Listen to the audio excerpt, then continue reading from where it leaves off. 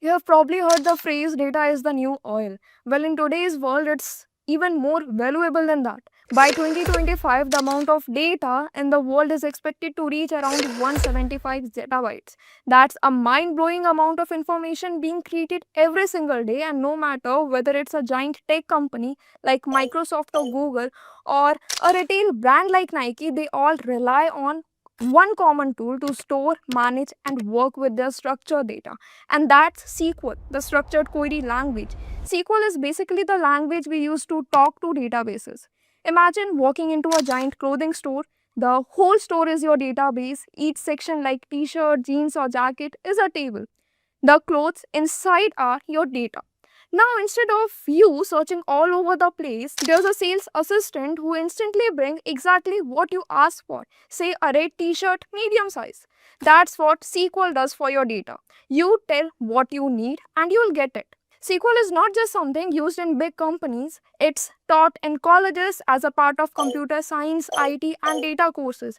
Even in job interviews, whether you are applying for a data analyst role, backend developer, or even some non technical roles, SQL questions are super common. So, if you know SQL well, you have already got a big advantage.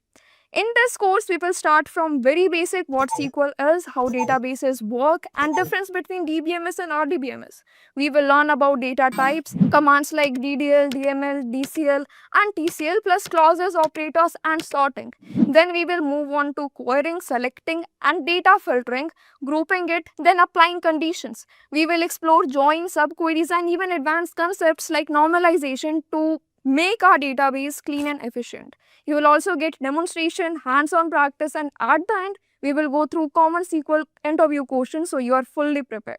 So whether you are a student learning SQL courses in classes or someone preparing for job interviews, this course is going to be your complete guide. By then, you will not only be confident writing SQL queries but also ready to handle real-world database challenges. So before wasting any time, let's get started. What is SQL?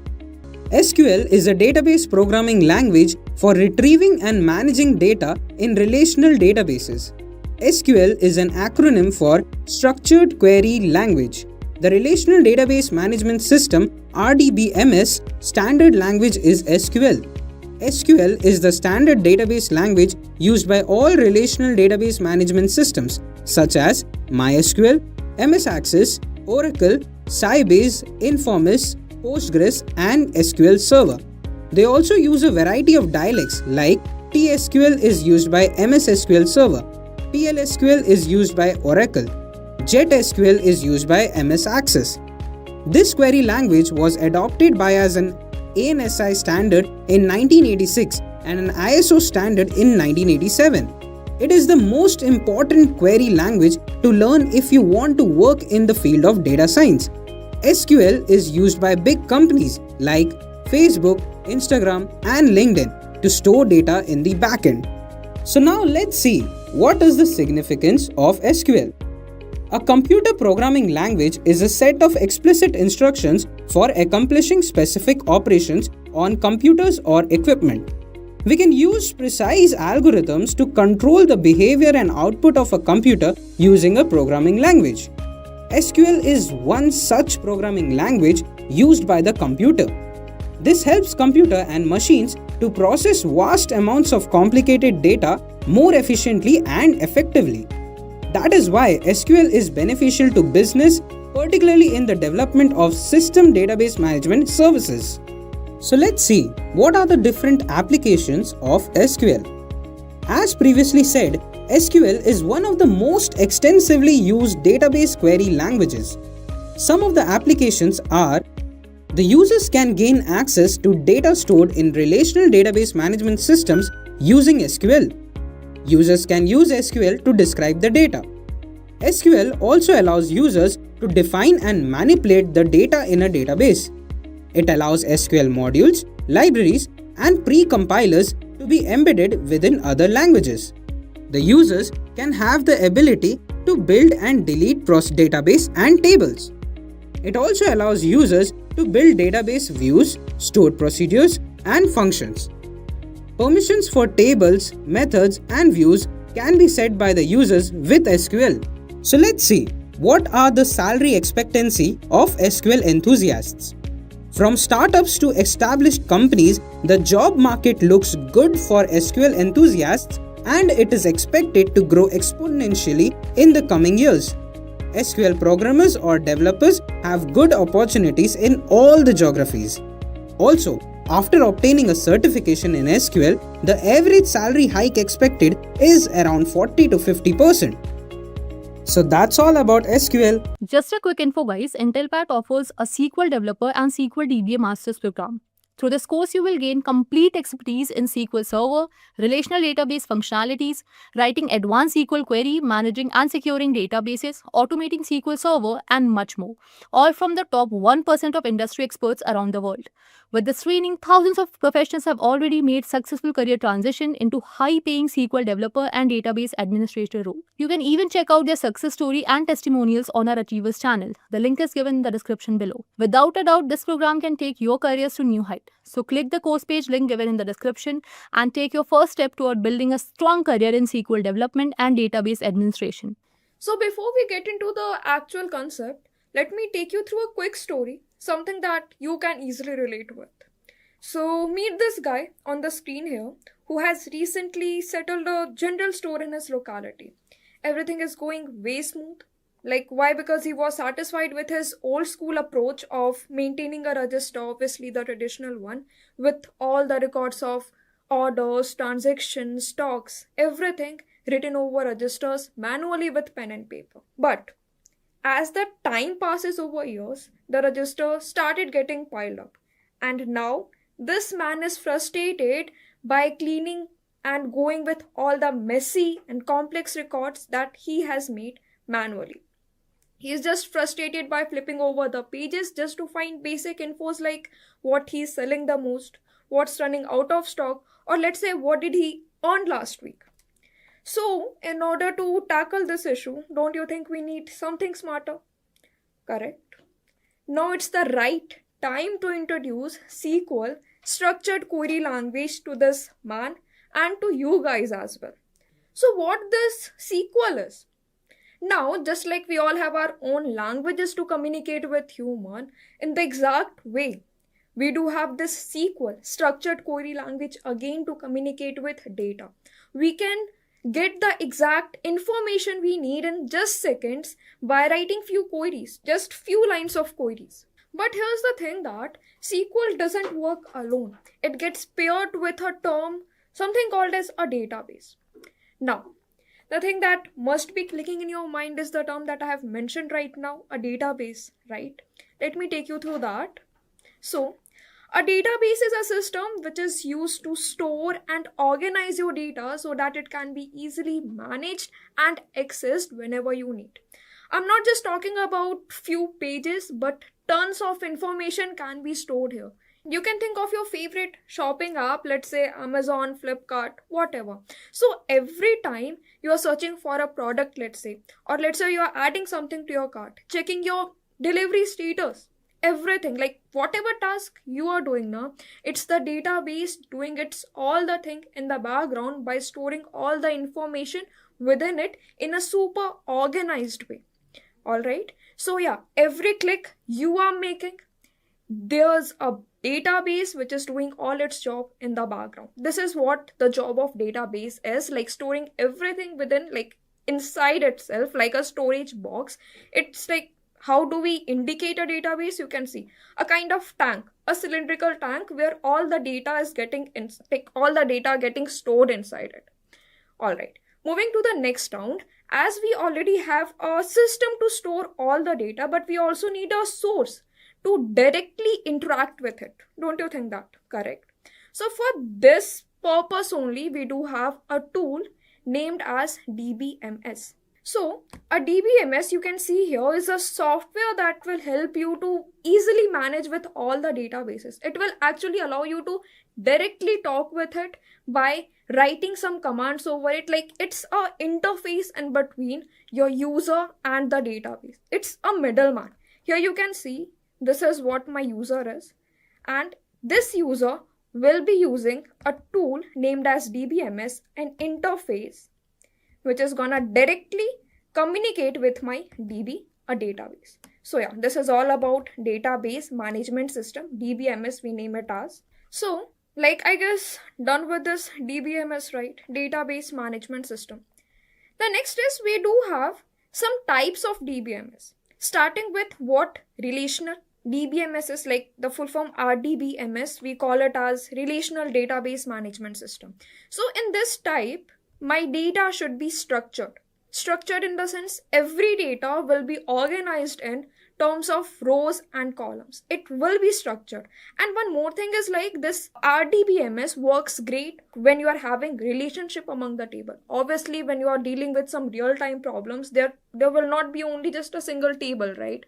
You will be having different multiple tables. One will be focusing on orders, one will be focusing on customers, and so on, right? So each and every table will be related to each other, correct? So therefore, we call this type of database management system, we refer it as relational database management system, because tables will be having relationships and your data will be structured in terms of rows and columns. This is must. My data should be organized in terms of rows and columns only. Then only this RDBMS will help.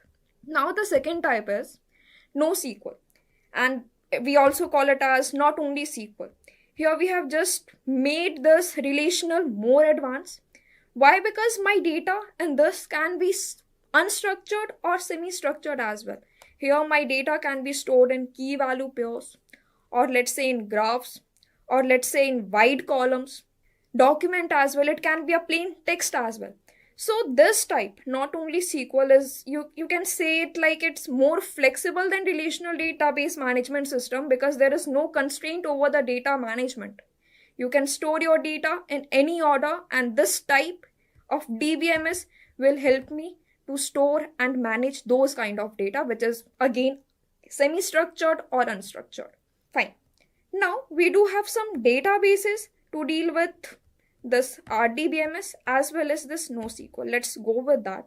Here are the examples written over here. So comes your MySQL SQL Server that we will be dealing with, Microsoft SQL Server. It is also used for dealing with RDBMS, like relational data should be there. And like structured I'm talking about, again Postgre, Oracle.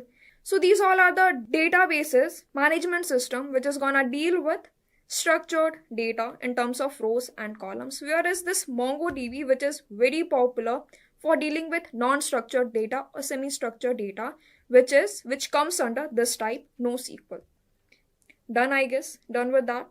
So right now we all know about what a database is, what DBMS is, and its type, right?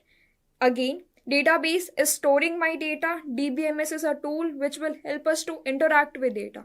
But how we will be interacting with those databases, correct? And the command or the language that I was talking about, SQL. So guys, I have opened SSMS, that is Microsoft SQL Server Management Studio. This studio will help me to talk to that database directly. Okay, but obviously we need to create a database first. So whenever you will open this SSMS thing, you will get this pop-up, which is asking you to connect to the server. I'm having Microsoft SQL Server, and I have to let this SSMS allow to connect to that server. Then only there will be a direct communication between these two elements, correct? So you don't have to do anything. By default, all these information will be tackled through this setup itself. You just need to click on connect, like allow this SSMS to make a direct connection with the database, with the server actually. So click on connect. Done. Your connection will be established. And yeah, let me take you through the interface. Here are all the folders that you can see, the important files. It will be stored, like here is a folder for databases, security folder, application and all. So if I'll expand this database folder, I'll not go in more detail. Let's see this database folder first. I'm having these databases which is already created in my server. Okay. So let's say I want to create a separate database for storing my customers record. Correct? So for that, there are two ways.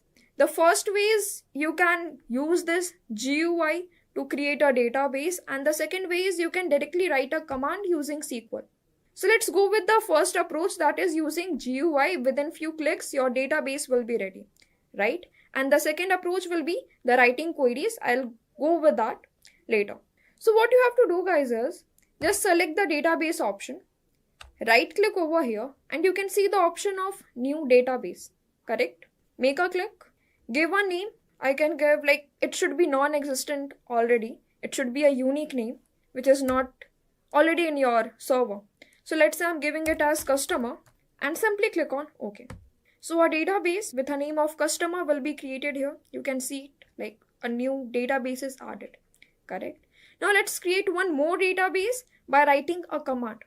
And my command is very simple. It's just like a single line using 3 words, that is create database, then the name of your database. Let me write that first. It will be create, then comes your database, then it will be the name that you want to give. Let's say I'll give ever. So first thing I want to mention here is your SQL is not case sensitive. You can either write in uppercase, lowercase, doesn't matter.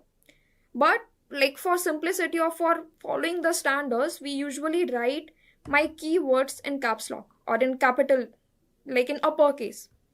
But yeah, like I'm going in small case here.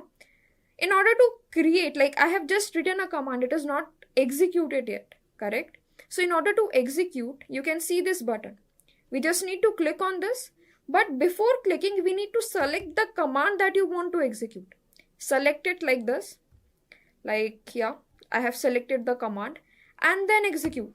So you can see completion time, which is done. And right now in the same folder, okay, you can go with this refresh. Let's wait, it will be refreshed and you will get the database with name of ever created here. Yeah, so you can see my ever database which is created like the same way by writing a command. But before we write more commands, we need to go in more detail, right? We need to go with the types of commands that we are having, correct? So let me take you again to the slide that I'm having. Now let's break the concept a bit more.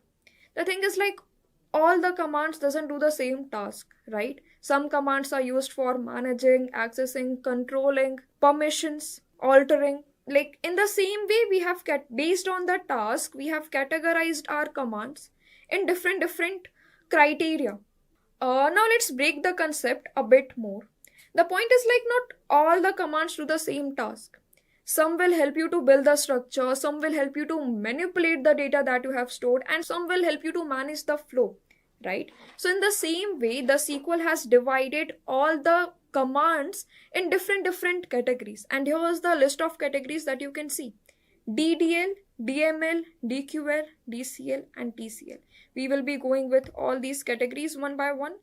So my first type is DDL, that stands for Data Definition Language. So this is all about defining and making a structure for your table or for your database, whatever you say it. Like all the commands that will lie inside this category will help me to build the structure.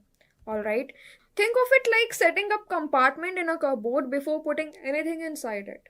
So like you're creating space and structure for everything that you can place it inside, like once compartments are done. So the commands that you can see over here that will lie in this category is create, that we just have recently used for creating the database, right? So this is what create is. Whatever element you want to add, we can go with this create command. Next is drop, alter, and truncate. These all comes under DDL, which will help you to define the structure, delete the structure, or alter the structure. Okay, we'll go with all these commands one by one practically on SSMS. So just remember these points. Now, next type is DML, stands for Data Manipulation Language. So this type will actually allow you to deal with those datas which you will be filling in those compartments. Like I'm having my structure, my table is ready, my compartments are ready. Now our next job will be to manipulate or store my records or the data in those structure, right? So whatever commands come in this category will help me to do that. Let's see the commands that I'm having in this. You can see insert. Obviously for inserting your data or records inside your compartment, or let's say your table. So this command will help me to insert my records. Next is update, delete. From the name itself, it is clear update will help you to manipulate, and delete will delete that record, whichever you are referring to. Next is this DQL, data query language. We also refer it as the subset of DML. Why? Because in this category, we just have this select command. This select command is something special. Why? Because see, this select command will only help me to display whatever we want to see over my output screen. Let's say you want to see the list of customers. So you can write a command like select, then customer name from the table itself. So this special command select will allow you to display whatever result you want to see. DQL. Done. Now, coming to the second last, that is data control language. This data control language is like, it will help you to handle permissions. It's like giving keys of your home and taking it back. Like, it will control all the permissions with whoever person you want the access to be given. You can allow that, or you can revoke that as well. It is up to you with the help of this DCL command. And you can see grant and revoke. These are the two commands that will help us to go with controlling my records or the permissions. Lastly, we do have transactional control language. So this transactional control language will allow you to prevent the conflict between the transactions or two processes which is going in between. Let's go with the commands first that we are having. Commit, rollback, and save point. This commit will allow me to permanently do the changes. Like, let's say you have started one process, you have started one execution, and if from the start it has executed till the end without any error, so it is a commit, which means my changes will be permanently done. Or anything which will tackles the execution or process, then this commit will not work. Again, the process will recontinue. Therefore, it is, preventing the conflict between two or multiple processes. Now, let's say this rollback is used for same. Like, let's suppose you are facing some problems in between the execution. Rollback will allow you to go to the first point again, redo the execution until and unless it is not completed. Lastly is your save point. Let's say you have started an execution, it is half completed, and you want to save the progress. Use this command, save point, and things will be done, and whatever things are left can be done later as well. So as we are done with the types of SQL commands, we can get to know how we can create an actual table. The command for that, right? So here you can see this is the whole command that we will be using. Like, this is the syntax for writing that, for writing the query actually. So it's like your command will be create table name, like we did for create database, then the name of the database, right? Similarly, create table, then table name, whatever name you want to give. It is up to you. Then comes your column 1, like the first column, the name of the column, the second column again. But here are two terms which is used, which you may be unaware of, that is data type and constraint that you want to add. Correct? So before creating this structure, we need to know what data type is. Okay, let's see all the types that I'm having in MS SQL. So whenever we create a table in SQL, we need to tell the database the type of data that we are inserting, whether it is number, whether it is a text, or whether it is binary or something. We need to tell the database so that it can understand, or whatever operation we will be doing up to that later, my database will be able to relate that. Therefore, explicitly over the column here, we need to define the data type. Like, let's suppose I'm creating a column for customer name. So obviously I'll be storing some text instead of numbers, right? So I have to define it as I'm gonna store some textual values inside this customer name column, so that later whenever I'm doing some operation over this, my database will be able to understand. It will treat number as number, text as text, and so on. Operations will be done over this. It will be done. So starting with the very first data type, that is int. From the name itself, it is clear int stands for integer. So everyone pay attention to this table. Here is the list of most commonly used data types for creating any table or for defining the data type for a column. Starting with the very first type, that is int. stands for integer, which is used to store numericals. All right. So you can store whole numbers itself, starting from like it can be 100, even in negatives as well. You can store both positive and negative integer as like only integer, not decimal, not fraction, nothing like that. It should be a whole number using this data type, that is int. For example, storing age, storing quantity, correct? So yeah. Next is big int. So very large whole number, if you are expanding the range, we can go with big int, like tracking large IDs or counts, correct? So yeah, big int is also a type. Next is tiny int. If the numbers are too small in the range of 0 to 255, you can go with that. Why I'm having these three types? It is all about the data, it is all about the memory it is gonna take. Obviously this big int will take more memory than this int and tiny int. So these are the three types which is gonna help you to deal with numbers, numerals. Next is bit. It is used for storing binary numbers 0 and 1 itself. Like you all know 0 stands for false, like it is an indicator. 0 is for, like you can refer this 0 as yes, true, or 0 signal. Like it is all about signals and all, on, off, yes, no, true, false. So yeah, if you want to store something in that way, indicating the flags, you can go with this bit, used for storing 0 or 1. Next is decimal. Like we have dealt with whole numbers, right? Like it should be whole. It should be an entire number, not decimal, not fraction. Nothing should be like that.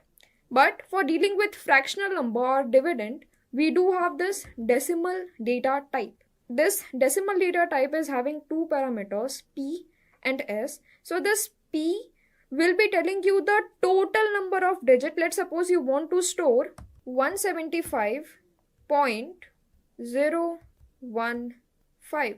So in this case, this p will contain the total number of digits that the number should contain. It can be more as well. Like you can define a range. You can make it as 10, 20, anything. The next is this s will tell you the decimal places. The decimal places in the sense after point how many digits you are inserting there. So for this case, I am having 6, 3. So this is how I will be filling up the parameters of this data type, that is decimal. Next is char, varchar and varchar. These three categories are used for storing textual data, like let's say name, country code and so on. But there is difference in all these three types. There is a difference. I'll tell you what. So this char is used to store fixed length text. The thing is, like whenever you're going with textual data, you need to give a data type, right? And out of all these three types, let's say if you're going with char or varchar, you need to specify the number of bytes that you want to reserve. So this n stands for the number of bytes and the number of characters as well. Like 1 byte will store 1 character. So therefore it is fixed length. So let's say I'm gonna create a customer name column and I'm giving this char data type to that customer name. So it will be like the column name, customer name, then data type will be char, and this n, let's say I'm assigning it as 50, which means I will be able to give a name of 50 characters only. Like my column, each record of my column can contain 50 characters maximum, and it is this size is fixed. Like my 50 bytes are reserved for this name. Each record will be taking 50 bytes in its memory, right? But there is a twist with this varchar. Varchar is dynamic. Like let's suppose you are like, instead of going with char, this time you're going with varchar. So what will happen in this time if I have written 50 and my name is only of 3 characters, let's say Ram, so only 3 bytes will be used and rest of the 47 bytes will, like, it is not used. It is dynamic. Therefore it is variable length text. Like my bytes are saving. But previously what was happening, my 50 bytes will be reserved either you're using it or not. Like let's say if you're having If you are having a name of 3 characters or 10 characters or let's say 20 characters, rest of the bytes will be wasted in your memory. It is consuming the size, but we are not using it. So this is not efficiently using my memory management, correct? But if I'll compare both, when to go with what type, here you can see the examples. Alright, so if you want to go with char, so it should be fixed like the characters that you want to store should be fixed as well. Here you can see country code. Country code, any country code will be having 3 characters, right? And here we have decided like all the column is gonna contain 3 characters. So therefore, I can declare that particular column with char data type with n is equals to 3. Similarly, we can go with this postal code, let's say. Postal code can have 6 characters, correct? PIN code or Aadhaar number, PAN card number, the numbers and characters are fixed here. So in this case, I can go with char. Why? Because this char is faster than my varchar. Why? Because again, my memory size is fixed, but here, if you'll go with varchar, the memory size will be decided dynamically, which is gonna take time, correct? So therefore, when you already know in advance that your text size is fixed, your number of character is fixed, go with char. Otherwise, the best option is to go with varchar. Now, the last type is NVarchar, which is very special, very powerful in terms of storing linguistic based values. So the above 2 points that we have discussed, char and varchar, will only allow you to store the values that you can see over your keyboard.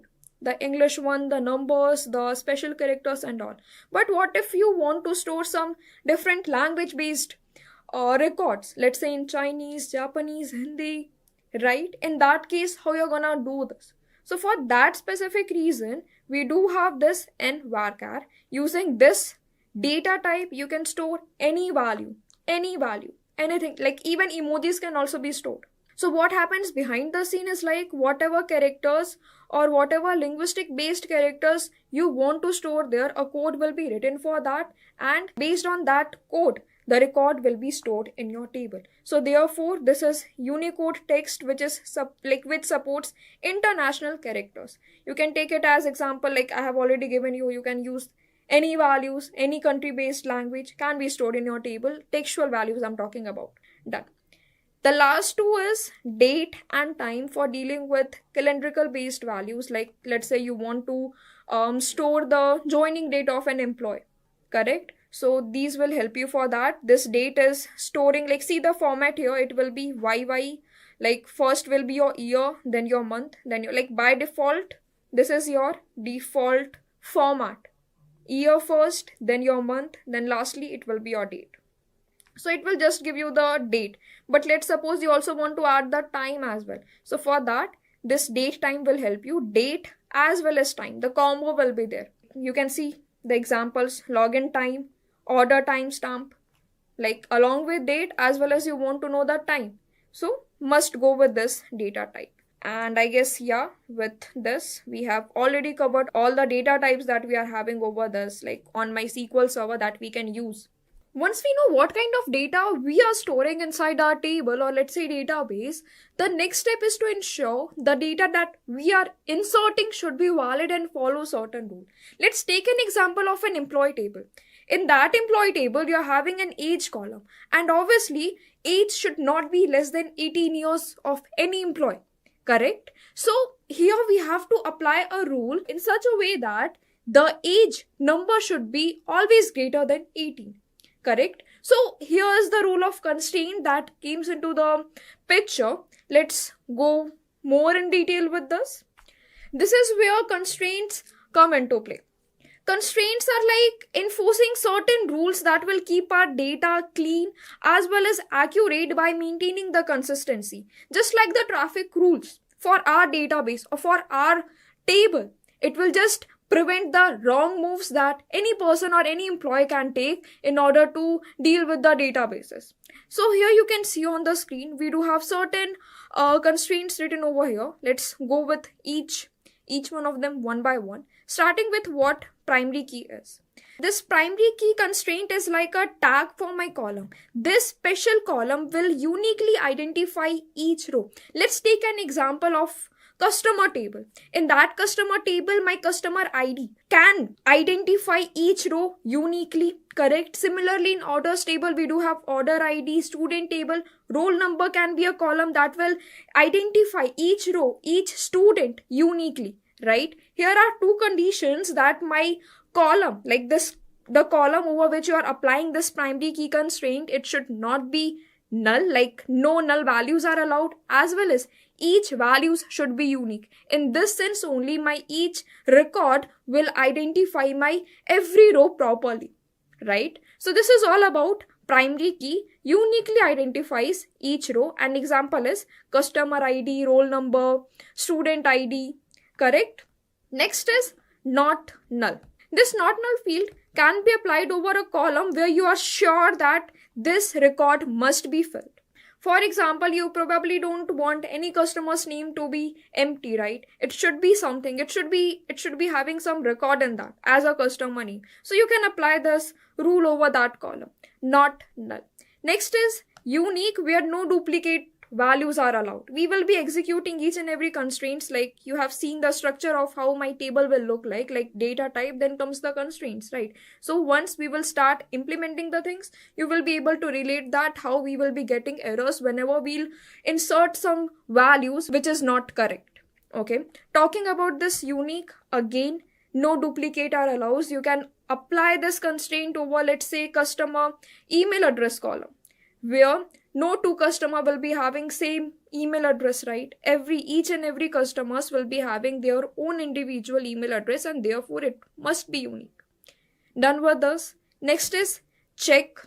Again, let's say if you want to apply a check constraint where you want to check a condition in the sense whether a customer employee age is greater than 18 or not, 18 years or not. If yes, then that value will be inserted. Otherwise, it won't get executed. The next constraint that I'm having is default. This default is used when you're not providing anything and you want by default a value to be present there.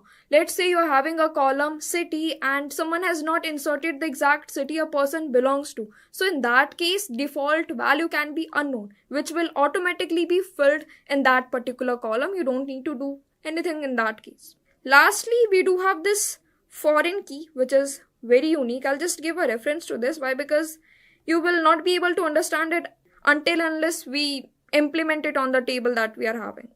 This foreign key helps us to link two different tables based on a common column. So here I'm having employee table as well as a department table. You can see employee name, employee number. This is what your primary key is, which is uniquely identifying each employee row wise. And similarly, I'm having this department table here. Here this department number is my primary key, and this department number is identifying, like you can take it as this 101 as identifying each department name. So in these two tables, can you find the relationship? Obviously, this department number and again this department number, both can be linked together, right? And therefore, this column in this table will be served as a foreign key because this is building a relationship with my next table. Okay. So yeah, the foreign key is used, like we will be obviously practically implementing it later once we'll go with all the table creation and all. But as of now, just take it as this foreign key will help us to make a reference from one table to another table by some column, a common column that is existing in both of the table. Done.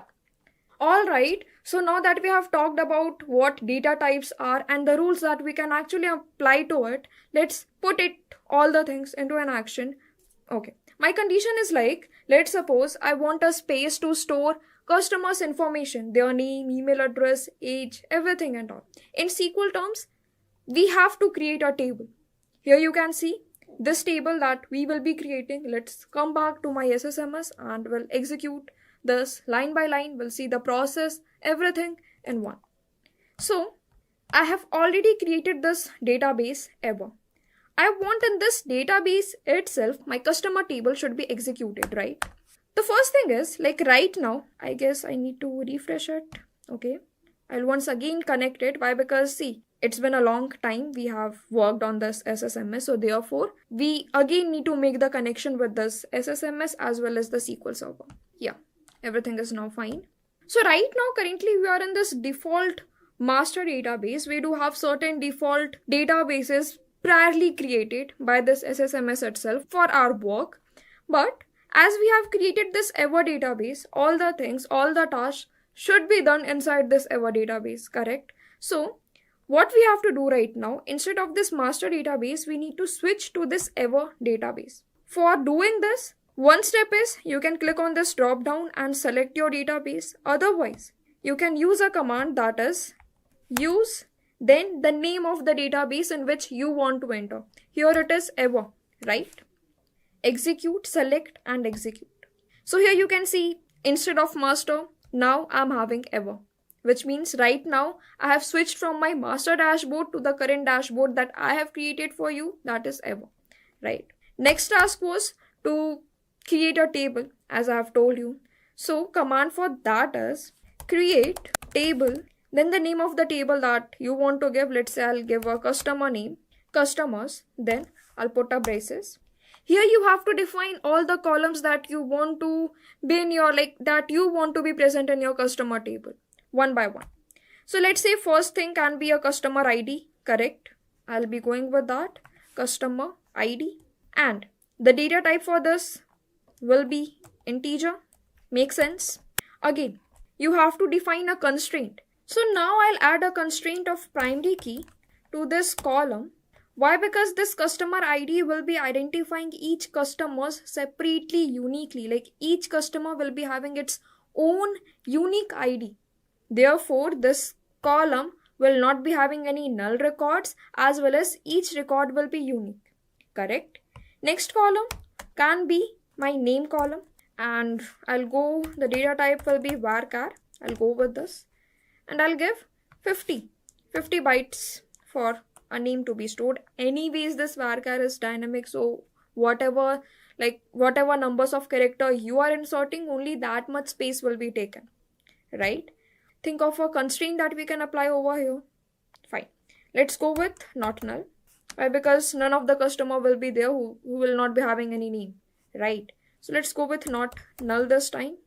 Next column can be my email column with varchar of 100 this time, 100 bytes. Again, it is dynamic, so no worry about the memory management or the memory space. Again, constraints can be unique because each customer will be having unique email addresses, right? No one will be sharing. So let's go with unique constraint. And next column, we can add it as city with varchar of 50 again. Any constraint that you want to add here. We are left with check and default. So I guess default will work here, right? Let's add a default constraint and default value will be unknown. We can go with this, right? Again, put a comma and last column will be age with integer, and the constraint that we are left with is my check. I'll apply a condition to only accept the customer whose age is greater than or equal to 18. So this is the syntax for declaring your columns with their data types as well as the constraints, the rules that you want to apply here, right? Now the last step is to close this table structure with this round brackets and select it, and lastly execute. So yeah, you can see my command is successfully completed and we will be having a table inside my database ever. Wanna check that? Okay, let's expand this database view ever, and here in this table folders you can check the table that we have created. Okay, so you can see dbo.customers. This is what the table right now I'm having in this database ever. Done with this, right? Now as we already have this table in our database, what will be our next step? Obviously to fill the actual customer's detail inside the table, right? And see whether the constraints are in action or not.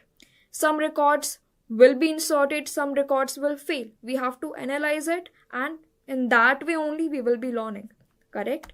So shall we move to that? Okay. Now our task is to insert the values inside the table that I am created, and for that we do have that DML command insert that I have referred it earlier, right? So use that insert command. Okay, let's make it in caps lock. Insert, then into, like it is like I'm writing something in English, right? Insert into the table name will be written here, customers, correct? Insert into table name. Then here you have to define the list of columns that you are having here in this brackets. So my column names are like customer ID first, comma, name, then it's your email and city, and lastly it's my age, right? Here I have defined the columns that I'm having here, right? All the column list. Then you have to write the values that you want to insert in each column. Values, okay.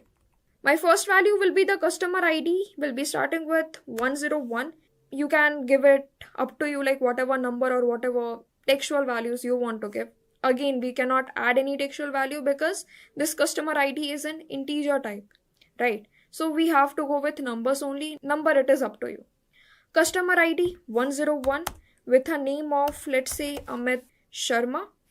Now, one thing to note here is whatever textual value that you are inserting into a table or you are using it on SSMS, it should be enclosed with this single quote. Double quote is not supported here, you'll get an error for that. But yeah, this is must. You have to insert all your textual values inside this single. Then the third value is email, right?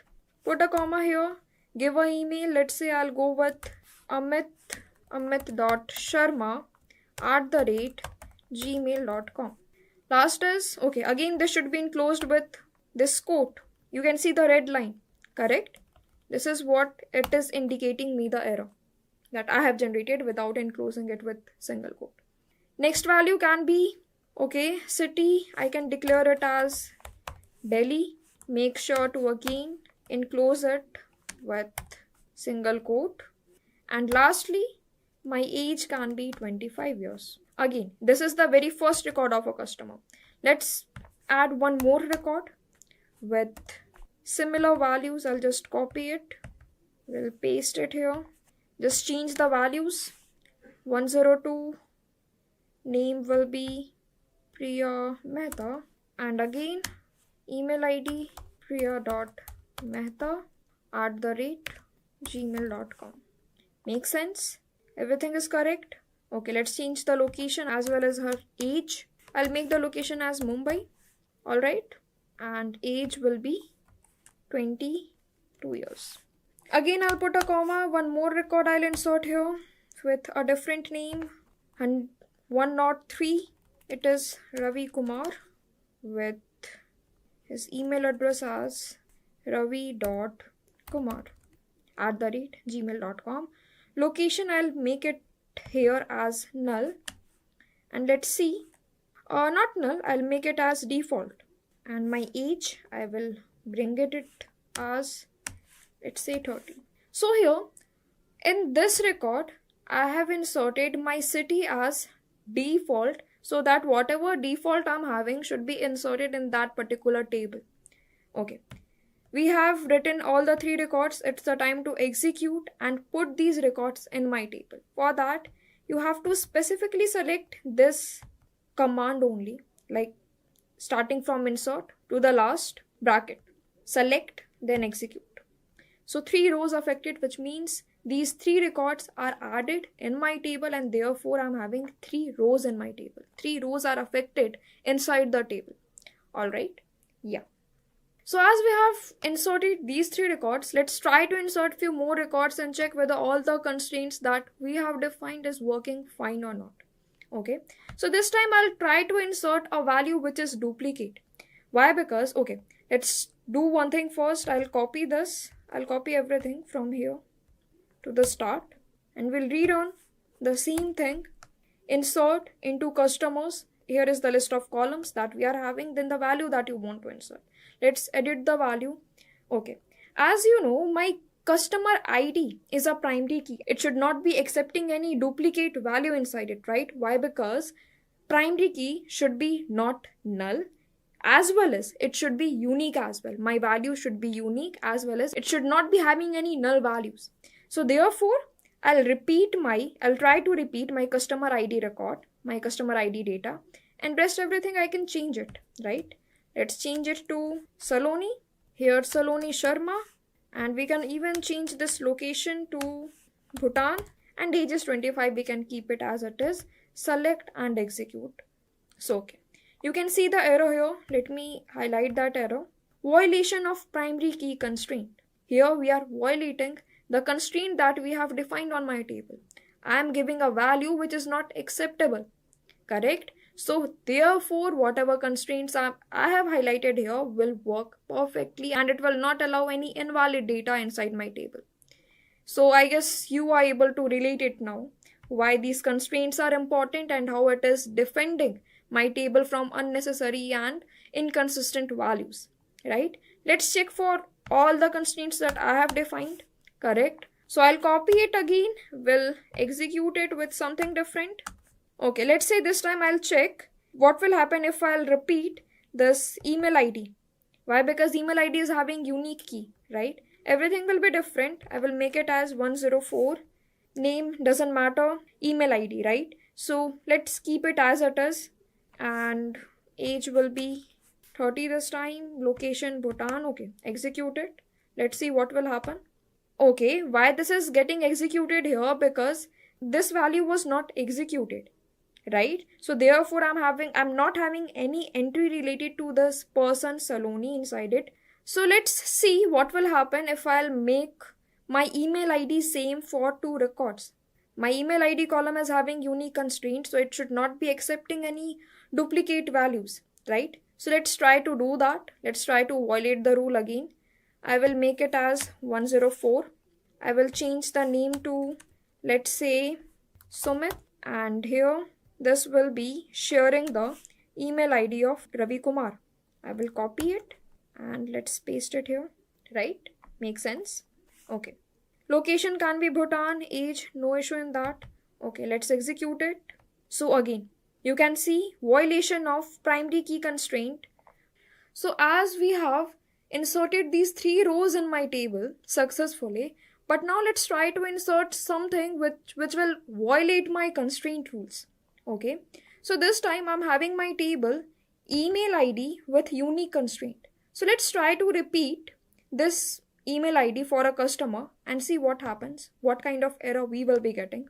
All right, let's check for the next constraint that is unique. This email ID column is having unique constraint. So let's try to repeat an email address for a particular customer and see whether we are having a violation in my constraint or not, right? I'll just copy paste the same thing. We'll change the ID to, let's say, 111, and here I have given a name as Sumit. Okay, here I'm repeating my email ID which is getting matched with Ravi Kumar's email address, right? Everything is same. Bhutan, we can take it as Bhutan, like the city is Bhutan, and age is, make it as 28. Okay, select and execute it. Let's see what happens now, what kind of violation we will be getting as an output. Okay, violation of unique key constraint this time, which means my unique key is also working correct. Let's check for this age now. The last constraint that I was having is like my age should be greater than 18.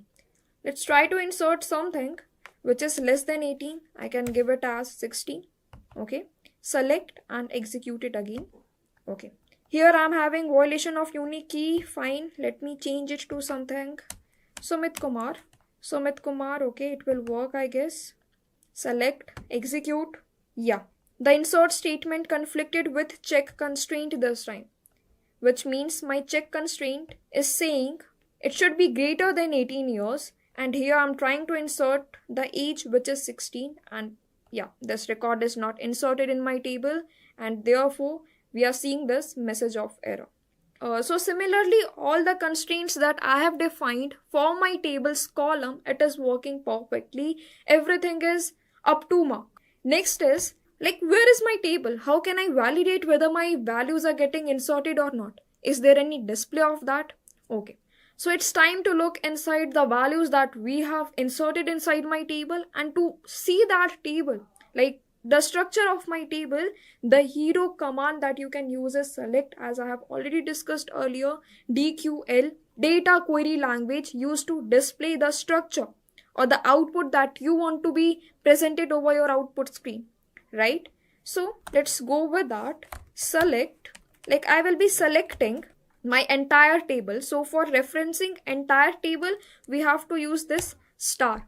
Star indicates everything, like select everything that I'm having inside my table. So for that, I will write it as select star from my table name, that is customers. Okay, I guess you're clear with this, how it is working, right? Select star means everything from my customer table, right? Select, execute. So yeah, see the table here. This is what the table I have created. It is having 4 records with all the customer ID, name, email, city, and age column. These are the records that we have inserted, right? So for seeing the output or for seeing the table, this command will be executed.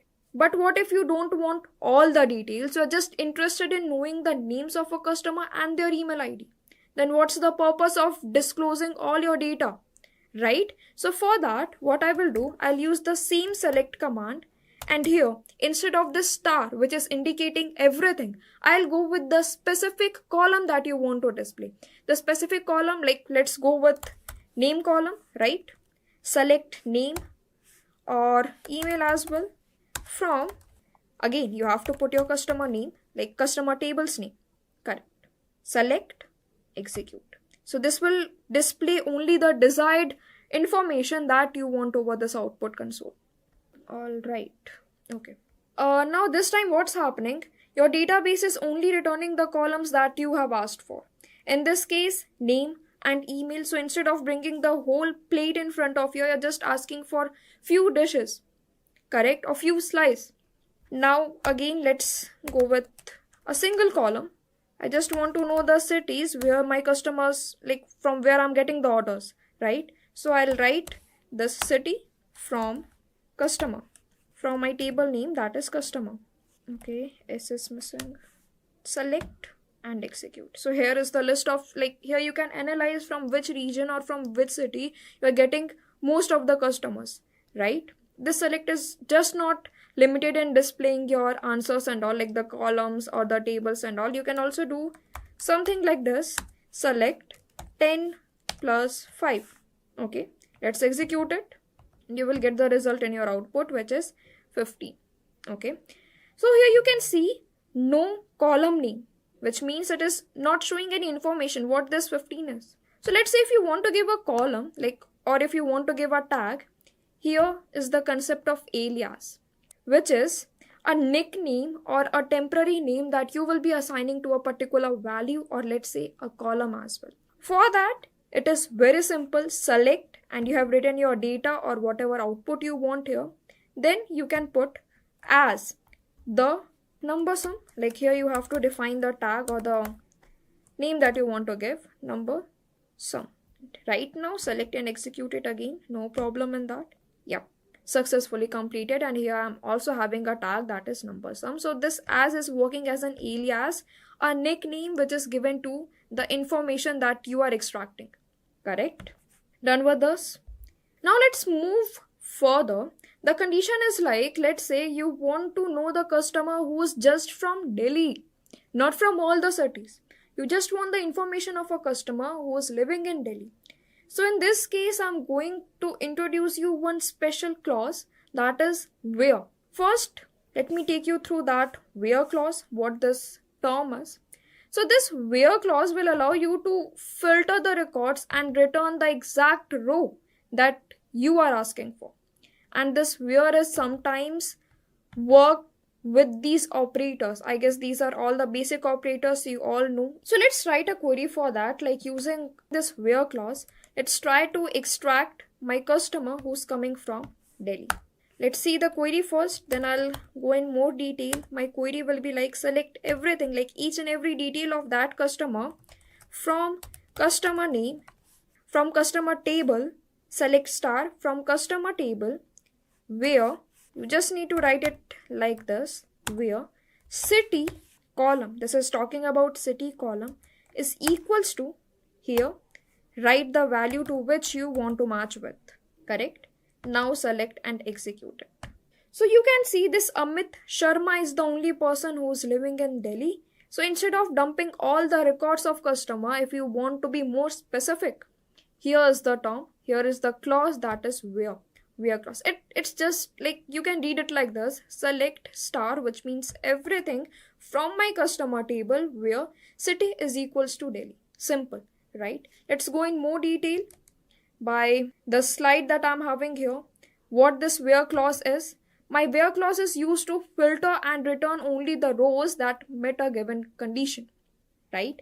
And along with this where clause, you can use these operators. Getting my point? Let's go with all the basic operators first. This is equals to, we all know. And here it is not equals to. Let's say you want to check my age, like I want the customer whose age is not equals to 30. You want those customers, right? So either you can use this operator or you can go with this. Like both will work perfectly. Greater than, less than, you all know. Greater than, equal to, less than, equal to, we all know this. Again, and, or, not. We all are aware of all these basic operators, right? So where can be combined with these operators in order to check a given condition, and based on that condition, you will be getting your output, you will be getting your result specifically. Alright, let's implement some more thing using this where clause itself along with the different operators that we have discussed. It will work like this. I'll copy it, paste it here. Now I'll just change the condition to something like, I want to check where my age is greater than or equals to 21. So in this case, what I will be having in my result is all the customers whose age is greater than, or let's change it as 27. Okay, so select and execute it. You're getting it as Ravi Kumar as well as Saloni. So these are the two customers who's having age more than 27, right? Let's suppose you don't want all the details of that particular customer. You're only focused on the name. So remove this star and make it as name, right? Select, execute. So here you're only getting the name of the customer whose age is greater than 27. Shall we do one more example? Let's go with that. So let's use one logical operator, that is select. So this time let's use that logical operator and operator to check two conditions at once. So use select command with star from customer table where my condition will be like where my city column is equals to Delhi, as well as I also want to check for, like if you want to check two conditions, both should be true, then you can go with and, or make it like this, and age should be greater than, my age column should be greater than or should be greater than 25. This will work, I guess. Let's see whether we are getting some output or not. So no records for this. Let's check for Mumbai this time. Do we have certain records? Okay, I will just be checking my table first. So, alright, let's make it as 20. So I will get this Priya Mehta in my output. A Mumbai spelling, we need to check this as well. Yeah, so makes sense. This is Priya Mehta whose age is greater than 20, as well as she is living in Mumbai city. So similarly, instead of using this and, you can replace it with or, and I guess you all know how this or works. Even one of the condition is true, like either left hand side or right hand side or both. If these criteria are getting satisfied, you will get your output. Let's say I will make it like this time, I will make it as 27. So let's say I'm getting any record or not. I'm getting the records of all the customer whose age is greater than 27 or he is living in Mumbai. We can check it here. So, reading this first record, my age is 22 but he is living in Mumbai. My Priya Mehta, she is living in Mumbai. So therefore, this record has been taken. Again, next to record, the city is obviously different, but this criteria is getting satisfied. This condition is getting checked. My age is greater than 30. So therefore, I'm having all the three customers satisfying either of the condition right hand side or left hand side. Done. Now the last thing that you can check with this where clause is whether there are some null values or not. Let's try that as well. Select star from my table customers where. Let's say I'll be checking whether I'm having some null names or not. Why? Because my customer table is having name column and it is not null constrained. Let's check whether I'm having some null records or not. So where my name column is null. Select and execute. You will not get anything because I have not inserted any null values. So no record for that. Similarly, if you will make it as is not null, so it's just reciprocated. You will be getting all the records where you're actually having the value. No record is null. Select and execute, you'll get all the records, right? Starting from 1 to 4. All the customers you're having with you. So as we all are done with the basic operators that we usually use, but that is just not enough. Therefore, SQL is giving us some special operators to enhance the experience of our filtering activity. It will just make the process more smooth. So let's see what those operators are. Starting with the very first operator, that is between. I'll let you know what these operators means, by the way, like by actually implementing it on SQL Server. Next, we are having in operator. Then finally it's like operator using some wildcards. Okay, starting with the between operator. So as you can see here, this between operator is used to filter the results within a particular range. You will define a range, let's say 50 to 100, and it will just make sure whether a particular number is lying inside this range or not. It will also include the first value as well as the last value, like it's inclusive for the starting as well as the ending values. Let's implement it, and for the same I do have one table already created on my SQL server. Let's try this out. So this is my table structure that I will be using for this example. You all can see I'm having employee ID, name, department, salary, and this emp ID is my primary key. Let's see how my table is looking like. Select star from employees. Okay, my server is asking again to connect. We will do that. Okay, fine. We also need to change the database. Like currently we are at the default database, that is master. Again, we'll switch to that. Okay, I guess this is the database where this table was already created. Okay, so this is how my table is looking right now, having 10 rows. What I will do, I will just use the between operator to check the employees details whose salary is between 3,000 to 5,000, let's say. What I will do now, I will write a query to check who are the employees who's earning, like whose salary is more than 35,000 or less than 50,000. Okay, we will write a query for that using between operator, like lies between these two ranges, 35,000 and 50,000. Okay, so I will select everything from my employees table. What I will do next, I will write where clause. I will use this so that it will make my filtering part. Where salary between, this time you have to write your numbers, like the first starting value with the ending value. Let's say I'll go with 35,000 and 50,000, right? Fine. So this is very simple. I've just used this between and defined my two values, that is 35,000 and 50,000. What this query will give me? The result, like the records of all the employees whose salary is in this range. Select it, then fine, we will execute. Alright. So Bob, Charlie, Jason, Mark, these are the employees who's getting, like whose salary is within this range. And again I'm saying these values are inclusive. Like 35,000 will also be considered in this list, as well as 50,000 will also be considered in my list. It will not be ignored or it will not be dropped out. Fine. So it is all about between. Very simple. Just you have to use between operator, then define your values. So starting with this in operator, how it works like, this in operator is used to match a column against multiple values without writing multiple OR conditions. What happens with OR? Let's suppose we are having 3 to 5 conditions to be checked. Okay, so instead of writing it like whether this value or this value, or like repeating this or statement again and again, we will just make a list of those values and we'll use this in operator. Like it's just a replacement of my or logical operator. We do have some logical operators, right? Like and, or, not. So this in is almost same. It is just a better version of my or. Okay, let's implement this as well so that we will get a clarity. So my query will be like, okay, I will just copy out the same thing from here to here, where department, and here I will be writing my in operator, department in. Now here you will be writing the list of departments that you want to check whether that employee is like in either of these listed department, whether my employee is working over that or not. This is what this in operator will check. How I will define it, just see. Let's say going with HR first, HR department.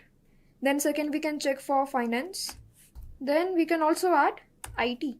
So this entire query will check whether an employee is working in HR department or finance department or IT.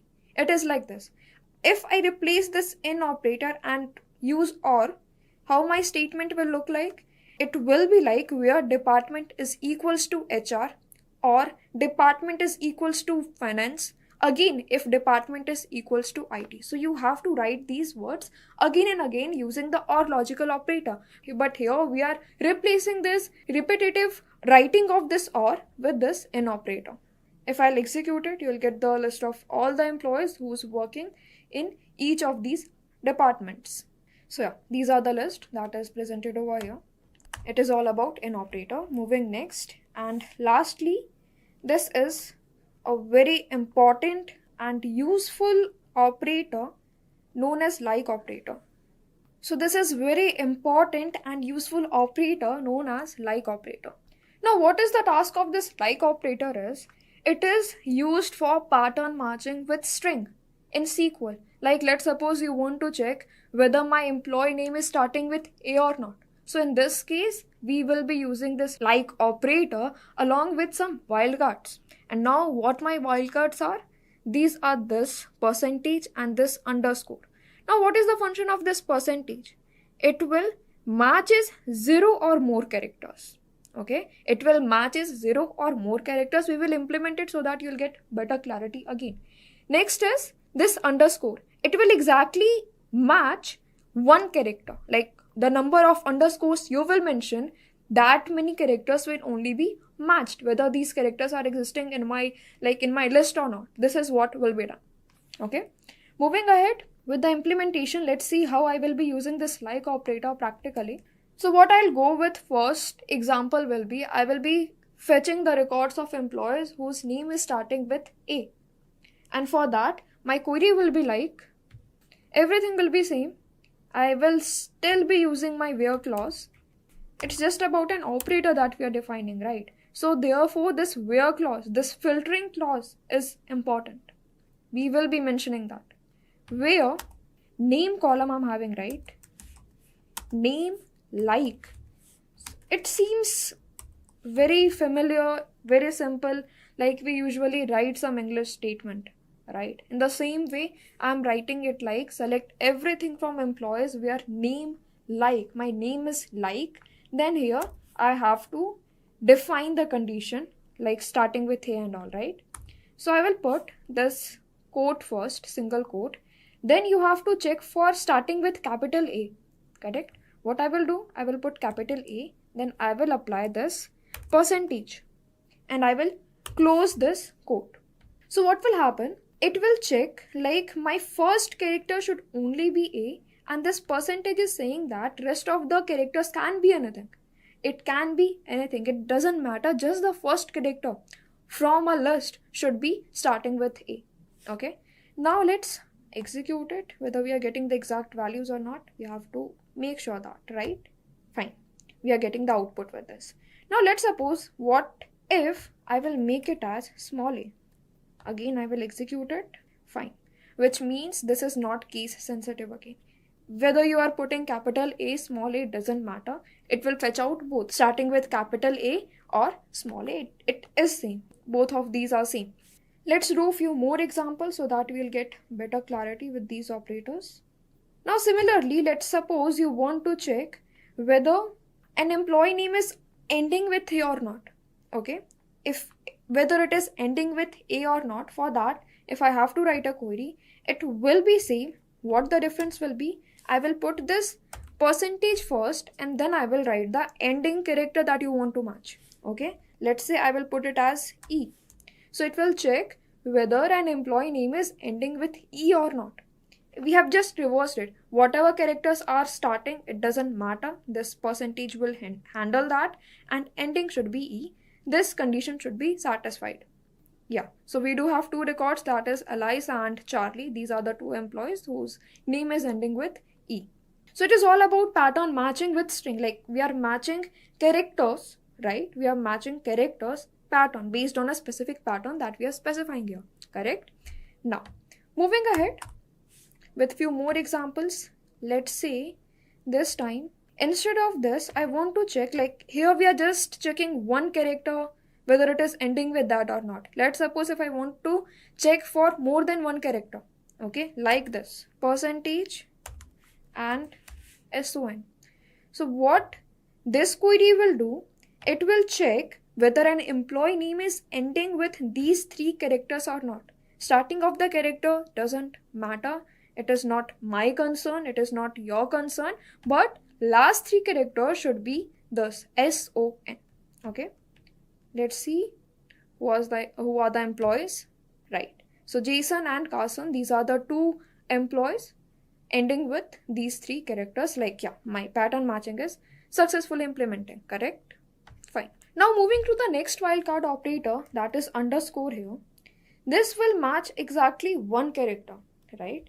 Let's see and implement it. We will get more clarity again. Okay, so my statement is like, I will copy out the same thing. It's just about the pattern that you are defining. Everything will be same, just the pattern matters whether it is valid or not. Okay, so here what I will check, I will be checking like this. You have to put single quote again, and like every time wherever you're using this like operator, this single quote will be used, and inside that you will write your condition for pattern matching using wildcards. Alright, so first quote, okay, what I will do, I will put one underscore and I will write A, then percentage, I will close my condition. So what this pattern matching statement will do, it will check like my first character can be anything. Okay, my first character can be anything, but second should be A and rest of the thing doesn't matter. Which means whatever underscores you are presenting, it should be having that many numbers of characters only before or after that. Okay, let's execute it. So simply it is saying like I will comment it here, my second character should be A, rest doesn't matter. Okay, fine. So these are the list of all the employees having second character in their name with A letter.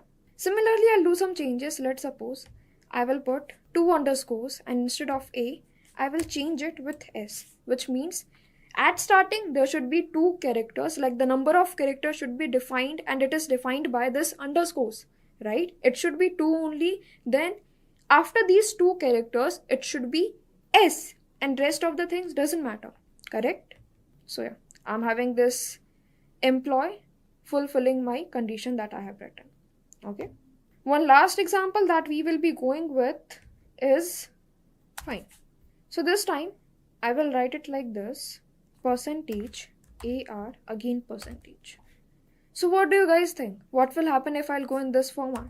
So it is saying starting doesn't matter, ending doesn't matter, but in between it should be AR. These two characters should be lying with my employee name. Okay, starting of the characters doesn't matter, ending characters doesn't matter, but this substring should be existing on my name of the employee. Okay, so let's see. Fine. So these are the list of all the employees fulfilling my criteria. Okay, similarly if I'll put O here, so let's see whether we are getting this output or not. Harold, fine, we are having two employees fulfilling this pattern. So this is all about the special operators between, in, and like. By using these three operators, you can make your filtering part more flexible. It is very easy and it is making it enhanceable so that you can easily filter it out by using pattern, like by pattern matching. And in is replacing your or logical operator, and between is very easy. It's just like checking a number whether it is lying within a range or not, including the starting as well as ending points. So that's how we deal with missing values in SQL using is null or is not null. Alright, so let's say we have pulled out customer records using select, that's great. But what if you want those records to shown up in a particular order?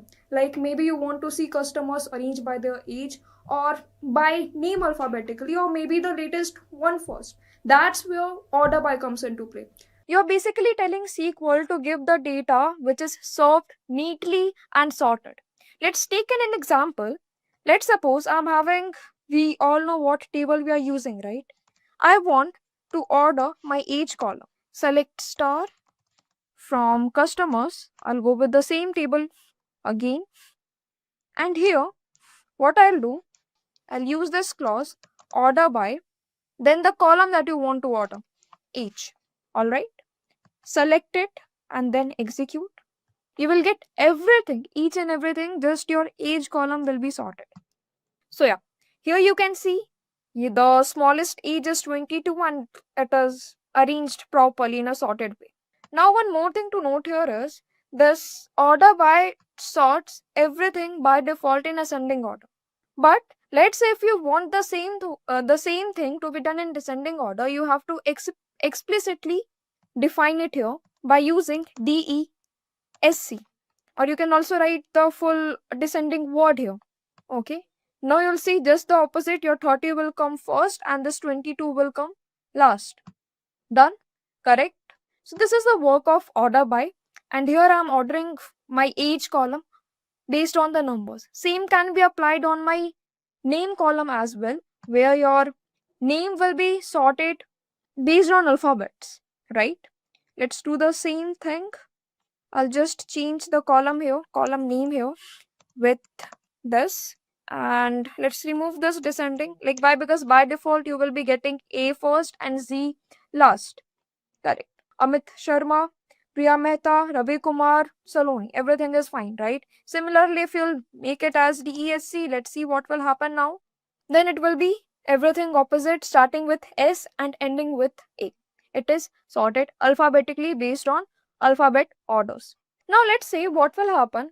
Instead of just one column, let's define more than one. Like I want to first sort my city column based on alphabets, and then in that, like let's say you want the age column to be sorted. This can also be done. The difference is, okay, just remove this name and add city first. So a group of city will be created, city as well as age.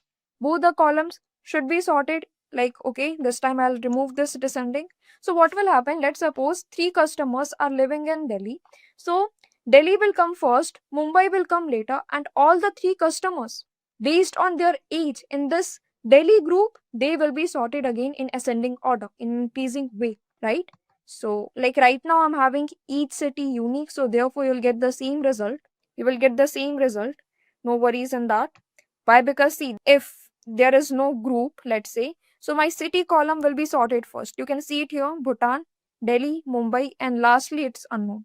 So by default it is sorting my city first. But let's say if we are having more than 2 values, like let's say if my values are repeating in the city column, obviously more than one customer will be living in a particular city, right? So in that case, my age first, my city will be sorted, and lastly my age will be sorted in ascending order, starting from the lowest number to the highest number. So far we've been adding our values through inserting and making some manipulation, finding out the specific value based on the condition, right? But what happens if a customer has changed their location?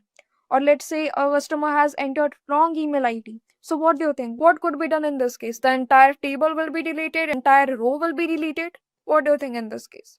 So no worries guys, we do have that DML update command here, and using this update as well as delete, we can manipulate each record cell by cell. Let's implement this as well on SSMS again. I will take the same table. So let's say I want to update the city of Ravi to Bangalore or any city that you wish to. The query for that will be very simple. What I'll use the update command. What you want to update? I obviously want to update my customer table, right? So you have to write the name of your table, customers. Then here you have to write set, like update customer, and what you want to change, what cell you want to change, right?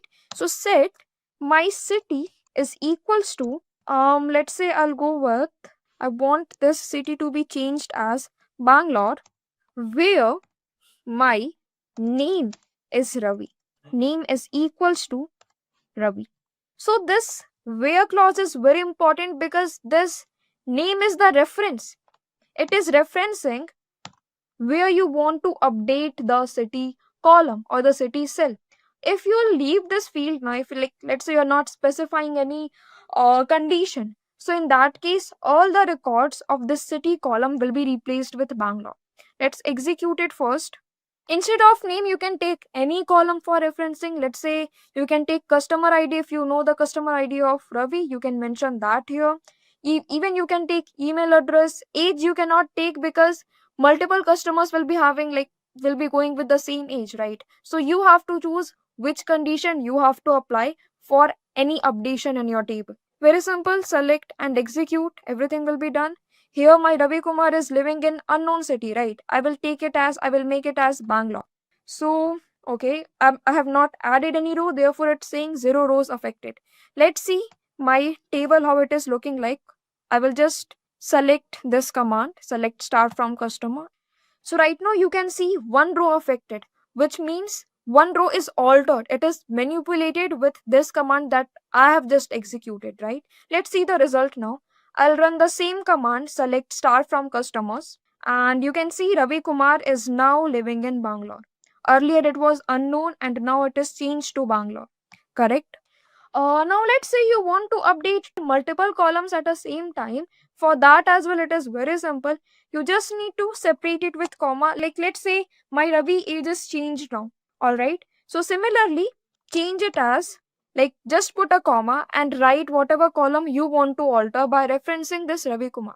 Correct? I will take age column should be equals to, like, I want the age, like right now my Ravi age is 30, right? Make it as 40. Okay? And again rerun this statement, execute it, again select display the table, and here you can see my Ravi Kumar age is 40 now. Make sense? Alright. So see how simple it is. Just by separating all the multiple columns by comma, you can manipulate more than one cell or more than one record just by referencing a proper name, let's say, or let's say customer ID, right? So what if you no longer need some data? Or maybe some customer is asking you to delete their information, or maybe some entries were mistakenly entered there. So in that case, again, do not worry. We do have that delete command in my DML category. I will use that in order to remove my entire row. Let's do that. So my structure will be like, I will use delete command from, you have to mention the table over which you want this operation to be done. Delete from customer table, this one. Now again you have to give a reference to which row you want to delete, right? So using where clause, again I will choose name column where my name is equals to, I delete the record of Saloni from my table, right? So this where clause is very important. I'll let you know why, but before, let's execute it. Done. Again print the table, display the table.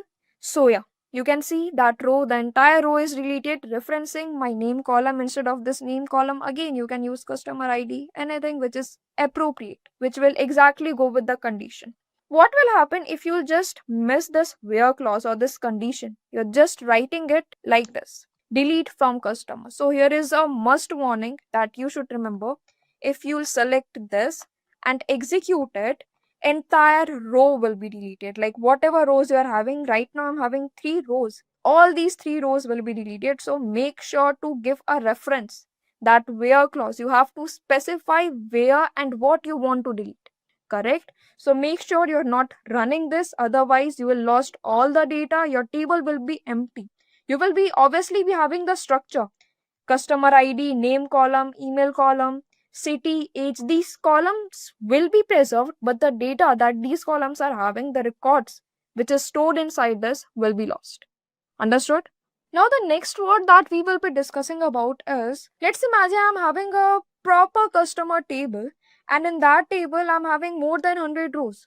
Why? Because my customers are in thousand, in lakhs, any number can be there in my table, right? So in that I'm having city column, and more than one customer will be living in one city, right? Now my question is, I just want to get to know all the cities in from where I'm getting the orders. So in that case, obviously my city column is having duplicate values, multiple cities, right? If you want to filter it out and only want one city, like for that purpose only, we have one term that is distinct. Let's see how to use that practically. Very simple. You just need to use select, and before the column name, you can just use the word distant, and this distant will filter out all the duplicate records and will only give, it is not deleting anything from your table structure. Getting my point? It will just return you a filtered column with all unique cities. Okay, so here I'll go with city column from customer table. All right, so fine, let's execute it now. So yeah, Bangalore, Delhi, Mumbai. These are the unique cities that I'm having, like from where I'm getting the orders, right? So now sometimes you don't want to see the entire table, just the first few rows to get a quick look at the data. In SQL Server, we use top for that. Let's say you want to see just the first 5 customer records. So for that, it's very simple. You just need to write select command, then use this top keyword along with the top records that you want. Let's say 8, we want the top 8 customers along with all the detail. So you can see the command over here. I have written select top 8, then star from customer table. Here star is indicating that I want each and every detail from my customer table. Similarly, the next command you can see select top 7, and here what I'm doing, like what I will do here, I will be selecting the top 7 entire thing, like each detail, then I will order by date so that you will get each and every customers or the detail of customers in order, like it will be ordered by an age manner. You will be getting the older one first, and then it will be like the younger one, like we will be getting the 7 top customers in that way. We make some spaces here. Okay, so it will be alter, then you have to write table and its name, the table that you want to alter. Okay, customer, this is what my table is, right? Alter table customer, then you want to add a column, right? So we can use with, you can go with add keyword, then write the column name, then its data type. You also have to define, like if you're adding some columns, so obviously you'll go with the column name and its data type, right? So gender, obviously you'll go with female or male, and its data type will be varchar, correct? Varchar 10 will be enough, right? Okay, so I guess everything is fine. We can execute it. Let's see what will happen. Yeah, so my command is completed, but what do you think? A column will be created, right? But what in that column will be? So your newly created column will be filled with null values. I'll show you that. Again, we will write select statement, select star from customer. So see, yeah. So your gender column, all the records are filled with null values. So you can remove this null values by using update command. You can update each record by giving a name or by using customer ID as reference. Or if you'll go with some default, like you can edit all the rows using set gender is equals to unknown, or let's say default. So each record will be done with that. Otherwise, you need to refer each and every column, each and every record, and then you can mention it as female or male. Up to you. So later you realize my next scenario is, let's suppose my name column was defined with varchar 100 or 50. I'm not sure, but yeah. So now what I want here is, it should be increased to 200. I want to write longer names. So in this case, very simple. I can go with, the structure will be same. I will use alter command, alter table, everything is same. Customer. Then you have to write alter again, because you want to alter an existing table. correct? You want to make some changes on an existing table. Therefore, I'm using this alter command again to make the changes over that. Alter, then the column name that you want to alter, which is name, correct? Making some sense to you? So alter table customer, again alter column, which is name, and you want to change the data type, right? So mention the data type with whatever changes you want to be here. Like let's say instead of varchar, you want to make it as char or nvarchar. Up to you, you can write that here and just change it to let's say 200 and execute it. So commands completed successfully, which means I'm having more size so that I can store longer names in my name column.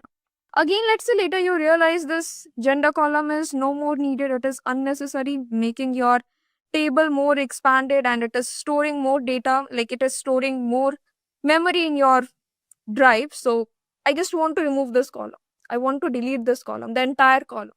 So in that case, again, as we are dealing with the structure of my table, so I will again use a DDL command, that is drop. Instead of delete, like delete is used to delete row, each row based on condition, but this drop is used to drop the entire table or column, up to you. So this time I'll go with dropping a column, right?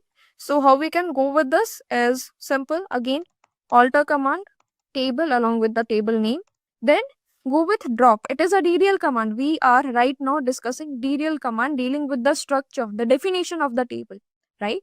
Drop, then column, and the column name that you want to delete, that is gender. So it will again remove the entire column. That column will be gone. It's executed. I guess everything is fine here. Correct. Success, acknowledgement. Again, use select command and to see whether that column is existing right now or not. Select star from customers, right? So yeah, that gender column is no more existing here and that is deleted. So here I'll go with this. So guys, right now we are done with alter. Update is also done. Delete is also done. And again, drop, we also know about this drop as well.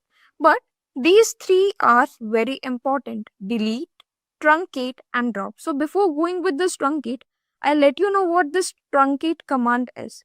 What this truncate will do, it will preserve the structure. It will preserve the structure of your table, but it will remove all the records, all the rows that you are having in that table, right? So your columns will be preserved, the data types, the constraints that you have applied over the columns, everything will be fine. Just the records, it will just make your shelf empty.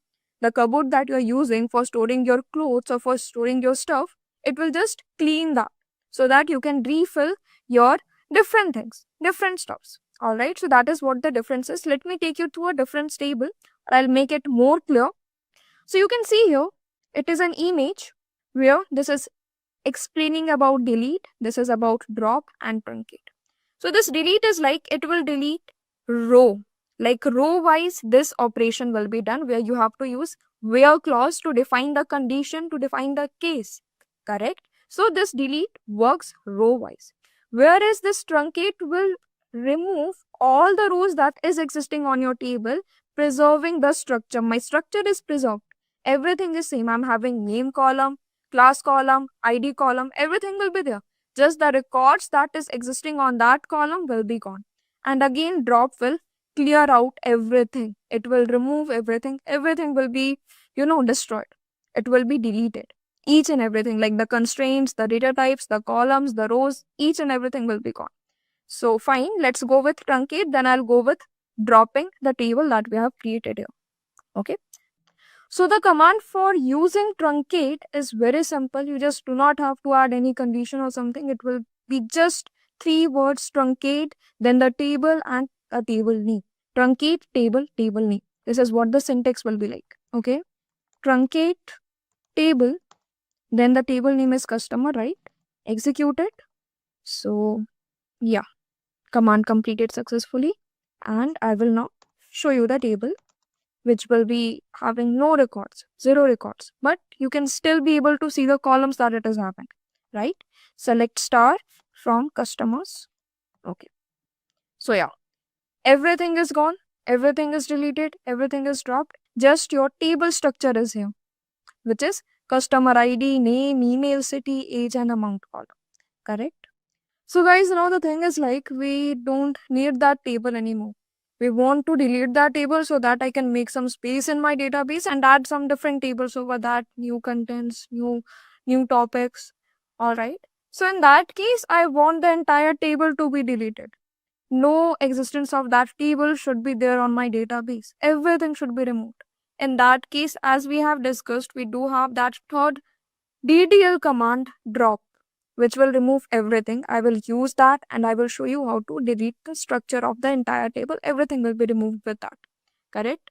So we have to go with drop. Simple as just we have used this truncate table and customer name now. Instead of this truncate, I will go with drop and it will be executed. So drop table and the table name that you want to drop. Simple, right? Customer and execute it. Now it is done. Acknowledgement of commands completed successfully. Now let's rerun the same statement of select star from customer. Let's see what we will get now. So here it is throwing you an error, which means this customer invalid object name customer, which means this SSMS is not able to recognize what this customer is because this customer is no more existing. Correct? In this way, I have deleted the existing of this customer table. Now, what I'll do here is I'll recreate the table so that we can work further. So guys, you can see the table structure here, having customer ID, name, email, city and age along with amount column. And after that, the values that I will be inserting is same. And these are the value with which you can go with. These are the rows actually. So firstly, I'll create this table, execute. My table is created and you can check that here in your database folder. Expand this database folder, expand your ever database. Like why? Because in this ever database itself, this table will be created, right? So I check this ever database table and here there is a folder of a table. If you'll check this, okay, it is expanding. Yeah, you got it, right? Here I have created this customer table, which is showing you here, this one. Fine. Now we have to add the rows, the values. And for that, I will just select it and insert everything in my table. Yeah. So you can see 20 rows affected, which means 20 rows are added in my existing table. Correct? So let's move further to the next topic, that is grouping. Let me take you to the sliders. So here you can see I'm having one table, which is one table is all about title of books, genre, and then its price. What I'm doing here is I'm having all the books here and their corresponding and their respective genre. Now I'm doing this group by using this genre column, which means each genre will be here. And what I want, like let's say I have taken this adventure genre. So what is the average price?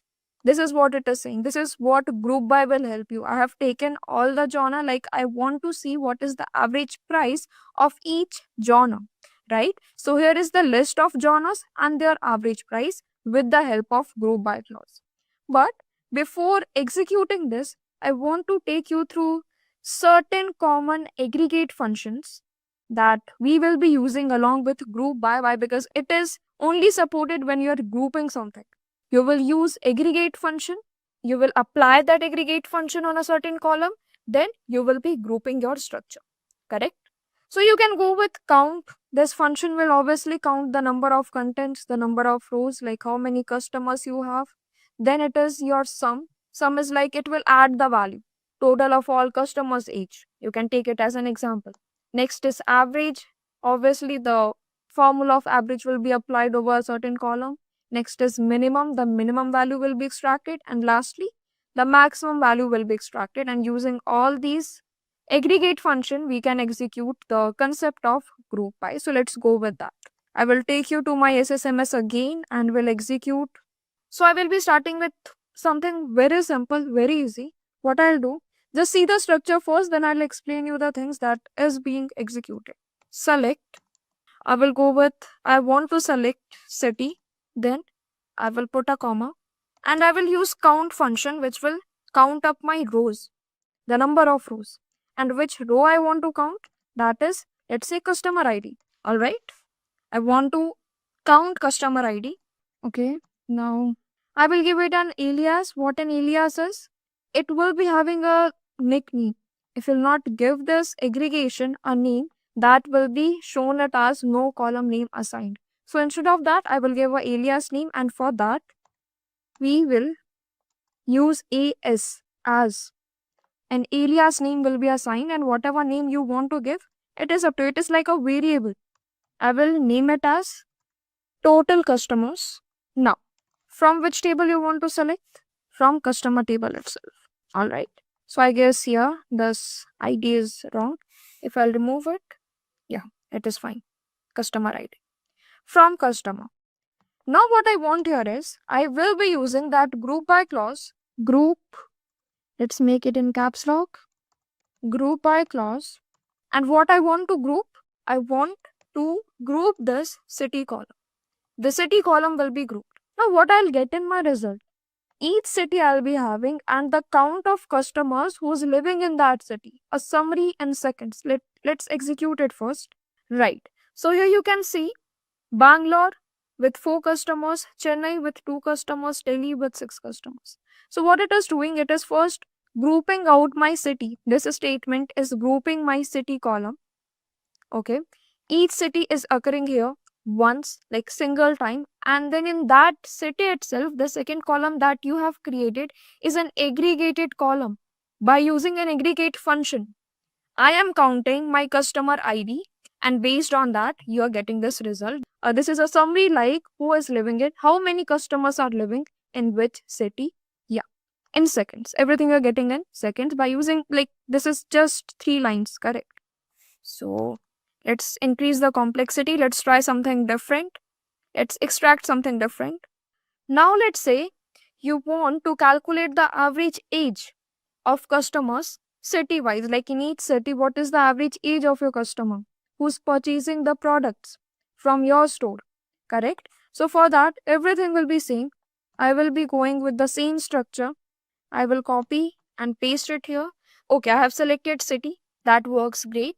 Here, what I will do, instead of this customer ID, I will calculate the average age of my customers, correct? And for that, I will use average, AVJ, the aggregate function for calculating the average.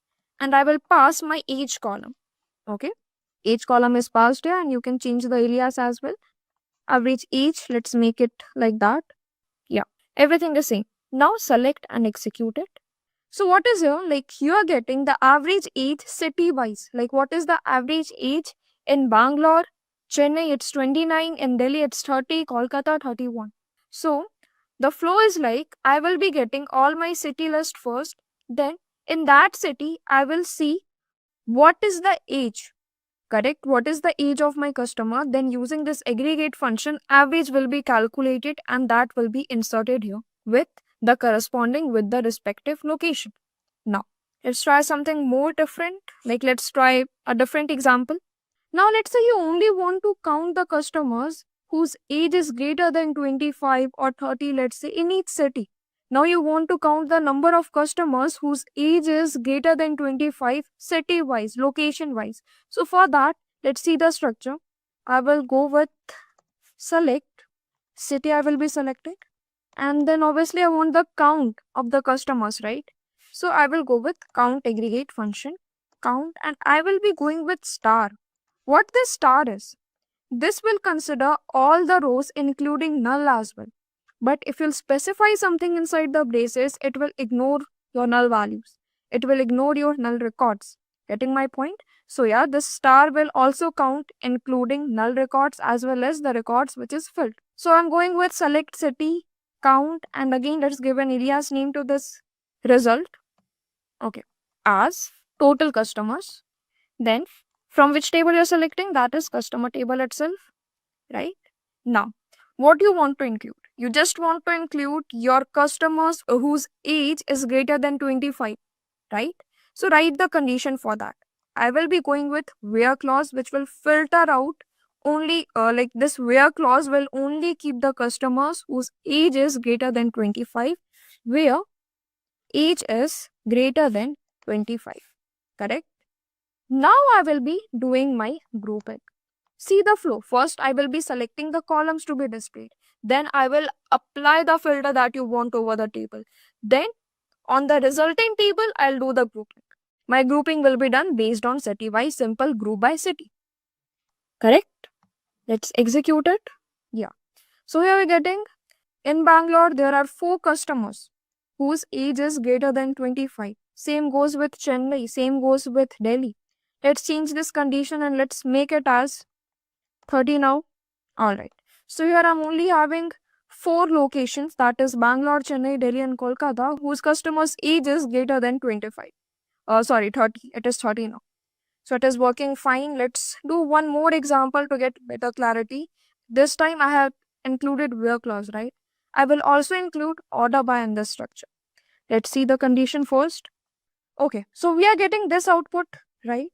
Now, one more condition that I'm applying here is I want this column to be sorted in ascending or let's say descending order, up to you. So obviously, after writing all of these structure, I will apply my order by clause, ORDER, order by. Then you have to specify the aggregate, or you have to specify the column name, the alias here, correct?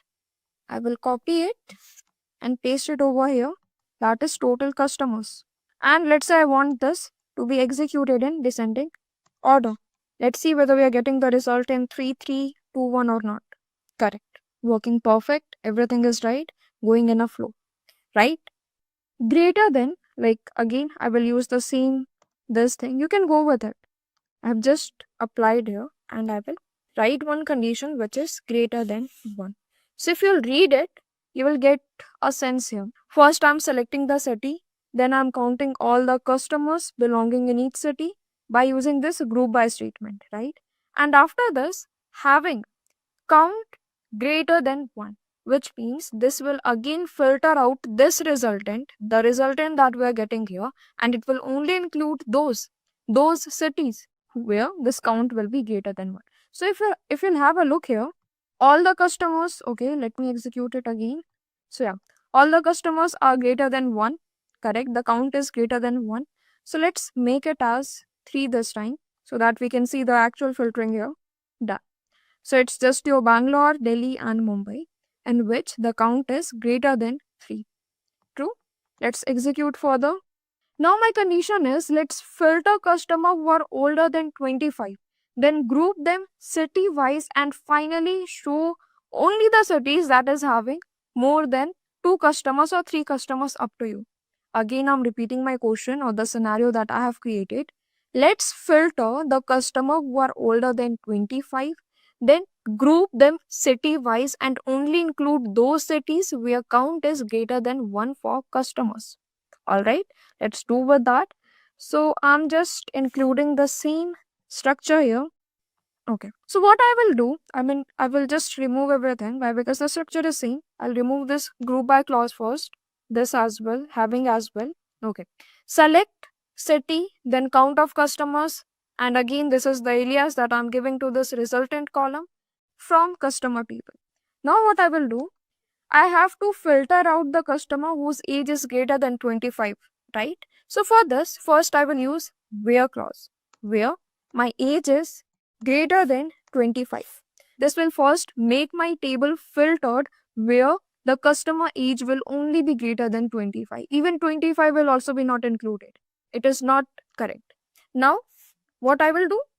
I will, like after this filtered table, I will create my grouped structure. Like I will group all the cities, right? So write a structure for that, write a command for that, group by city. Let's see the structure, let's see the output that we will be getting. Correct. Bangalore, I guess we all know this. After this, I only want to include those cities. I want to know those cities where customers are greater than 3, right? So here I can go with having count greater than 3. So it is like, now read the structure, go with the structure. I'm selecting city, then counting everything and including the customers whose age is greater than 25, correct? And after that, this will group everything. Now, after this grouped output that we are getting here, I will only include the cities where count is greater than 3. Let's execute it. So I guess this Kolkata will be removed as well as this Chennai will also be removed. And right now I'm only getting 3 output, that is Bangalore, Delhi and Mumbai. Got it? Correct? So just remember the flow. This is very important. Whenever you are writing a query, you should be familiar with the flow. First will be a select statement, like whatever you want to select. Then filter, that is where clause, like whatever you want to filter. And then let's say if you want to group them, then after this where clause itself, your group by will come. And lastly, you will use having. Like after group by only, you will be going with having. Now, what's the difference between where and having? Let's go with that quickly. It's just 1 or 2 points. So you can see once again what this having clause is. This having clause is used with group by clause. This pair is must. Like after group by only, I will be going with having. It is a pair. It is a combo. After group by, you will use, and like if it is necessary to apply, I will be going with having to filter groups based on aggregate conditions. Now, what is the difference? Where clause will filter before grouping, whereas having will filter out the grouped data. The grouped structure that you have created, that will be filtered out using having. Correct? So now let's talk about something very important, very crucial, that is foreign key. You may be wondering like why do we even need it? We know all the constraints like primary key, check, default, unique, but we were only left with this particular foreign key, and I told you that I will show you by executing. Correct? And if you remember what was its task is to link two different tables via some common column. Correct? So let's go through a situation. Let's say you are working in an institute. You're running an institute. And in that institute, let's say students are enrolling in multiple courses. That can be one or even more than one, right? So you will be having one details for all the students. You will be having a list of students, and on the other side you will also be having a list for courses or the materials that you are providing to those students, right? So now how we will be linking these two information together, like which student has enrolled in which course, how you will create this link. All right, now think of it like in this way. You are having one master list of course that you are providing. That course list is containing course IDs, names, information about that, like what will be the concern of this particular course. On the other hand, you are having the course, you are having the student table, which is dealing with all the information of a student, like where it is living, what is their phone number, email IDs, their registration IDs. Correct? But right now your concern is like, let's say I'm entering one student's record, and the course that I am assigning to that student, whether it is right or wrong. So it should be matching with the course table, right? It should be having the connection so that no error will be generated. You're not assigning a course, like you should be making sure that the course that you are assigning to a student, that is a valid course, not some typo, not some random values, right? So for making this rule, for executing this constraint over here, I will go with foreign key. So for that, I need two different tables. One will be the course one and the second will be the student table, right? So first let's create my course table here. So this is the structure of my course table. It is having course ID, course name, and duration in months. Like what is the duration that is required to complete that course. Correct? Let's create this table. Then later I will insert some values into it. Correct. Which means it is done. Next, let's insert some values. So I'm entering 3 records, 3 rows in each column: course ID, course name, and duration months. And your values are like this. Let's execute it. Yeah. Done. Let's see the table now. Select star from customer. Sorry, it's course now. Correct. Done. So this is the result that you are getting here. Now, what I will do, I will go with my student table, the structure of my student table, right? So guys, create table students and everything is same, like simple. Student ID, which is my primary key, which will recognize each column, each row, correct? Then my full name, age, course ID. But what I will do lastly here, I have to make the link, right? And that link should be highlighted here in my create statement itself, create table statement itself. That linkage should be provided. For that, just pay attention to the syntax that I will be going with. I will write foreign key. Now, Here you have to mention the common column in both the tables. If you'll check course ID in student table and again course ID in course table. These are the two common column, right? And over this column, we can mention our foreign key. This will be my reference. This will create a relationship among those tables. All right. So here my foreign key with course ID, you have to mention the column name itself, course ID. Then you have to put it reference. So this references is indicating that to which column of which table you want to link this column to with.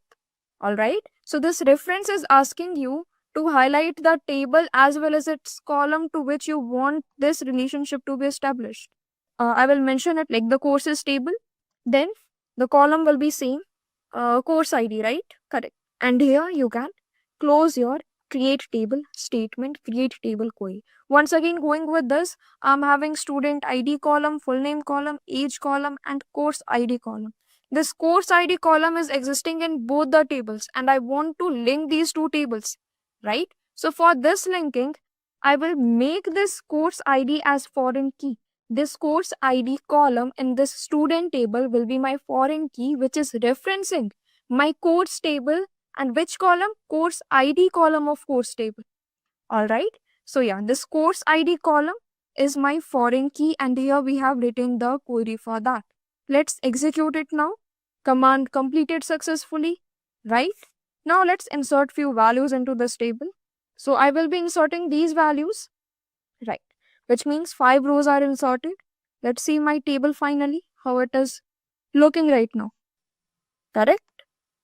Yeah. So this is what I'm getting as my student table. Now let's see how this foreign key is working behind the scene. The thing is like all these records are valid because these course IDs are already existing in my course table. Correct? In my course table, these IDs are already existing. Now let's violate the foreign key here constraint by entering some invalid value. How? Okay, I will try to insert a student who's trying to enroll in a course which is not even existing in my institution. Alright, and let's see what will happen in this case. I will go with insert into the table name, that is students, and column you have to define here like student ID, then full name, age, finally course ID, right? And the values will be first student ID, let's take it as 6. Again, it should be unique. It should not match with the existing IDs because my student ID is my primary key and you all know the rule for primary key. It should not be null as well as it should be unique, right? So I'll go with 6. You can give any name. It can be anything. Let's say Kunal. Then I'll go with the age as 22. Then I'm entering a course ID, which is let's say 999. Makes sense? And this 999 course ID is not existing in my course table. And I'm trying to insert this value. Let's see the magic. Let's see what happens now. Okay. So the insert statement conflicts with the foreign key constraints. I guess you got your answer, right? Here, my foreign key is guiding the insertion of invalid value in my table. This is what this relationship is making this happen. All right.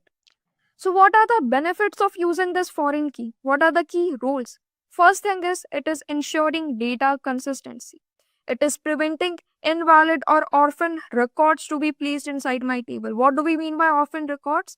Whose relation is not existing in other tables. The value which is not existing in the related tables. This is what an orphan record is. Orphan record with no parent value. Alright. Next is it helps us to create real relationship between the tables.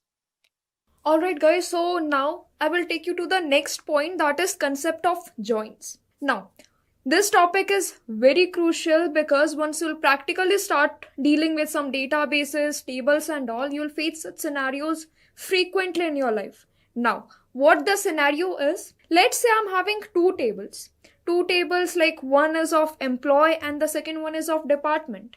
My employee table contains each detail, each information of an employee like their age, their name, their salary and where they are living.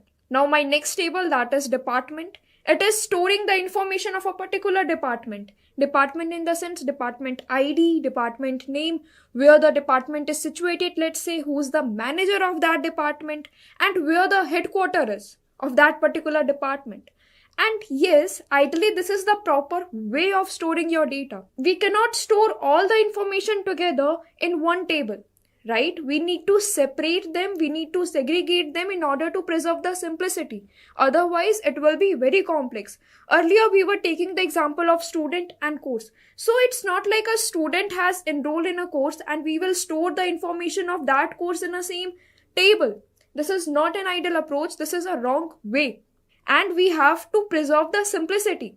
So therefore, we create two different tables. There will be, as I have told you earlier, there will be one reference column, reference key, with which we will be fetching the details from another table.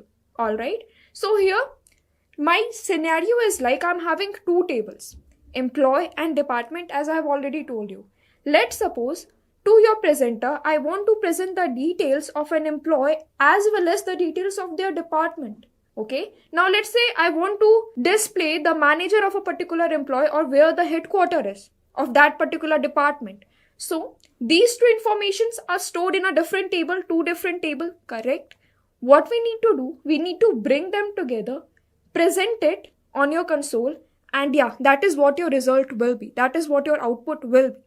So for that reason only, we do have this concept of joins. From the term itself, it will be clear, like we will be joining two different tables.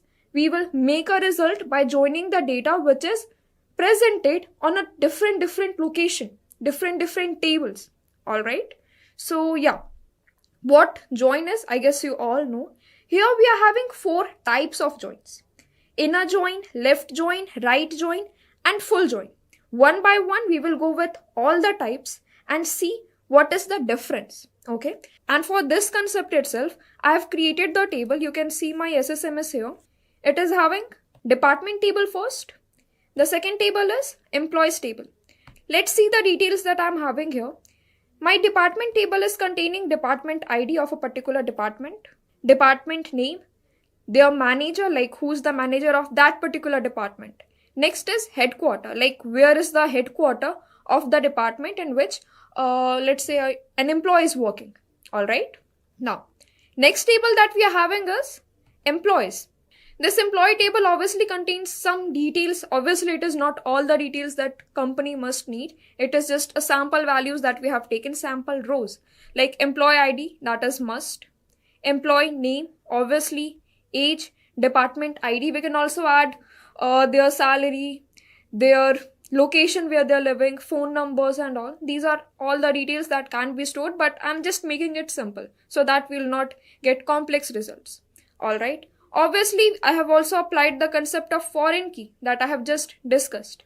Right. Here, my foreign key is department ID, which is the primary key on my department table, which means this department ID is referencing department ID of departments table. Right? Now let me insert the values in these two tables, but before inserting the values, I guess I need to execute it so that my table will be created. So firstly, I'm executing departments table. Done. Alright. Next is employees table. Alright. So, okay. Let me bring the values. I will paste the values here for each of the table. So these are the values that I will be inserting on my departments table. Department ID, department name, manager name, and headquarter respectively. You can see the values for each of them. I will select all the records. I'm inserting 5 records in my table, selecting it and execute. Alright, done. 5 rows are inserted and we can see that by using select statement. Let me see the table. Select star from departments, right?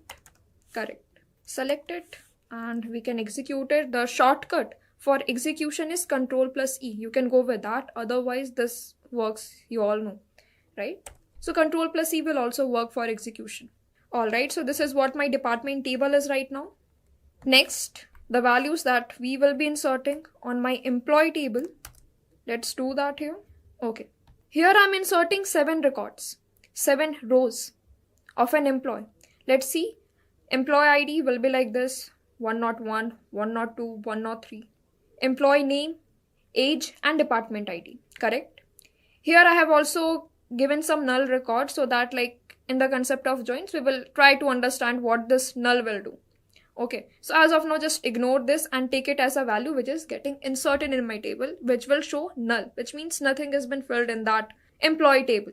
All right, so select it and let me execute.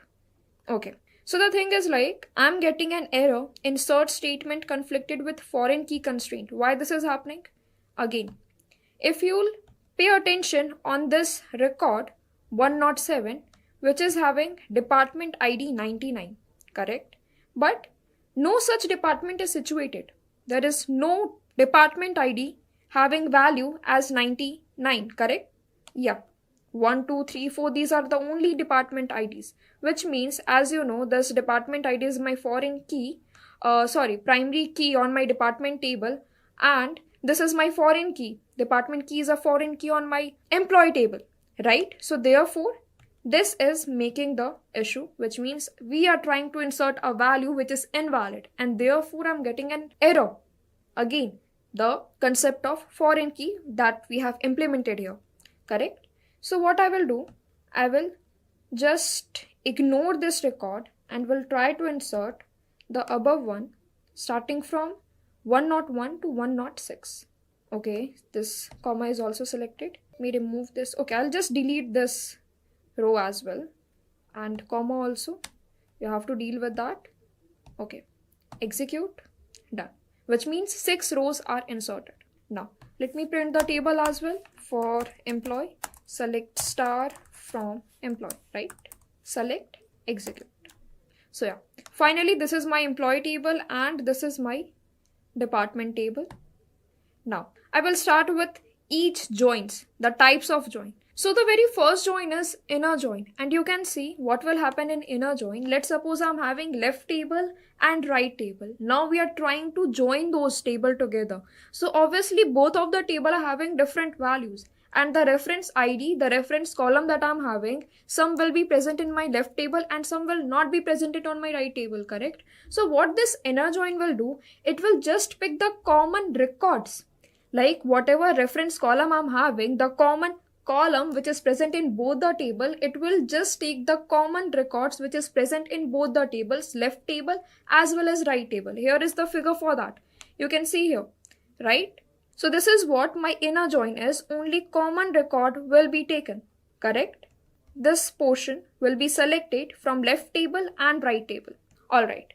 Now, how we will be actually writing the statement for that, the syntax for creating join and displaying it. Let's go through that first. Then we will see what are the common values in both the tables and we'll just justify it.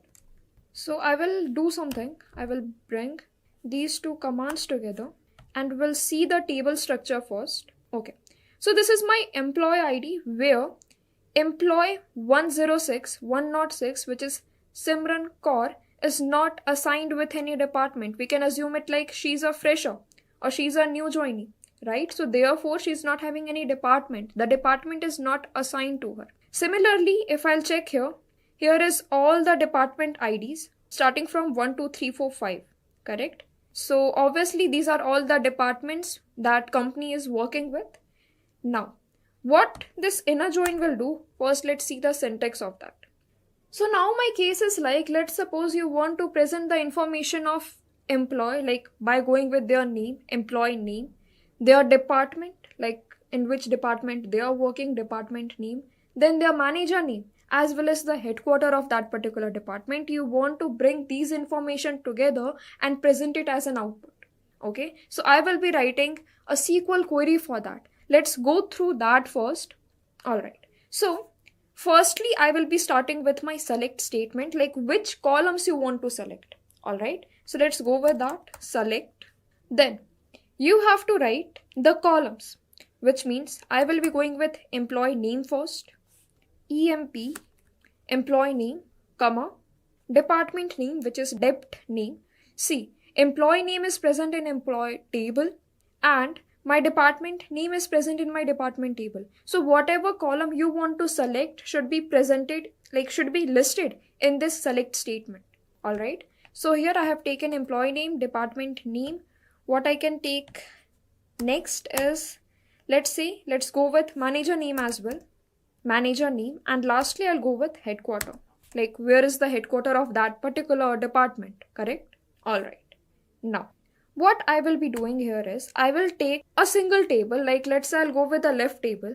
I'm considering my employee table as my left one. I'm taking my employee table as my left one. So I will write from employee. Like right now I will be just going with a single table, that is employee, let's say. Alright. And then I will give an alias to this table, that is any alias you can give. You can use as, or directly writing it as E will also be considered as its alias, which means I'm calling my employees table by E, like small e or capital E, up to you. Okay. So here I have written, I want to select employee name, department name, manager name, headquarter from employees, and the alias that I will be using for employees is E. Correct? Now, this employees will only be taking out my employee name column. But what about rest of these columns? Department name, manager name, and headquarter. These columns are situated in your department table and we need to link them together. Correct? So here I will be using a keyword, the term that is join, or let's say inner join. See, join and inner join both are same. Join will also be picking up the common values, or even if you write inner join, both are same.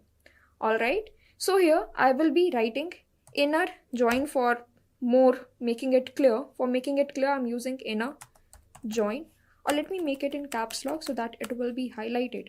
Inner join. Then with which table you want to join this employees information? Department, right? So write the second table name. This time I will be writing my second table name. Department. Correct? Again, you have to give an alias to this department table as well, and this time I'll go with D, small d.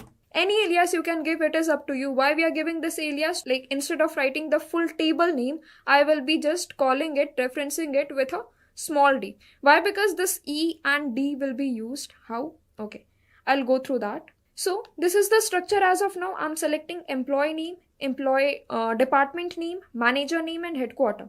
Right, from employees table as well as departments table. But before these columns, I need to mention from which table these columns are coming from. Getting my point? I have to clarify that employee name column belongs to this employees table, department name column belongs to department table. So how we will clarify that? Simple. That is why we have used this E and D, the alias. So here, before the column name, I will mention E dot, which means employees dot emp name. Table will be employees and column is employee name. Similarly, this department name is present in which table? Departments, right? And the alias for department is D, correct? So I will write small d dot department name. Similarly, manager name, D dot manager name. Headquarter is also present in my department table. So D dot headquarter. Understood? So therefore, like instead of using E and D, you can also write the full name, like employees dot emp name, department dot department name, correct? Similarly, department dot manager name. But instead of writing the full table spelling, the full table name, therefore I'm going with a single letter so that we don't need to write much. Therefore, I have used this E and D, which is referencing my tables. Alright, so yeah. This is the structure first of all, like everything is listed, the columns that we will be choosing, from which table these columns are coming from, alright, and inner join department. But here is one more thing that we have to specify, that we have to highlight, the reference column, the common column, and on that column itself this join will be merged. I'll show you how. So here I will be specifying the common column which is present in both the table, that is department ID. How to present that? I will be going with again a word that is on. Now you have to write like this: E dot department ID is equals to D dot department ID. So okay, let's go again with all the statements that we have written. So this is the line where I'm selecting all the columns that I want to display, right? And here I'm highlighting those two tables, that is I want to select employee name, department name, manager name, headquarter from employees E joined with departments D, which means I'm joining my employees table as well as departments table. Then only I'll get these columns. Now, this joining needs a base in the sense a common column, and that common column is my department ID, which is present in both the tables, and therefore this join will be done upon a base. Therefore I'm using this on word, on keyword, and here I'm signifying that I'm taking my department ID from employees table and the department ID from departments table, which like both of them are equal, right? Both of them are equal. Therefore I'm taking my employees department ID, which is equals to departments department ID. All right. So yeah, this is the overall structure. We will do some more questions so that it will get more clear to you. You will get the structure, you'll get the statement, you will understand it properly. All right. So simple. I will be selecting this. And again, I'm highlighting only the common records will be taken. First, let me execute and then we'll see what is taken and what is discarded. Fine. So here I'm getting these records. Now, let me compare with the select statements as well. Like I'll display everything. So this is my employee table, this is my department table, and let's see what this inner join is doing, what records are taken. So if I'll go with the information, I guess I'm getting all the records. So as this department ID is my common column, so the common records which is getting matched with the department ID of department tables will only be taken. So let's see, I'm having 3, 2, 1, 4 and 3, which means I'm having 1, 2, 3 and 4 department IDs. So in my resultant table, I'm only getting the records of the department IDs where it is 1, 2, 3 and 4. You can see this 5 is discarded because none of the employees belongs to this 5th department, department number 5. Similarly, this Simran call is also discarded. She is also not there in my resultant table because she is not belonging to any department. Correct? So this will only be taking, my resultant table will only be having the common values, which is I'm having common column and both the column having the same records will only be taken in my resultant output. So this is all about my inner join, which means only the common records which is present in both the tables from that common column will only be taken, which is department ID. Now, moving next with the upcoming joins, upcoming type of joins. Let's go with that. So my next type is left join. What this left join will do, you can see the figure again. It will consider all the values. All the values will be taken on my resultant output, my resultant table. Whatever you will take it as left table, let's say my employee is my left table and department is my right table. So all the employees will be listed.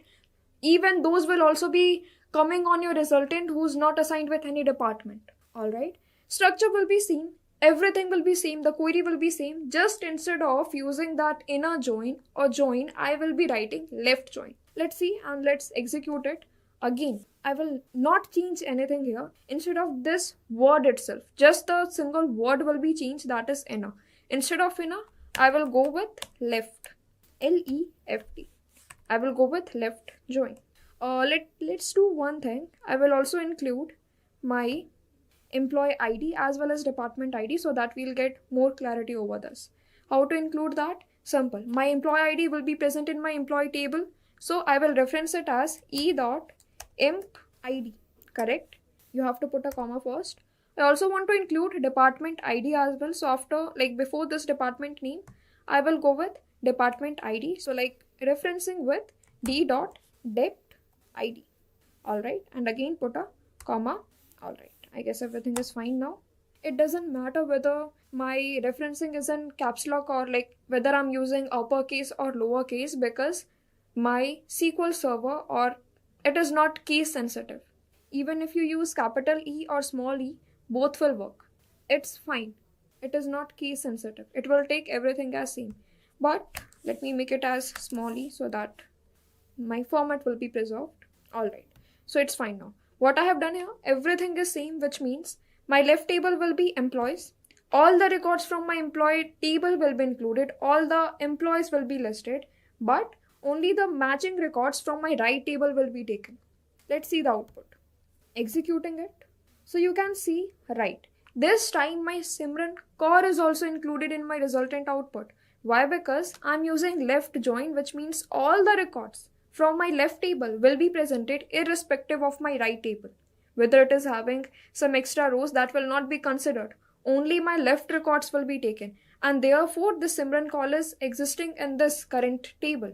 And every record, like every information, like department name, as she is not assigned with any department, therefore each information you are getting it as null. There is no department ID, there is no department name, no manager, no headquarter. All right, makes sense. It is practically, logically correct, right?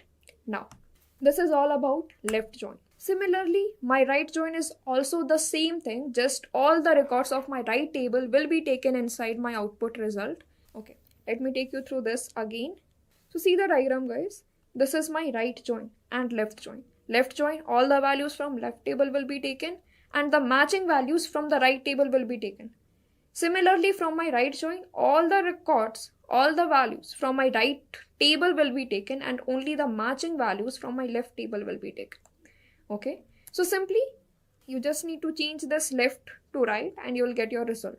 So this time you can see this department. Okay, let's execute it first and let's predict what will be inside my resultant output first. So my right table is department, correct? My right table is department. Whatever is written first, like from employees, my employee table is written first, which means my employee is my left table. And whatever is written second will be considered as your right table. All right. So here my department is my right table and it is having 1, 2, 3, 4, 5 departments, correct? But this fifth department is not assigned to anyone, correct? If you'll check this, there is no existence of 5 department. So for employee name and employee ID, that will be having null record. It will be listed as null in your output statement. Okay, I'll show you, I'll prove it here.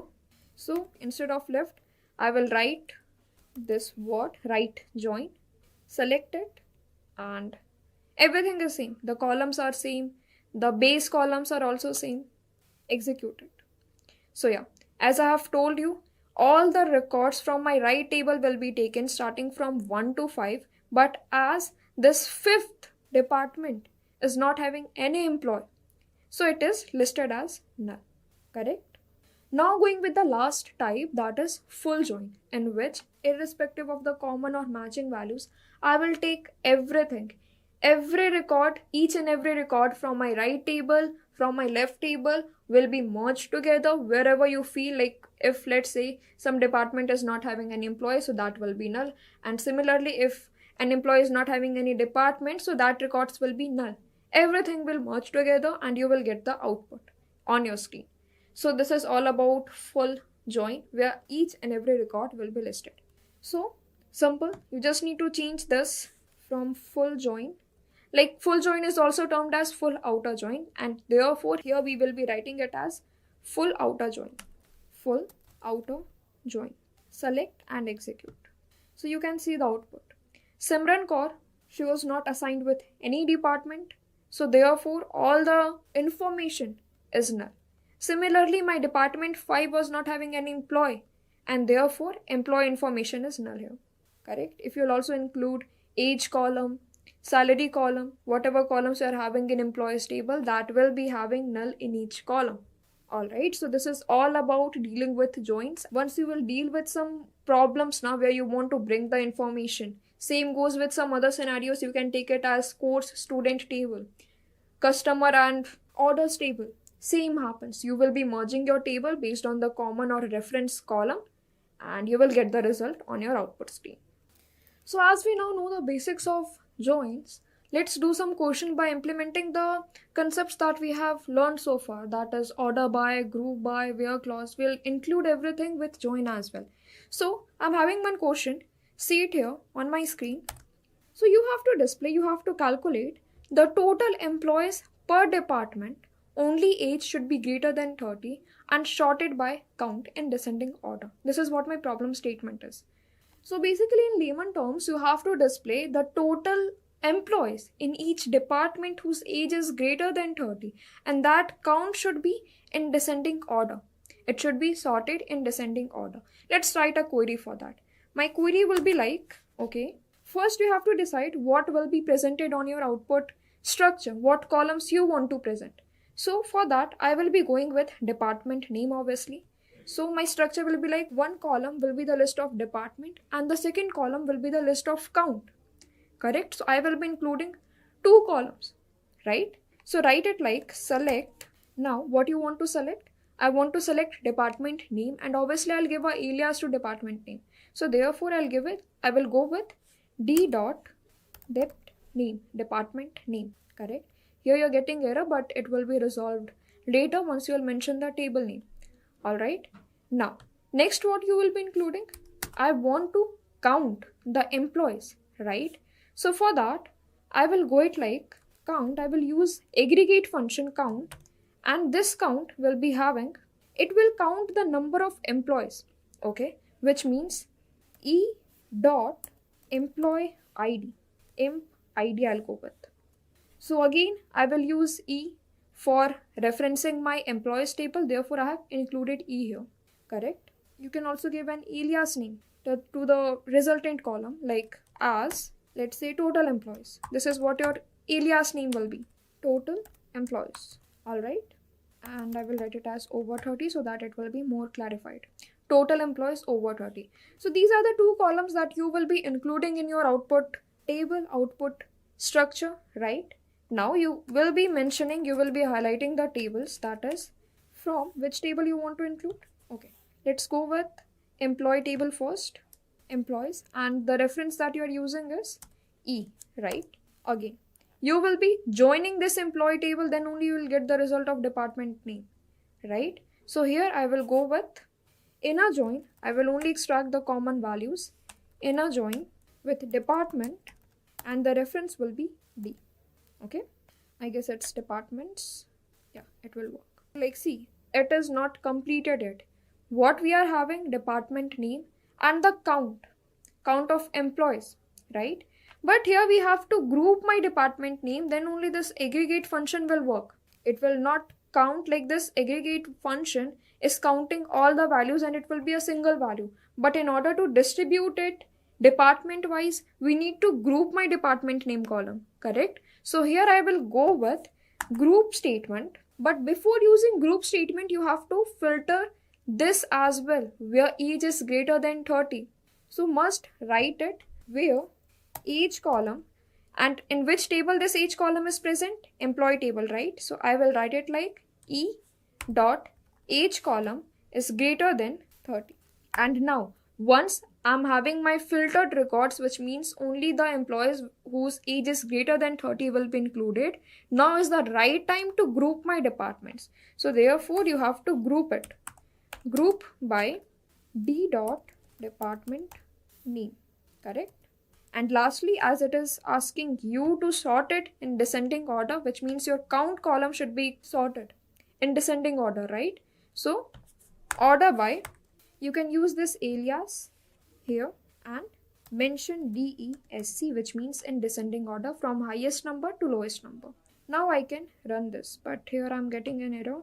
What I'm missing here is the statement, the common statement, that is the common column should also be included. The base of my join is missing here, right? So that must be included here after writing this inner join department D. Then on which column you want this join to be happen, this should be also included here, right? So here you will be going it like on E dot department ID is equals to D dot department ID. So yeah, with this only we were missing, which means I was not mentioning on which basis my joins will be done, right? And therefore we were getting the error. So in this way I have figured it out, and yeah, now it is perfect. No such error you can see here. But again I'm having this, okay, DEPT, it's depth name, right? Alright, now we are ready to execute it and you will get your output.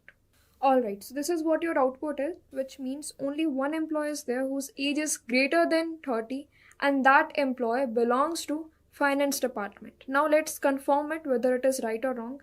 So for that, I will check my employees and department table both one by one. So first I'll check who is greater than 30, right? So I will check my employees table, which means, okay, this Simran will not be included because she is not belonging to any department, but we can consider this Neha Singh, right? Neha Singh of age 31, none of the employees more than 30 except her.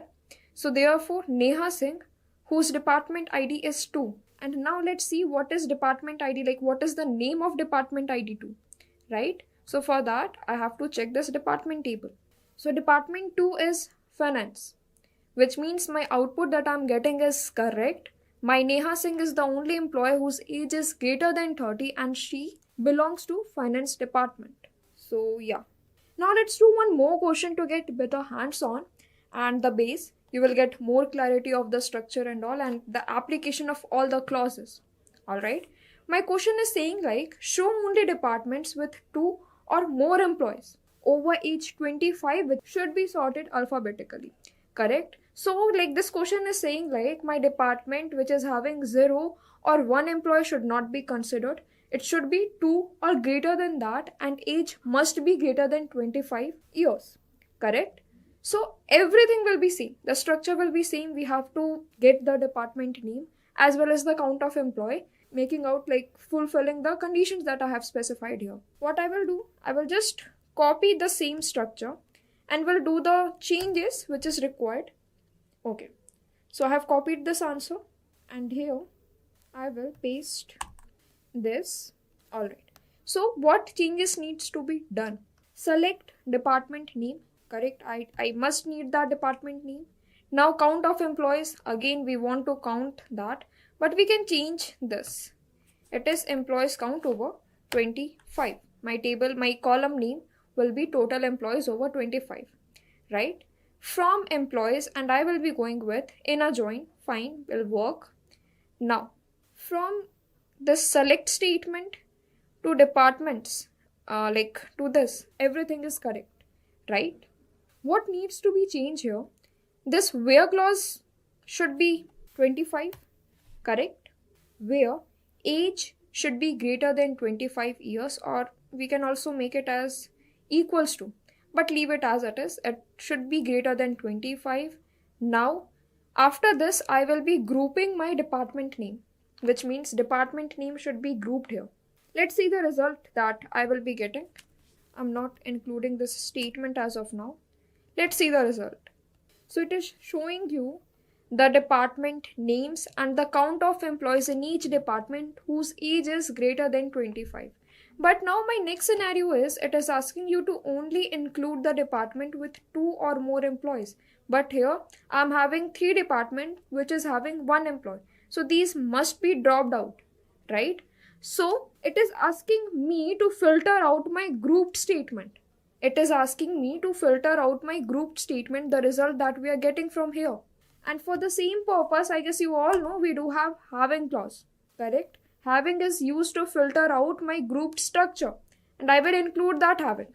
Having count, I will copy and paste it here.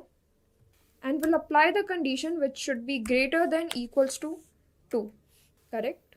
And finally, I'll add this statement that is sorted alphabetically, which means I have to apply order by clause and I will be ordering my department name, D dot department name.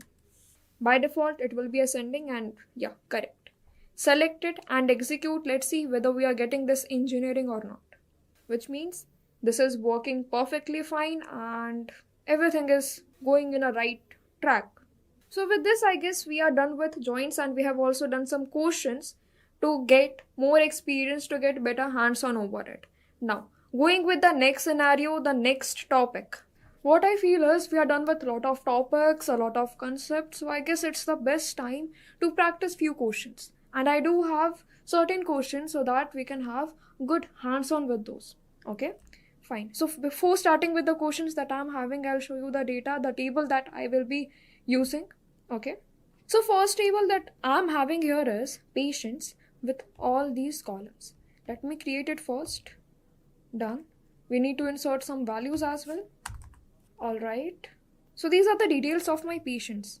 I'm having few patients records as well as the hospital records, like the doctors and all appointment IDs. We will be dealing with that. So I'm again going with 10 rows with all these patient names, their location where they're living, their age and the gender.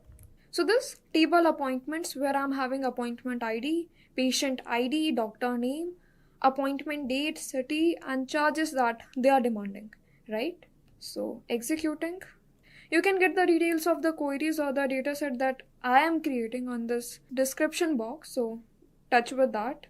You can go with the data types that I'm using. This fee is decimal, having decimal data type. Again, charges is also in decimal. Appointment date is a date type. The data type is date. Okay. So whenever, okay, one point is here, whenever you're trying to insert some date values, it should also be bounded with quote, single quotes. Just like we insert some string values, same goes with date as well. It should be binded with single quotes. You can see it over here, right? Okay. So I guess I'm ready with the tables. 2 tables I will be going with. Let's print the table first. Let's see how my table is looking like. Appointment as well as patients, right? Select, and similarly I'm executing both of the queries. So okay, let's see the tables first. First is my appointment table, second is my patients table, right? Sure. So let's see what my first question is all about. Okay, so my question number 1 of the day will be show all appointments where appointment ID is an even number. Okay, so we have to present the appointment IDs which is an even number. So for that, I guess we all know the logic for extracting what is even, what is odd. That is, if the remainder is 0, which means it is an even number. Otherwise, if my remainder is 1, it is an odd number. We will be dividing everything by 2. Correct? Fine. So my query will be like select from appointment table, because appointment ID we have to fetch, right? Where appointment ID, I guess this is the column, right? Appointment ID. So this operator is known as modulus operator. I guess if you know, it's good. Otherwise, let me tell you what this operator is. So basically, this modulus operator is used to store the remainder that we are getting after dividing a particular value with 2. Let's suppose my appointment ID is 50. I will divide 50 by 2. Whatever remainder I will get, that will be stored. That will be the output of this modulus operation. Okay, so I am dividing my appointment ID with 2 first, and whatever remainder I'm getting, this will be the output of this modulus command. And finally, we have to check whether my remainder is 0 or not. Correct? If it is 0, which means my appointment ID is even, otherwise it will be odd, right? These are all the list of appointment IDs where it is divisible by 2, which means it is an even number. Correct? Very basic question, very easy. Moving next with the second question. What my question number 2 is asking, it is asking me to fetch the records of appointments where doctor name is not Dr. Sharma and the charge should be more than 100. Like the charge that they are demanding is greater than 100. This is what my condition is asking for. So you can pause this video, try it by yourself. What will be the operators, what will be the clauses that you will be applying, and once it is done, you will feel confident by yourself, right?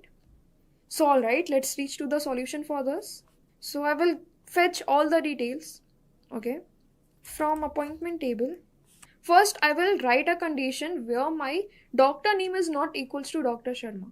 Okay, then we will apply that condition of charges greater than 100 or not using logical operator, that is AND. This is the approach that we will be going with. Okay, so doctor name, this is the column that I will be using, should not be equal to, right? So operator for that is this.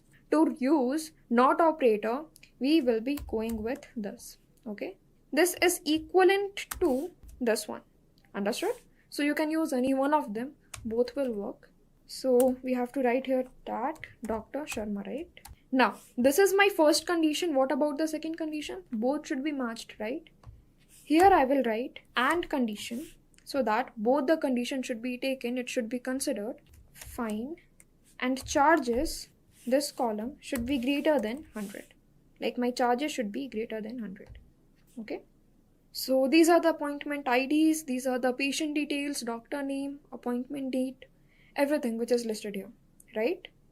So going with question number 3, which is asking to count how many patients are from the same city as Ravi Mehta, which means we have to fetch all the patients who's living in the same city where Ravi Mehta lives. But here we don't know where this person is living, right? So in this case, what do you think? Which concept we will be going with? If you are thinking of subqueries, yeah, you're correct. What I will do first, I will write a subquery for fetching Ravi Mehta's location. And then I will write a query to compare whoever patients are living in this city. Okay, let's see the solution, guys. So as it is asking you to count, I will be using count aggregate function. So that I will just get a number of all the patients. Okay, so select using count function, counting everything, not specifying any column or something.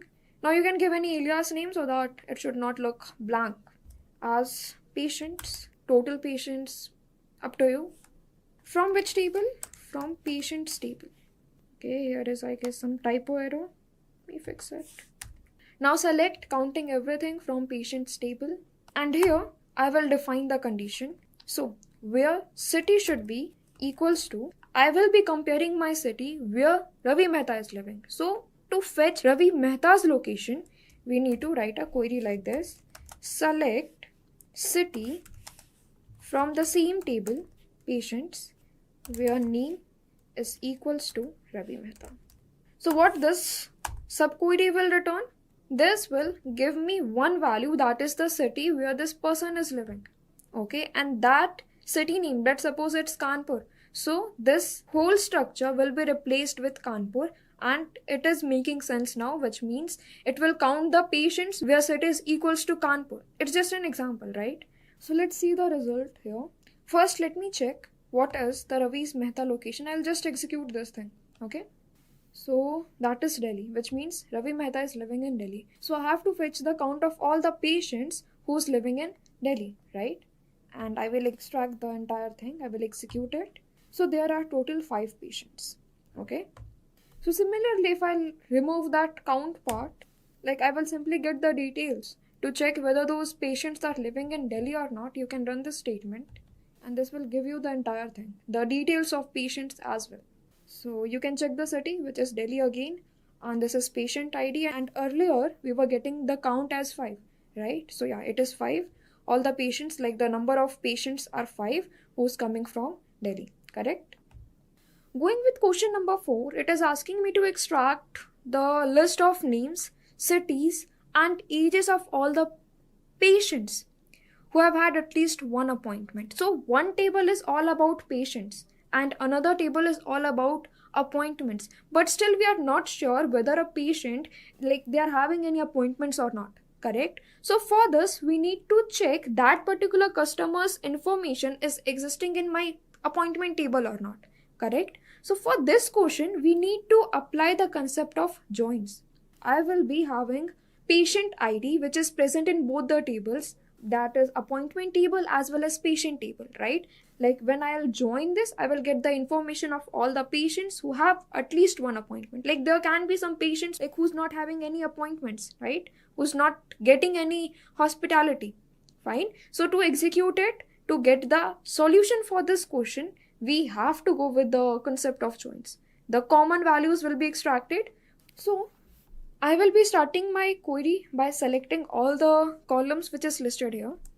Selecting, I will use one more command, that is distant, so that I'll get distant records. Like if the patient's IDs are repeated, that will not be counted. So that only unique IDs will be taken. Okay. So distant. Fine. P dot name, let's see, because P is referring to my patient's table and I'm using an alias for that. P dot name again, comma, P dot city, and finally P dot age. From patient's table, and you have to mention the alias that you are referring to. I guess you all know that, correct? Patient's P.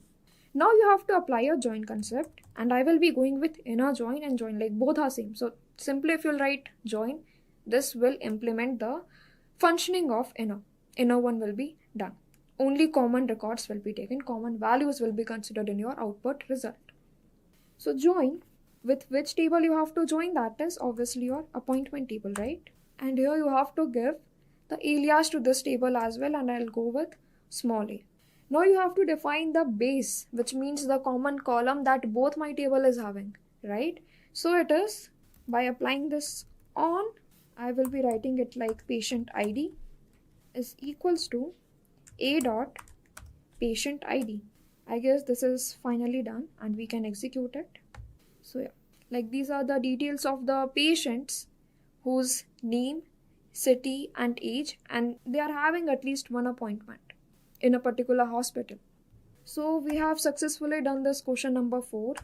Moving with the next question, that is, so question number 5 says, to find the doctor who has treated the highest number of unique patients, like patients are not repeated, it should be unique. We have to write a query for the same. Okay. So think of the logic, think of the clauses again that you will be going with this. Pause the video, get the solution, try it by yourself. Then you can resume it to see the solution. So to get the solution for this, let's suppose I'm having a table where a list of doctors I'm having and the patients, the unique patients that they have treated. If we are having that table. So what we will do in this case, I will sort it first so that I will get the doctor at the top who has treated maximum number of patients, right? And then I only want that doctor to be presented, correct? So for this case, I guess we all know we need to fetch the top record out of a sorted table, correct? So let's execute it and see the solution for this. Go with select along with top 1. And one more feature that I will use here is top 1 with ties. So what this ties will do, if let's suppose we are having a doctor, like we are having 2 doctors who has treated the same number of patients, which is maximum. So if I'm having any tie among 2 or more doctors, that doctors, like those name will also be listed. So I'm selecting top 1 with ties. What you have to select? Doctor name, right? So before I will be creating the table where my doctor name will be listed and the number of patients that they have treated with the help of group by, right? So my second data that I will try to extract will be the number of patients, right? And for that I have to use count function and counting the patient's ID, distant patient's ID, correct? Distant patient IDs. And you can give any alias name like let's say unique patients. Alright, and finally I will be defining the table that we will be going with, which is appointments. Alright, so right now we have written a query, like we can ignore, like this will be executed later once my table is ready with the doctor as well as the number of patients, right? So do that, we have to use group by clause just to group my doctors, okay? And lastly I will apply order by this thing, okay? I will be ordering based on the number of patients a particular doctor has treated them. And in which order? Descending, correct?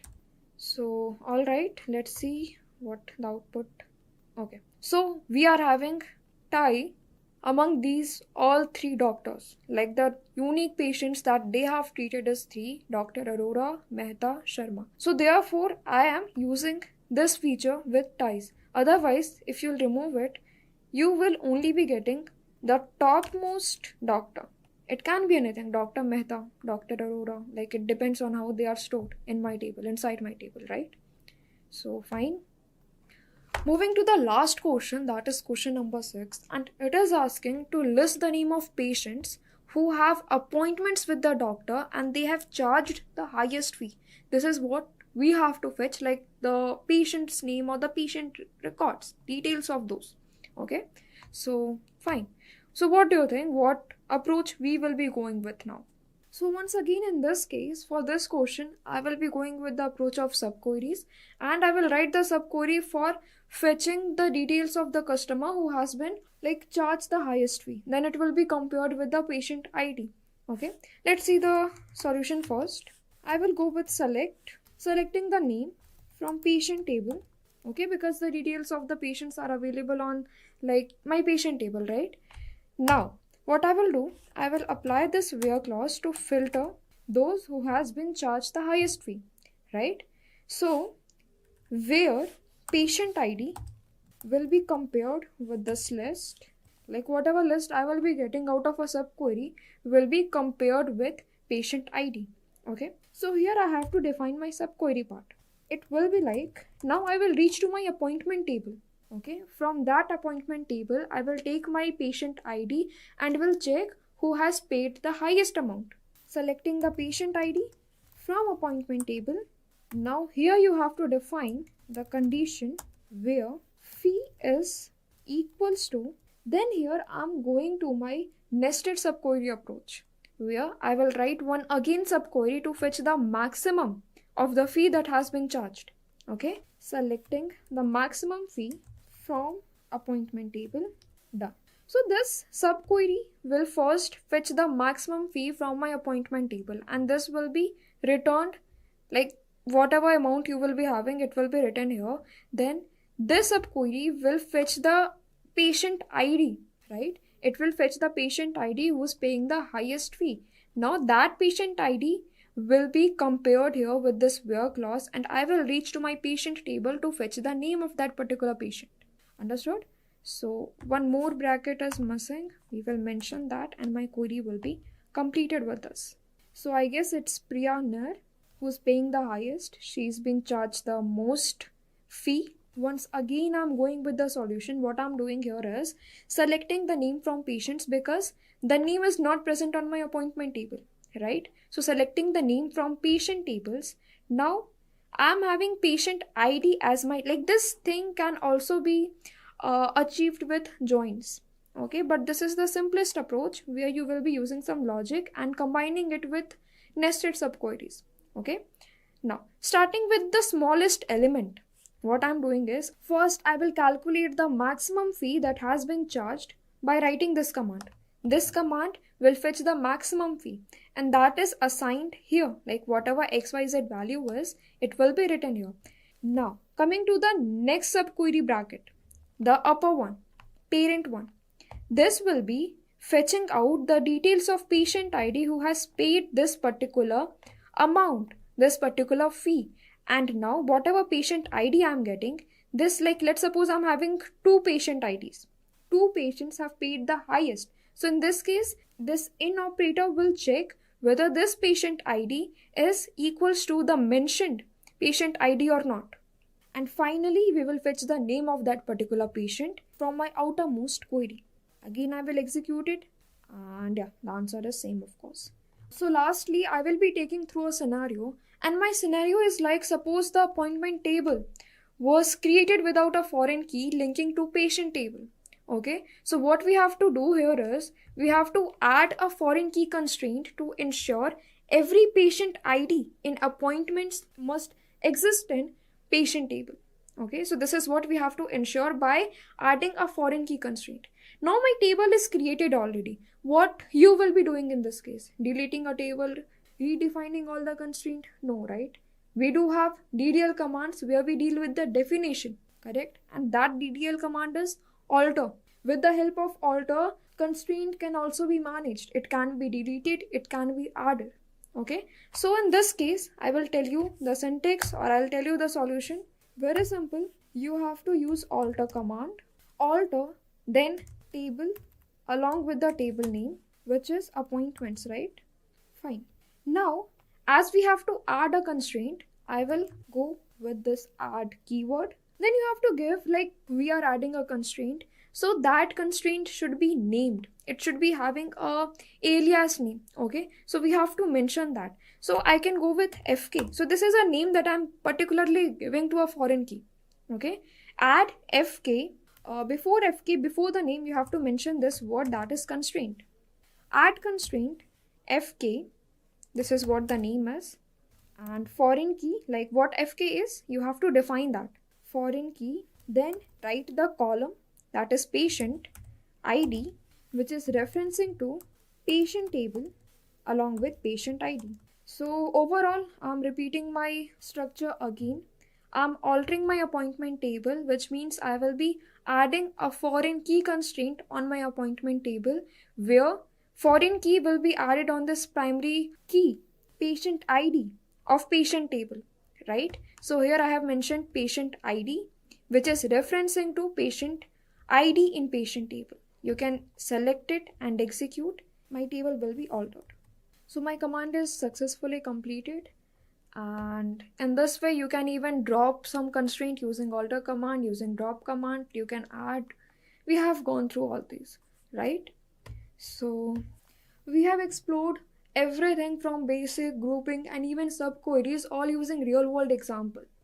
We have now completed the basics commands of SQL along with the important clauses, and we have also covered the concept of joins. From this point onwards, I will hand over the session to one of our trainers who will take you through the advanced topics in SQL.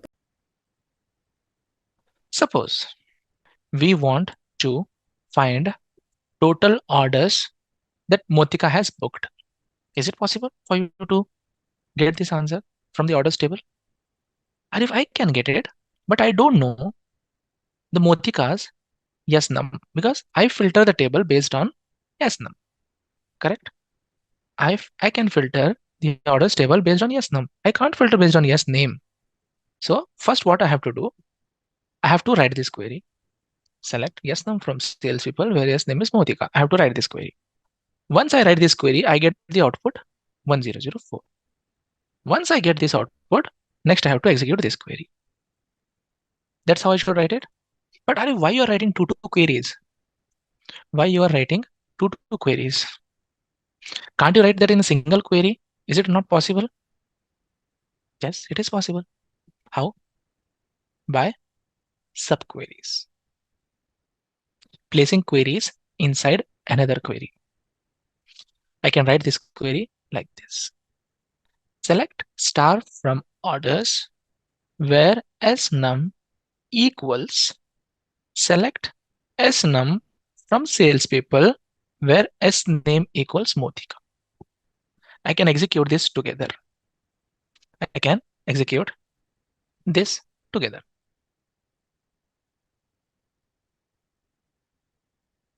See, there is only one order given for Motika.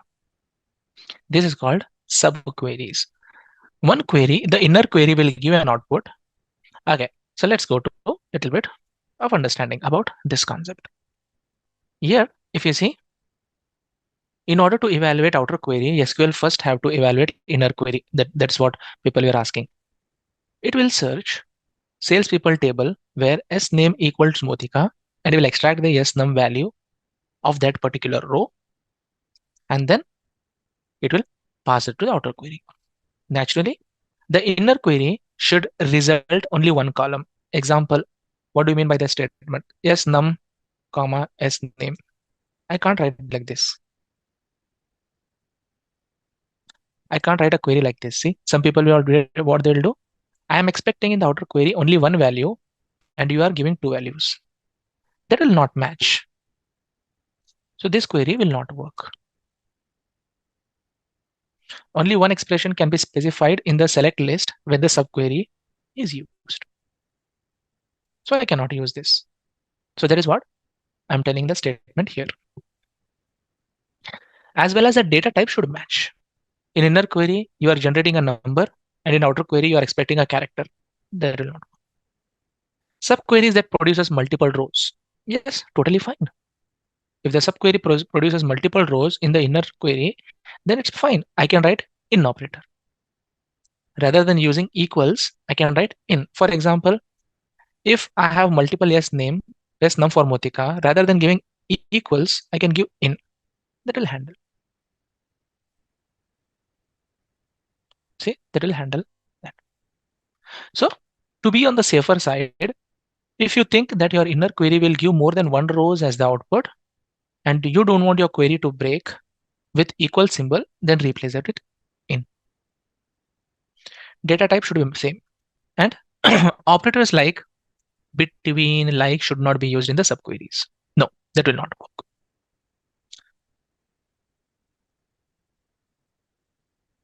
Okay. Let's see the solutions, friends. And then we'll execute one by one to see them. Here we go.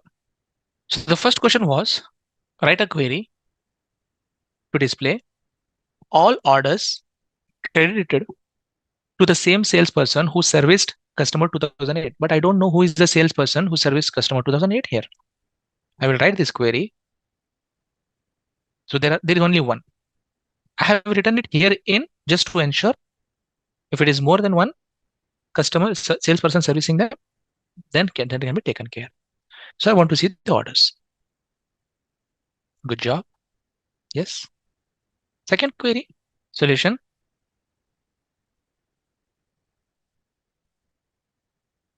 Write a query to find all orders that are greater than the average of October 4th.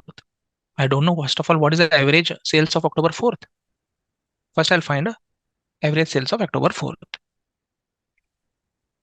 This one. Then I'll write this entire query to show that. Now, can you try this query with the help of joins? If anyone can try this later as an exercise, just to know whether it is possible or not. Some people asked, how is it different from join? Yes. Let's try to solve this using a join. I want you to try it just to know whether it is possible or not. Last question that I have given is here. Write a query to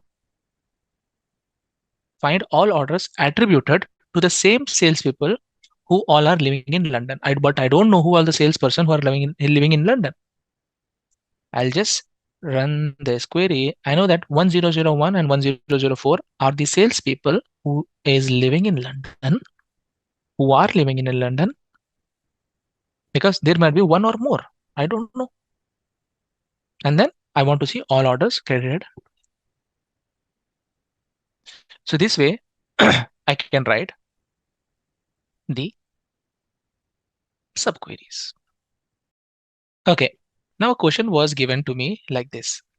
Write a query to display employee details whose salary is greater than the company's average. But I don't know the average salary of the entire company. Okay, do select average salary from EMP, which is this, and then pass this to the same table. Pass this to the same table to find out average salary people who are greater than the average. This query making sense? Write a query to display employee details whose salary is greater than the average of the company's salary. Means take salary of everyone, average it out, and who is getting more than average. I can get from this. This query is straightforward, like you have read other queries. But if I ask you a query like this,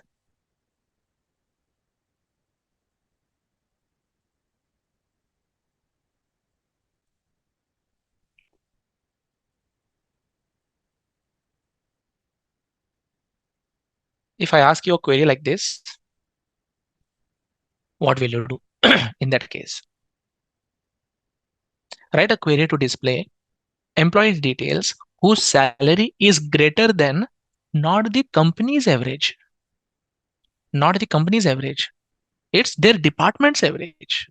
Only their department average. There is a difference between line number 337 and 341, right?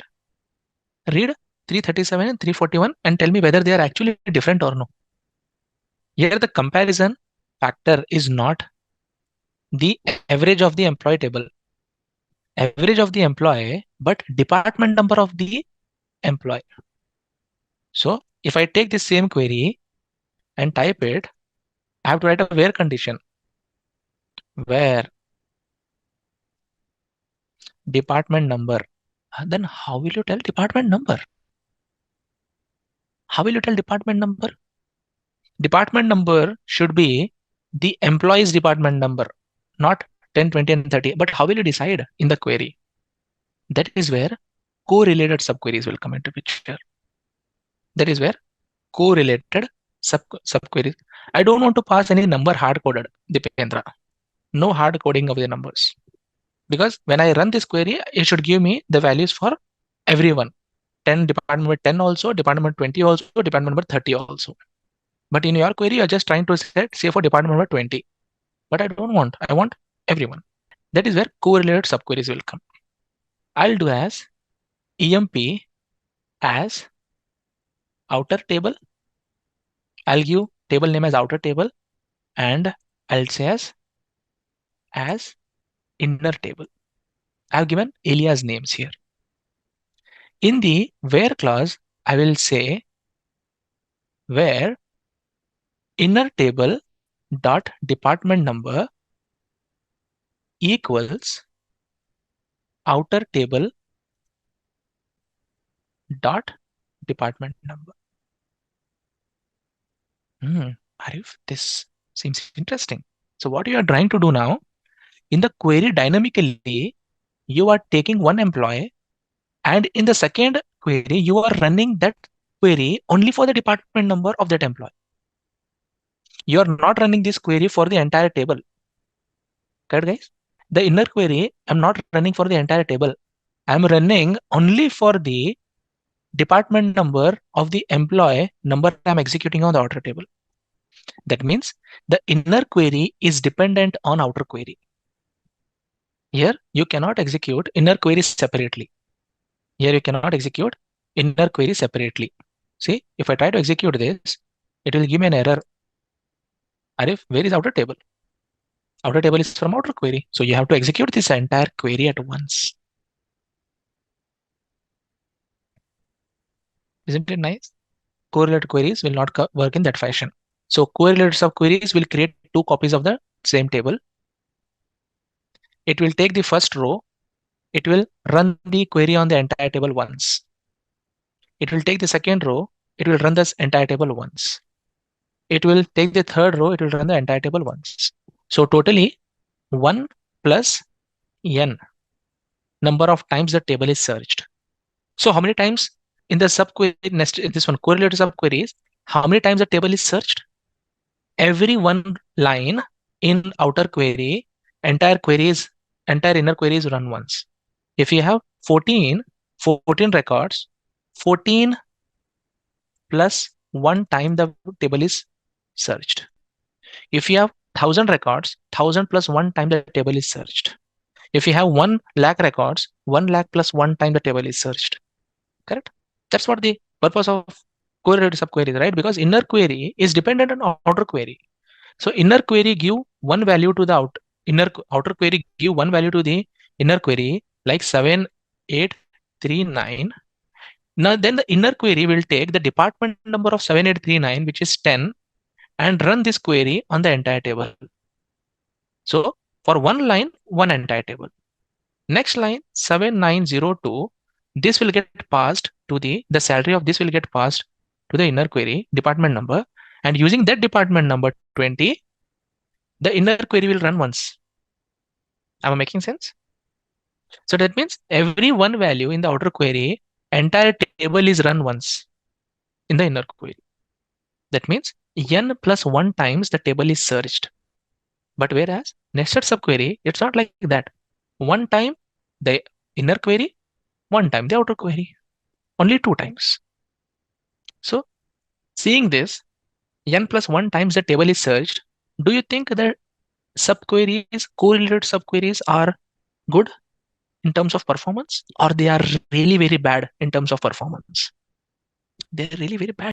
Usually not good. They're not good. Performance will slow down. Yes. So what is the difference between nested subquery and correlated subquery? Simple in one line. Nested subquery is a type of subquery where inner query will execute first. The output of inner query is given to the outer query, and outer query will use that output and executes it. That's it. Whereas correlated subqueries, every line in the outer query is passed an input to the inner query. Inner query will use that input and executes that on the entire table, and then return back to the outer query. This will continue till the end of the table. Correlated subqueries. We always try to avoid correlated subqueries in the real world. How to display average salary in the first select statement? Here is right. Average salary is here. Select average of salary. This is average salary. And then execute this entire thing. Then average salary. how to display the average salary. You can't display that. You can't display using subquery method. In below query, no, you can't display. But the next method, what I'm going to teach you, there you can display average salary also. Okay. Now I was telling about an alternative method to overcome the performance issue in this solution. But first understand the problem here. What is the problem? Every new line that I'm executing in the outer query, the inner query is executed once. Correct? That is the problem actually. Everyone agree with this problem? Every new line in the outer query that I'm executing, inner query is executing once. That's the problem to give us the bottleneck on the performance. Somehow, if I store the output of the inner query somewhere, if I store the output of the inner query somewhere and then refer to that output and run the outer query, that will solve my problem. If I somehow store the inner query's output so that I need not run the inner query multiple times. Now the actual problem is every one line in the outer query, inner query is executing once. So in order to overcome that, if I can somehow store the output of the inner query somewhere in the table and then use it further. But people will say, okay, Arif, create a table and store the output there. But I don't want to store that table permanently. I don't want. What's the use of that table to store permanently? I don't want to store that table permanently. That is where concept of common table expressions comes into picture. Common table expression comes into picture where temporary tables can be created and stored within the scope of the query. Common table expressions, which is called as CTE. How we write this? With department average sal as select department number,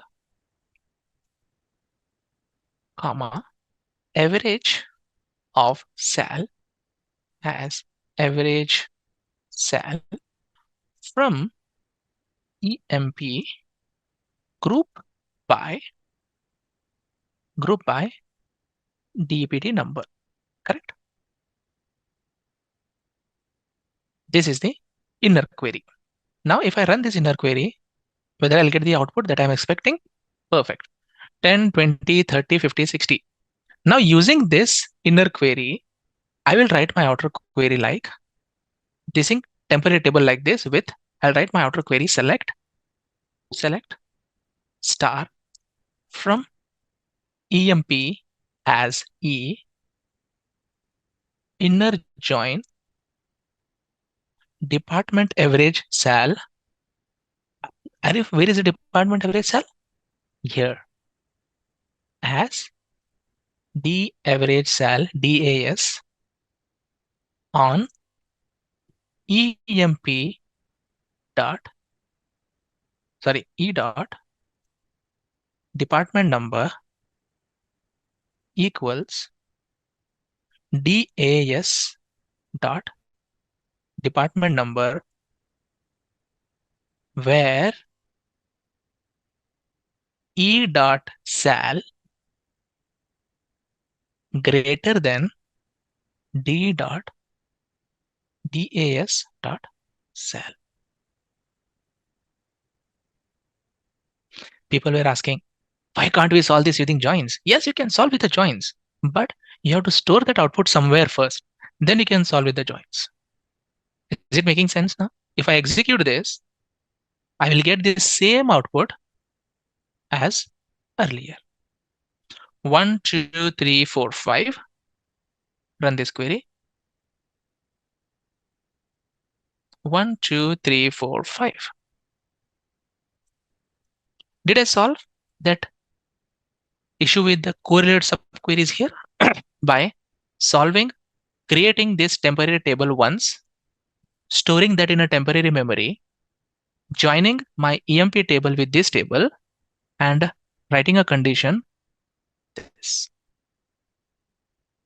Isn't it awesome? Really? And if on the fly you can create temporary tables and then you can use them and automatically they get dropped after your query execution done. I need not worry about storing that temporary table somewhere. That is called with clause. Alias name I have given. Alias name as. Alias name for department average salary. Slowly, word by word, line by line, you write. Then you'll understand. So, if someone asks, which one will you prefer, whether you prefer correlated subqueries or common table expressions, what will be your answer? You can explain in 2-3 minutes, right? Now, what happens in correlated subqueries, and to avoid that, why do you use CTEs? Now you are in better state to explain that. This is what is needed. I'll explain one more time if you want. So you have it here only. So if you see here, you have in the employee table, you have 16 records, department number 10, 20, 30, 50, and 60. In department table, you have 40 also. 50 and 60 is not there in department table. See, in the same way, 40 is not available in the employee table. 10, 20, 30 are common available in both the tables. If I write a join statement and just change it to inner, and if you execute this, you will see only 10, 20, and 30. Where is 40? Where is 50 and 60? Because they are not present in the both the tables.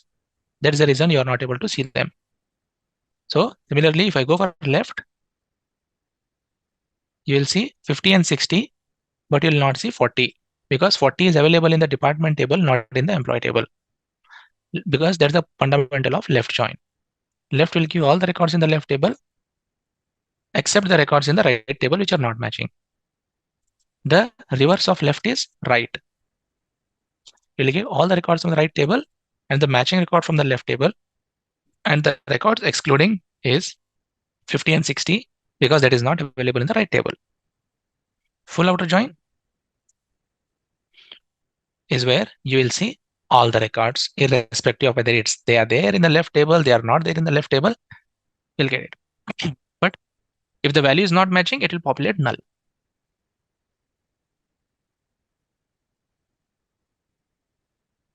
Perfect. Okay. Can I give one question? Use CTE to display list of managers from the employee table who has at least one person reporting to them.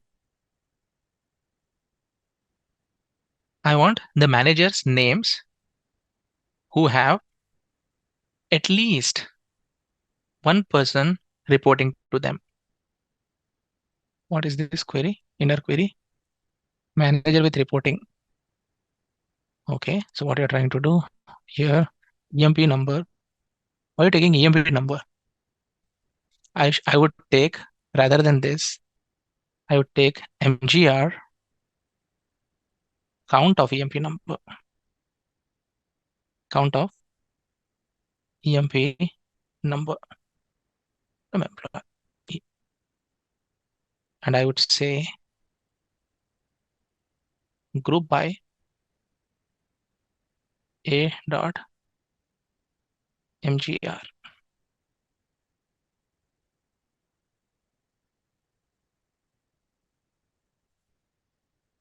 Correct? Now I have the number. I don't have the name. I have the number. Now, when you know the number and the people, number of people reporting to them, then what you should do? Select star from EMP, where EMP number in or what? I'll do select star from EMP A inner join MGR with reporting as M on A dot EMP number equals M dot MGR.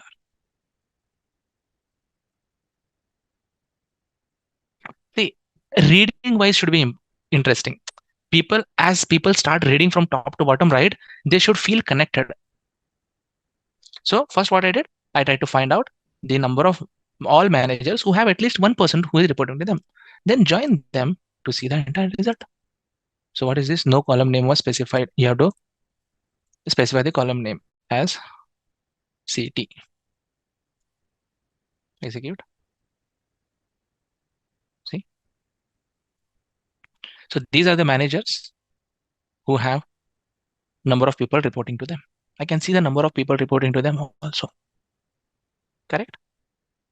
Just a quick info, guys. Intellipaat offers SQL course training. Through this course, you will learn database normalization, transact SQL, stored procedures, user-defined functions, and much more from the top 1% industry experts around the world.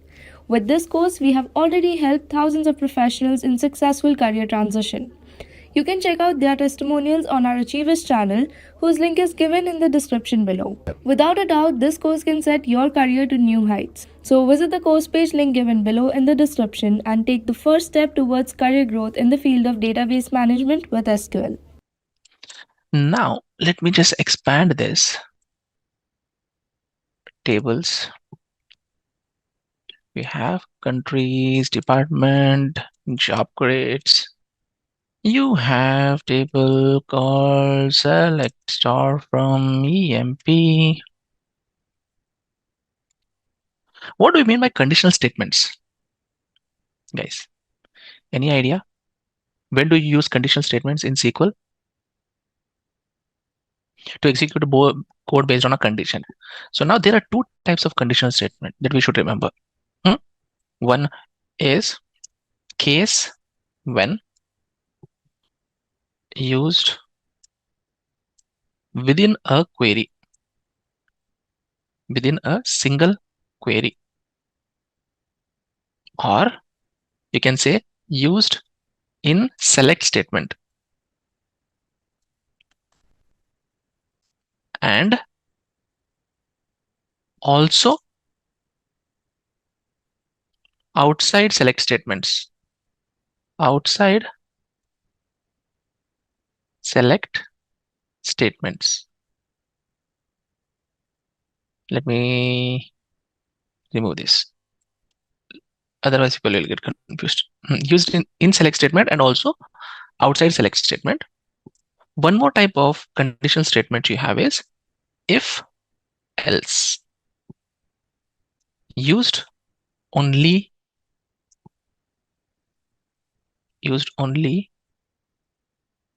outside the select statements to check conditions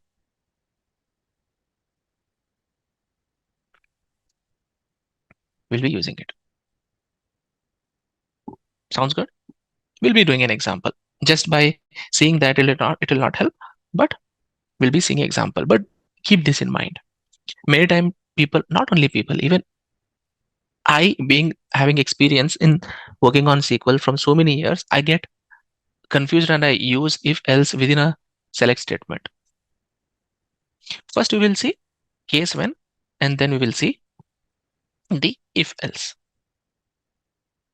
Sounds good? We'll start. We'll start with a question. What is the question?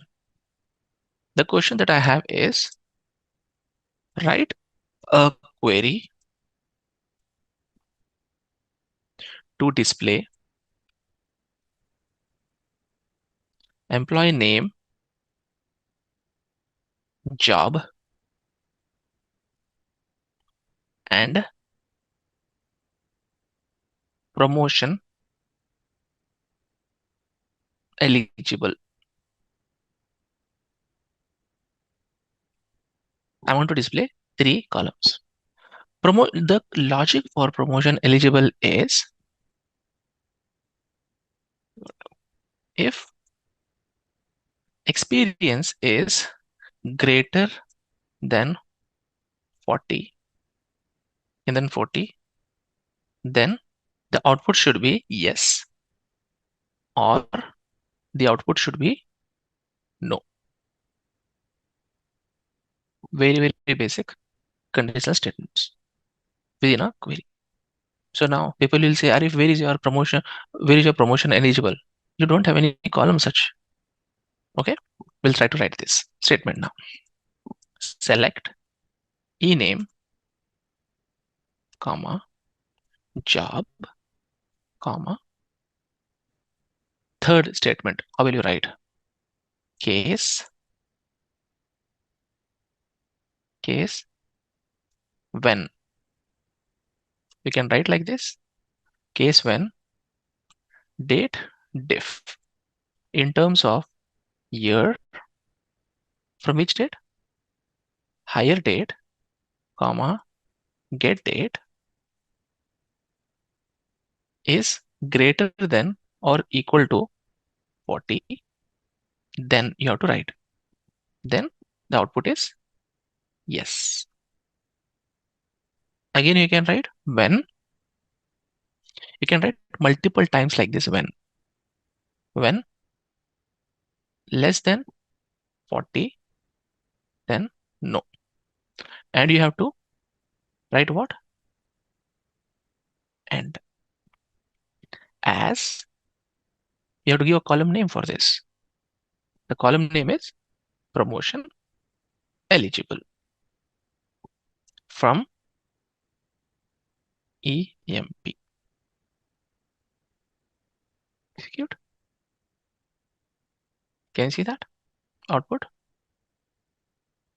So Scott, he is not eligible for promotion because he has not completed 40 years in the company still.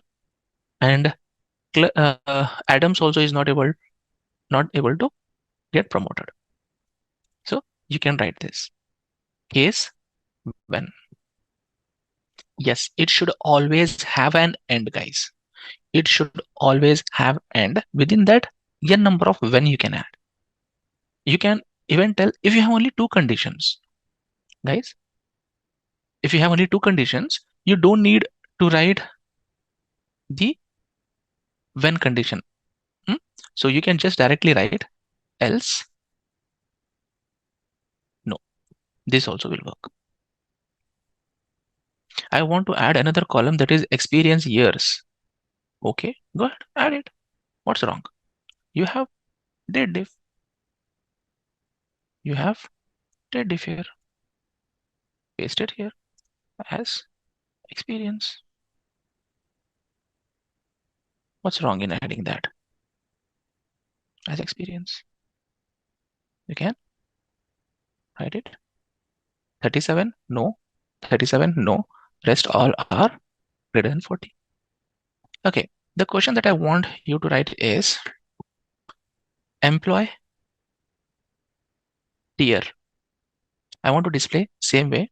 I want you to display EMP name, ename, job, and experience. Along with that, I want you to display employee tier, which tier that employee belongs to, and the tier decided based on the employee. 0 to 20, tier 3, tier 4, 21 to 30, tier 3,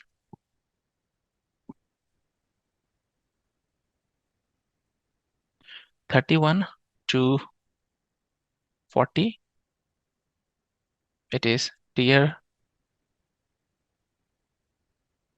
2, and then 40 and above, 40 and above, tier 1. Can you write this? I can say 0 to 20, or you can say less than 20. Less than 20 to be specific. 20 to 29, 30 to 39. Will you try? Based on the experience. Yes. Employee tier, experience. I'll write experience. Where you have multiple conditions. So the concept is same, but the conditions will be more.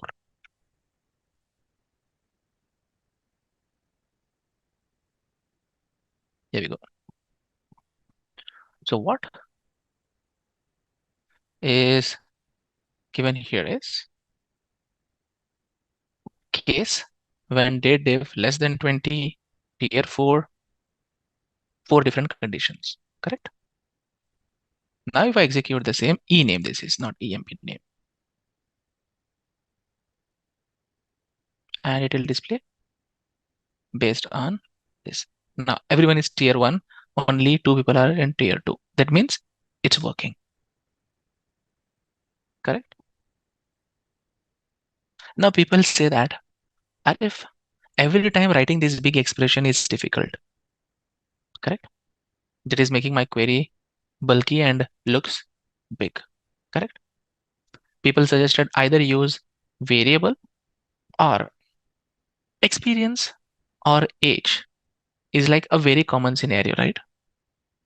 Can't we create a function for that, saying experience and then use it, correct?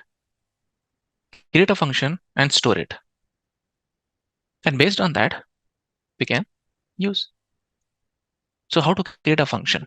User-defined function, because you don't have a function which will tell experience. I want an output like experience of higher date. That's it. I want to write like this, experience of higher date. The output should be years of experience directly. Will it be nice if I can design that so that in future, whenever whoever is writing this query, so he need not use date div, year of higher date, comma, get date. He did not use that. Will it be nice, friends? So that is called user-defined functions. That is called user-defined functions. And how to write user-defined functions?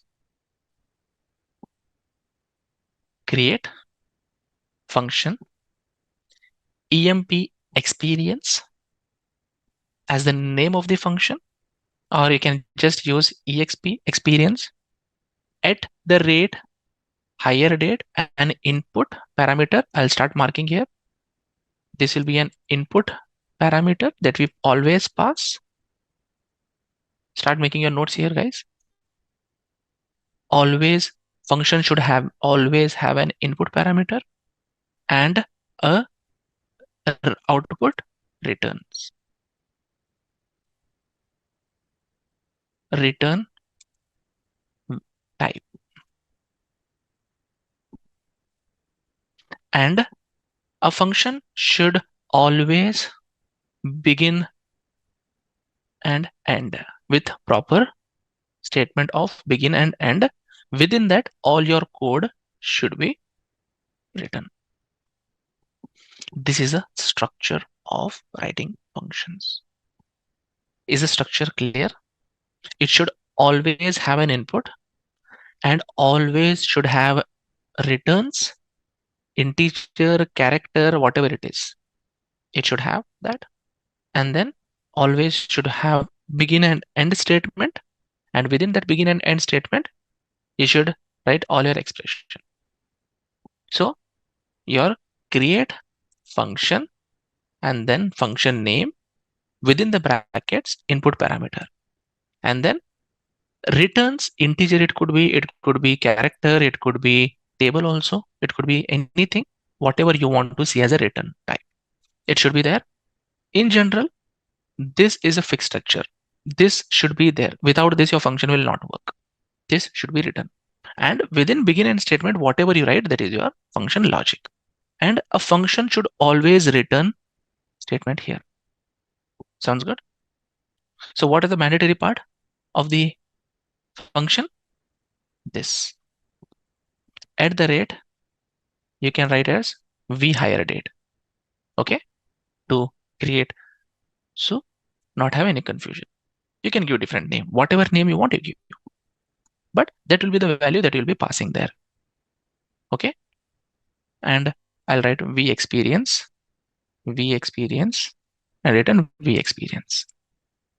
Does that clear the confusion? You thought that it's an higher date directly field name I'm adding there. No, it's a variable. It's a input parameter and also acting as a variable. The use of this is like you have year function, month function, other functions. I am creating a logic to create a function, user defined function. User defined functions. Year function take date field and give in the return to you the year of that date. Correct? Here, this function will use date field and give you the experience of that person in return. Do you have any function in SQL internally stored which will take input as a date and give experience as the output? No. So to simplify my code, rather than using date def, year, higher date, I want to use a shortened form. Here, this is a basic example that we are doing. So whenever function execute, it has to return something, right? Whenever you call a function, it has to return something output. See, input output. Function accepts input and returns output. He is accepting an input in this variable and returning output in using this variable. Now, let me execute this first. If I execute this part, it says that command completed successfully. Function must and should return only one value. It cannot return more than one value. It can return either integer, either it can return a character, but not more than one. It can accept more than one value as an input, but not. Here, at the rate, we had it is a variable. That's the way you can declare within the functions. So once you execute your function, it will show completed successfully. But what happened internally? If you go and see in my programmability, inside functions, scalar function, you will see that function has been stored there. Because these are the concepts you learn once and you apply a number of times. Perfect. Now, how will I use it? Now have a look. I'll just get rid of this. I don't want this. I don't want this. I'll just write dbo dot emp underscore experience pass higher date. That's it. I'm using this. I'm using it here.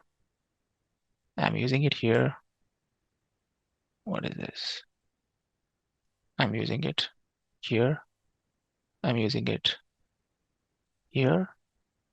I'm using it here. And I'm using it here. Now see, if I execute this, isn't it really very cool? And this function has become an independent object of my database now, which I can use anywhere. One advantage. Another is my code has become so much readable now, so that any person can read it. Rather than reading that date, diff, big formulas, I can read it like this. Correct? Don't you think functions are really very beneficial in order to store the logic so that you need not remember it every time, and also reuse multiple times? How this function is defined? This is how I defined it, right? The best practice is DBO. Similarly, I want you to create a function for employee tier. Once you do this, I want you to create a function for employee tier so that I need not write this big expression. Employee tier experience, I'm writing it, right? So directly tier I can use rather than using case when. Can I use directly tier? Can I create directly a tier function? We can't do it directly. Now, Arif, let's do something interesting. Rather than using experience as a function, let's create tier only as a function. How? Take this entire thing here, and now the return type would be what? I'll create a new function altogether for that. I'll create a new function altogether. Rather than modifying that existing function, I can use it. And I will take this logic here and I'll just add it here. See, I'm not doing anything new. I'm just extending that code. Rather than returning a integer, I will return what? I'll return what? Tier. It should be character. And now one more variable I need. When I have variable, I have one more variable. One more variable will be what? @v tier. And that will be character.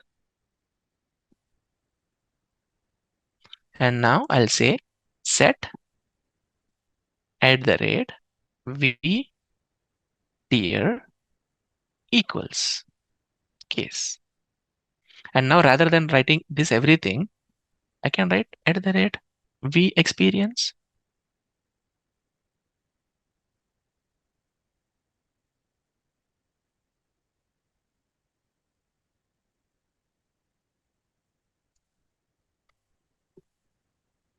And I don't want to use as. And that's it. And the name of the should be emp tier. Now, directly if you pass a date, the return will be what? Rather than experience, it will give you what? Tier. And now I'll execute this, then I'll show you what will happen. Execute. Successfully completed.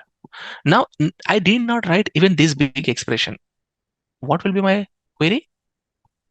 What will be my query? Rather than writing this entire thing, I'll write dbo dot emp underscore tier and then higher date, as I'm right here. Now execute. Why is showing star, star, star, star, star? Just think, what could be the reason? Have I written my function correct? Exactly, you are correct. So your expression is wrong here because see, you are returning a bigger length character and you have defined a smaller length character here. So you can say where char of 10. That was a mismatch. And now Arif, do I need to create a function by dropping it? No need. Create or alter function. Or again, just write alter function. Rather than writing clear or, I'll just write alter function. Execute. Done. Execute this query now. I'll get the return. Okay, what am I getting here? Return again as experience. No, Arif, what you are doing? Returns what? V tier. These all mistakes intentionally I'm doing so that you understand not every time getting an output says that it is the right answer. Guys, are you understanding that? Not, see, the function is working perfectly fine, but rather than returning V tier, I'm returning V experience. Then do you expect it to work? Do we expect it to work as required? Definitely no. So you have to pass the right parameter as a return. Alter the function again and then execute, and I'm getting t here. Why? Because vt here is what? Varchar of 10. Now you didn't create it properly.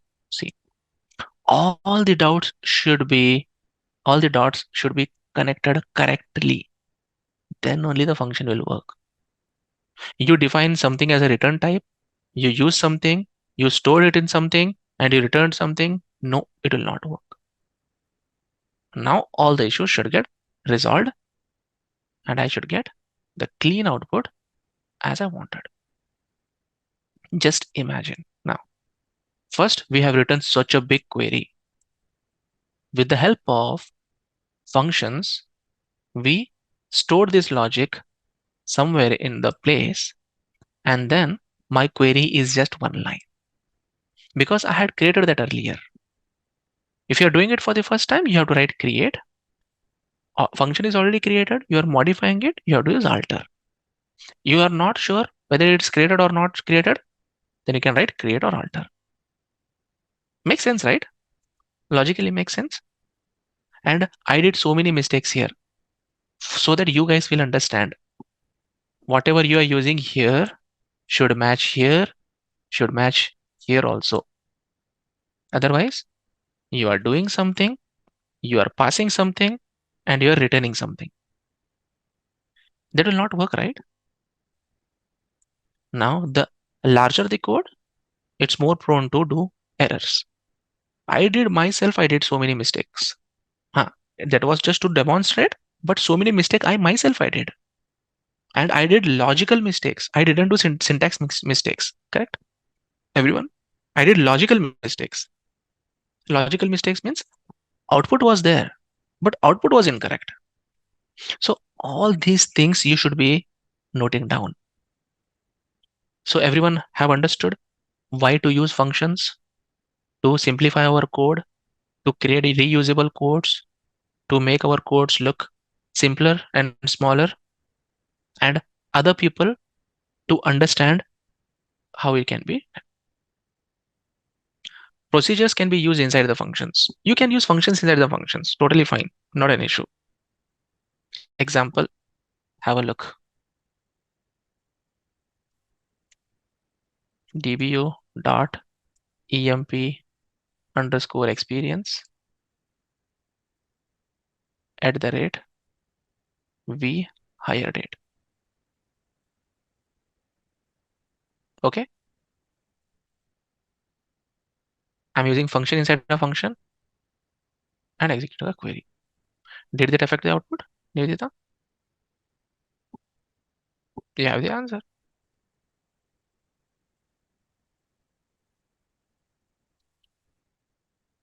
I nested function inside a function. Yes, you can do that. Just the thing you have to try. The declare command will have only one semicolon at the end of the declare. You can declare multiple variables inside a declare statement, like select statement when you write, create table statement when you write. You don't write semicolon after every column, right? You write semicolon only at the end of the columns list. Making sense? Sometimes entire code will look good, only we don't pay attention to commas and brackets. That happens, but you have to overcome all those things with practice. Okay, so what I want to create now, a function. Here an example will be if else. Create a function to calculate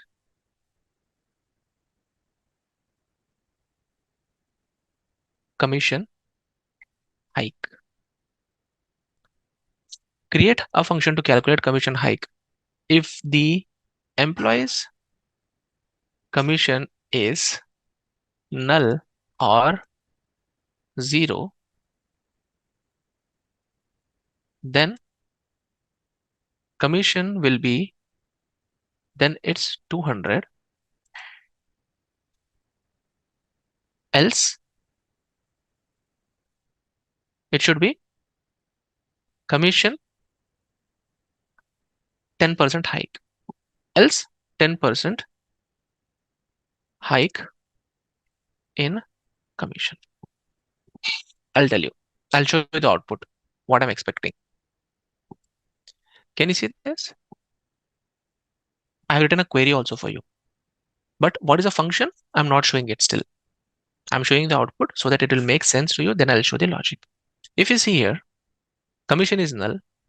I'm showing as a new commission. I'll say as new commission post hike. New commission 200, 200. As soon as it sees a 300, it will do 10% of that. As soon as it sees a value, it will do 10%. A value, 10%. If no, then 200. Even if it's 0, then it will do 200 only. Because 0 or null I'm comparing. Is the question clear? And the output, what is expected is clear? Then how am I doing this? How am I doing this? I'm doing it in a different style. Have a look. This is my function. This part is still the same. Correct, guys? This part is still the same. No changes in that. There is a basic architecture of a function that will not change. Only the part that will keep on changing is between that begin and end, whatever you write, it will change. So what am I doing? I am creating a commission variable float because I want to store it somewhere, right? After manipulating, I want to store it somewhere. Then I'm loading from the query for that employee number, what I'm passing here as an input.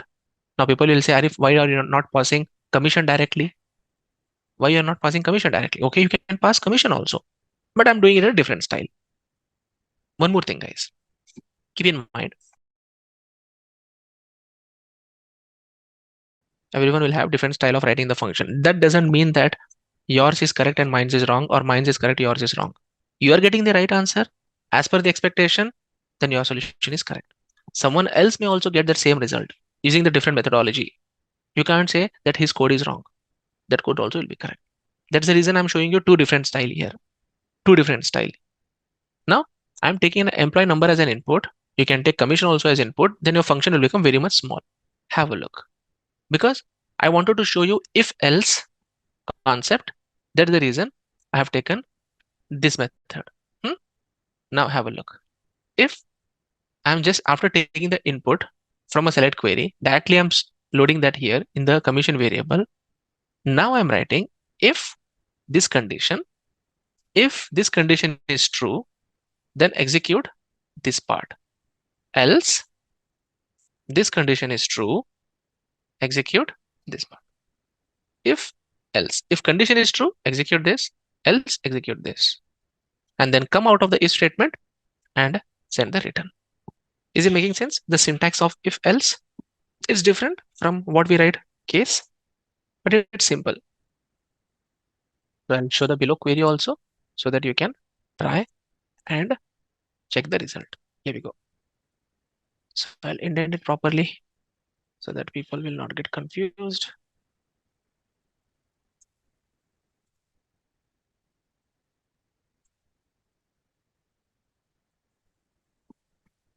If condition satisfied, then only to enter the loop. You can write another condition there. If multiple time. If else, both. I have written just if or if else. It should be if. When you close an end, when you close it, it's done. Now, many times what happens, a function can even return a table also.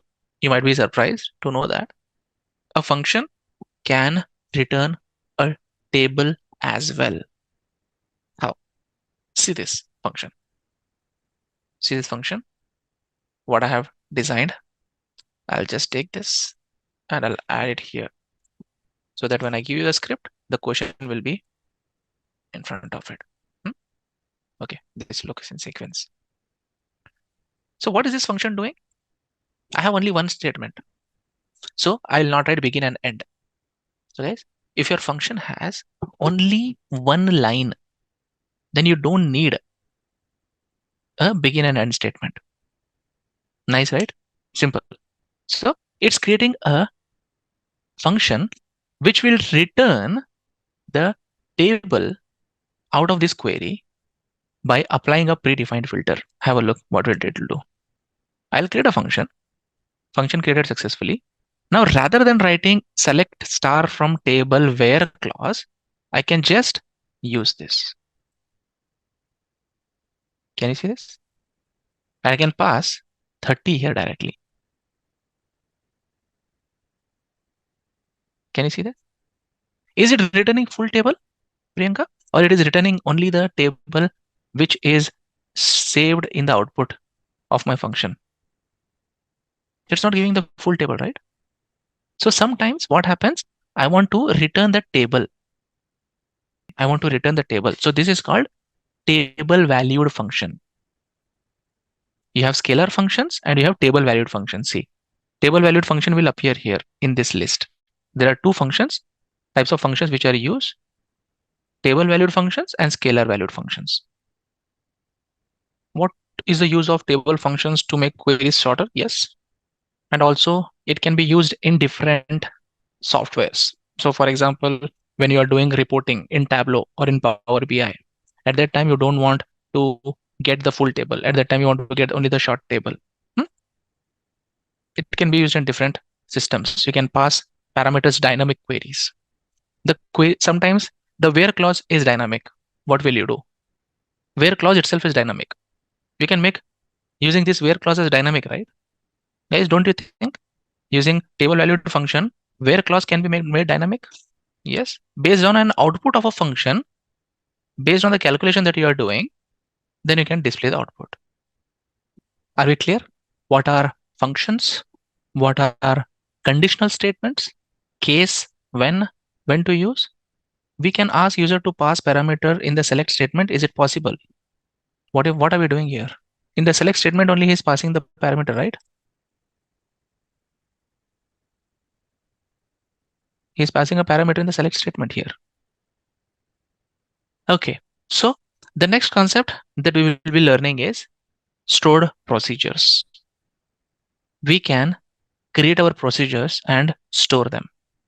Example, if someone comes and say that, Arif, I want you to update the table.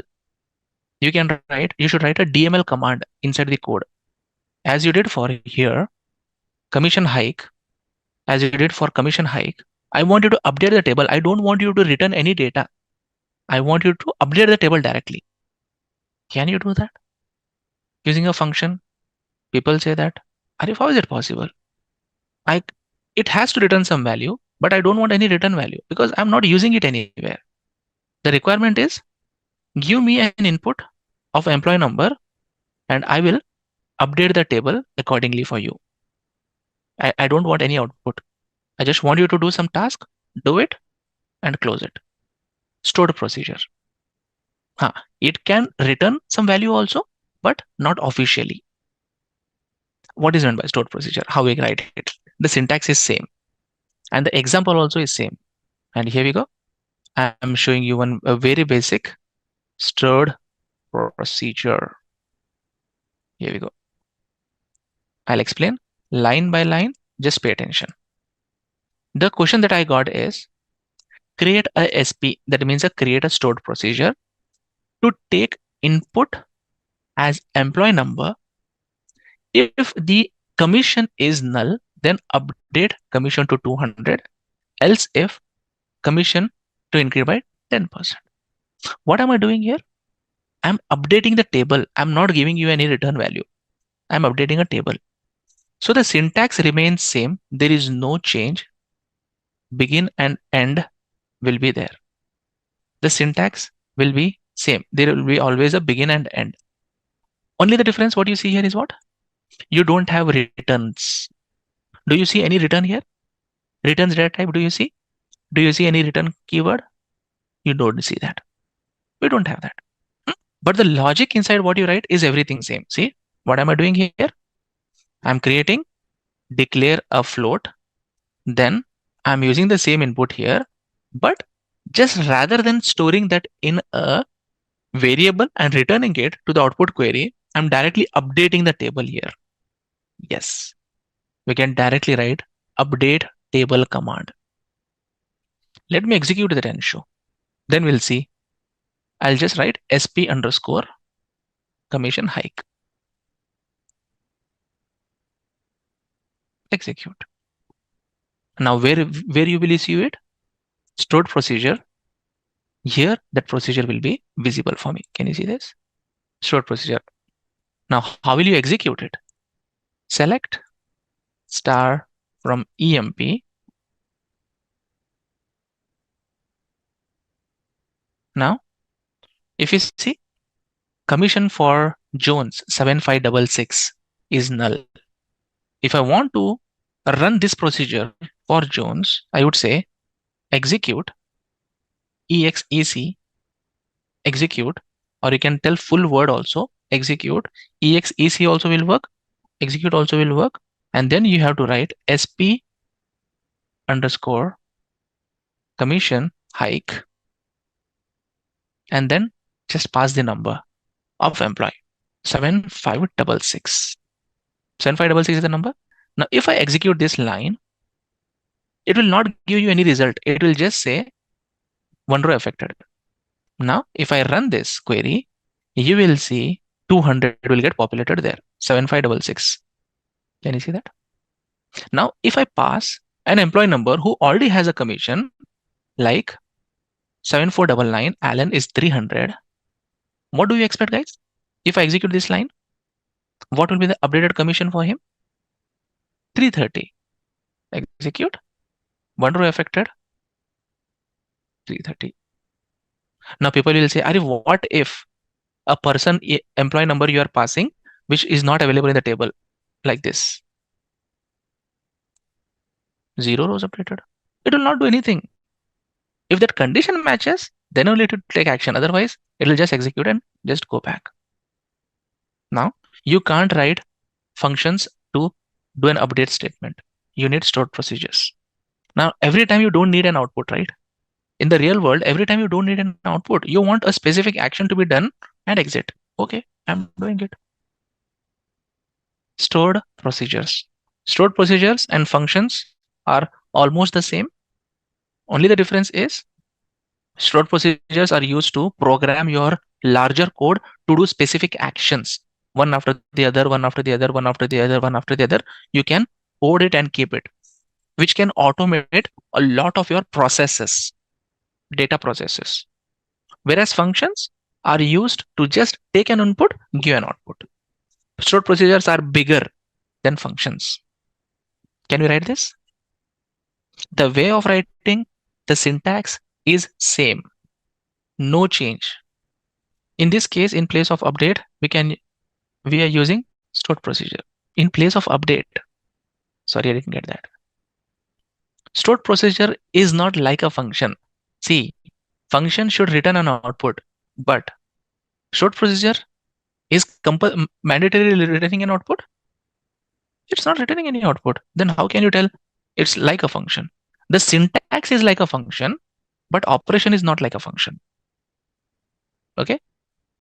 Just a quick info, guys. Intellipaat offers SQL course training. Through this course, you will learn database normalization, transact SQL, stored procedures, user-defined functions, and much more from the top 1% industry experts around the world. With this course, we have already helped thousands of professionals in successful career transition. You can check out their testimonials on our Achievers channel, whose link is given in the description below. Without a doubt, this course can set your career to new heights. So visit the course page link given below in the description and take the first step towards career growth in the field of database management with SQL. What do you guys see in this file? Tables and data inserted into the tables. Correct? One is a customer table, and another is, if you come down, it has orders table. Two tables are there. Now what I want you to do is select your database and click on new query. Right click, new query. We know everyone how to open a new query, right? And from that text file, copy everything, Control plus A, Control plus C, paste it here. Correct? Copied everything and pasted. And then I'll just hit execute. Let's see what will happen. In a new query window, I copied everything from there and I pasted it and executing that script. So what I can expect after this script is executed? Two tables will be created in my database. One is a customer table and another is orders new table. We'll see what will be the result. See, executed successfully without any issues, nothing. Now, how will I check the data inside that? Select star from customer,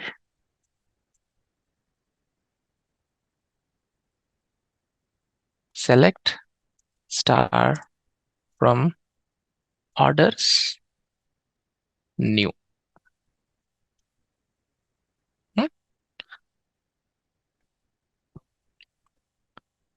If I run this first command, I can see 1590 lines. In the orders table, I have 1590 rows. And here I have 20,172 rows. Now this is a huge data for us to work on. Yes, we'll be doing some examples here. We'll be creating some stored procedures. We'll be writing some SQL queries on this just to get some understanding on stored procedures, how to write complex ones, and how to write some complex queries. Because I'm doing a lot of insert in the rows, 20,000 or 22,000 rows I'm inserting in the table. Definitely it will take time. We don't insert rows usually like this manually. In the real world, data is not inserted manually like this. Data flows from system to system with various tools. We don't insert manually like this. For exercises, we are loading it like this. In the real world, data will flow from various tools into the system with the help of various softwares. We don't do manual inserts. You see the table structure here for orders table. For customer table, this is a structure. You have customer ID, customer name, date of birth, marital status, date of first purchase, gender, and yearly income.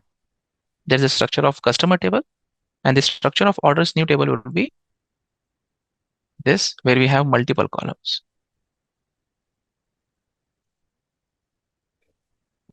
Okay, as we have the data loaded here, let's do some real world examples. Select star from customer.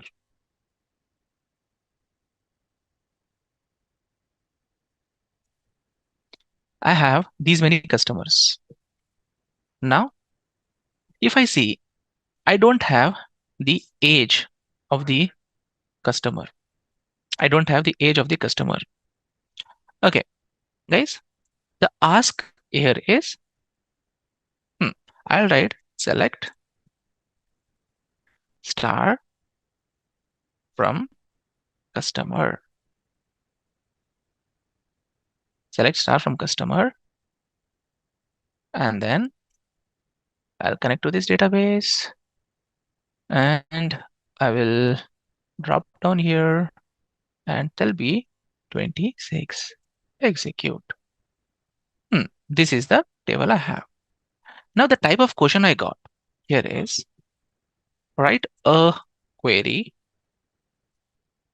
to show list of customers, age, band, and count of customers. And the age band would be like this: 0 to 9, 10 to 19, 20 to 29, 30 to 39, so on till 90 to 99. Question is clear? Now, for this, what I want you to do is create a function to make your job easy. Create a function to take input as age and return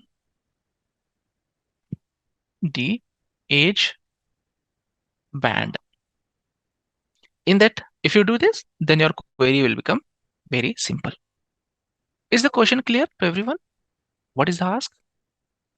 I want to say how many customers I'm having in the each band of age. Now for that, what you can do, you can calculate the function. You can create a function which will accept age and give you the age band.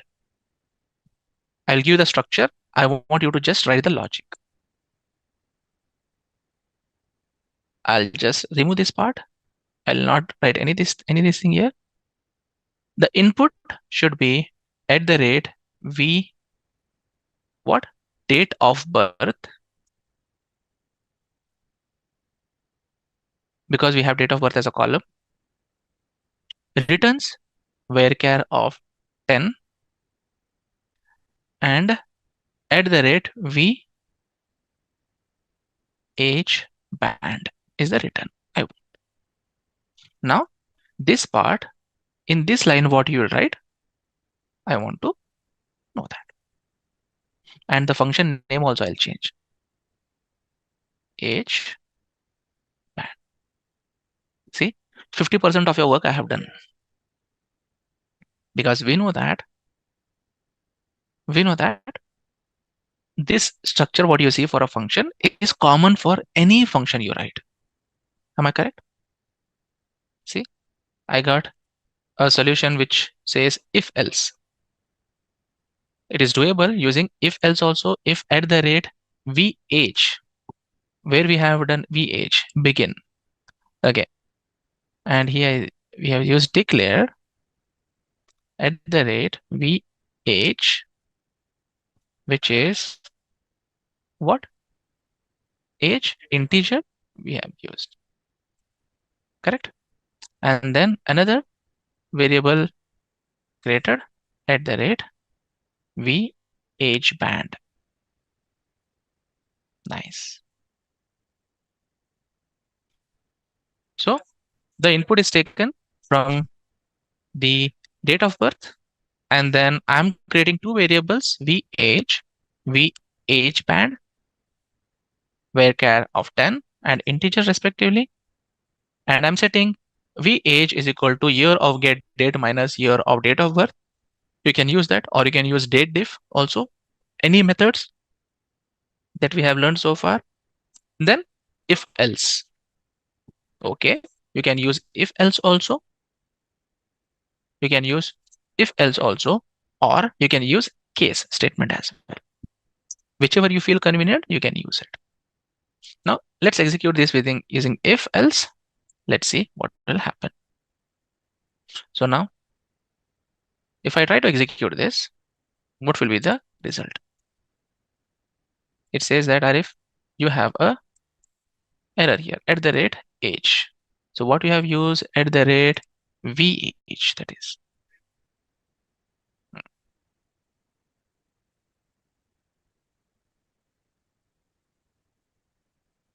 Declare vh band. Where is vh band? Age underscore band. Okay, I'll remove the underscore. Just underscore was creating that error. Again, declare @age. Where is @age? Okay, I'll remove because you have used everywhere age. Okay, this makes sense.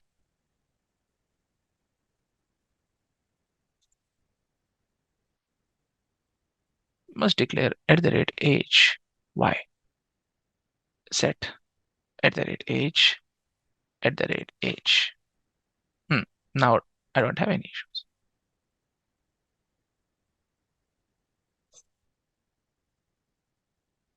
Perfect. Now the final output query with customer age band as a temporary table, common table expression, customer ID, customer name, date of birth, and DBO age band. From customer, he has used this, and then he has pointed to the same table from age band, count of star, from customer age band, which he has created above.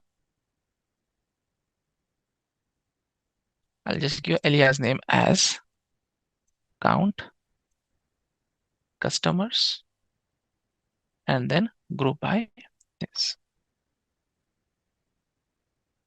I'll just execute. Correct? So where is my customers? Which age group my customers are more? I can say order by 2 descending. Between 40, I have 40 to 49, I have highest customers, which 293 customers. Yes. See, different style of writing that different people have, but the answer should be same. See, whenever you have a column name which has a space in between, SQL will not recognize that column names. In order to make that look like as a column name, you should either use double quotes or you should use square bracket. We don't use anywhere else square bracket. Square brackets are used only for the columns. We don't use it anywhere. So if people will try to use square bracket here instead of the normal brackets, it will not work. See, one more style of writing. Select dbo.age band, directly pass date of birth as age band, count of this, and group by. This also is possible. Two different style of writing the query, but output is same. So are we clear how to write functions in SQL and how to use those functions in your SQL queries? Okay. Now what I'm trying to do, I'm adding a new column in the table, EMP.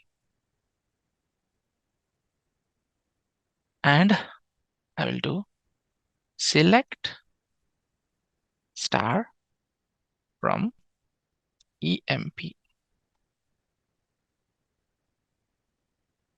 Okay, so everyone please see here. I have a job, which is a current job, and I have a new job column. Now it's the promotion time.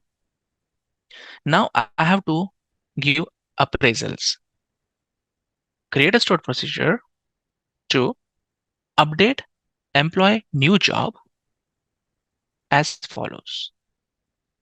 Employee should be more than 40 years of experience. Employee should not be resident. And if employee is department number 10, his new job would be VP Ops. If he is from department number 20, his new jobs will be VP Research. If its department number is 30, His new job will be VP Sales. His new job would be VP Account. Take input as EMP number. I have added a new column. I have added a new column here in this table, employee table, which is new job. And then I want to create a procedure which will take input as the EMP number, and it will check the experience. It will check if he's not a president. He will check the department number also. Based on that, it will give the output.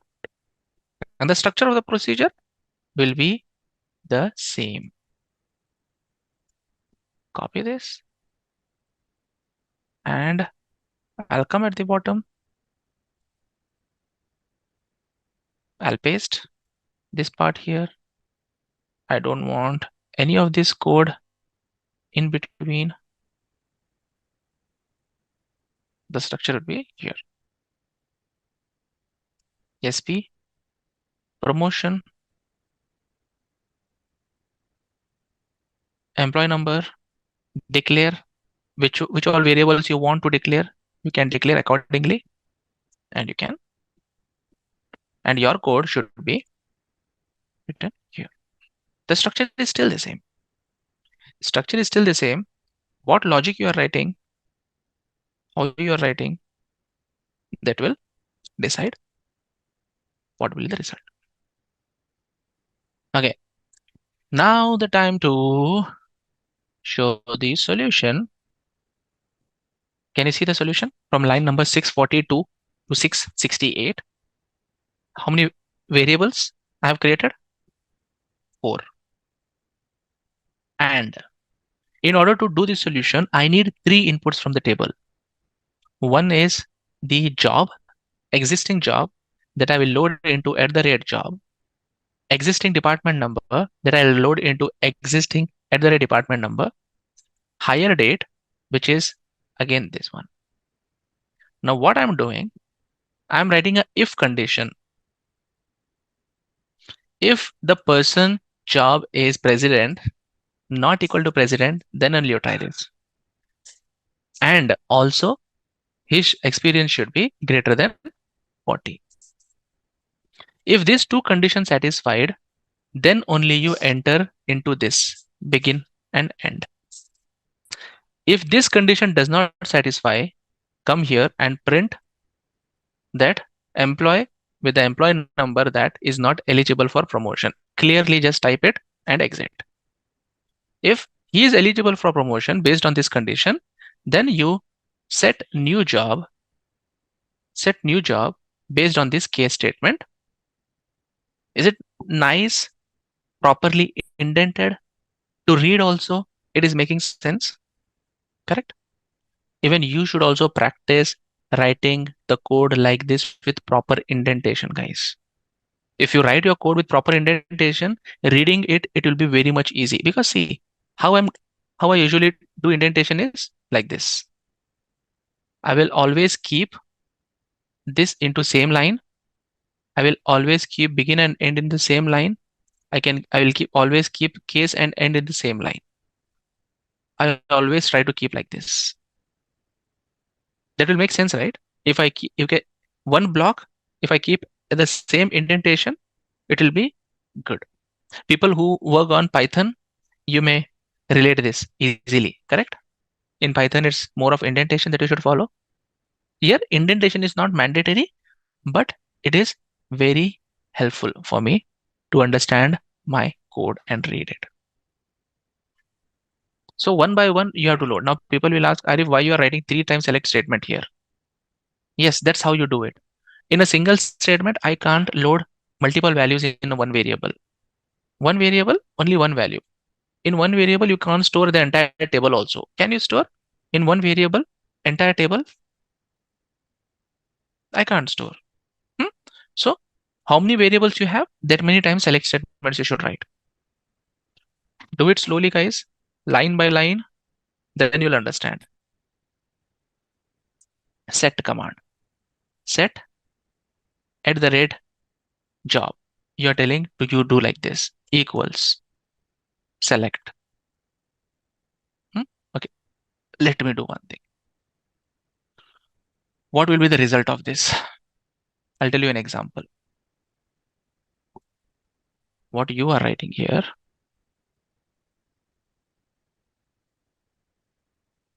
set declare. Let me show you an example. Declare @department number equal to integer. I'll just make it as 30 for now. @department number, I'll not do anything. Integer. Keep it like this. And I'll just write a print command, emp number, declare department number equal to this, and then I'll say @emp number equals 30. I'll take emp number 7499. I'll take 499. It will be integer. Two variables I'm creating with help of declare command. And then I'm doing as your command, what you have done, I'm using the same here. And then dpt number I'm using here. Okay, correct? And now I'll try to say print @dpt number. Now if I try to execute this, what is it telling? Sandeep? Error. Now what I'll do, rather than using set, I'll say select equals department number from here. Now I'll try to execute. Did I get the output? I didn't get the output what you asked for.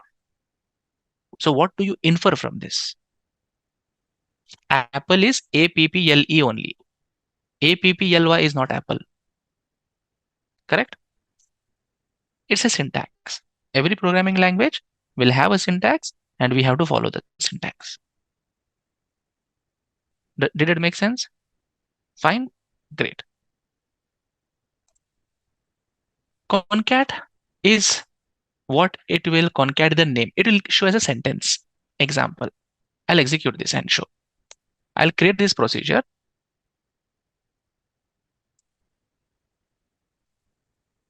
Procedure is created. Now I will write select star from emp. Yes, it's concatenation only. Now, who is president here? King 7839.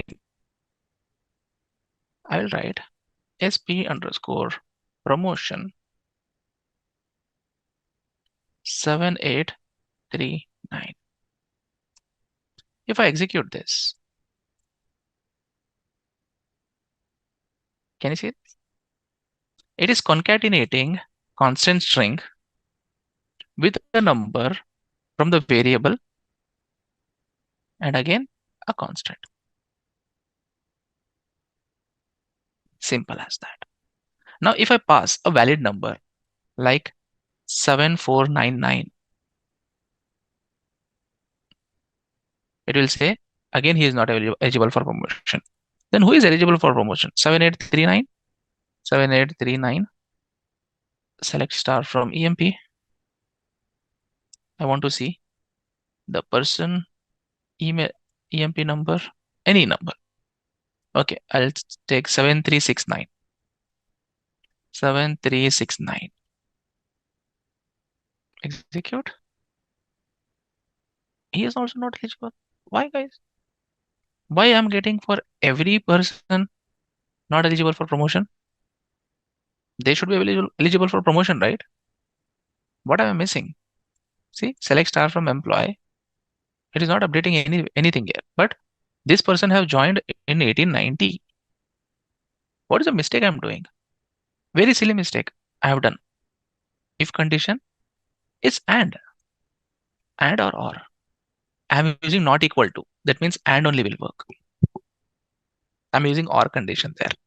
If I'm using equal to, then it would have made sense.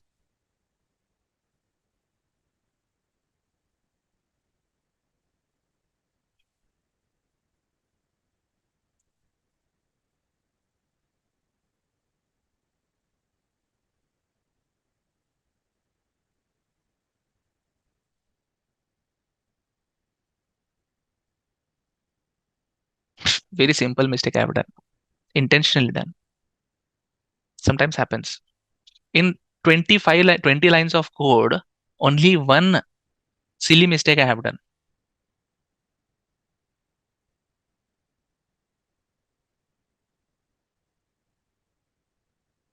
Now see, it got updated. One silly mistake I have done. I have swapped hire date and get date. That's the most common error that any developer can do. Agree, everyone? Always it should be the lesser date. Intentionally I had done that. No one highlighted. That's fine. We are learning.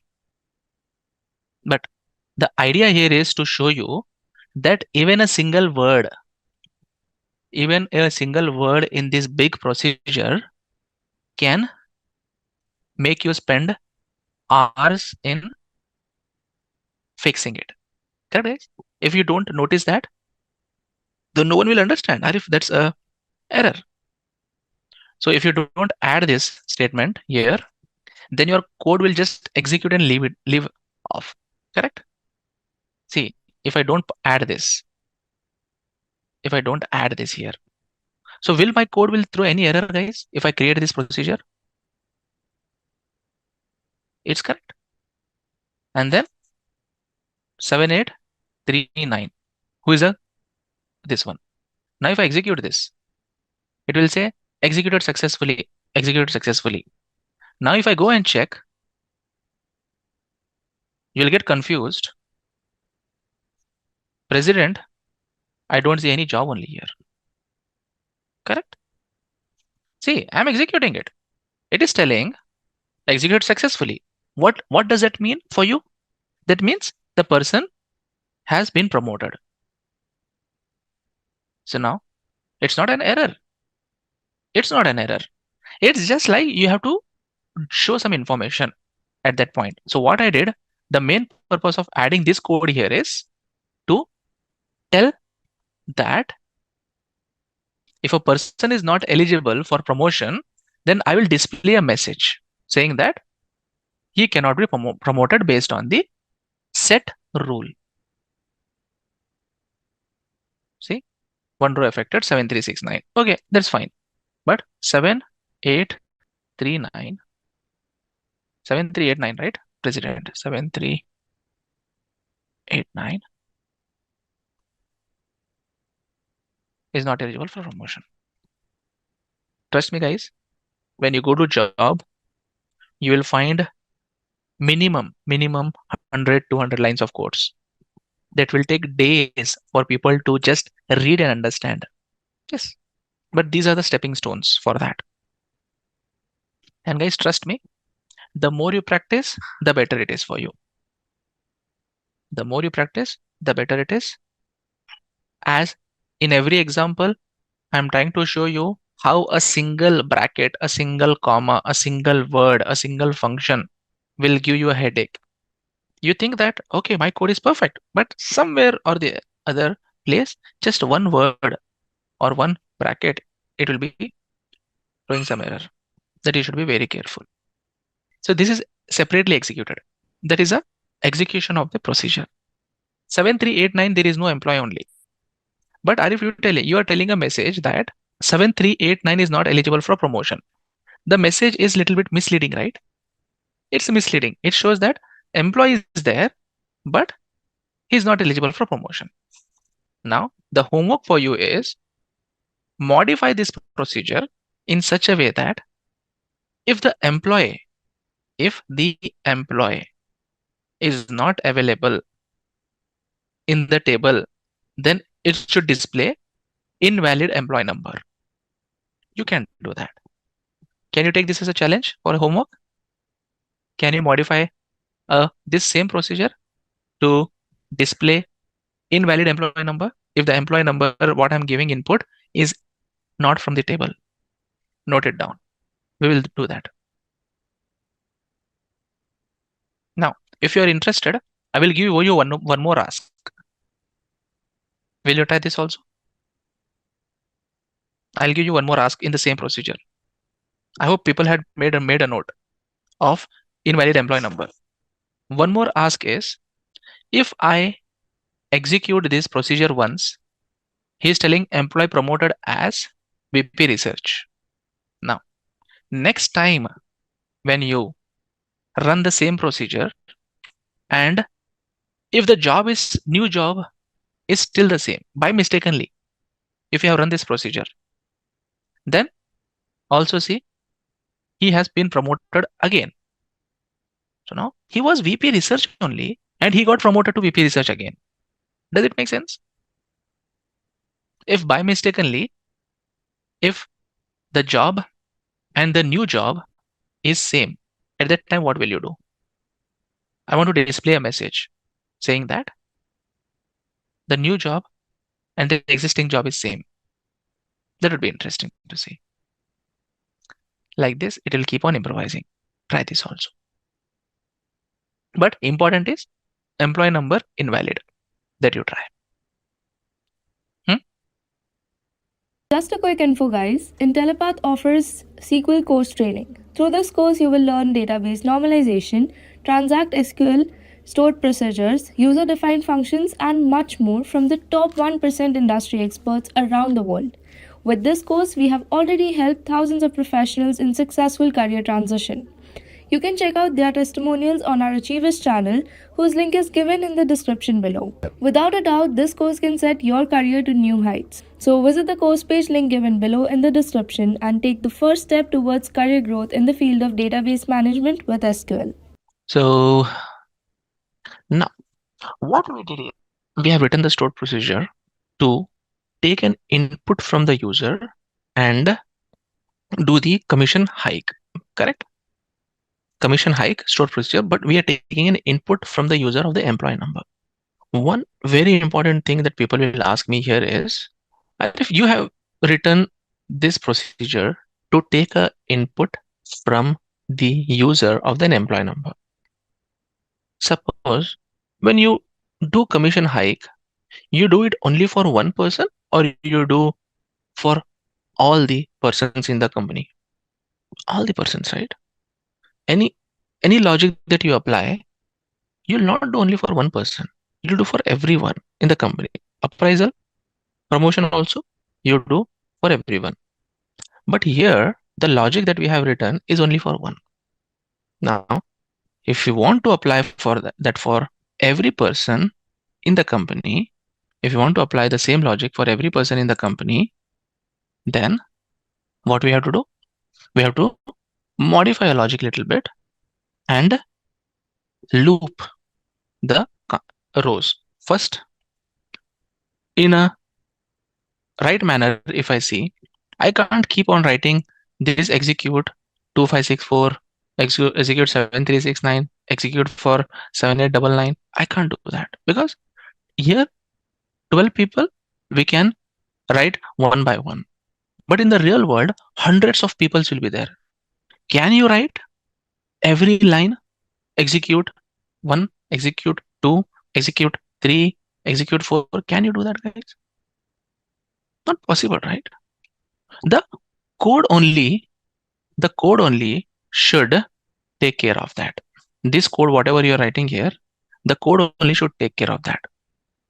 Means first it has to take first row from the table. For example, this is a table and these are the number of rows. The code should be written like first row is fetched and then at the end it has to go back, fetch the second row, execute this, go back, fetch the third row, go back, fetch the fourth row, go back, like this. That will solve our problem. One at a time, if I fetch from the table, one row at a time. If I fetch, process it, update it, go back to the table, fetch second line, process it, update it, go back to the next line. This should happen till the end of the table. So we'll be writing a procedure which will have that features today. And those concepts are called loops and cursors.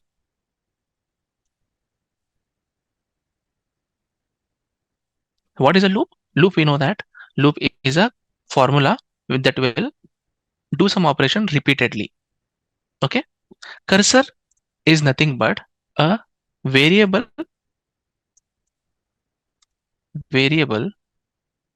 of table type. RF, yes. Variables can be of table type also. So far, how many types of variables we have seen? We have seen variable of integer type, decimal type, character type, varchar type. Correct? All these variables we have seen. We have not seen a variable of a table type. That means what? A variable that can store output of a query. Cursor, we can allocate select star from EMP where department number equals 30. When I say this, cursor allocate this query means what? The cursor will create a temporary table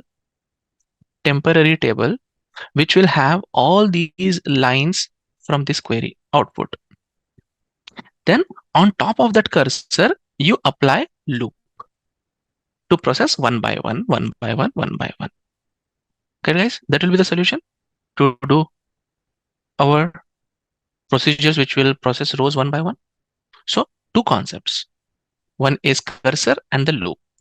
Loops are nothing but while loop, which will execute your code repeatedly, one after the other, one after the other, one after the other.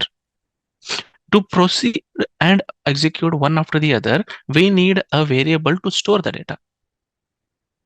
Whatever type of query you write, based on the query output, how many number of records your query will give, that much is the size of the cursor. We'll do example, then you'll understand. And if you're just explaining concept now, let's do an example. Then you'll understand. Let's do an example and see this, everyone. Okay. Because guys, cursors are very important when you automate your codes on the real world tables. Okay. Let's see. First, let's learn loop. What are the basic loop command? Basic loop. Have a look. I will write here loops and cursors. I'll just add a comment here. Now, what am I doing here in this small code? I'm declaring a variable @count equal to 10. Begin, end. While count not equal to 0, begin, print, concat the number output is @count. Then set counter -1. It will go back here. It will check while, okay, it's not 0. Come back again, execute. Again, it will go back, come back, execute. Till how many times this loop will run? From 10 to 1. 10 times this loop will run till it gets 0. Correct. Let's see.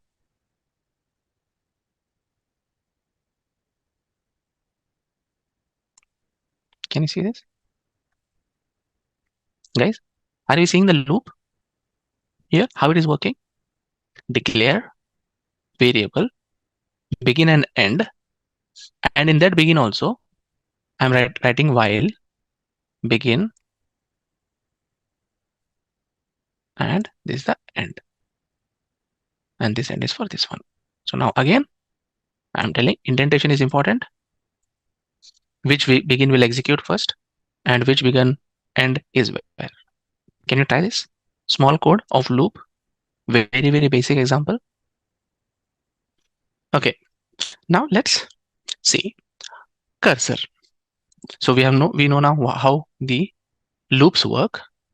Let's see a cursor. So cursor has various stages in its cycle.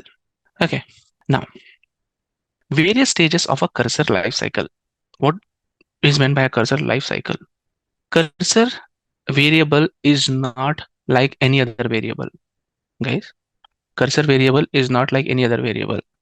So you will declare it as like another variable. You will declare it, but if you want to use it, the data from it, can you use everything together, guys? Is it possible that a cursor which has a table of 100 rows, can you use all the 100 rows together and manipulate them together? It's not possible. SQL will not work like that. Am I making sense, friends? What I'm telling? When you declare a cursor which has 100 rows in it, can you process all the 100 rows at once? Or you have to take one row at a time? So one row at a time we have to process. We can't process all the rows together. So for that we have to follow a process. We have to open the cursor. After declaring the cursor, we have to open it. Once you open it, you have to fetch. Whenever you write fetch, it will pull the first record from the cursor. It will bring the first record from the cursor.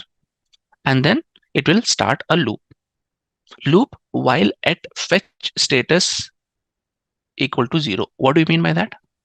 As soon as you pull it, it will set a flag. Whenever the fetch command is executed, this flag will set either to 1 or 0. Fetch is a command which will get executed on SQL server, which will set a system variable. That's the reason you are seeing at 2 times there. If is a user variable, how many times we write at the rate symbol? 1 time. But it's a system variable, it is 2 times at the rate. Now at fetch status is equal to 0. That means what? It says that data is there. When the cursor fetch does not result any output, then the at fetch status flag will set to 1. Is that clear? What at fetch status system variable shows there? So flag is set to 0 if there is data in the table. If there is no data in the table, it will fetch to 1. If it is 0, it will come here and it will process all your records. And then it will fetch the next record. It will go back. It will keep on doing the loop. When the flag will set to 1, at the end of the last line in your cursor, and as soon as it sees at fetch status is equal to 1, what it will do? It will exit the loop, close the cursor. Because you have opened the cursor, that means you have to close the cursor and you have to deallocate the cursor. As I've told, it's a temporary table, so you have to deallocate must and should. System variable. Does the cursor mean? It's a variable which holds a table inside it based on the query that you write. I'm telling you the steps here, but I'll be doing one example, simple example I'll be doing that will give you more clarity. 694 is all your code, whatever you write, all your code. If, else, select, update, whatever you are doing, that code will be written there, your user code. I'm giving the architecture of how to write the cursor. So this is where you write your actual user code. Actual user code, you will write it here. So with this, I'll show you an example. I'll show one basic example of cursor. Please pay attention here. I'm creating two variables of type integer and varchar. Employee number, employee name. And I am creating one more variable of name called emp cursor. Now, declare emp cursor of type cursor, like you do int varchar. Here you have to tell what type of variable it is, cursor type of variable. And for select. So what do you mean by this? Friends, what do you mean by that? Line number 703, 704. That means, Arif, you are creating a cursor which is holding all the records from the employee table where department number is 30. Agree? Now, once you declare the variable, next is open the cursor. Once you open the cursor, fetch emp cursor in these variables. Means what you are doing? Whatever the value from the cursor, fetch emp cursor into these variables, the variables that you have created, which are having two columns. If you observe, guys, you have two variables and your emp cursor also has two columns. Correct? Your cursor has all the columns from the table, or it has only two columns from the table. So your cursor has only two columns like this. Everyone? Does this say that my cursor is having only two columns? Are what if I want to add more than two columns? Okay, write that column name. EMP number, name, job also you write. How it maps cursor columns to variables. Can you see this? Fetch emp cursor in the same sequence. You have to follow the sequence. You cannot move the sequence. Whatever sequence you are creating a cursor, the same sequence you have to map. You can't change the sequence. You can't. See, when you are filling some water, you want a container. Can you fill some water without a container? If you want to drink water, you want a glass to hold it. Then you can drink it. If you're cooking, you want some vessel to hold some water to use it. Similarly, in cursor also, you have to take the data from the cursor into singular variable, because I'm not going to process all the columns at once, because every column has its own use. Sequence should be matched. Once you match the sequence, now EMP number and ename will have what values? The data from the table, first row. This value and this value are fit here. Correct? After line 708, what does EMP number and ename holds? Do they hold all the cursor in itself, or one value where there is the first line from the cursor or the first record from the cursor? I have done the diagram. All values. It's first record. I have done the diagram, guys. Is diagram not helping you to say what values are there in this table? Only the first. There are multiple values in this table.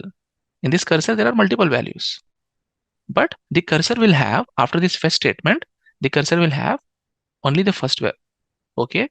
Once this value is fetched and these variables got the value, then the at fetch status flag will be set to 0 or 1. The data was there. If the data was not there, it would set with 1. Yes. So now that means this condition satisfied. Now it will go in the loop. In the loop, what it is doing? It is printing that employee number and employee name. After it prints, it will go to the next fetch. And before ending, it will go back and check. Now, when you do this fetch, what it will do? Every time when you execute a fetch, guys, it will go to the next line. Keep in mind. One time fetch is executed, it will execute first line. Now, second time when you execute fetch, it will pull the second line. So that means 5 times if I execute fetch, guys, will it fetch the same line? Or every time when you write fetch, it will fetch new line.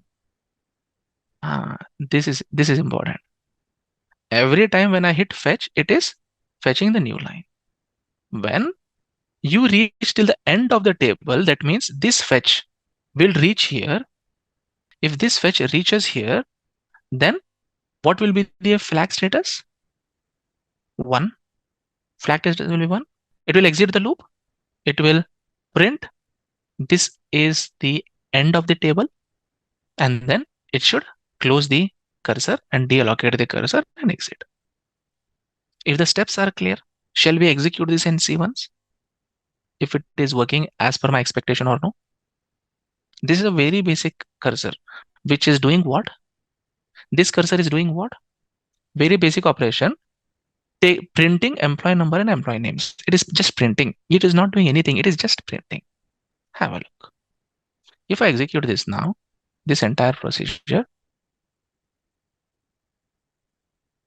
invalid object name EMP because you are connected to wrong database. Correct? I will change this database. B26. Execute. And why only 5 people? Why not 14 people? Okay. If I add department number 20 and execute, names are different. Department number 10, names are different. If I don't write the where clause,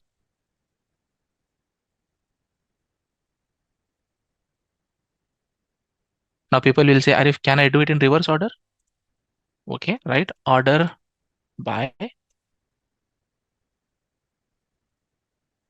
EMP number descending. Can you see that? Your order of execution should be adjusted based on a cursor only. There is no way that you do here. The way you store the data in the cursor, in the same sequence, it will get executed. Correct, guys? Is the sequence correct? First we learned the loop. Okay, what is loop? How the loops works. Then we learned what are the stages of cursors life cycle. Then we combined loops and cursors both so that it will make sense and display what we need. What is the use of this cursor? To store the employee number. Why can't we do this without cursor? If that could have been done without cursor, then cursor would have not been introduced. So whenever you keep this in mind, whenever you want to run a program on each and every record in your table, then compulsory you have to use cursor.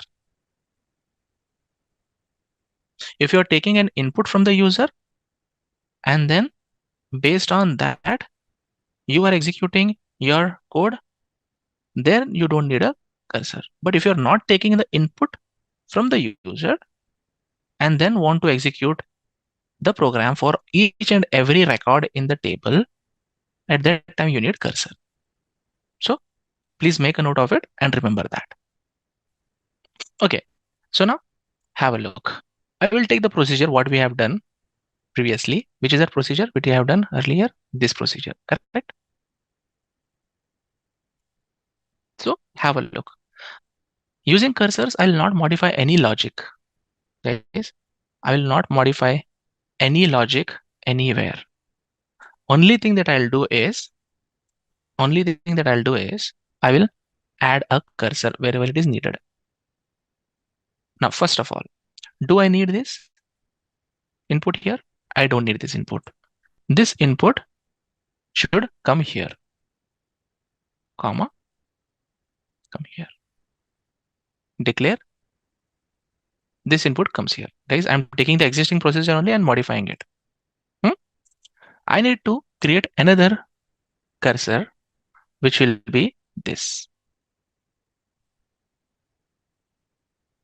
And I will paste it here.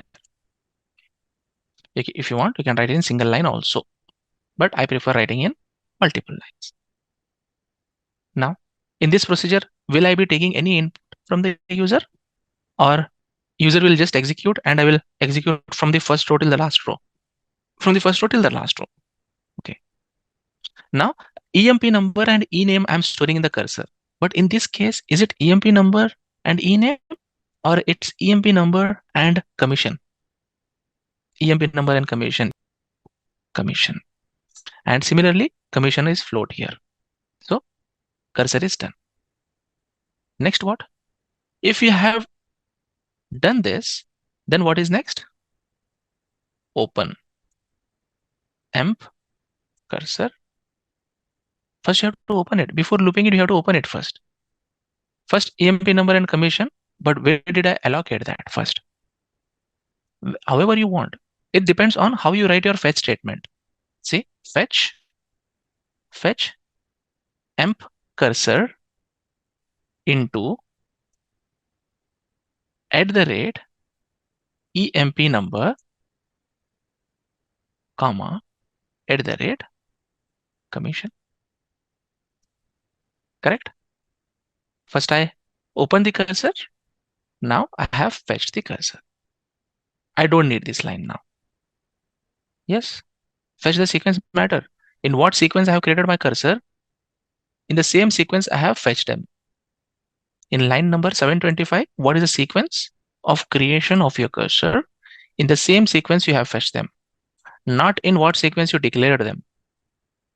Not in what sequence you declared them. You declare anywhere you want for the other variables. Now, once you do the fetch, what is the next step to check? While at fetch status equals 0.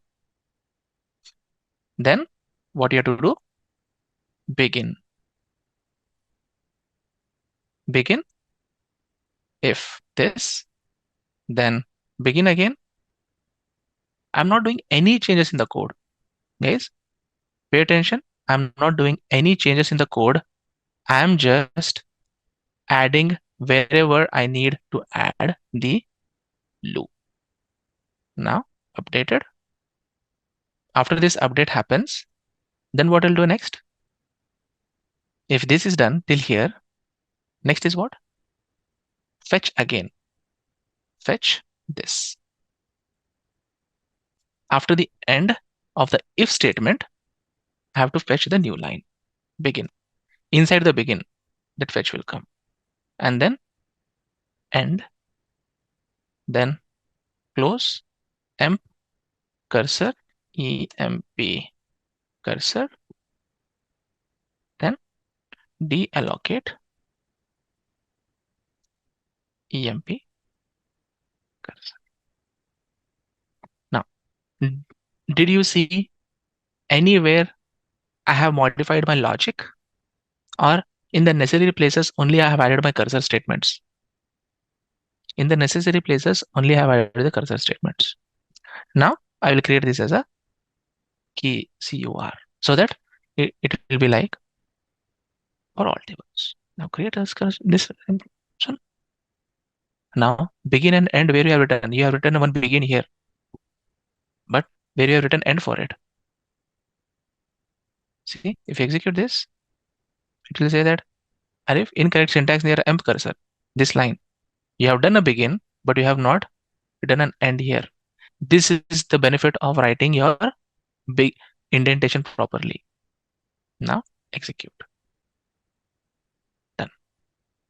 Before you do it, let me run this and show. First, select star from EMP.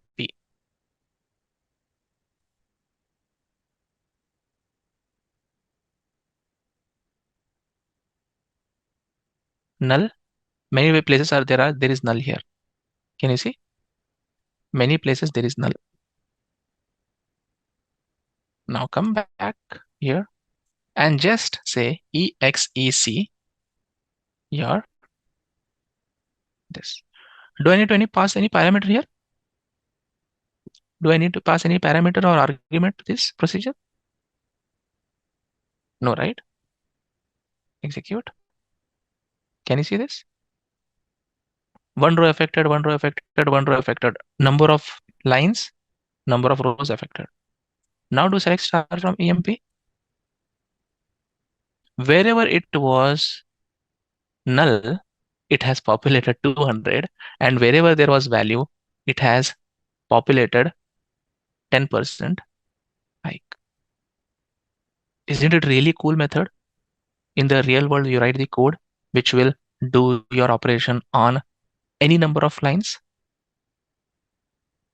Function is not like mandatorily you have to use it in procedures only.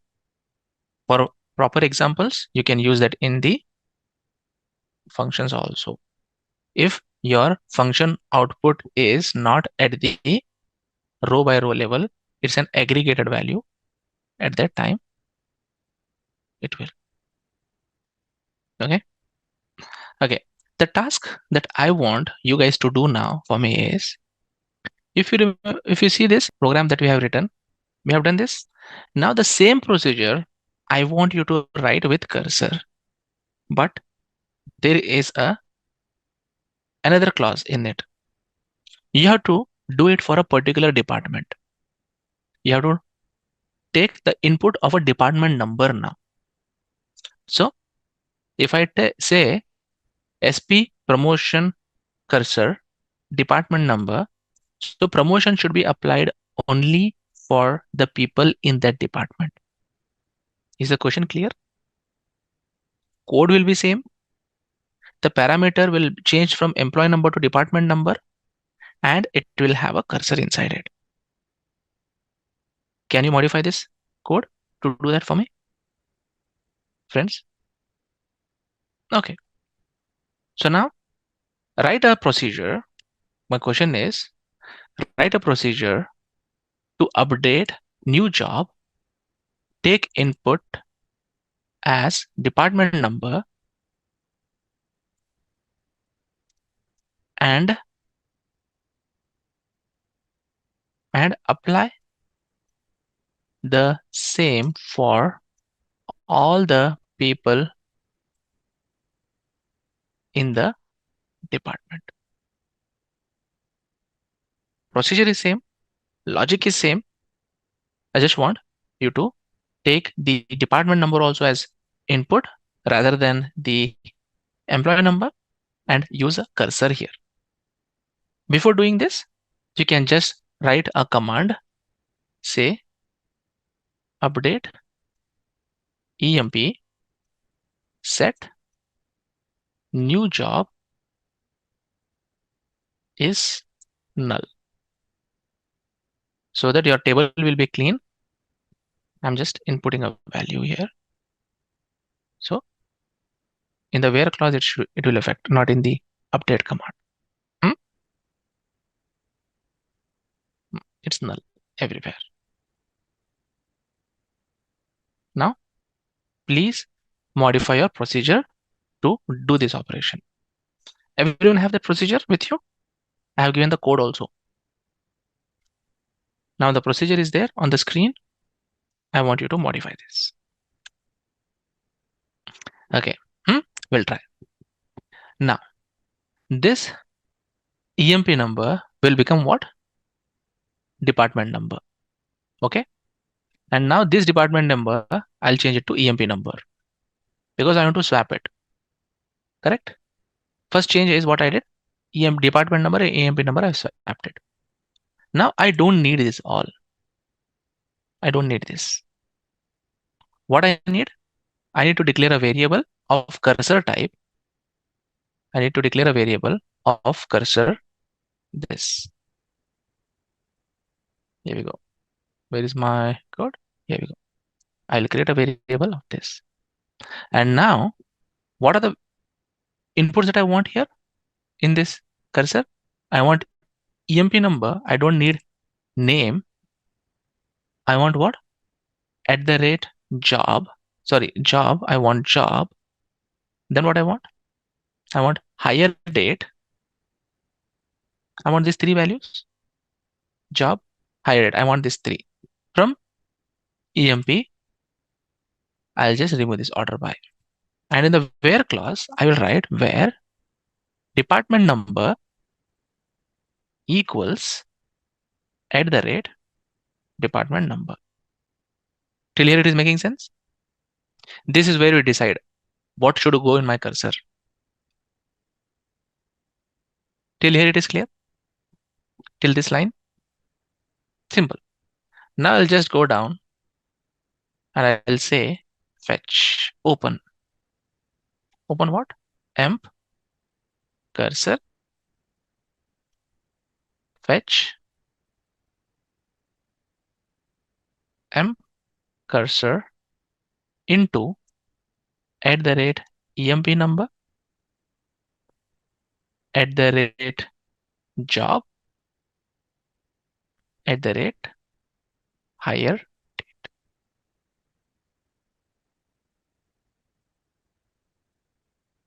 Correct? Next, after this, what I'll do, next step is while at fetch status equals 0. While fetch state at equals to 0. Begin. If there is a begin, then there should be an end also. Correct? There should be an end. Have you written this begin and end? People who are saying it went into an infinite loop, have you written this begin and end? No. Just before the end, you have to do one more fetch. One more fetch from this.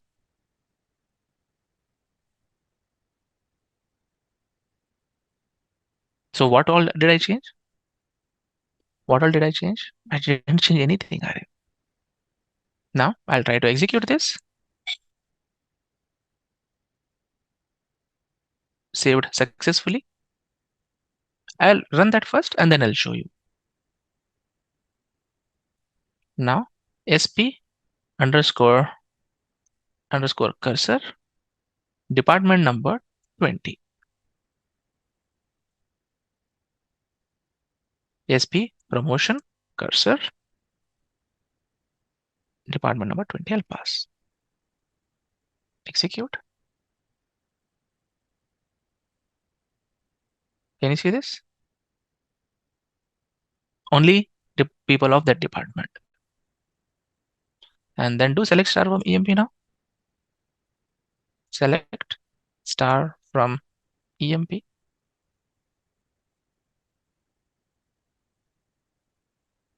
Only department number 20 people got updated.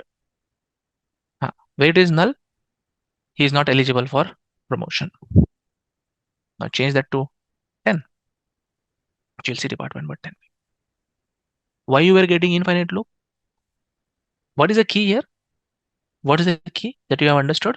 Indentation is creating the magic. Correct? If you properly indent your code, it will be very easy for you to track where you have missed. You don't need any debugging tool also. Okay? Indentation is very, very important. It's interesting, right?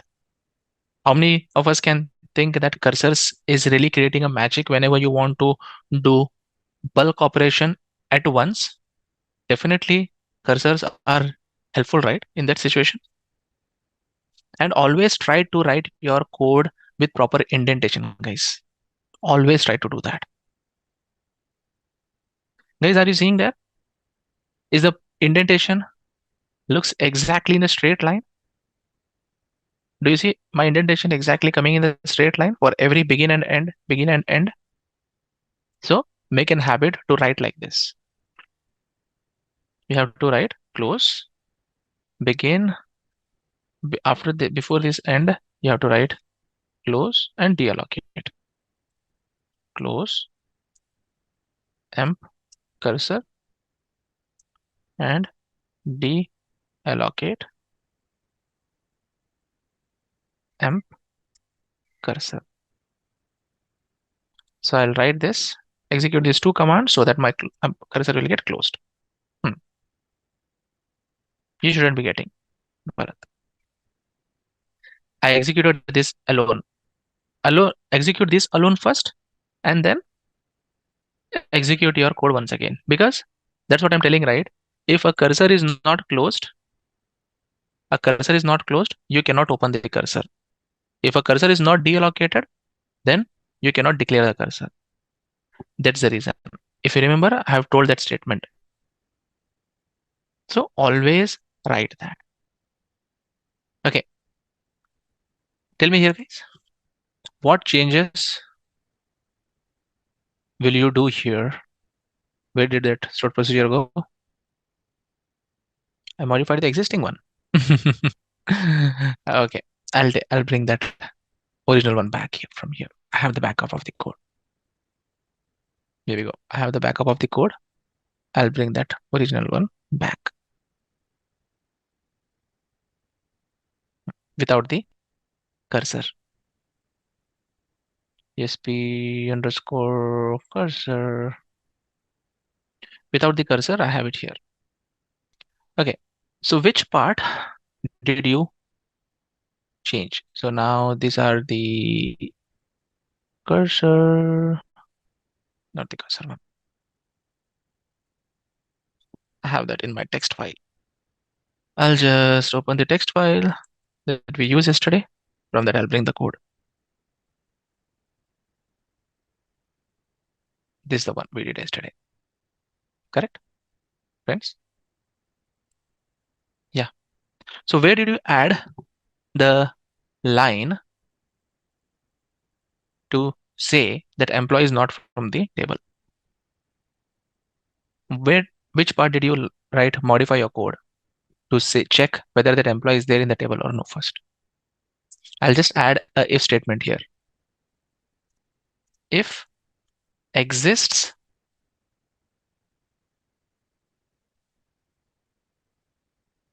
let's see, if exists, select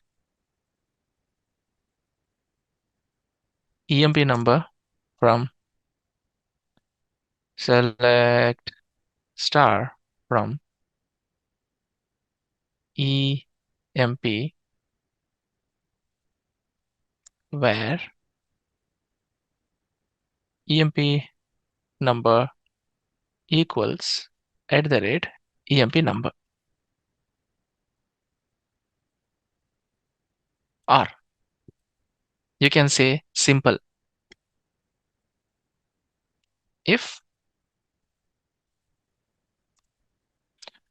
a person, if an employee number does not exist in the table, so do you think these parameters value will get populated? If employee number does not exist in the table, do you think this parameters value will get populated? @job, hire date, and department number? Because because I have a default clause in my table which will by default add @job. Okay, if @job is null, is not null, I'll write a begin clause. There are multiple ways, again I'm telling, to write this, but I'm doing at this point of time what I'm thinking it can be done. I'll just give some spaces here. Begin and else print invalid.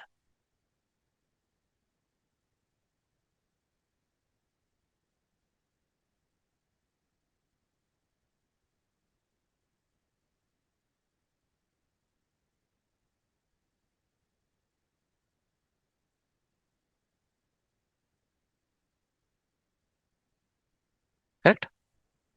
Everyone? We'll try this. I just added an ifs clause. If it is not null, then only I'm doing it. Otherwise, okay, let's try.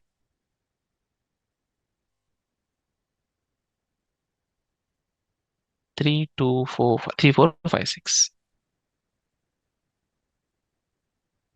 Can you see that?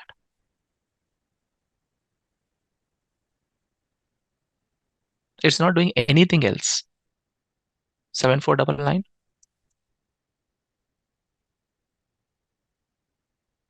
One row affected. And any number who is not eligible for commission, who is not eligible for promotion. What is the number of some? Tell me an employee number, guys, who is not eligible for promotion in the table. To just check that as well. Select star from EMP. 7839. Okay. 7839. I'll type 7839. Can you see that? I've just written this. @job is null. Yes. Because what you are doing here, in this statement, what you are doing, for that employee number, if for that employee number, I'm just storing job @job. But if the employee number itself is not there, then what will be your variable value? If employee number is not there in the table, will it result any value like 1, 2, 3, 4, or it will result null? Okay, that is what I'm taking as a condition, because I know that job cannot be null in the existing table because I have a constraint.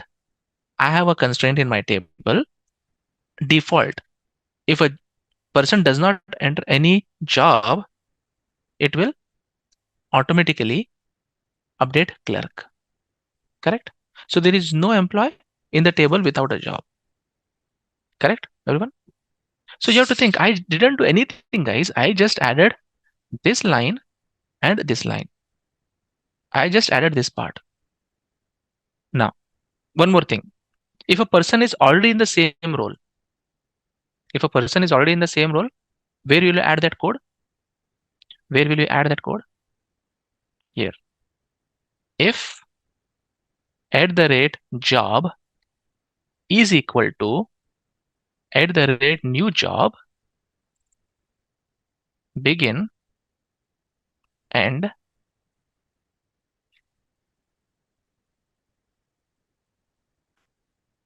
cannot be promoted to same position, else begin and end. Now see, no one can understand this. What you are writing here, they'll think. If I just indent it properly a little bit, then it will start making sense.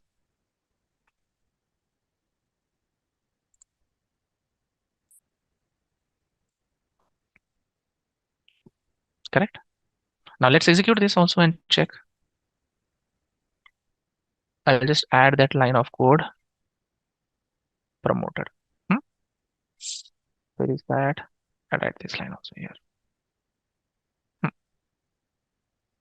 Now I will execute my procedure. Completed successfully. 7839. Not eligible for promotion. 7499. The employee is promoted to a VP. And then again, if I execute this, again it's telling VP. And then if I add 1, 2, 3, 4,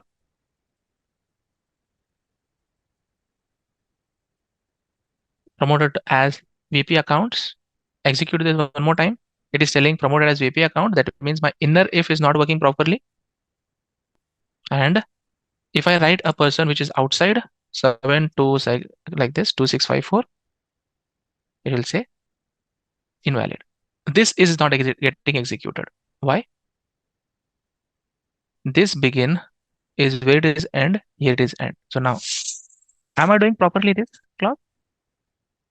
I should display, for example, select star from employee. If I do select star from employee, if I do the job and current job, because I'm not updating the existing column job.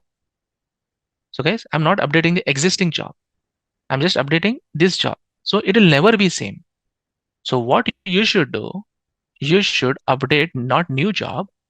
You have to update what? Job. You update job, that means the original column will get updated, and next time when you run, it will throw that error. Now I'll execute this procedure one more time. Then I'll show you all the 4 correctly. Here we go. 2356 is invalid. 7839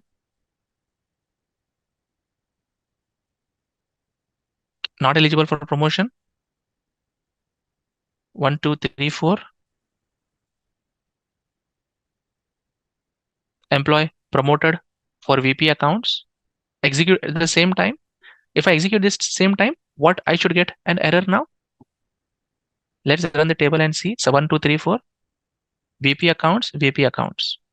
What should be the error now? If I execute this same one more time, it should show error or it should update? Error. cannot be promoted to same position. Now we got an idea how we keep on adding the new features to the code. Everyone, if you understand the flow, is it difficult? If you understand the flow of the code, is it difficult to write? Where to write is important. Okay. Just a quick info, guys. Intellipaat offers SQL course training. Through this course, you will learn database normalization, transact SQL, stored procedures, user-defined functions, and much more from the top 1% industry experts around the world. With this course, we have already helped thousands of professionals in successful career transition. You can check out their testimonials on our Achievers channel, whose link is given in the description below. Without a doubt, this course can set your career to new heights. So visit the course page link given below in the description and take the first step towards career growth in the field of database management with SQL. Okay. Next topic we will learn is about triggers. What do you mean by triggers, guys? Any idea? Have you heard the term called trigger in SQL? Functions, procedures, and trigger. Functions, you call the functions. Procedures, you execute. That you are doing something. That means you are initiating that work. Functions, you call. Without you call, it will not get executed. Procedure, you should execute it. You should explicitly write a command and then it will run. But triggers are automatically fired. Triggers are fired.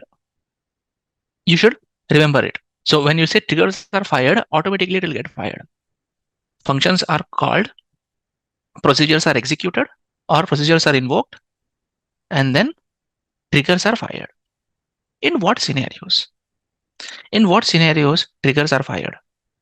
Example, if someone is trying to update the data in the table, if someone is trying to delete the data in the table, if someone is trying to insert the data in the table, now everyone will not have rights to do that. But even if you have given the right to them, then also you want to take a backup of whenever someone executes something. For example, think if someone tries to delete the data in the table, in the backend, you want to sense that a person is trying to delete the data in the table, and before deleting the data in the table, you have to take the backup.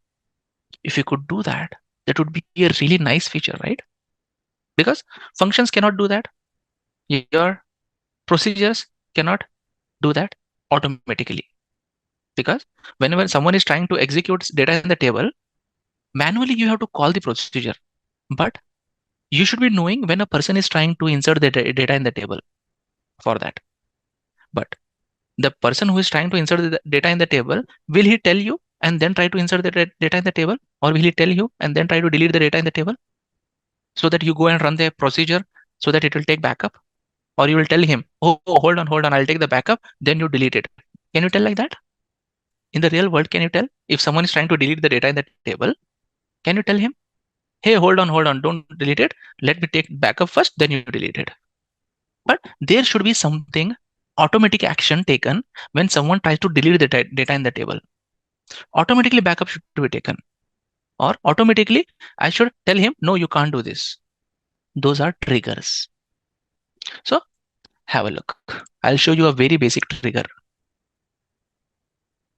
I'll show you a very, very basic trigger. SQL triggers. What I'm trying to do here? Only this is a trigger. Create or alter trigger dbo.myFirstTrigger on this table. On this table for what action? For insert, update, delete. So what do I mean when I say this is, I'm telling fire this trigger when you see someone is trying to update the data in the table. Whenever someone is trying to delete the data in the table, when someone is trying to insert the data in the table, you fire it. And internally, what it is doing? Internally, what that trigger is doing? It is just displaying a message. It is not doing any complex work. It is just displaying the information message. I will not tell. I will not tell to display it. Automatically, it will display. Have a look. I will create this trigger. Created the trigger. B26. I will create the trigger. And next, what? The trigger is saved here. See, in the programmability, triggers. I have to refresh it. Refresh. Programmability. Database triggers. It should be displaying here. I'll check that why it is not displaying data, but it will be there. I'll check. Not connected. What do you mean by not connected? Okay, the database was not connected. Next, have a look. When I try to insert the data in the table,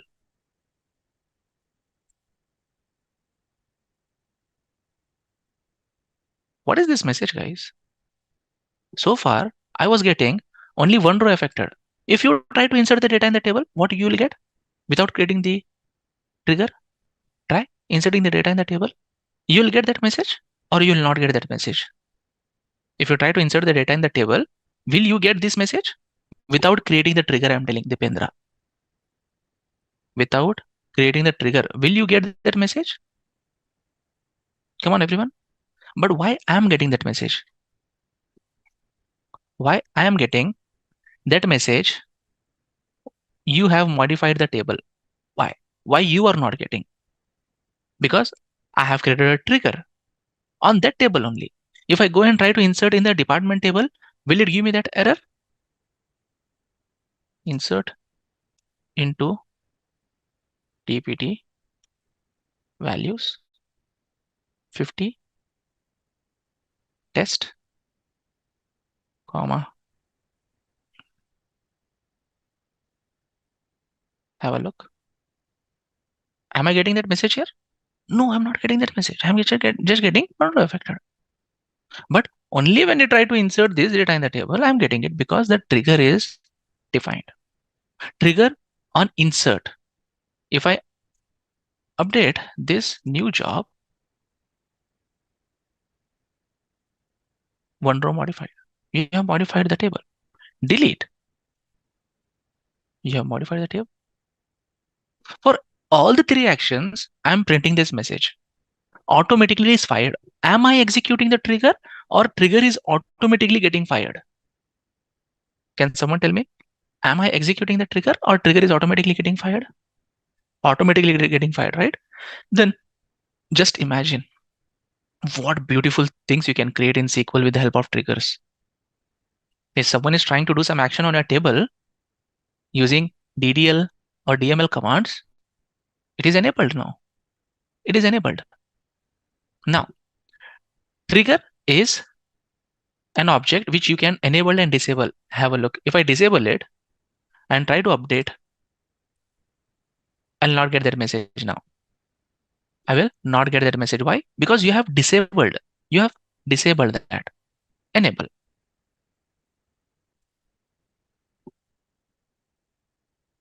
And now if I try to update, I'll get that. Okay. Now the question that I have now. Read this question 2 to 3 times. What I want to achieve there. Create a DML trigger to take backup of deleted row from the employee table along with deleted on and deleted by values. What solution I want to build using the triggers? Basically, I'm trying to build a solution. I'm trying to build an audit table that will record someone has deleted the data, who has deleted it, when he has deleted. This is really very important in some databases, which can be implemented using triggers. To do this, first we need to have a log table created. I need to create a log table. I'm trying to create a log table. I'll run this command so that I can create a copy of the employee table first. dbo dot log table first, copy of the employee table. Then employee log will have all the records. I'll just delete everything from the table. And then I'll add 2 new columns. So this is the structure of my log table. So rather than writing a command, create table, all different columns, I did a shortcut. What shortcut I did to create the table? Select star into is a shortcut key where I can create the table by copying the structure of another table. We have seen that earlier. So what all columns do I have in my table here? I have all the columns available in my employee table. Along with that, I have 2 additional columns here. What is the use of the 2 additional columns? To take backup, I'm taking. Backup, I'm taking. It's not like I'm not taking backup. Backup, I'm taking. But along with backup, I'm adding 2 new columns there. That will be fun to learn how we can do that actually. Have a look. Create or alter trigger based on this particular table, trigger name I'm creating, and on this table. So for which actions? For which actions I'm tracking? Delete and update. Delete and update. Now have a look. As soon as someone tries to delete any record from the employee table, insert into employee log table, which I have just created now, it will try to insert that data in that table, and the values will be the data which got deleted from deleted. What do you mean by from deleted? So whenever you run your delete command, guys, whenever you run your delete command, everyone, I hope you are listening to me.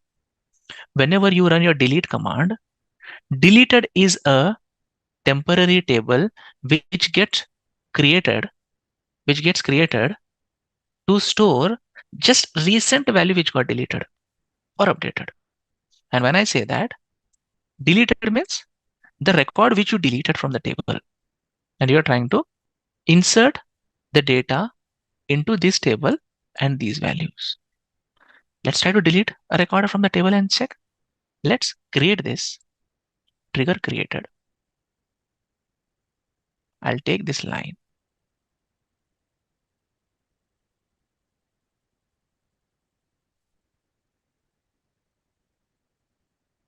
Deleted is a table which stores an internal table of SQL Server. An internal table of SQL Server.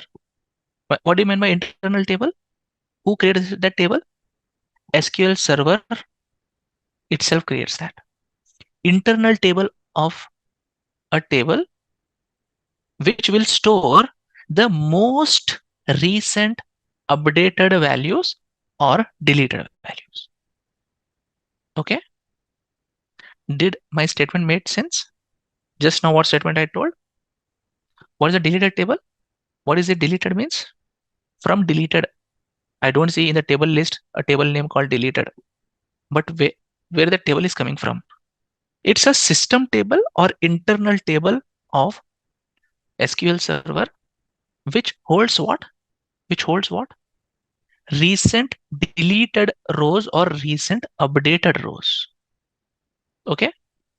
Now, if I write 7369, now if I execute this line, which are the 2 tables will get affected by this command? Which will be the 2 tables which will get affected? Employee and employee log. But am I working on employee log table? Am I doing any changes on employee log table here? Then how employee log table will get affected from the trigger? Am I executing the trigger? No, trigger is getting fired.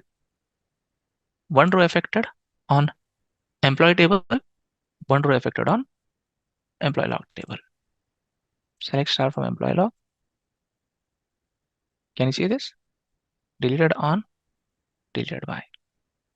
Correct, right? And 7369, will it be there in my employee table now?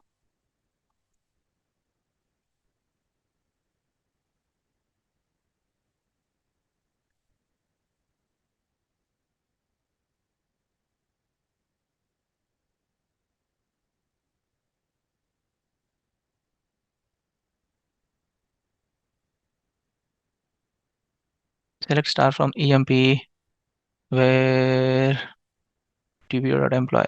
I don't have anything here. Did I truncate it? Let me just insert the data in the table.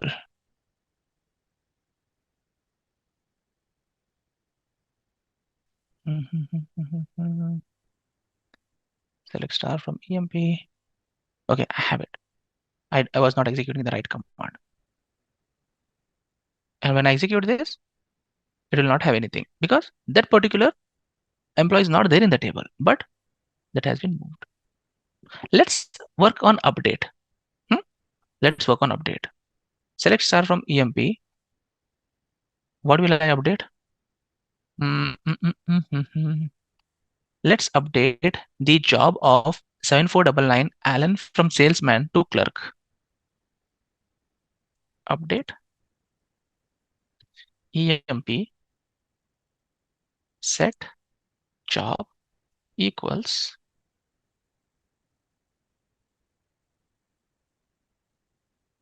clerk, where EMP number equals 7499. If I execute this, again, two tables will get updated. In which table I will have job as clerk and which table I will have job as salesman? Definitely employee table you have updated. That means employee table should have job as clerk.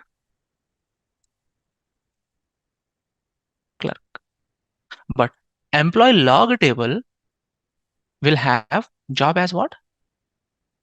Salesman, which was my previous job. Can you see that? I took a backup. If someone wants to see what changes has been done on record of Alan so far, I can do this. I can see. Are you guys really understanding what magic these triggers are creating? You do any change now in the table, you make some value null, it will get recorded here. You change a job, it will get recorded here. You change department number, it will get recorded here. You change commission, it will get recorded here. Any operation you do, delete or update on the table, it will get recorded here. So that this is one of the beautiful application of triggers. Now, am I restricting any operation here in this trigger? Or I'm letting the operation happen and I am taking a backup of that operation. But you can also restrict the operation also. We will see that, how to do that later.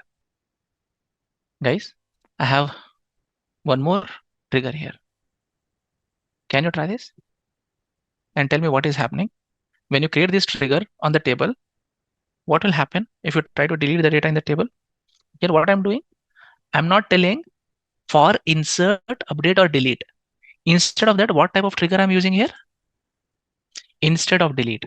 Now people will ask, Arif, like that, like instead of delete, do you have instead of update or instead of insert? No, there is no trigger which is called instead of update, instead of insert. There is only one trigger called instead of delete. Updated value is there in your table, is in your employee table. Why you want to go and check in the update deleted table? The value which you got, which you updated, is there in your employee table. Come on. You want to see the updated value, the value which was previously available in the table, it got inserted in the employee log table. and the new value that you inserted in the employee table, which is anyhow there in the employee table, right? Both the values you have, before update and after update, both you have, but they are in different tables. What else you expect from triggers? What it should display? What do you expect from triggers? It has stored your old value before you did update in the log table, and after you did update, the new value is there in the employee table. So previous value and the new value both are there. Okay. Now select star from employee log. Can you see this? Salesman is there. My previous value was salesman. Current value is clerk for 7499. Now I'll change his job from clerk to VP accounts. Now when I do this, I should see in employee log for 7499 two lines. Two lines, not one line. Two lines. Select star from employee log. Order by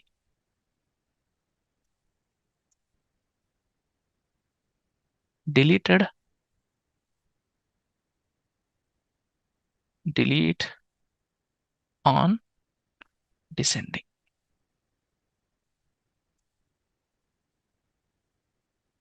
First, he was salesman, 7499. Then he was clerk. First job was updated at what time? 2114. Second job was updated at 2134. Just now I have updated this and it got captured here. And the latest value will be available in my employee table, which is VP accounts. Latest updated value. Isn't it the latest updated value? It is showing me time also here. So the log table says that employee 7499 has been changed the job 2 times. For salesman from to clerk from this time to this time, and the latest one is in employee table for VP accounts. Isn't it the latest one that I did? If you see the timestamp, it is 9, 2136, 2134. It has the latest one. Is this was updated? Yes, because you have two triggers. You have two triggers trying to work. Now, if I create this trigger, now, if I create this trigger, guys, this is very interesting. Please pay attention. Now, if I try to delete this record from the table, now, how many triggers are created on employee table for delete operation? How many triggers are there? Which are those? One is DBO delete log, DBO, this log, and also the first one, which is information trigger. Information, that is my first trigger. I'll just disable this trigger. I don't want this trigger anymore. Disable my first trigger. I don't need that. Now tell me, for delete operation, how many triggers are there which are active? 2. Execute this. You cannot delete the data from the table first. This trigger got triggered. Now, it is telling 0 rows affected. Now go and check your log table. Do you have anything there? It's not there. That means my trigger is working fine. It did not delete anything, so it did not insert anything. Correct? Now hold on. Now Arif, you're doing mistake. Have a look. 7369 is not there in the table. How can you delete it? Now delete the data which is there in the table. 7499. This is what the real test is. 7369 was not there only in the table. Now the data is there in the table now. Execute this. Now it is telling 1 row executed. Because 7369 was not there only in the table. You try to delete it, nothing happened. But now go and run this table. It still will not have anything. Will still not have anything. But did that line got deleted from the employee table? Select star from employee, where employee number is 7499. It's still there. That means it did not affect anything. Even if the record is there, it did not affect. Even if the record was not there, it did not affect. So that means we can restrict the operation on the table. Also, we can do additional task based on the operation on the table also using triggers. Okay, friends? Okay, I'll just disable the triggers. Everyone, please pay attention. We will learn what is meant by exception handling now, or error handling. In short, I tell as an error handling. What is meant by error? Error can be anything. Error can be anything which is against the system rule or business rule. Is my statement correct? Error can be anything which is against the system rule or the business rule. And if system rule is okay when you say error, but what do you mean by business rule? Error which are not actually the errors as per the system, but as per the business, it is not acceptable. Which is not acceptable. Those are called exceptions. So the code that we are trying now is both error handling and exception handling both. Now what I'm trying to do is not a system error. It's a business error like that. I'm trying. Now have a look. I am trying to insert this data in the table. Okay. Guys, I'm trying to insert this data in the table. Now every SQL code, please pay attention. Every SQL code will have two blocks. One is a try block. One is the catch block. Every code where you want to implement exception handling, it will have two blocks. One is try block and one is the catch block. How it is executed? You always your code start with a try block where it will try to run your code, your program, your procedure, your function. If it catch any error, if it encounters any error in the code, then automatically the complete control is passed to the catch block. Automatically. Any line before, after that will not get executed only. Any line after that will not get executed only. As soon as it encounters an error on line number 872, will it execute 873? As for my statement, will it execute 873? No. It will immediately go into the catch block. Now let's see how it works. So to make you understand how my code is flowing, I have written print, print, print, print, print, print to understand which part of the code is executing and which part of the code is not executing. So it is telling that, Arif, your statement only is not correct. First pass the correct statement, then error will come. Now try to execute. Can you see that? This line says that it executed this inside a try block. Okay, it went inside the try block, it executed this. But why I don't see inside try block last line? Why this line is not available here in the output? Because the previous line, it caught an error. It caught an error. Then immediately the control was passed to the catch block. And the line that you see here is inside catch block, first line. Fantastic.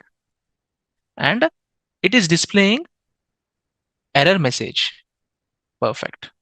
Error number. Perfect. Error state. 1. Error severity. These are all flags that SQL Server displays. After that, it is executing this line inside the catch block. And finally, it is outside the catch block, end of code. So what is the learning here in this part? So whenever we encounter any error, immediately the control is passed to the catch block. Now if I add here this one and try to execute this, did got executed? Perfect.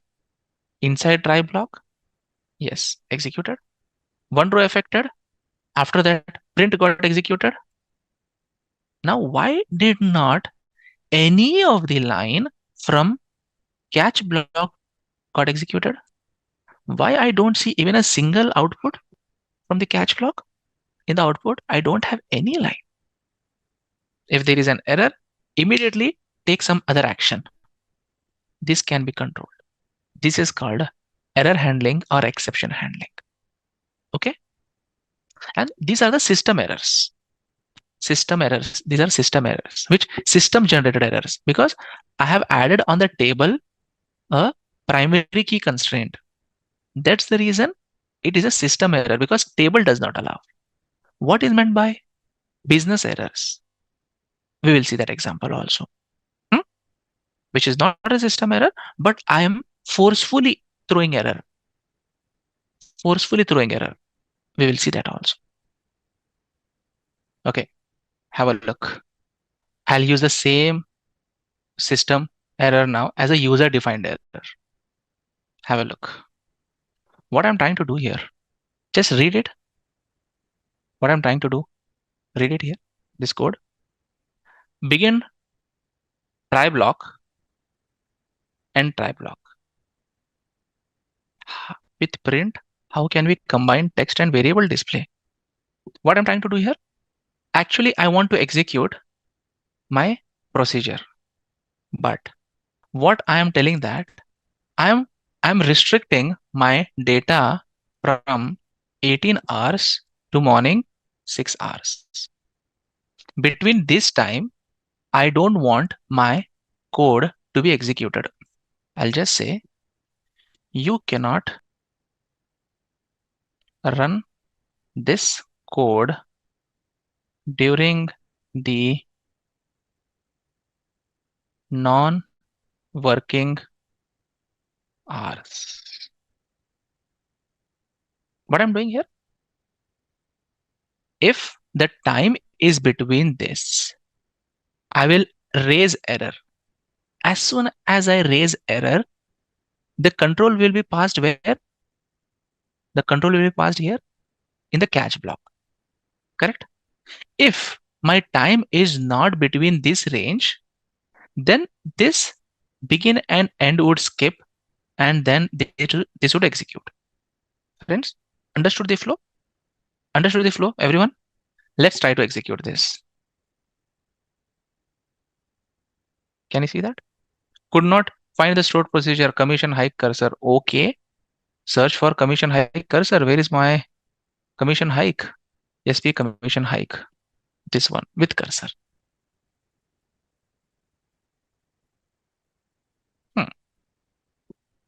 I'll try to execute this now.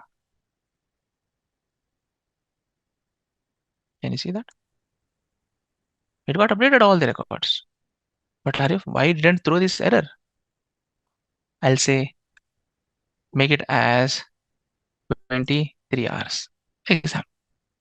If I try to execute between this time and this time, can you see that? Arif, what did just happen? You just changed the timing. You didn't change anything else. You just changed the timing. Don't you think, guys, using this type of code, you can restrict even between what time and what time your code will not get executed? Even if the person has full privileges, you can control even the timings also during what he can run and during what he cannot run. Correct? Yes. Have you ever thought SQL can be this big, this sophisticated, with lots and lots of practice? What you can do using SQL? You can do most of the thing that a business needs. I didn't do anything. I just wrote 2 blocks, and then I tried to do a if statement. If this condition is true, then execute this, because I don't want to run my procedure between this time, and then If this is not satisfied here, then execute your actual code and then go outside. Isn't it nice how we can do exception handling? Cast function is what I'm doing. Get date is a time function. Date function, date and time. Cast function will convert one data type to other data type. Get date is what? Output of get date is date time or just date? Date and time both. But I want just time part from it. I want just time apart from the date. So I use cast. Okay, so you want to take large data set. Okay, you have a table here. I have given you a table, customer table, which has 1600 lines. I have given a orders table which has 20,000 lines. So what code you are writing here, you can write there also. Promotion, you can write there also. You can write exception handling there also. You can create procedures there also. Do you have orders new table and customers table with you? So that is not real world data. Procedures, functions that I have created that you do in real world only, right? You create functions in the real world. How to create functions? You have learned it. You had date of birth, you didn't have age. That's a real world exercise only, right? Promoting the employees from current role to next role, it's a real world exercise only, right? Triggers to restrict or take backup, audit logs, a real world exercise only, right? So don't you guys think that's a real world exercise, guys? If this is not real world exercise, then what is real world exercise? In the job, you are going to do this only on SQL. You have data in one table. You will do all the transformations on the data. Transformation, when you say all the logics based on the business, that business will teach you. And then you either store the data in multiple tables or you combine the data in the one table and you store it. Yes. And that's what we did. Isn't it real world use cases, guys? Exception handling, error handling, triggers, user-defined functions, stored procedures, cursors, real world, actual work only. Don't think that we are doing just for learning purpose and these concepts are will not be used in the actual work. What you are learning here is the actual job-based programs only. In job, you will write 200 lines, 300 lines code, but the fundamentals will be the same. Does that make sense? So what you are doing now in the sessions, these are real world exercises only. What you will be doing in your job. This is actual work. In actual work only, how I work on the SQL development, this is what we do. Just a quick info, guys. Intellipaat offers SQL course training. Through this course, you will learn database normalization, transact SQL, stored procedures, user-defined functions, and much more from the top 1% industry experts around the world. With this course, we have already helped thousands of professionals in successful career transition. You can check out their testimonials on our Achievers channel, whose link is given in the description below. Without a doubt, this course can set your career to new heights. So visit the course page link given below in the description and take the first step towards career growth in the field of database management with SQL. Now, we'll start with a couple of exercises. So we'll be seeing topics like we'll be seeing what are temporary tables. Then you have not seen still the concept of transactions, correct? What is commit? What is rollback? We have not seen that. Then you have not seen about the security, grant, rollback, sorry, revoke. We have not seen that. Then along with that, you will be seeing pivot, unpivot kind of functions. Indexing. Indexing is not a topic which will take a lot of time. We'll do that. And along with that, I'll be showing you views also. What are views? What are the different types of views? Again, show this. So these are the topic. But before that, how we'll be using SQL in our day-to-day life? What kind of questions we will get, correct? based the exercises, what all we did in the class, those kind of questions only we will get. How we use SQL in our day-to-day life as a data analyst, as a data scientist, what we use to do SQL with. I mentioned that data will be there in the tables. Data collection, I will not worry about the data collection. SQL, my data analyst job is not to worry about data collection. Once the data is there in the system, shaping the data is in my work scope. What do you mean by data collection and data shaping? There is a difference, right? Who will take care about data collection? Who will take care about the data collection? Application development team, correct? The application who develops the application, like they are the operations team. They develop the application, they design the front end tool, they collect the data. My job as a data analyst, as a data engineer or a data scientist, to shape the data as I want to see them into my analysis. That can be done using views, that can be done using stored procedures, that can be done using triggers, that can be done using functions. Now have a look. I want to see select star from customer.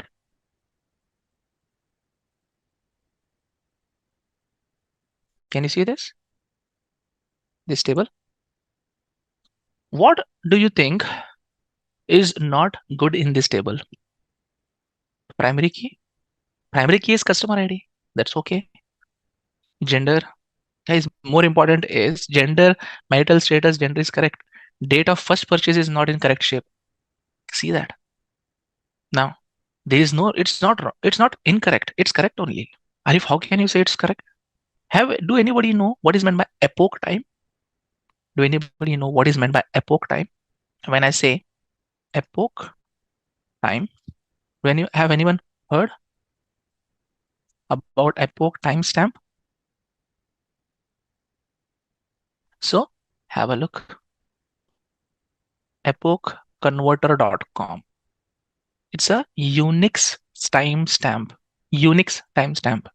I copy this. Copy. Come here and paste. I pasted that time here. Timestamp to human. So that time, what you saw in the SQL server is this. Copy. Paste it. Yes. Because the server was deployed on the Unix system. That's the reason it is collecting the dates based on the Unix timestamps. Correct, guys? Because the data was deployed on the Unix systems and that system has collected the timestamps in the form of Unix. That's how Unix system works. And now, as a data analyst, as a data engineer, if I want to do analysis on first day of purchase, means I want to see which year, how many customers I acquired, which year, how many customers 2016, how many I acquired, 2015, how many I acquired, 2017, how many I acquired, which columns do I need? Definitely date of first purchase I need, right? Out of 1600 customers, I need to know which customers I acquired in 2015, 2016, 2017, 2018. Now you know how to create procedures. Now how this calculation works. So the timestamp is calculated, Unix timestamp is calculated as number of seconds passed from 1/1/1970. If you add these many seconds to this date, then you will get this. Number of seconds passed from 1st of January 1970. What do you mean by that? What do you mean by number of seconds passed from 1970? If I ask you, tell your age in terms of seconds, what will you do? You will tell from your date of birth till today how many seconds passed, you will tell, correct? From your date of birth till today, till this moment, how many seconds passed, you will tell as your age. Now this is reverse. I am giving you a number of seconds and you tell me what date it is. Now, what I want you to do, I got a requirement like this. Create a new column in the table customer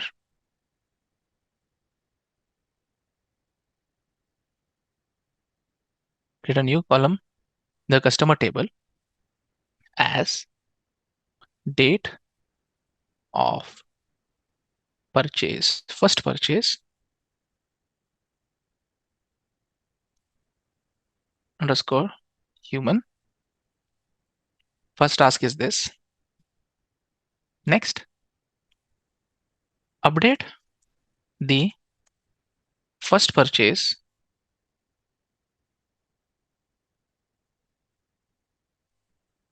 values, first purchase values as human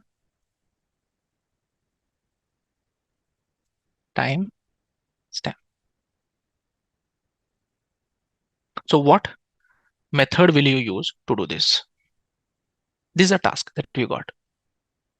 What implementation will you suggest for this criteria? First, people will say, Arif, let's create a function. Create a function to calculate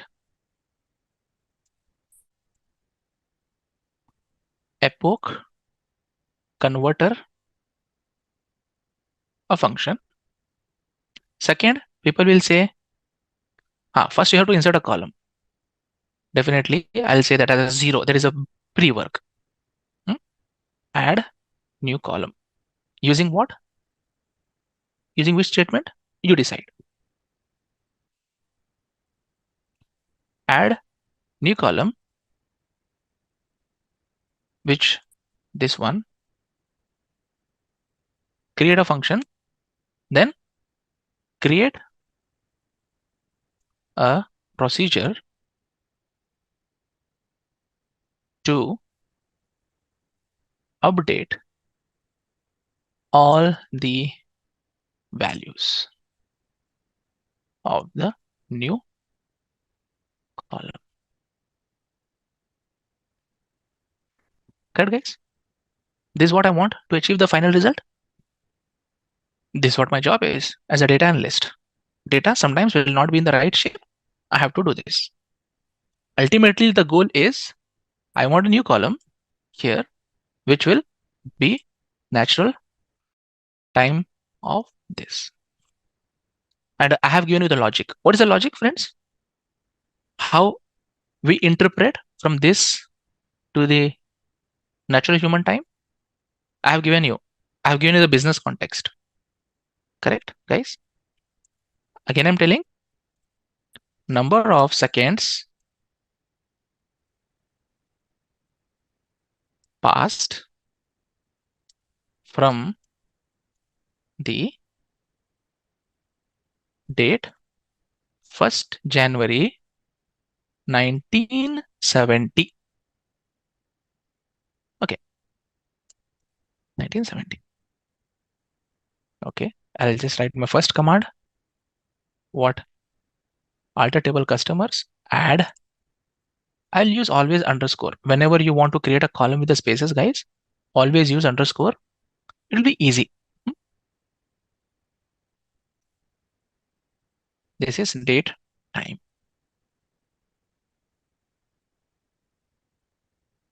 Perfect. Select star from customers. You have this now, null. Next, what?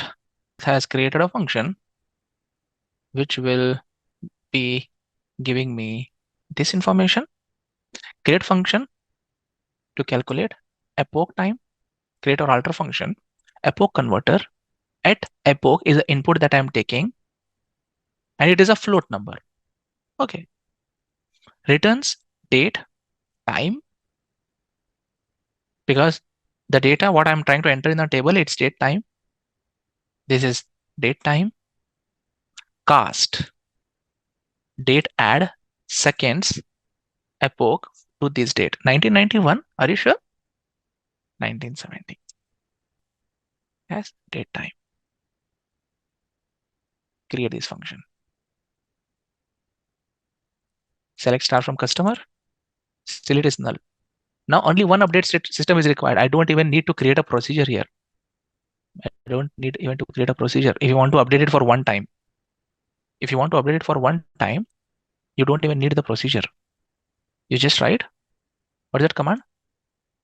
Update table customer set date of first purchase equals dbo dot epoch converter, and take the column from your table, which is nothing but date of first purchase. Again, I'll just take this, and the table information is given in terms of single quotes, close the bracket, without the space, date of first purchase.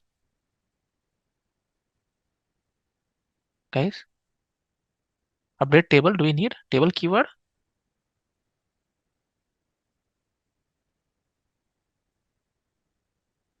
$1590 rows updated. Now do select star from customers. Isn't it a solution that I built? Yes, you have it now. In future also, whenever you are getting a new customer, just run this command. Now, whenever you are getting the new customers, run this command. Automatically, it will update all the values there. Correct. This is a simple solution for that. In future, whenever a new customer is added into a table, how should I directly update? Automatically update. How should I automatically update the date of first purchase human? And so what will you add? You add a new customer. Guys, you add a new customer here. But will you populate date of first purchase as per your need? Or you wait for a record to be inserted in the orders table to populate that value here? Think in the real world as if you're designing a system, for your analytics. So this is not the job of the developer of the application. The developer of application is just to track the records. But why am I needing date of first purchase? Why do I need? If you go and ask to your person who developed the application, they will say you that, why do I need date of first purchase? Okay, the person who is giving me the order, I'm just tracking that in the orders table. But tracking date of first purchase is purely for analytics purpose. Agree, everyone? Purely it's for analytics purpose. If I want to understand in which year how many new customers I'm acquiring, it's purely for analytics purpose. And now to design that, what do you suggest? For that, you have to think first. When does my customer is inserted in the table? Example, I'll insert a new record in the table with my name. Insert into customer. Insert into customer. Column names would be, I'll just go to the tables. Columns would be customer ID, I need to give, comma, customer name, I'll give, date of birth, I'll provide, title status, I'll provide, I'll not provide date of first purchase, I'll provide gender, I'll provide yearly income also, I'll provide. Values would be this. Customer ID, I'll write AR 1, 2, 3, 4, 6, comma.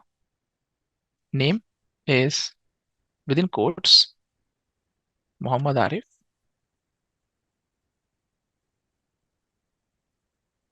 comma, date of birth, I'll pass it as 1991 hyphen 09 hyphen 21 hyphen. Marital status is M. Then date of first purchase, I'll not add. Gender is M. Yearly income, I'll just add 120000. Which should be in single quotes. Insert. One row affected. Select star from customers. We already have that command. Oh, do we have select star from customer? I already have that command. I'm at the bottom. Here we go. Now, when do you capture? When will you capture the record here for the date of first purchase? Guys, I hope I'm making sense and not overwhelming you guys. That's the reason I'm going slow. Just to implement one situation, it will take you even days to implement end to end. See, the situation here I come across now is, first, you have to think in this way. Track the entries in the orders new table. Orders new table. If any existing customer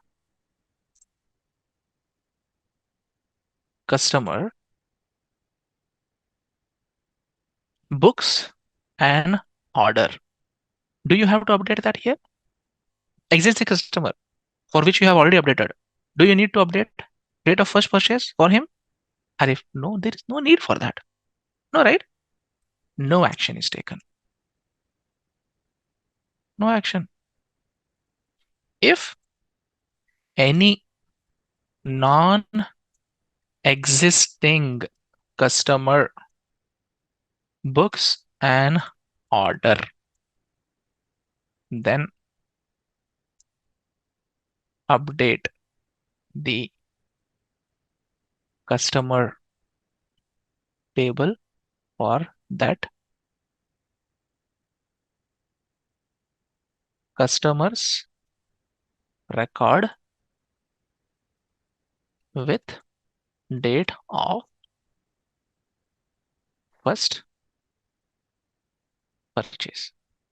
Assumptions in SQL, there will be some assumptions always. Assumption is, we agree that before booking any order, customer should be part of customer table. Assumption, I assume, so that I need not worry about that whenever I book any order, that customer will be there in this table or no. I need not worry. I'm sure that whenever a customer books an order, his data for sure will be available in the customer table. That has been taken care by DBA designer. Now tell me, what do you suggest? What do you suggest is the solution here? I'll show you. Select star from orders. New. Now people will say, Arif, there are so many columns in this table. There are so many columns in this table. So how many columns we should enter? I don't want you to enter all the columns. I just want you to write row ID, add row ID, add order ID, and add customer ID. That's it. Or add the order date. 4 columns. Other columns, I need not you to worry about it. So just add this, this, this, this. Rest of the things will not worry about, because if you try to insert all these columns, then you will spend an entire day for that. Correct? I don't want to do that because I don't have any restrictions also on this table to do all that thing. So what solution do you suggest here, friends? Create a trigger as soon as a new order is created. Then the system will check if the date of first purchase is already populated in the customer table of that customer who created the order, else populate the order ID. If that customer is already there in the customer table, will it again go and populate? No, right? So rather than checking date of first purchase, check the customer is available or no in that table. Customer should be there and the date of purchase should be populated. Now, I'll not worry about all those things. I'll just worry about if that person is first time entering the data in the table. In the orders table, it is his first order. Rather than going and checking in the customer table, no validations are done on the customer table. Validation is done only on orders table. Because I have assumed here, right? What is my assumption? That every customer before going into orders table, it has to be part of the customer table. Now that means the solution that you will build, whenever a customer tries to book an order, automatically his date of first purchase will be populated. That means for all the records, previous record, you are assuming that it is there. Then what we will do? After you do this, after you design the solution, we will delete all the records from the orders table and we will update the date of first purchase null in my customer table and do a fresh load of all the records in the orders table. Then we will test all the date of first purchase is getting populated or no. That is what your new solution is, right? So you are designing a system now, and your system should work whenever you add a new record in this table. Auto update should be performed on customer table while a new customer orders some product. Technically, it means SQL terms. What solution will you use? Let's design this. I have given you an assumption. First, what you have to do. Second, what you have to do. Third, what you have to do. Tell me. Yes. If any order is booked by that customer, then ignore. So create a trigger. Create a trigger on insert. I want you to just create a simple trigger that will sense if any customer for that order is there. Okay, let's do it in small increment. If you are getting confused with the full requirement, let's do it small increment. I'll tell you first step what you have to do. Say, implement this. See how I'll break the bigger problem and show you in the small problem. First, what you have to do for me is create a trigger to display a message when a new order is booked, saying as new customer booking order. This message I want if the new customer is booking an order, else existing customer booking order. Can you write a trigger to just do this line number 958? Rather than displaying, second part would be rather than displaying, going and updating it. Agree? So the requirement is just forget about this entire. Forget about this. This is a final requirement. I will take you till this point by breaking this into small pieces. First implement this, then we'll implement the second step. Now what code will you write for that? Can you see what trigger I have built? So guys, what am I trying to do here? Can someone tell me? Is my logic correct? Basically, whenever a new order comes in the table, I just check how many orders are there for that customer ID in the table already. Yes? At this point of time, this solution came to my mind. And you may do it a little bit differently. If this query gives me 1, that means what? That means what is the solution? What is the result? What is the inference from that? If it gives 1, what is the inference? If it is given 2, 3, 4, 5, 6. What is the inference? And before that, you understand the trigger is executed for insert when I say this trigger is triggered after insert is done. Yes, this trigger is done after insert is done. If two orders are inserted, one after the other only it will insert, right? One after other only it will insert. Every transaction is independent from each other. So can you insert two transactions together or one after other only it will go? It's SQL. Every transaction is independent from the other transaction. How the DBMS system works? Every transaction is independent. You enter 10 transaction. You enter 10 insert statement. Every insert statement is independent from the other insert statement. If you insert 10 records also, 10 orders also, first is separate, second is separate, third is separate, fourth is separate, fifth is separate. And this trigger is fired every time you insert a record in the table. Deleted means the record which is deleted. Inserted means the value that you have inserted just now. I have told yesterday in the last session. There will be two tables I have told, guys, everyone. Whenever you use triggers, two system tables or internal tables will get created. Whenever you update anything, basically what it is doing, guys, update means what? Delete existing value and insert a new value. That is what update, right? Internally, friends, correct?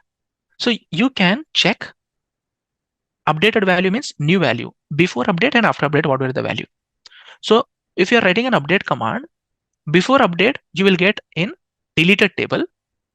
After update, you will get in inserted table. In that case, you can fetch before update what was the value and after update what is the value. Both you can fetch. So that will give more power now to compare what was previously there in the table on that particular cell and what is after the update going in. You can do that. Insert into orders new. What are the columns that I want? I want to add only two columns. I'll not add other columns. I'll not add other columns. Orders new column. Customer row ID I'll add, comma. I want order date, comma, customer ID. That's it. I'll pass this. Values. Row ID would be, for me, row ID is float. I'll just say a random number, comma. Order date is get date.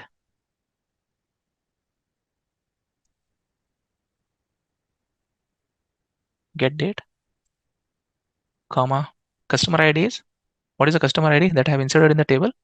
This one. So before that, I'll show you select this command.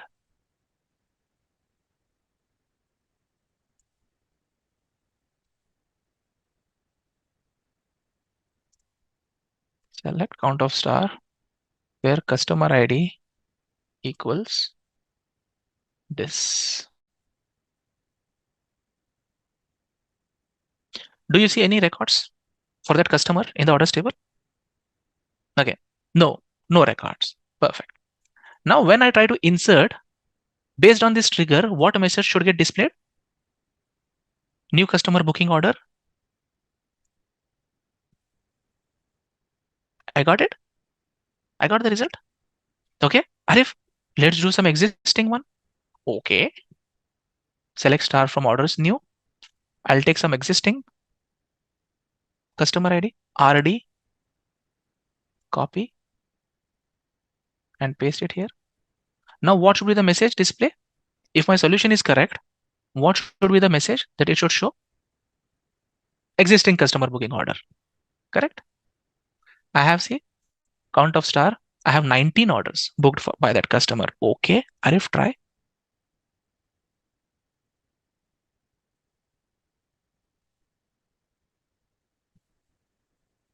I have 90% of my solution is done.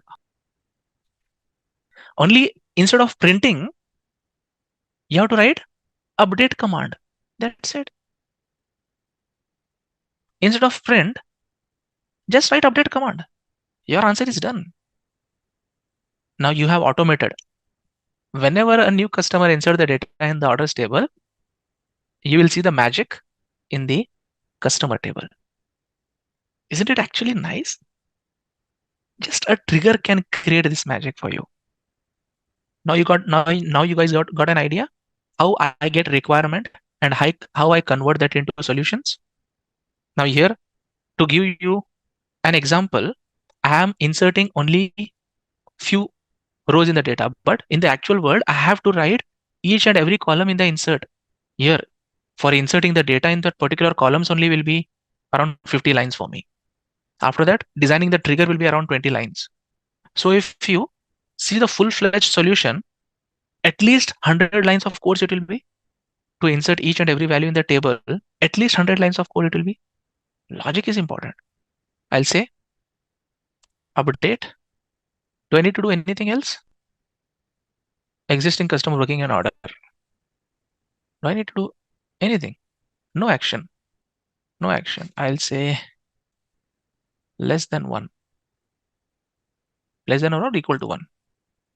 Equal to 1. Remove this. I don't want this anything now. I want only this thing because no action you are telling. Equal to 1. Update.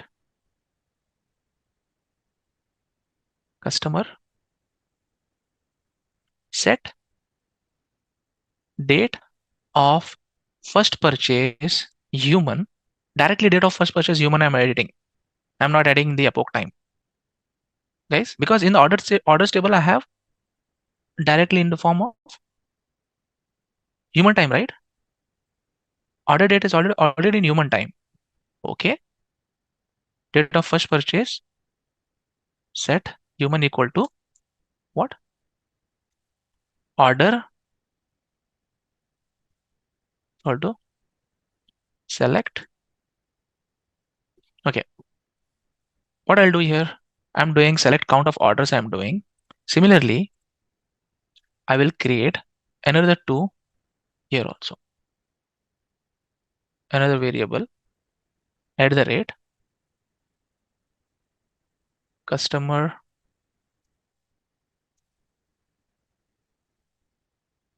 ID, which is nothing but varchar of 20, comma, at the rate order date, which is date time. And rather, as I added this in here, I will add those 2 values also there. Count of at the rate customer ID is equal to select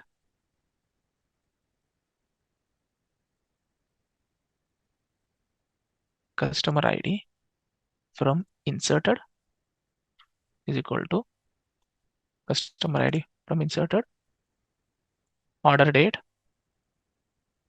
equal to, which is the order date from inserted.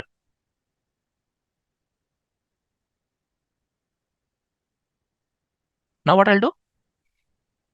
Update this at the rate order date where customer ID equals what? At the rate customer ID. Isn't it my solution? Execute. Done. Created. Now what I'll do? I'll do a little bit of testing. Delete from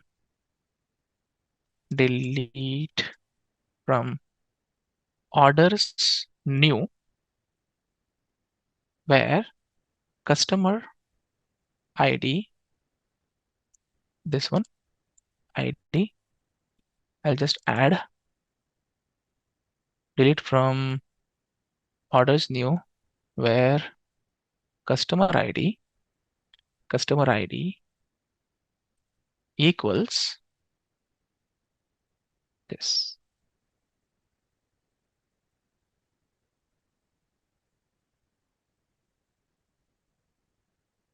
Orders new, this is one row affected. Add this here.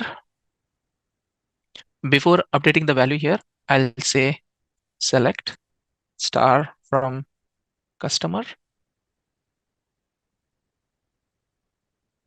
So what is there here? Is there any value here, friends? Date of first purchase human, is there any value here? No, right?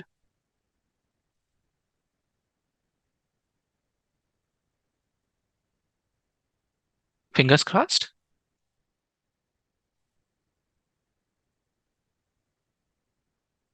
Fantastic. I got my solution. Okay, let's scale it. Update customer set date of first purchase human equals null. Done. Cleared everything.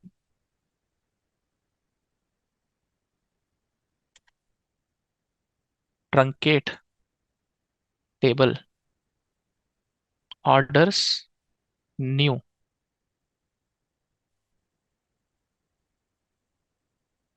There is no data in the table. Yeah, that is coming from system, right? That is coming from the system. I don't care about that field. That is coming from the system. I'm bypassing that now. If you want to populate that also, you add another update statement here. We have not automated that part. If you want to do that, you write another formula to insert the value in the form of epoch time also. But do I really care about the epoch time now?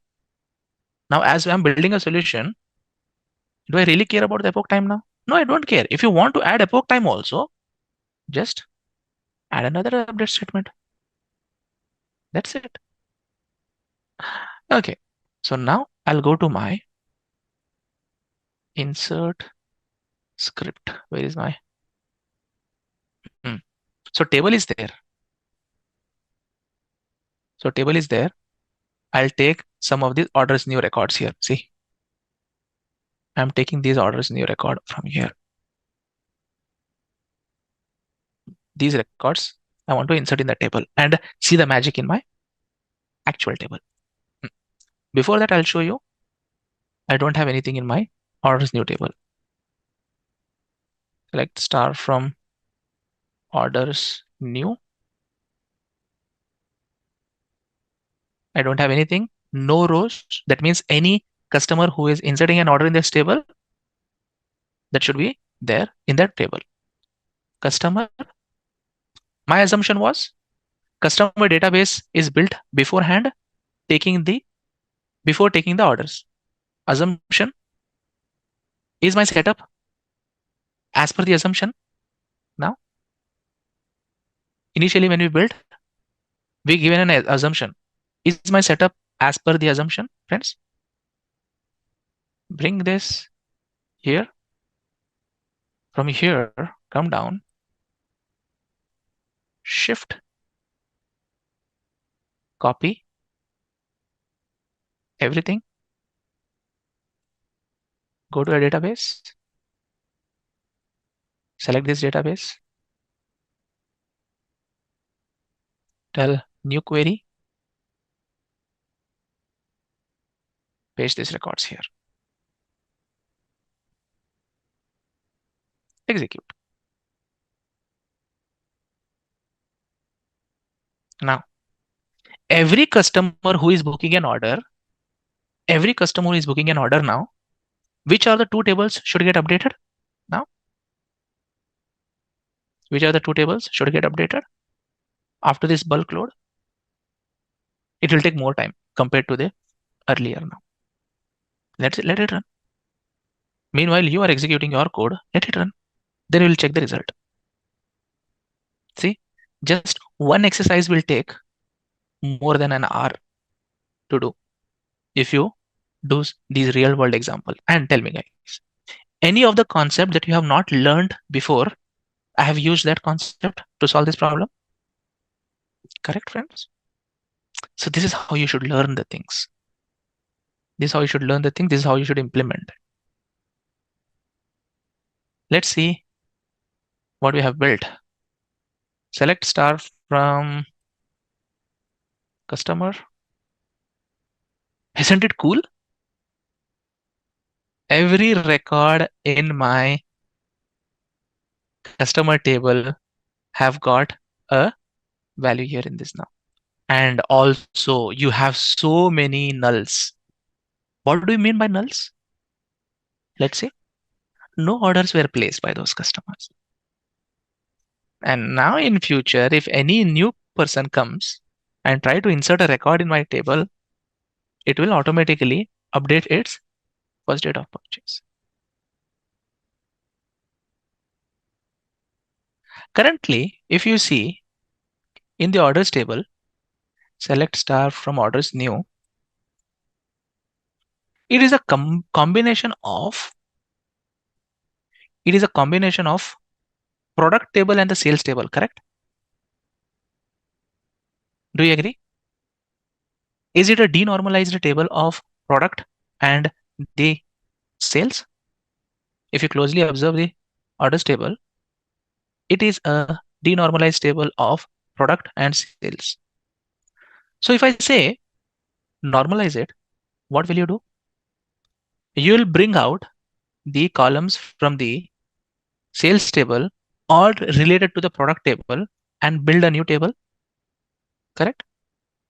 So now the task is simple. If you understand the question, it's only one query. It is only one query if you understand the question. Split the orders new table into in sales and product table. Product table should have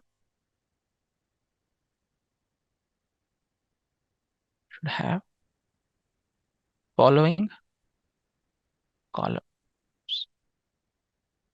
product ID,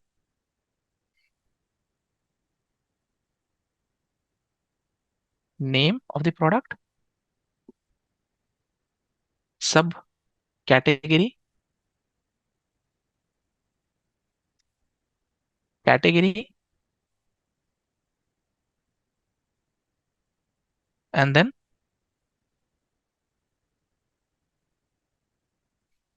unit price and discount. I want a new table. We'll have these columns in the new table. How will you design it? It's a one-time effort. It's a one-time effort. When I split this, then whatever changes we do in that table automatically it will take the calculation from the two separate tables. I don't want these columns in the orders table. I want these columns only in the product table. Basically, I am normalizing the table here. Basically, I'm normalizing the orders new table. That's it. And guys, after training program also, you should keep on thinking like these ideas. Just take the data from internet. Like this, start thinking on the ideas. Okay, what do I want to see? Can I do this? Then start building your codes. That's how you can do it. And the examples, most of the examples that I do in the sessions are on the fly comes to my mind. Some definitions, some basic codes I have already kept and written that I'll execute so that we can spend more time in explanation. Internet, you'll get many from the internet. So these troubleshootings you should learn. See, learning the code is not a big thing. Hmm? Learning the coding, SQL is not difficult, guys. The way we took the approach, did anyone feel that learning SQL is difficult? Before starting the program, you were thinking learning SQL is difficult. But after learning, you are feeling that it's not difficult. But after learning, implementing is where it takes lots of efforts. This one you should have realized today.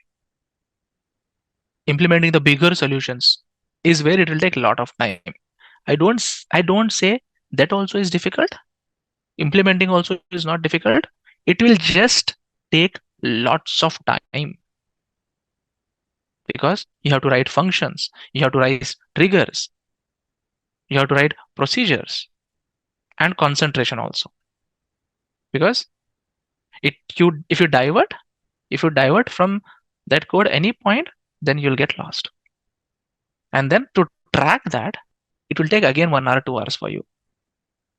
Just last week only happened with me. I was trying to write a code for some of my requirements. And from Wednesday, Thursday, Friday, 3 days I worked on it. Some of the exceptions I was not able to handle properly. Some of the exceptions in the business scenario I was not able to handle. I have written 150 lines of codes. Then also it was not working. Saturday I sat and I did the same solution just in 50 lines. First attempt, what I did, it was 150 lines, but I was not able to handle some of the exceptions. I learned from the way I was writing the code and I improvised it, and then I simplified and I've written the same code in just 50 to 60 lines. And that's common, especially in SQL. That is very common because the more you write, the more you will learn the better methods. The more you write, the more you practice, the more you learn the efficient methods to write.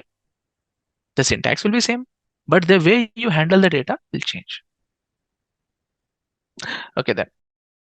Just a quick info, guys. Intellipaat offers SQL course training. Through this course, you will learn database normalization, transact SQL, stored procedures, user-defined functions, and much more from the top 1% industry experts around the world.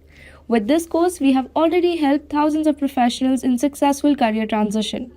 You can check out their testimonials on our Achievers channel, whose link is given in the description below. Without a doubt, this course can set your career to new heights. So visit the course page link given below in the description and take the first step towards career growth in the field of database management with SQL.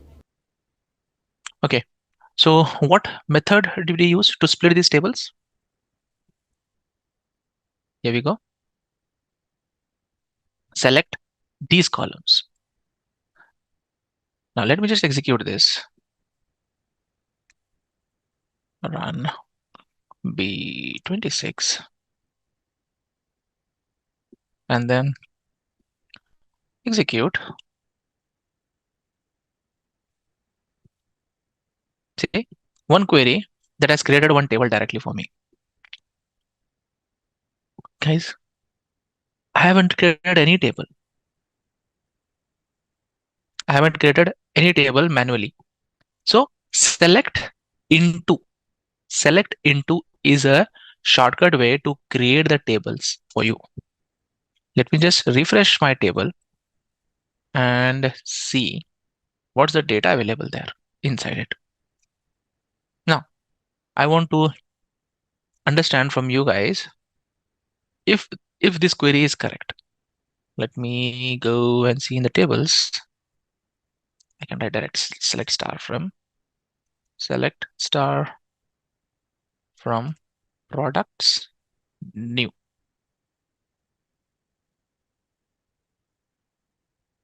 Can you see this?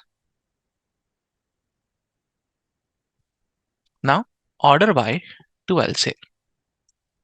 Order by 2. Do you see duplicates? So guys, do you see duplicates here? Duplicates are there. So how will we eliminate those duplicates? So let me just drop this table first. Drop tables, product, new.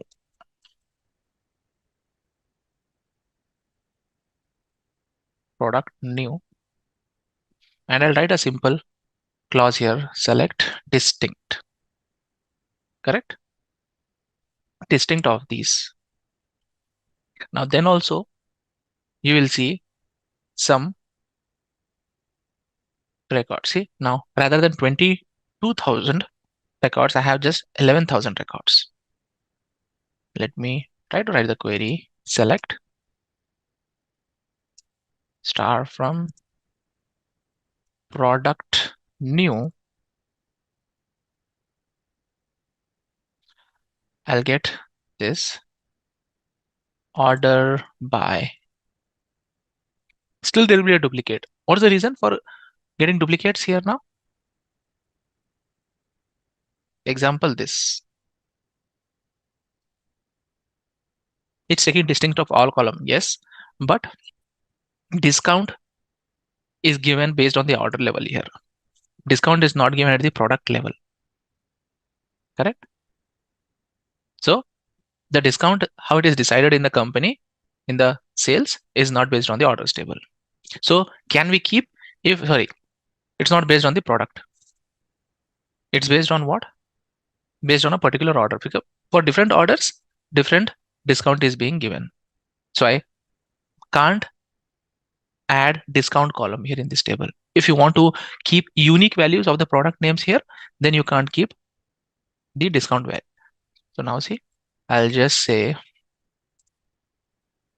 drop table product new,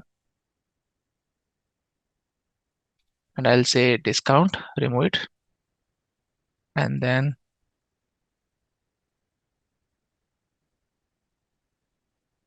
here 6,000. Now you'll not see any same product repeating twice. So see, it's here. Different is there. Product code is different. Even though the name is same, but product ID is different. So in this way, what we do usually, this is used to create backup tables. Select star into. I wanted you to learn this select star into. Many times we do. Where to find the unit price? So in the orders table, you have select star from orders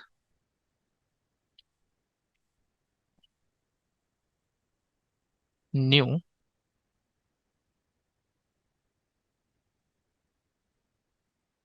You will see sales amount and quantity and discount is there. Sales amount, quantity and discount. So let's try to add additional column here. Select star comma sales divided by quantity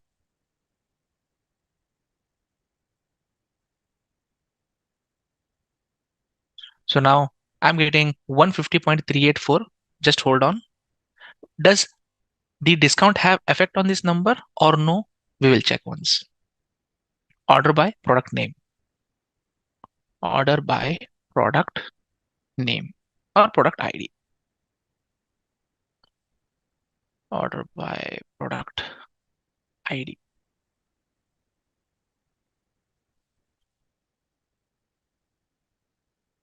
Okay, have a look. Now,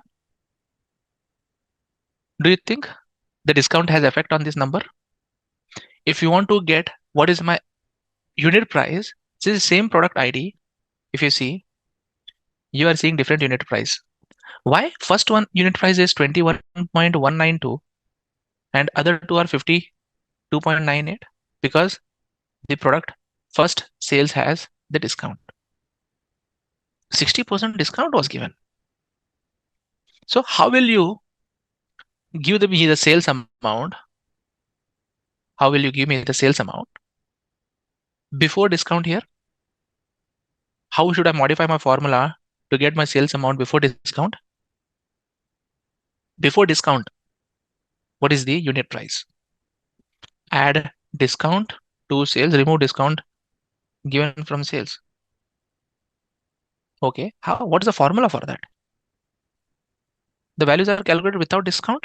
No. See here. These three orders are same product ID.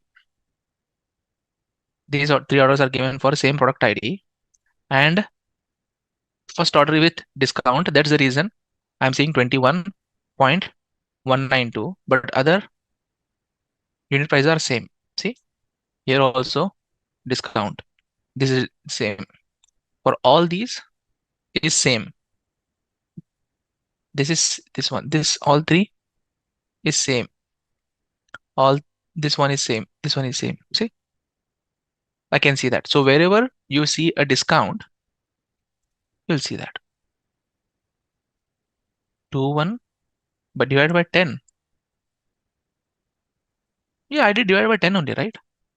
I got 21, but I want pre-discount. The number that you see here is post-discount. Unit price is post-discount, guys. I want pre-discount. Now you're telling that in the sales amount, which is 60%, sale multiplied by 0.6, sale minus or sale plus? Sales plus this number, sales multiplied by discount.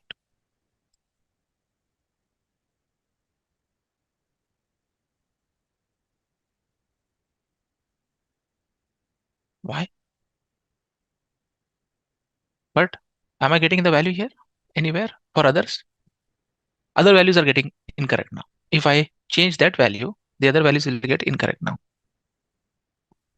This example, if you write this query and see, I have same products and the unit price for all these three should be the same, which is 52.98. Or I was missing brackets. It could be.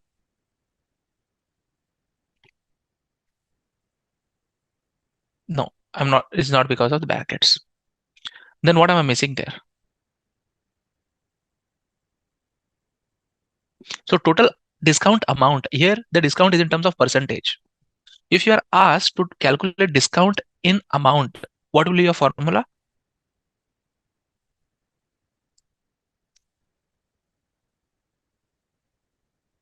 Sales multiplied by discount. You'll write it. Let's see if this gives me the total discount amount. Okay, 127 is the discount. No, we are doing wrong math. What would be the right formula? Because the sales amount that you see here is post discount. That should be pre-discount. Sales plus sales multiplied by 0.6 divided by quantity. That will give me my discount. Okay, this will give me pre-discount. This formula will give me pre-discount. Let's see. Pre-discount sales I want. Sales plus sales multiplied by discount divided by 100. So are you following the BODMAS rule here? Must specify select from orders new order by this. So your number is 60. Before giving 60% discount, the amount was this much. On what amount, if I give 60% discount, I will get 211.92. On what amount if I give 60% discount?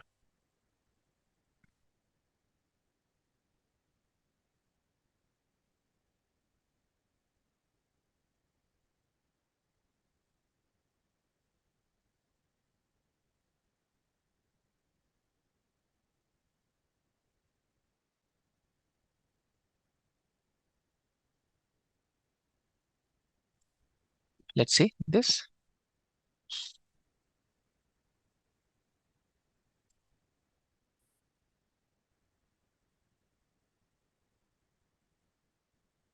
Okay.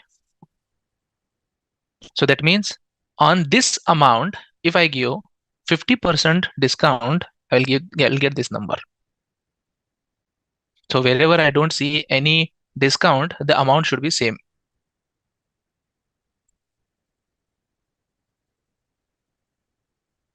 Correct? And here I'm giving the discount. And here the amount is like 60% again. And the amount is this one. And the quantity is 1. It will be easy for you to identify this. Because this will be 40% and this will be 60%, 100%. That sounds good.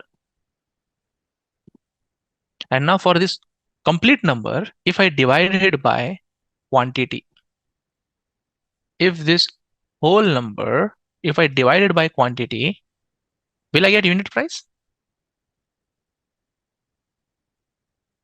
Will I get unit price? Execute. Here we go. Unit prices are same. Sometimes it's pure math, right? The solutions are pure math sometimes. Unit price, pre-discount. And now I want to move this column into this table. How will I move that? Bring this and add product name as unit price. Or just don't write the name. We can't write the names. Distinct of this into product new. Drop the table and then execute this. An object column name or missing query. Select into verify each column name has a name. Okay. As unit price.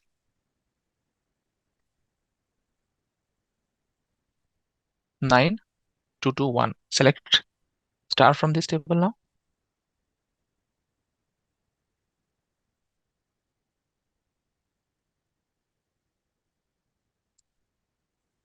So basically I'm trying to denormalize. So did you get a realization now? Sometimes denormalizing the tables is not that straightforward with what data you get.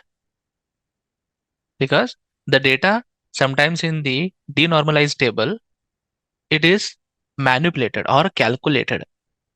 You can't bring out that value straightforward. Okay, so this is about taking the backup of the table and how to we split the data when the data is tangled or manipulated already. Just an example which should take the query is small, guys. What you realized here? The query is small, but the effort that will take to solve that is more. Correct?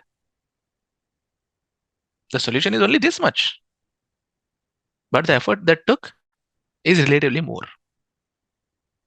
Okay, now what are temporary tables in SQL? Okay, now guys, what do we mean by temporary tables in SQL? CTA also is on temporary table only. And if we have done temporary tables, then what else we are learning? It is not stored in the DB. They don't use memory, is it? Okay, I'll show you. I'll just refresh this. My product new will be available here. See, product new is available. Okay, let me write hash product new. That's it. I'm just adding hash. Create one table. Created. Refresh your tables. Refresh the tables again. Do I see anywhere here? You guys try and tell me. Do you see the table in the tables list?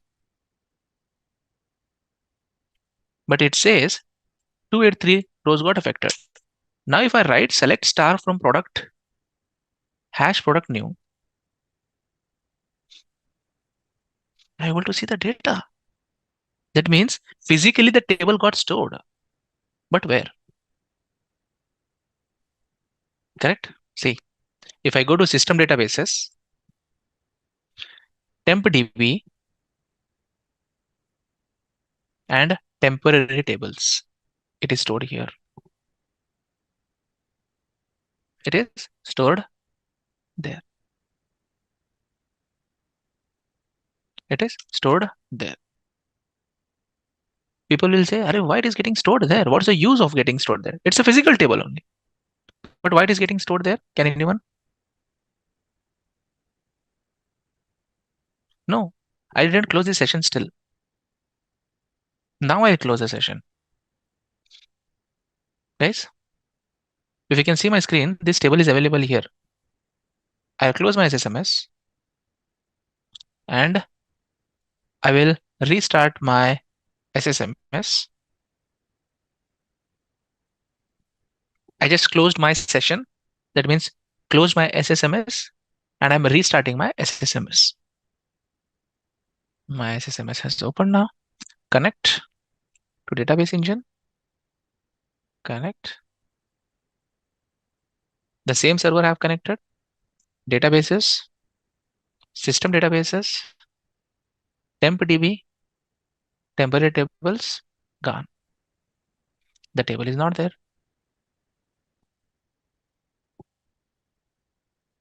That means what? The temporary tables will be there only till your session exists. And why do we need them? So many times when you are writing complex SQL codes, guys, you need to store the data intermittently for some time, temporarily for some time, so that your queries may run faster. Happens, right? Many times. People say that, Arif, my query is taking a lot of time to run because I have 4 joins, 5 joins condition. Correct? Everyone in the real world? The more joins you add, the more time your query will take. And that output you want to use in some other procedures or functions. At that time, what we do? We store the data into the temporary tables.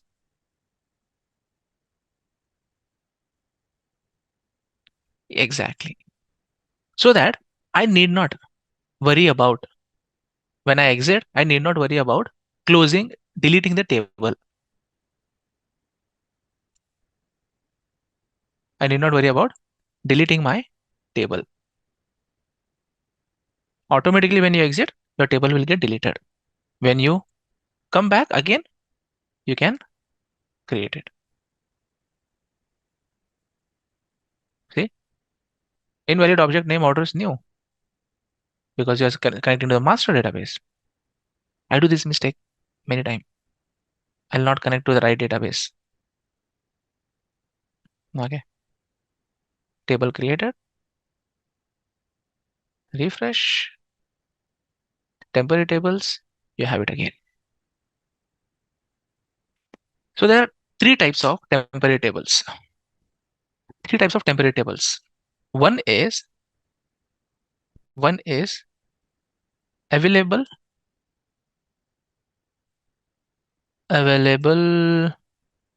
till query execution, which are CDE. Available till my session ends is hash temp table. And one more is there. Available till all active sessions on the database. Hash temp table. What do you mean by that? In your company, when you go and you work on one database, multiple people will be working parallelly. Agree, everyone?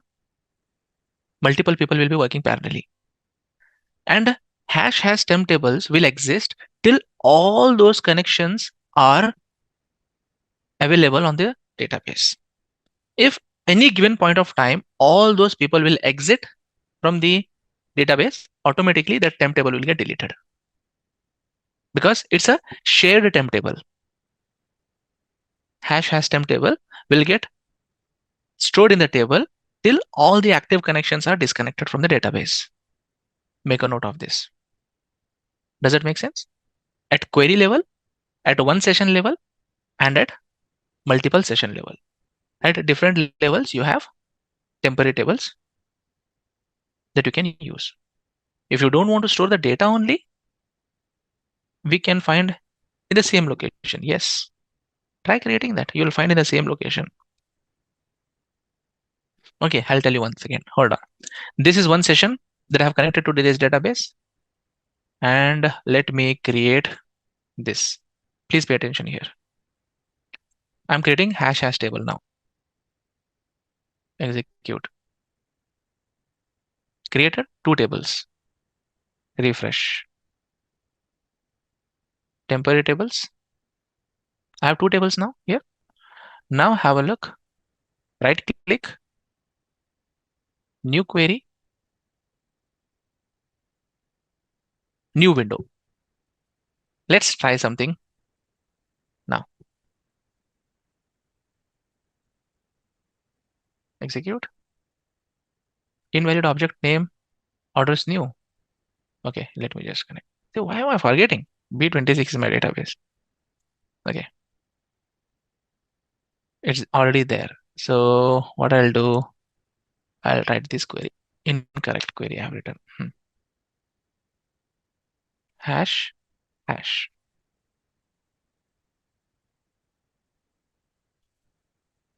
have the data. Hash. I have the data. Single hash. I have the data.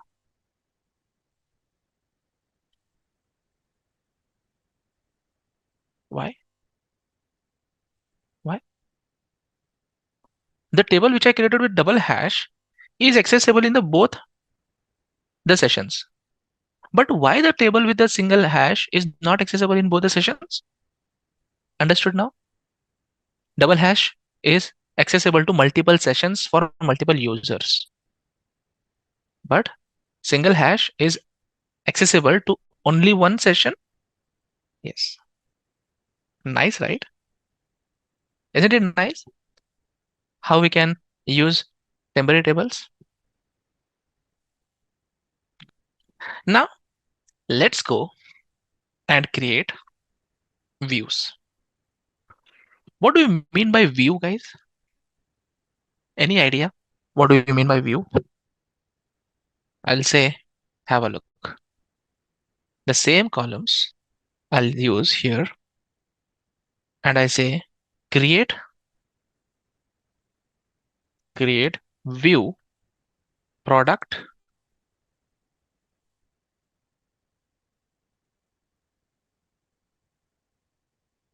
for details as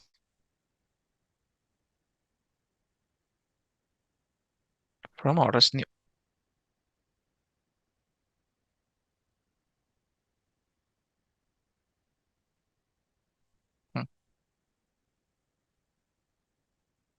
Why is it not working?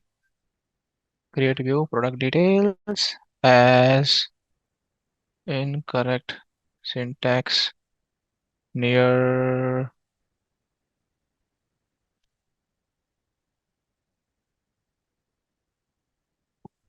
product ID from orders new. See, silly mistake I do sometimes. I didn't write the select word only. Okay. Okay. Happens, guys. Even I do mistakes. And they do very, very silly mistakes. Okay. Guys. Now, have a look. I'll write select star from product underscore details. What had just happened? What is happening? You are seeing that you are just executing this, but internally this query is getting executed. And views are virtual tables. These doesn't occupy any space. Unlike the temporary tables, guys, unlike the temporary tables which occupy space and physically sit in the database table, but the views will not occupy any space and you will have a view now. See, it's a view. Now, what difference between CTE and a view? Yes, CTE is just within the query, but this you are storing this now. You are not storing CTE anywhere. View will be permanent. Tomorrow also you come and run this view, it will internally run that query. So views are permanent. And if what is the benefit of view then? So guys, I have written this query. Tomorrow, if you want the same query to write, will you write it again? Will you remember? Sometimes I have done 5 tables joins, 6 tables joins, and every day I have to run that query. Will you remember that query every day? Will you remember that query every day? So what if I say store that query inside SQL? Just store the query, don't store the data. Just store the query inside SQL. And rather than coming in tomorrow executing this query, you execute this query. It looks like you are executing this, but internally it is executing this for you. The query is still executed on the table only, but it looks like you are executing only select star from product details. Does it make sense? The benefit of views now? So that you need not remember the complex queries. Fair enough? What is the other benefit? Security. Security. Think you have your users across the world. Many users are there. And the data is very sensitive. Will you give access to everyone to see every data in your table? The data is sensitive based on the region based. Will you give access to everyone on the database table? No, right? If I can't afford giving that. So I will create views like this. Product details of category,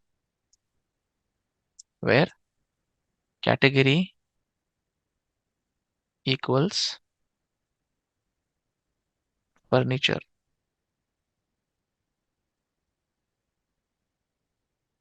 Product details, furniture. Have a look. I'm doing that same thing. Create a view, execute this. The query got stored. Now tomorrow, you come and execute this.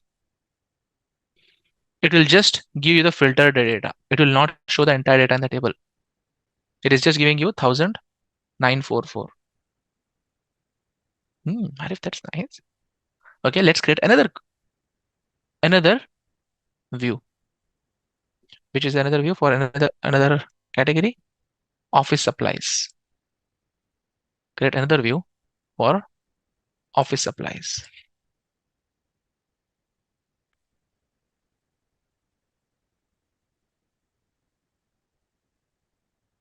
Execute. Select star from this. Now this query, if you execute, you'll get only that data. Let's say we created this view, so it is always have the same data or new data entries, other. Yes, views will get auto-updated because it's a query definition, right? It's not physically storing any data. When you run that select star from this view, it will go and get at that point what is the data in the table. Now, once you have this view created, give access to specific users.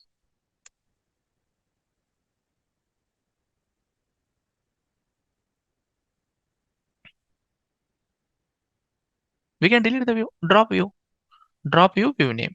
Same as table. And now, rather than giving access to the people on your base table, now what you can do, guys? Rather than giving them access to the base table, what you can do now? You can give access for them to these views. Everyone will feel that the data is only that much in the table. So that means you are not only reducing the complexity of the view by creating the views, reducing the complexity of the queries by creating the view, you are also enabling security by creating the views and giving access them to the relevant people. Agree, everyone, with this statement? So these are the two benefits of views. Okay, so let's go ahead and do some security part. Everyone, if you see on the right hand side, you will have multiple folders. Below the databases, do you see security?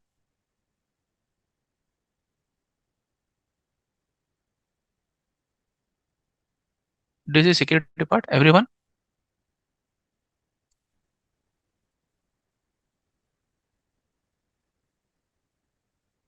There are multiple logins which are available here. Now you'll be seeing few or many. Now, first I need to create a new login for my new user. Guys, first we need to create a new login for my user. So how to create a login? Just right click on the logins. Do you see new login option there? Okay. Now I'll click on new login. It will give me a prompt. Give a username. Arif user. I'll give a name. You give your name or anything. And now I will say as SQL Server authentication. That user, he has to enter a password before he enters the database. I'll just give a password, random password I'll give. I'll just give user 1234. User 1234 I'll give. Whatever you want, you give. Don't do anything. Just give the username and give the password and tell me if it is done. And click on OK. Don't do anything. Just click on OK. Do you see your name showed there in the list of logins? The people who are working on the browser version, you may not be able to do this. People who have physical SQL server installed on your machine, only those people can try this. Are you able to see Arif user there or your name, whatever username you have given? Okay, now I'll click on connect database one more time. Now this time, what is the username should I use to connect as a new user? The whatever name you have given. Arif user. Under the server security, see here, you have security under server also, not the database. First, to let user run the query on the database, you have to onboard him on the server first. Now, I'll add the username that I have given. Everyone, you are there with me? I'll add user 1234. I'll add the name, login, and password.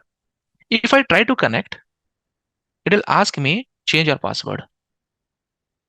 Every time when a new login is created, first time your password will show like this only. Now give another password. I'll just give another password here now.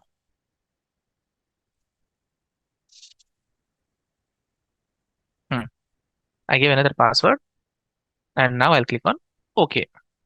My password has been changed and automatically a new connection has been established. Can you see this?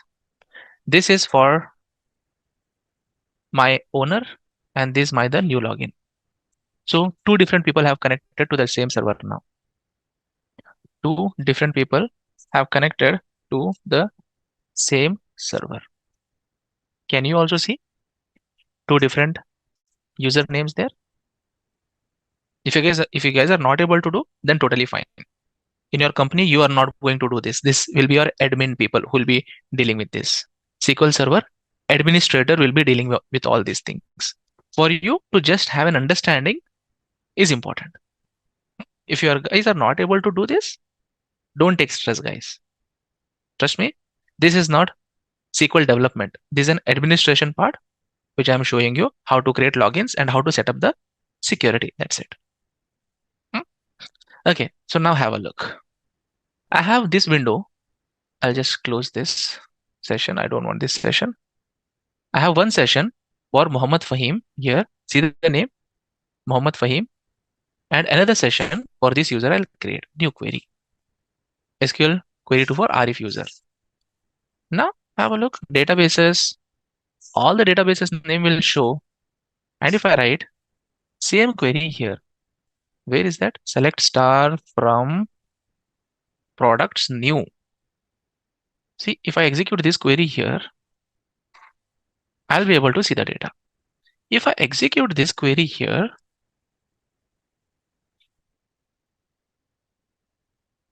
because master database. Okay, change the database.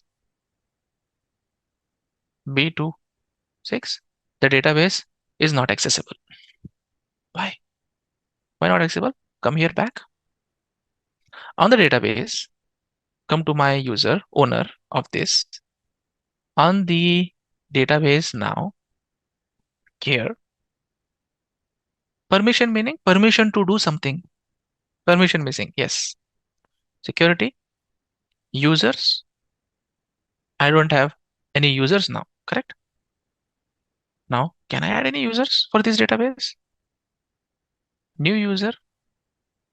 What is my SQL server with login, username, Arif, user, login name, Arif, user.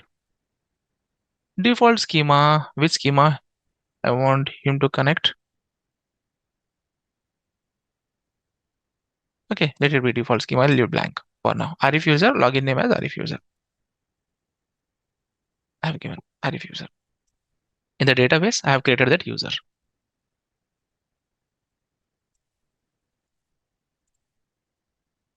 Invalid object name. Still, I'll not be able to select. Now it allowed. Earlier it was showing permission missing. But after I created that user, why?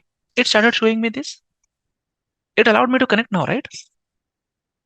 It allowed me to connect to the database now.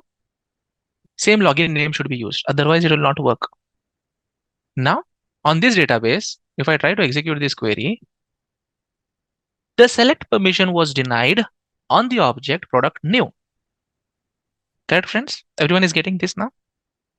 First server level, then the database level, then the object level.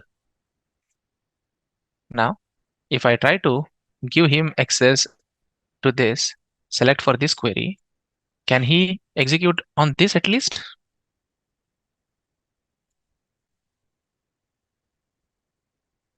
No, for this also no. So what should I do now? Let's write a command. Grant select on this to whom? To Arif user.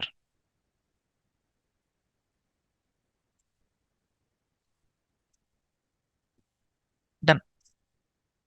Now, isn't it cool? This particular user, now he cannot execute query on here. He cannot execute query on the base table, but he can execute a query on this. Don't you think this is a really nice feature to implement if you want to set up security for different users to see their own data, not the other data? And now I have just granted him select. I have not granted him anything else. Now he can't do update, he can't do delete, he can't do truncate, he can't do anything. For every operation you should give create, alter,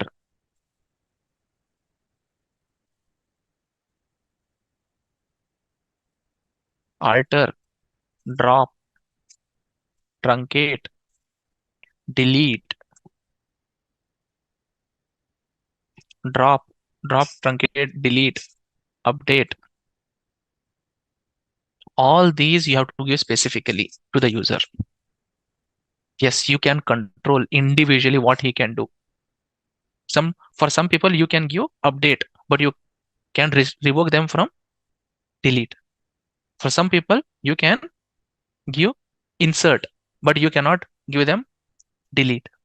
So every command level you can control. Every command level you can control. Now you want to revoke from that user now. Revoke,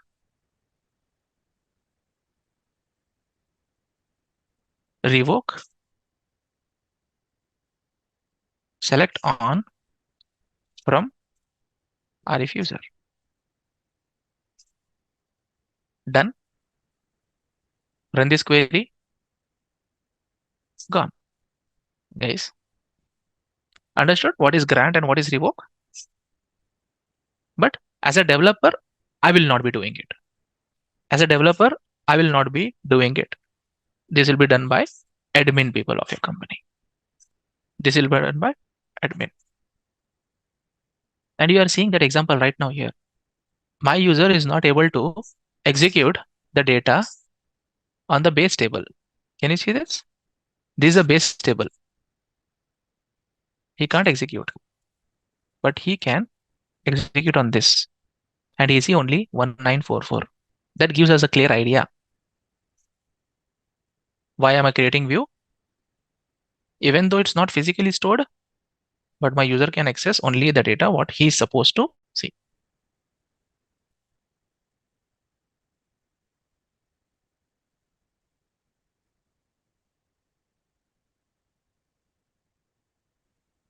Select star from countries. Do we still have this table that we created in the beginning?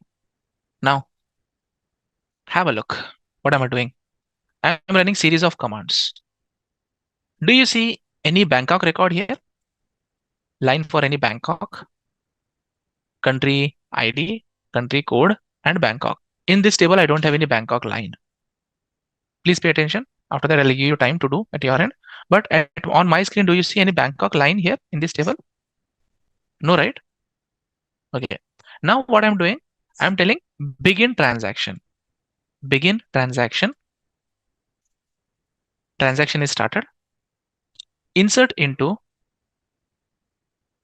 table. Okay, I'll just add null, comma, null. I'll just add this one line. One line affected. I'll execute this. Bangkok is there. Okay. Rollback transaction. Execute. Select star from countries again. Where did the Bangkok go? Where did Bangkok go now? It is rolled back. Correct? So when I do a rollback, it has removed that line from my table. It has removed that line from my table. Now, pay attention.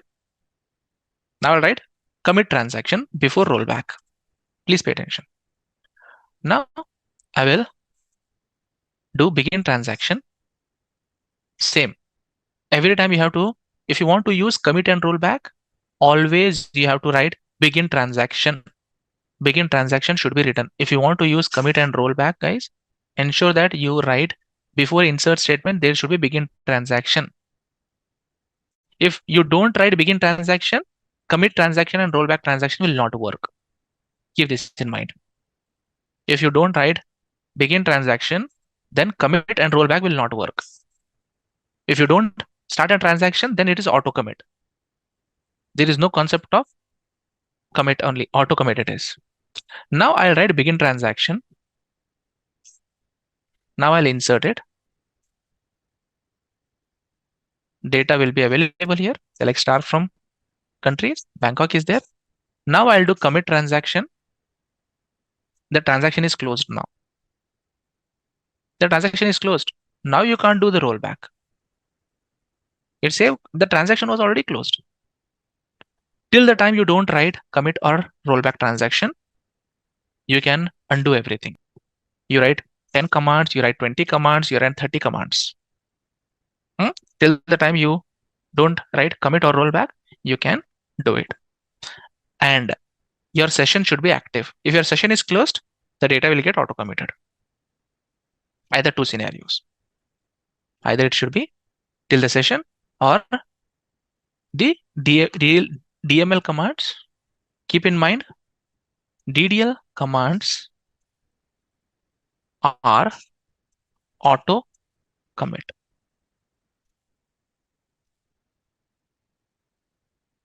DDL commands are auto commit. Keep this in mind.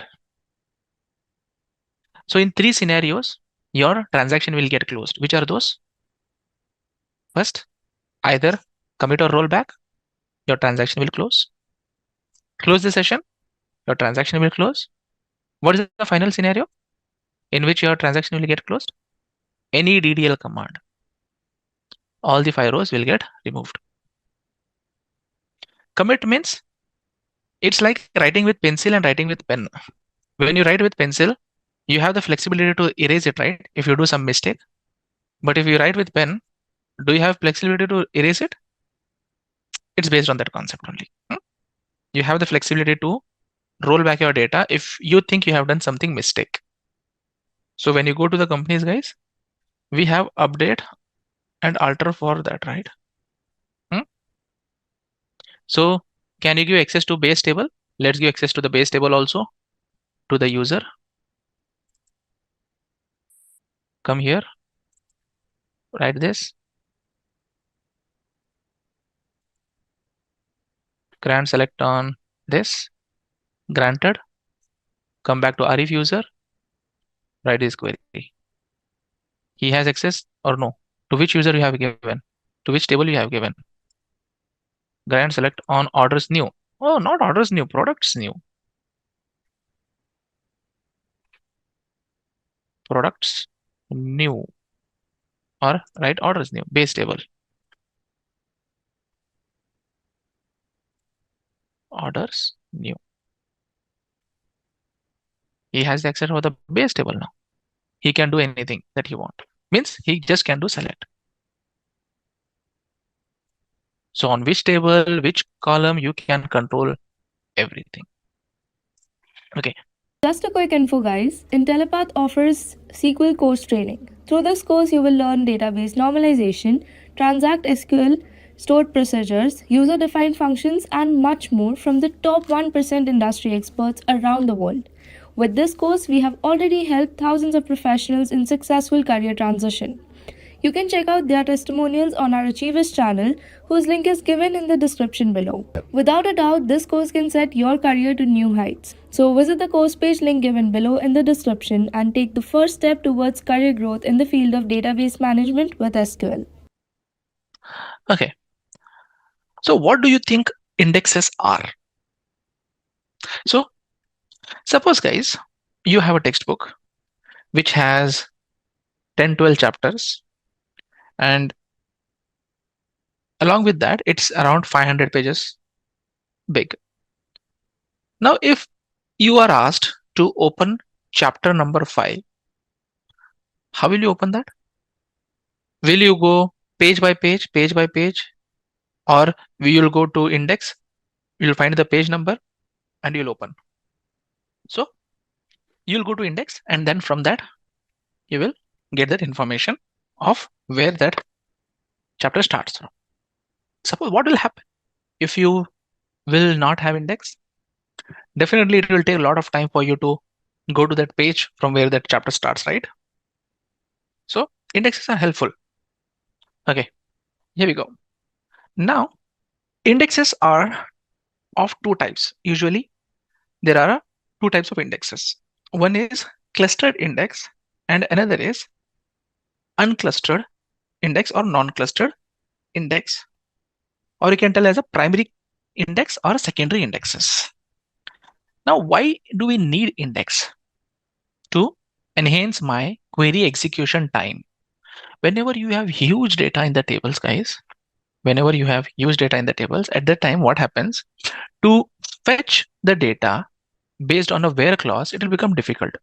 So what index does, index is an internal table that created with the help of key value pairs. Key value pairs. It will get created on the table. You have to create. Now the index that you see at the beginning of the table is in the same order of the pages which are aligned in the sequence. Everyone agree with that? The sequence from top to bottom, how it is written, is in ascending order of the pages only. You'll never see it jumbled, so that it will be easy for you to directly jump onto that page. That is called primary index or clustered index, where the data in the table and the data in the index is in the order. Data in the table and data in the index is in the same order. There are another kind of indexes. There are another kind of indexes which are non-clustered indexes. Have you seen in some books, at the end also there will be a index available? Have you seen? At the end of the book also there will be indexes available. That will be not based on the page numbers. It will be based on the alphabetical orders. Correct, guys? Have everyone seen that? The index at the end of the book also will be available. So what is the purpose of that index? To find the keywords or example, yes. Now, is it maintained in a sequential order? Now, A, B, C, D in the same order is mentioned, page number ascending order, and the names also in ascending order it is mentioned, or it will be like A character, it could be at the last page, Z character, it could be at the first page, or in between somewhere. So there is no order maintained for that. Why? Because the table is already sorted based on your front index, not so it's not possible for you to again sort it based on the final index. Only one index, based on only one index, you can sort your data in the table, right? Can you sort your data in the table based on both the indexes, first index and the last indexes? Will you tear your book and then again sort it based on the index that is at the end of the table? Is it possible? No, right? You can't do that. So both are indexes only, but the one which is available in the first page at the beginning of the book and based on which the data is arranged in the table is called primary index or clustered index. And the one which is available at the end of the book is called a non-clustered index. And now if you see here, pk emp dot, if you run this query, select star from sys dot indexes, you will see pk underscore emp, some code is given and it is given as a clustered index. So whenever you create a table which has a primary key in it, automatically SQL server will create an index based on that primary key. Automatically it will create. Check, run this query and check, guys. Even if you can see all the tables that I have created, see, salesperson, it is there. Customer, it is there. Orders, it is there. Come down. You have other tables, some are internal tables. For all those tables, the indexes will be available. Some are clustered, some are non-clustered, some are heap indexes. Now, why do we need the secondary indexes or non-clustered index? Indexes can be more than one in a table, guys. Indexes can be more than one, but there can be only one primary index. There can be only one clustered index in one table, and there can be n number of non-clustered indexes in any table. Make a note of this. You may be asked, how many clustered indexes will be there in one table, guys? Why? And the reason for that? And the reason for that is because the data in the table is sorted according to the index. Physically, the data in the table is sorted based on the index order to make the fetch much faster. If you have two shelves like this, and if the mapping is like this, don't you think it will be faster for you to access the data compared to mapping like this?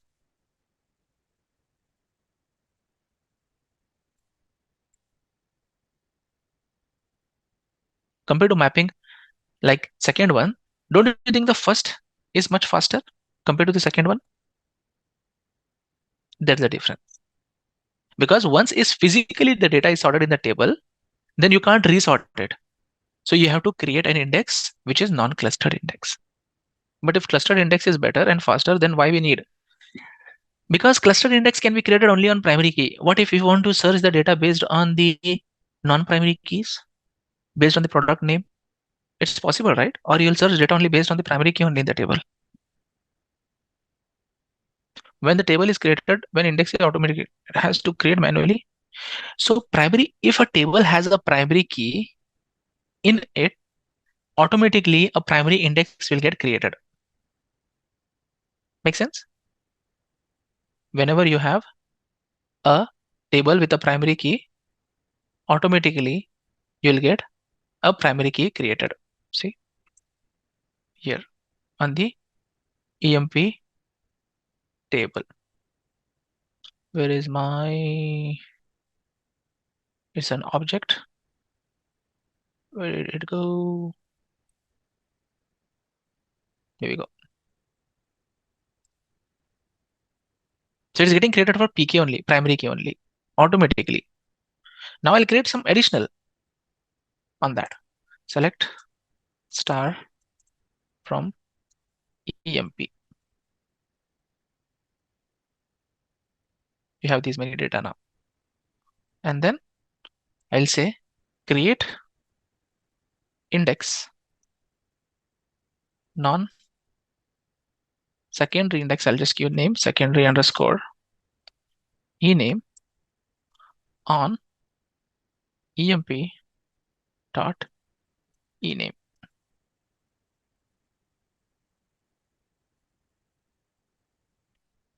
Statement specifying key list is missing when creating an index. Create an index with key list. It should be there.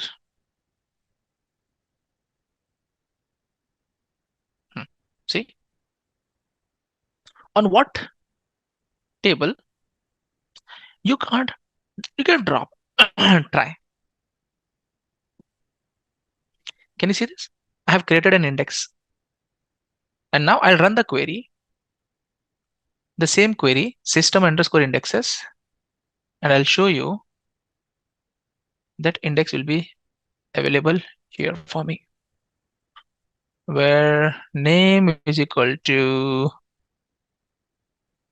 where name equals this. Will it show or it will not show? See, non-clustered index, it is showing.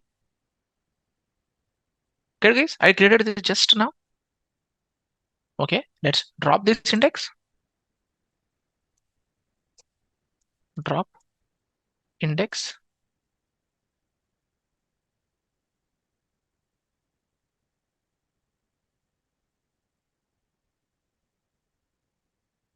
Error.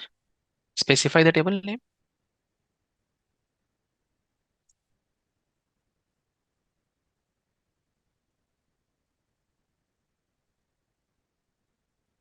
Incorrect syntax. It should be on.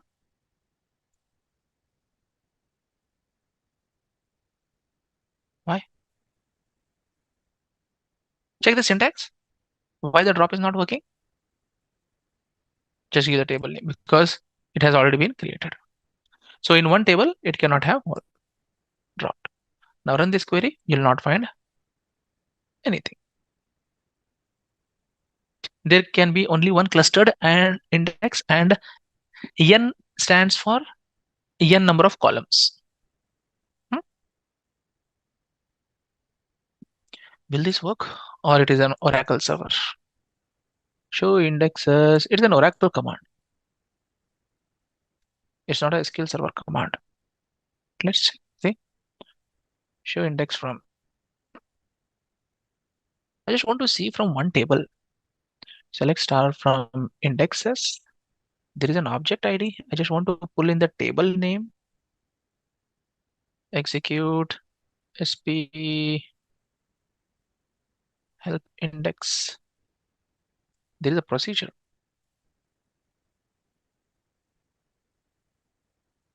@ job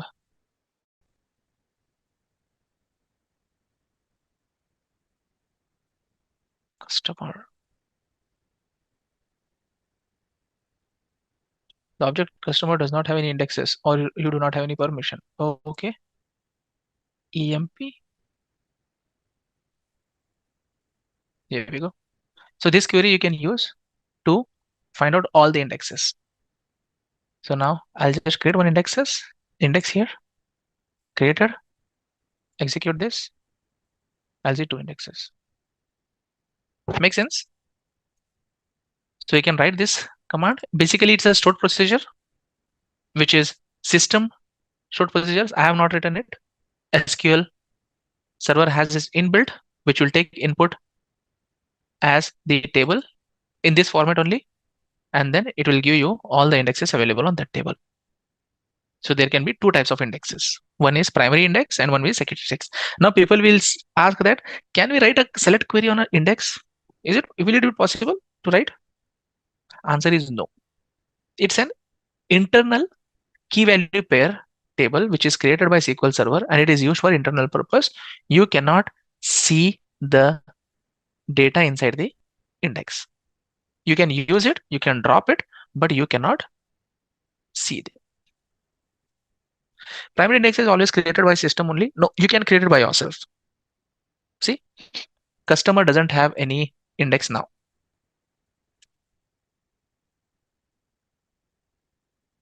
Customer doesn't have any index. Correct? Now I'll write create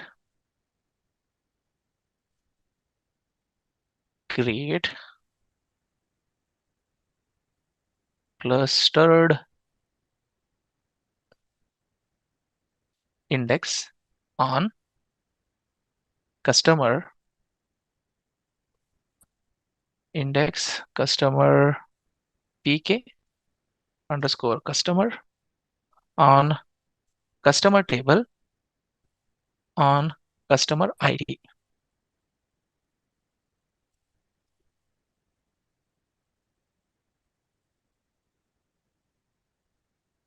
Now check. Got it? So by default, we know that if you don't specify a primary key on the table, no clustered index will get created automatically. If you want an index on that particular column, then you can create a primary index or clustered index by yourself. Now, if I create it another time, should it allow me to create a clustered index one more time? Example, if I try to create another PK customer name, and I will go and check the table. And then I'll just check the column name. Which are the column name? Okay, customer name. I'll copy. I'll paste it here. Should it allow or no? What I was explaining, the same definition is given as an error only for you. So I can create it as non-clustered index on this table. Done. Now execute. You'll see 2 indexes. So how to specify clustered or non-clustered? Like this you can do. What is the purpose of index? Any table which has huge data and the query is taking, it's not to search. It is used to improve your query performance or improve your query fetch timing. Whatever you want to search, only that data it will show, but it will enhance the speed of getting the result back. So now practical example of the index could be, you have 10 million rows and your query is taking 5 minutes to run. If you create on that particular table index on the where clause where you are adding whatever filters you are adding on that, if you add this index, it will improve the timing of your query execution. That's it. You don't have any control over how the indexes are stored and all things. No, I really don't care about it. It just improve my performance of my query. What it does, how it does, why should I care about it? Basically, it creates a key value pair. Long answer short, it created a key value pair. For your key value in the table, key and the position. It will create a list like this. Your key is 1, position is 5. Key is 2, position is 10. Now, if you have this stored somewhere, then definitely rather than directly going and searching line by line in your table, your query will go to this table and look for that key value here, what you are searching, and then find the position, directly go to that line. This is how it works internally. But you can't see that. You can't run a query and see that. It may store in only one cell. It may store in 2 cells. It will store in 10 cells. It may store any way it want. But ultimately the objective is it will fetch the result for us. See, customer name, non-cust. So there can be definitely a duplicate customer name, right? I have created a non-clustered index here. Definitely it can store. So drop index pk dropped non-clustered on yearly income. I'll say income. It got created. I created a primary index on clustered index on which column? On which column did I create? Yearly income. Yearly income has duplicate values in that table. Now, how index is managing that duplicate values? Why should I care? Why should I care? Because internally SSMS is managing that. Okay. Okay. Now I want to create one table like this. Okay, let me just create this table and I will insert the data, insert this. Insert value invalid, table name, pivot sample 1. Pivot sample 1, pivot sample 1, pivot sample 1. Why? 1, 2, 0, 20, 21, 22.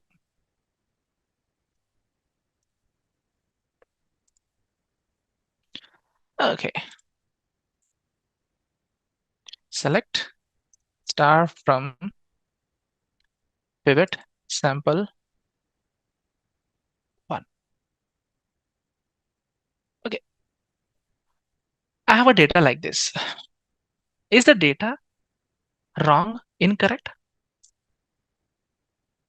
Data is correct. Data is correct.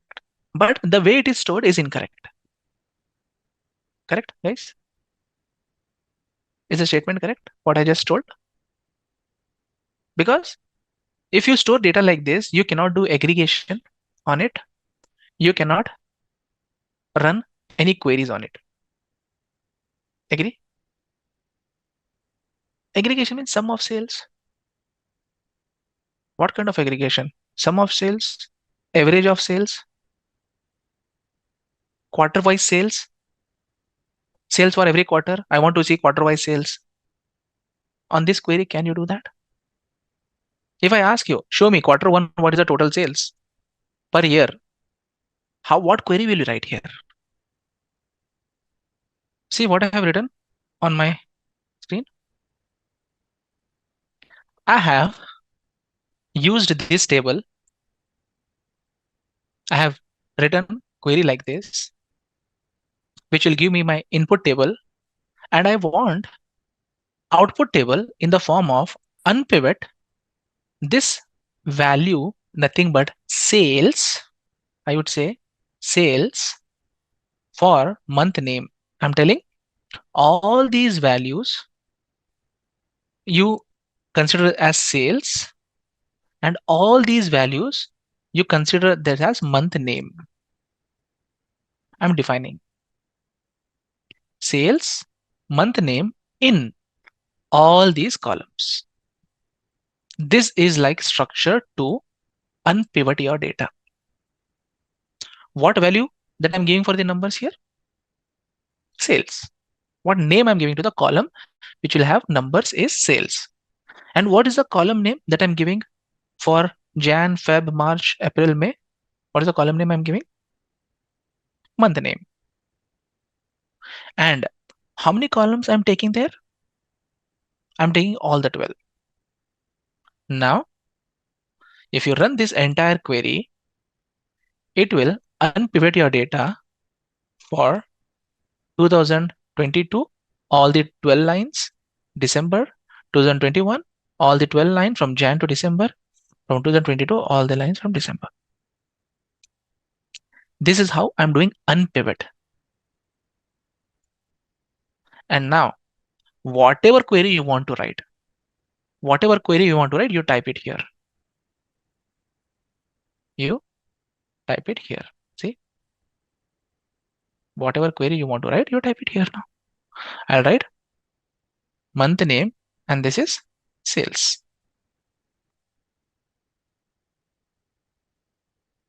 Execute. I got my this value allocated as quarter. See, quarter Q1, Q2, Q3. Now, if you want to do summation of that, first you have to calculate the quarter, and then based on that quarter, you have to do summation. Correct?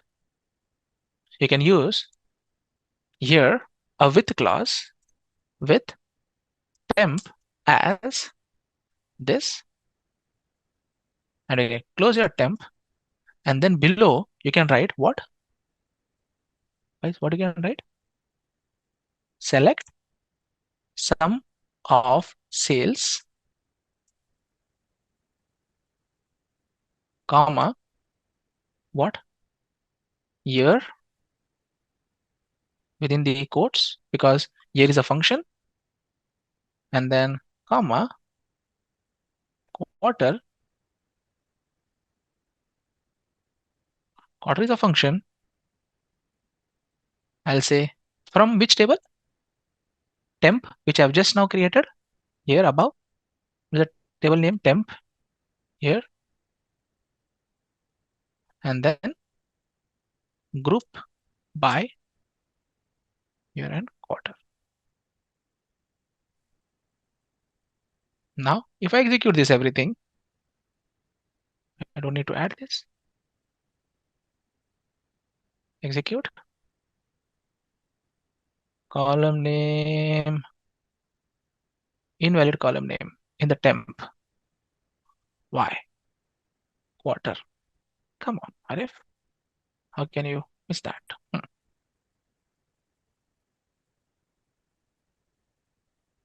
Operand data type and varchar for sum of sales. Am I using the right column name? Sales. Okay. I'm using sal. Sum of sales. Because it's a character type, it is not converted into number. I can write a query. This one to convert to a number.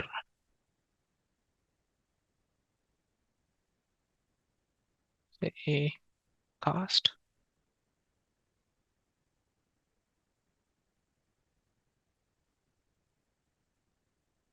Sales to what? Integer. Can I do that? As sales.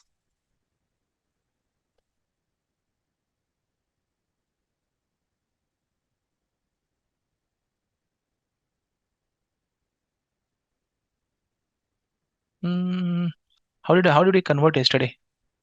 See, even I forget. How would you convert? So I always take the cast. Okay, cast of as, not to.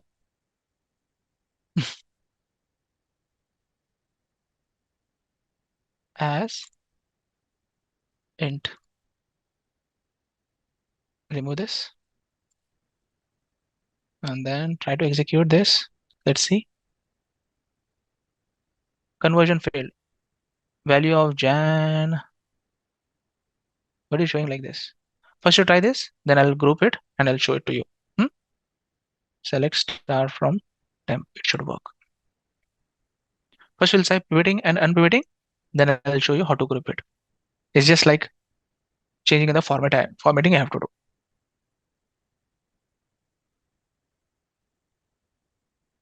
So guys, is it possible to do like this?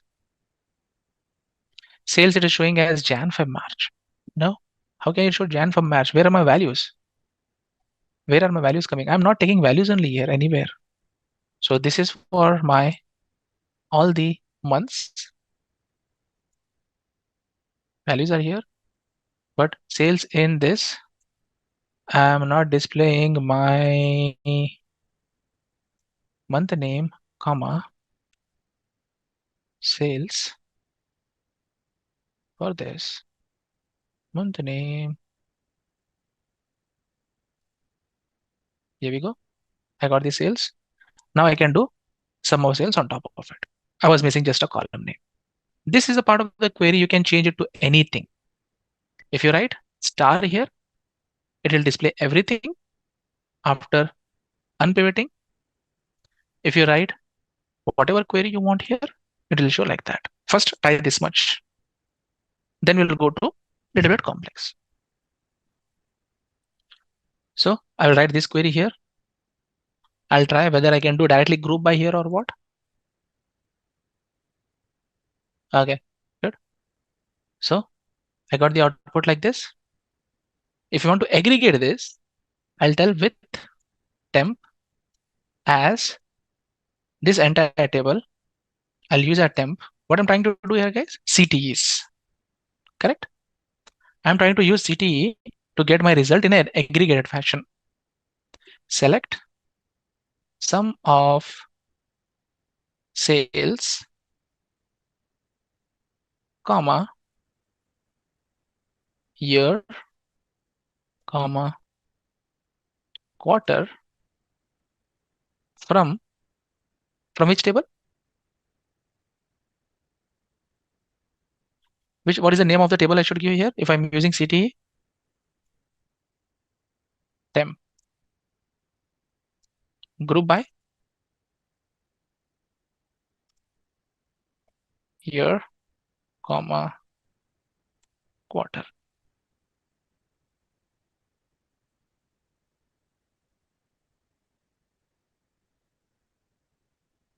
It shouldn't add a comma here.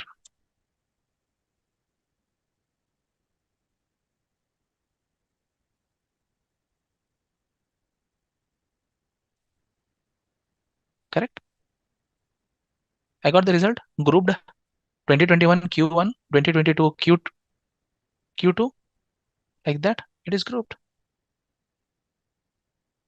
So you can write any kind of query like this.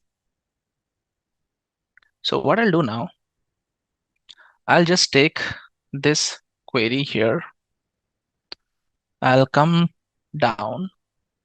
I'll just paste it here and run this query once again. I will insert select star into sample pivot. Sample pivot. Select star into sample pivot. This query I'm writing from this query. I'm creating the reverse.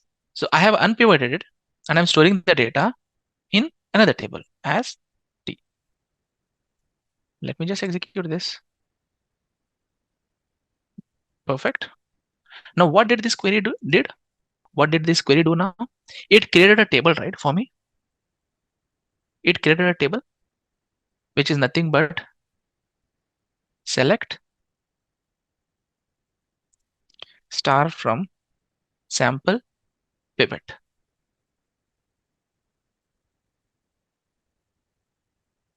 Now see, I have converted my pivot table into unpivot fashion now.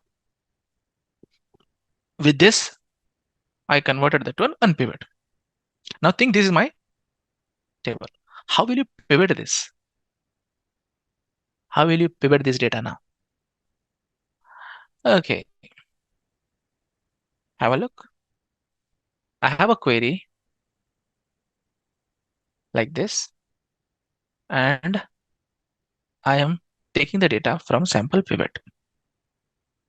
And now this I'll change to sales.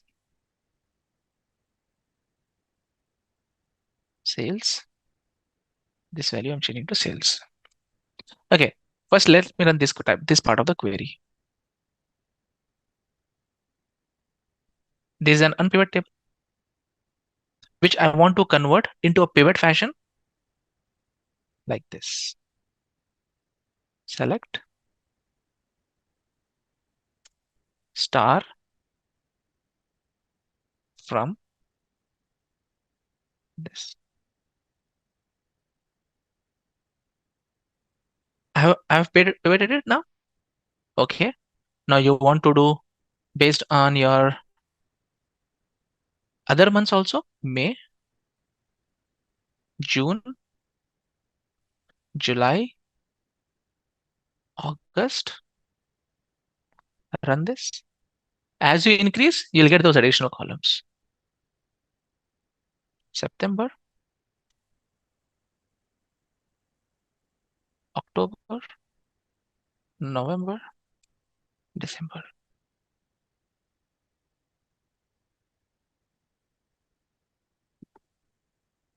So input is what format?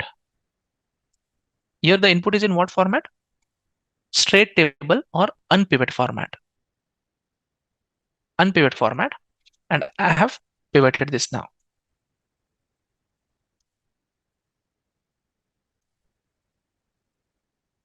Try. So first create this table. Sample pivot is created by select star into on your previous query. I'll just bring it down so that you can see from top to bottom. First create this, then check the data in the sample pivot, then do this part. So I'll just reduce the screen a little bit more so that people can see top to bottom every command. June I have missed. Okay, JUN.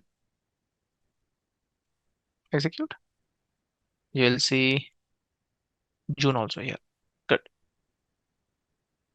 Okay.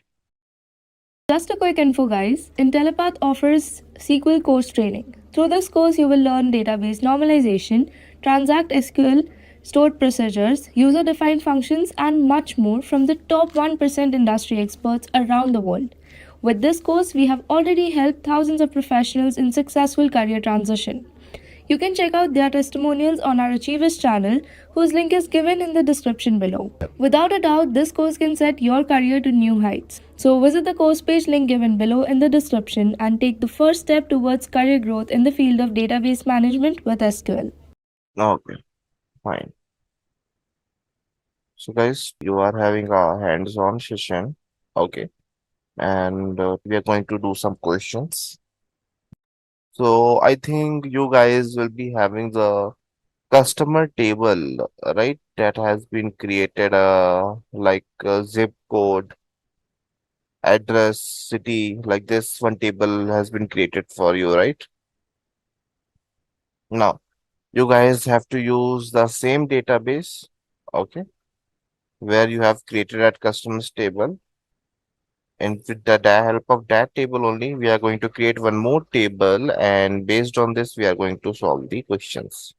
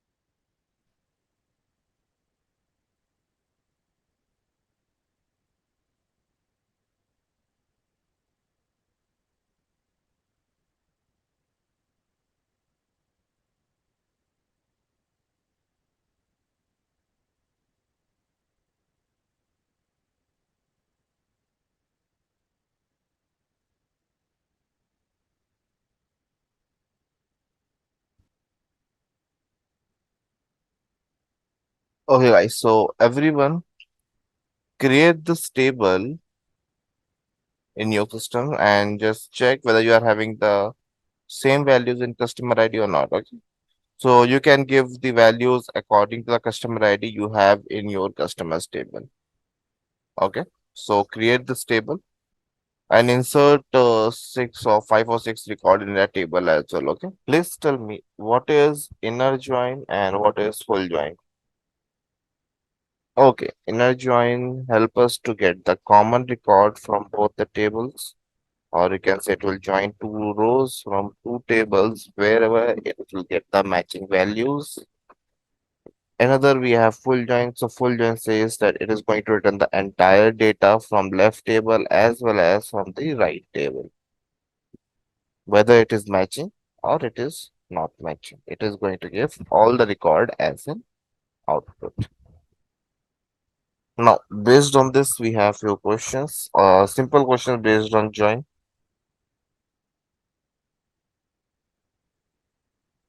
So you guys have to make an inner join on customers and orders table. So if I show you, we have two table over here. Select star from customer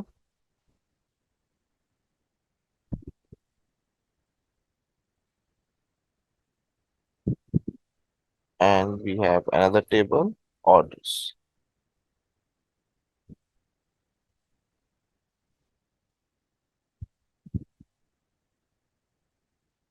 So if we have these two tables, now if we have to make an inner join over here, so what will be my query? We have to make an inner join on customers and orders table on the customer ID column. So if we see both the tables, what we have common in both the tables? Customer ID, right? So whenever we want to make a join, we must have to see for some matching data in both the tables. So if we see this table, what we have as a matching column, we have customer ID. So based on this, we are going to make the join. Now, what is the syntax for making the join?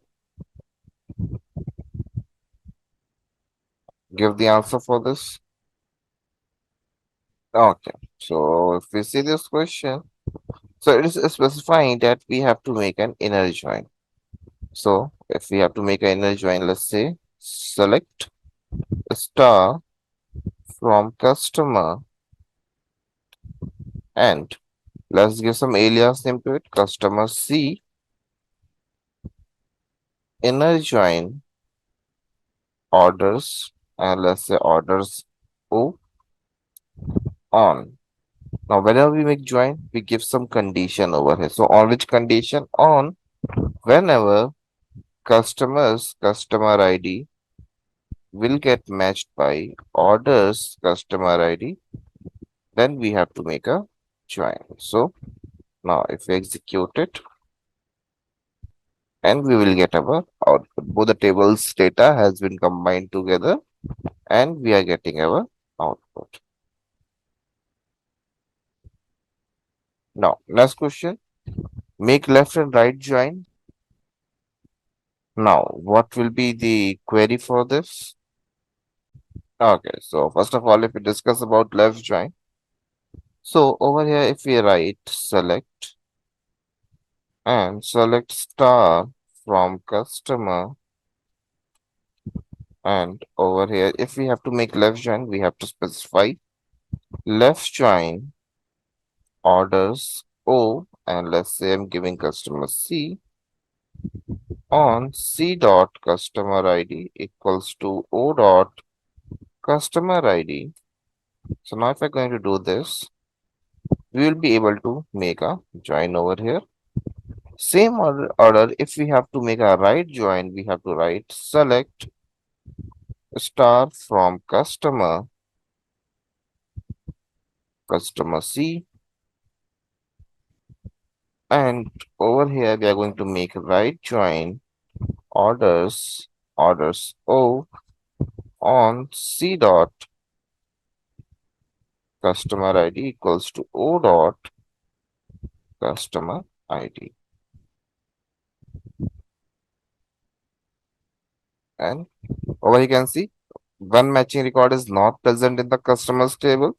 So we are getting null in my left table because right join says that we are going to get all those records that are common in both the table, but we are going to get entire record from the right table. So over here we are getting all the records from right table, that is 1, 2, 3, 4, 5 and 30 as well. 30 data is not present in my customer table.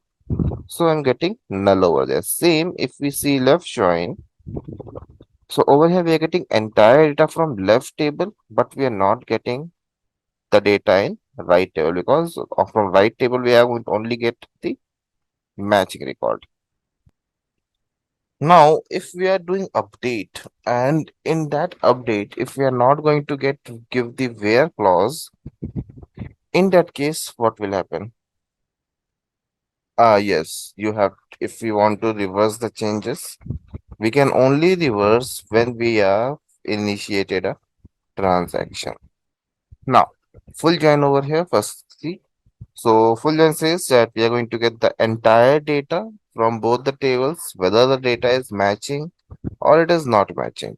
We are going to get the complete records from both the tables. So what I can write over here, select star from customer C and over here inner join orders O on C dot customer ID equals to, sorry, O dot customer ID, and over here we have to mention full, not inner, by mistake, full join.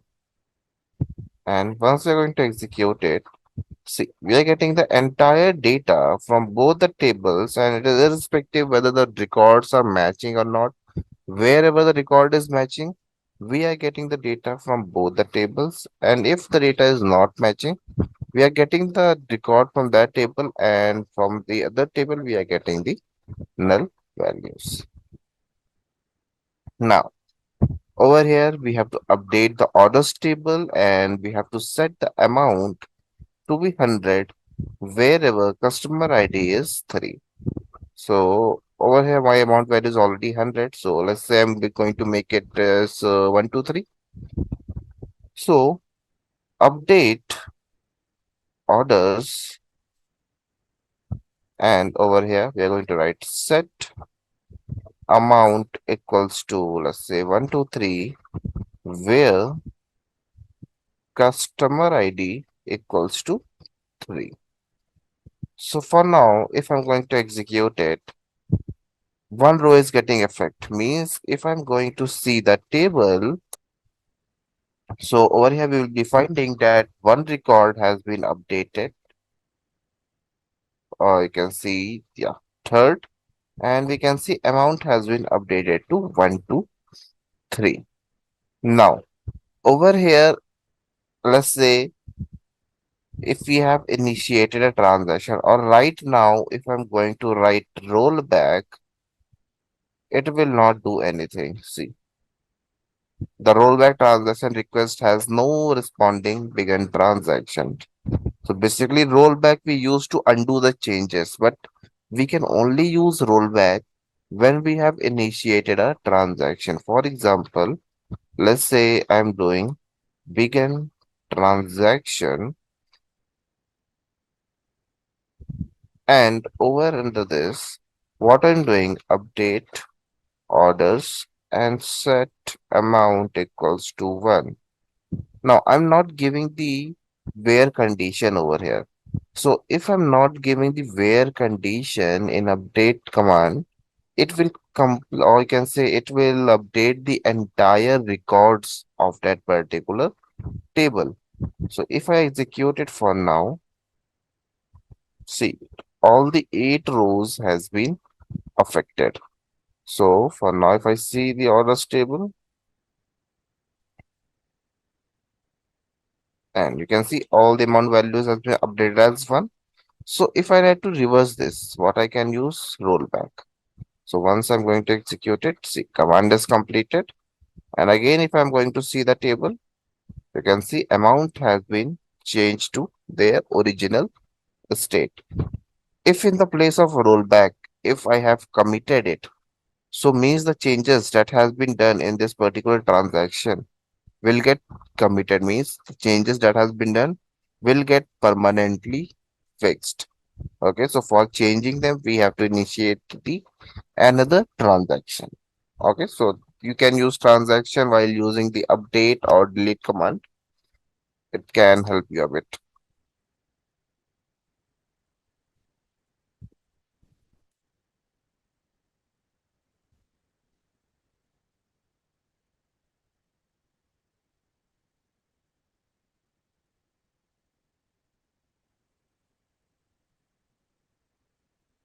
Now, give the query for this first question. You have to use the inbuilt function and you have to find the minimum, maximum, and average amount from the orders table. You need to write a single query, and a single query you must get all the values. Okay. So over here, if we need to find out minimum, maximum, and average amount, so we have to use an aggregate functions over here. So we have three aggregate functions for solving this question, that is minimum, maximum, and average. We have two more, count and sum, but we don't need them over here. In this question, we need three, minimum, maximum, and average. So we'll be writing select. First of all, let's say if we need minimum amount, so minimum.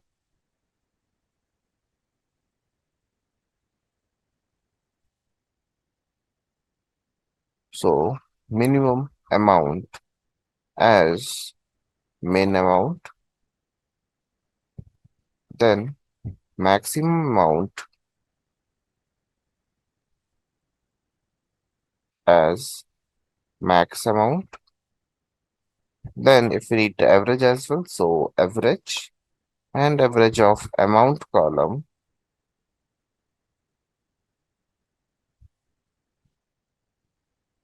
as average amount from orders. Now if we execute it, we will get our minimum amount, maximum amount, and the average amount from the table. Now, user-defined functions. So now you have to create a user-defined function which will multiply the given value by 10. So over here, you have to just create a simple calculation-based function. So tell me which function you are going to create over here. Okay. So we can do this question by two ways. Either we can return the value directly in return statement, or what we can do, we can initialize a variable, and with the help of variable, we'll be returning the value. So if we just discuss the first way while declaring a variable. So let's say if we need to create a function, so create function multiply by 10. And over here, it is mentioned that this function is going to accept the value, means it will multiply the given number with 10. So if we need to pass the number inside this function, we need to give one variable over here, or you can say we have to pass one parameter. So at the rate, well, integer. So now, if we are going to multiply integer by integer, what we are going to get? Returns integer only, right? Whenever we are creating function, we have to specify that what type of data a function is going to return. Because function over here is always going to return some data. Okay. Now, as begin. Now, over here, first of all, let's declare one variable. Declare at the rate result, that is integer. And now, if we need to modify the value of this result variable, what I can do? Set at the rate result equals to at the rate number, sorry, not number, value multiplied by 10. And in the end, returns, so not returns, return at the rate van and end. Now, let's execute this code. So it has been executed successfully over here, right?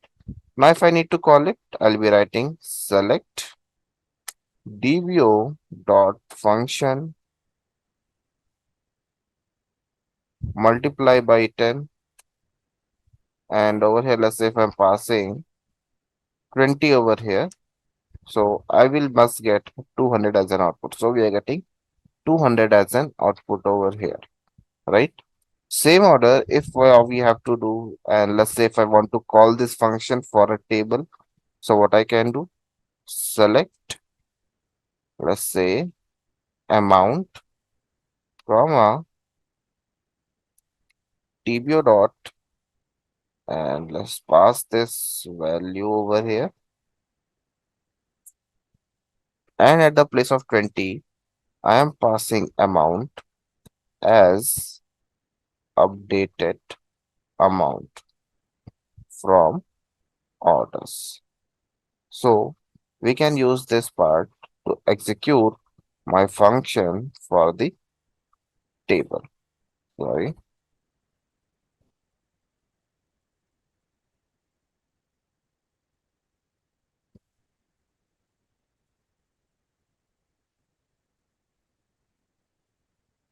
You can see I got the updated amount from my table. Now, the same function I can create without declaring the variable as well. Let's say if we are having this function and let's say we are pasting over here and the place where we have declared a variable. So if we have a just one statement in this function, right, that is value multiplied by 10, that is doing the main work for us, right? So what I can do, I can remove this entire variable declaration thing and we can return the value directly multiplied by 10.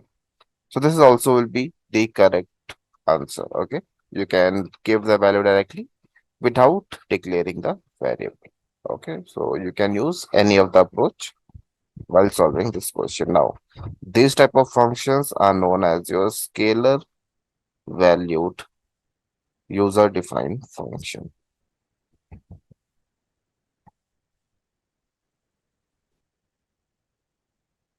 Okay, so this part is clear to everyone.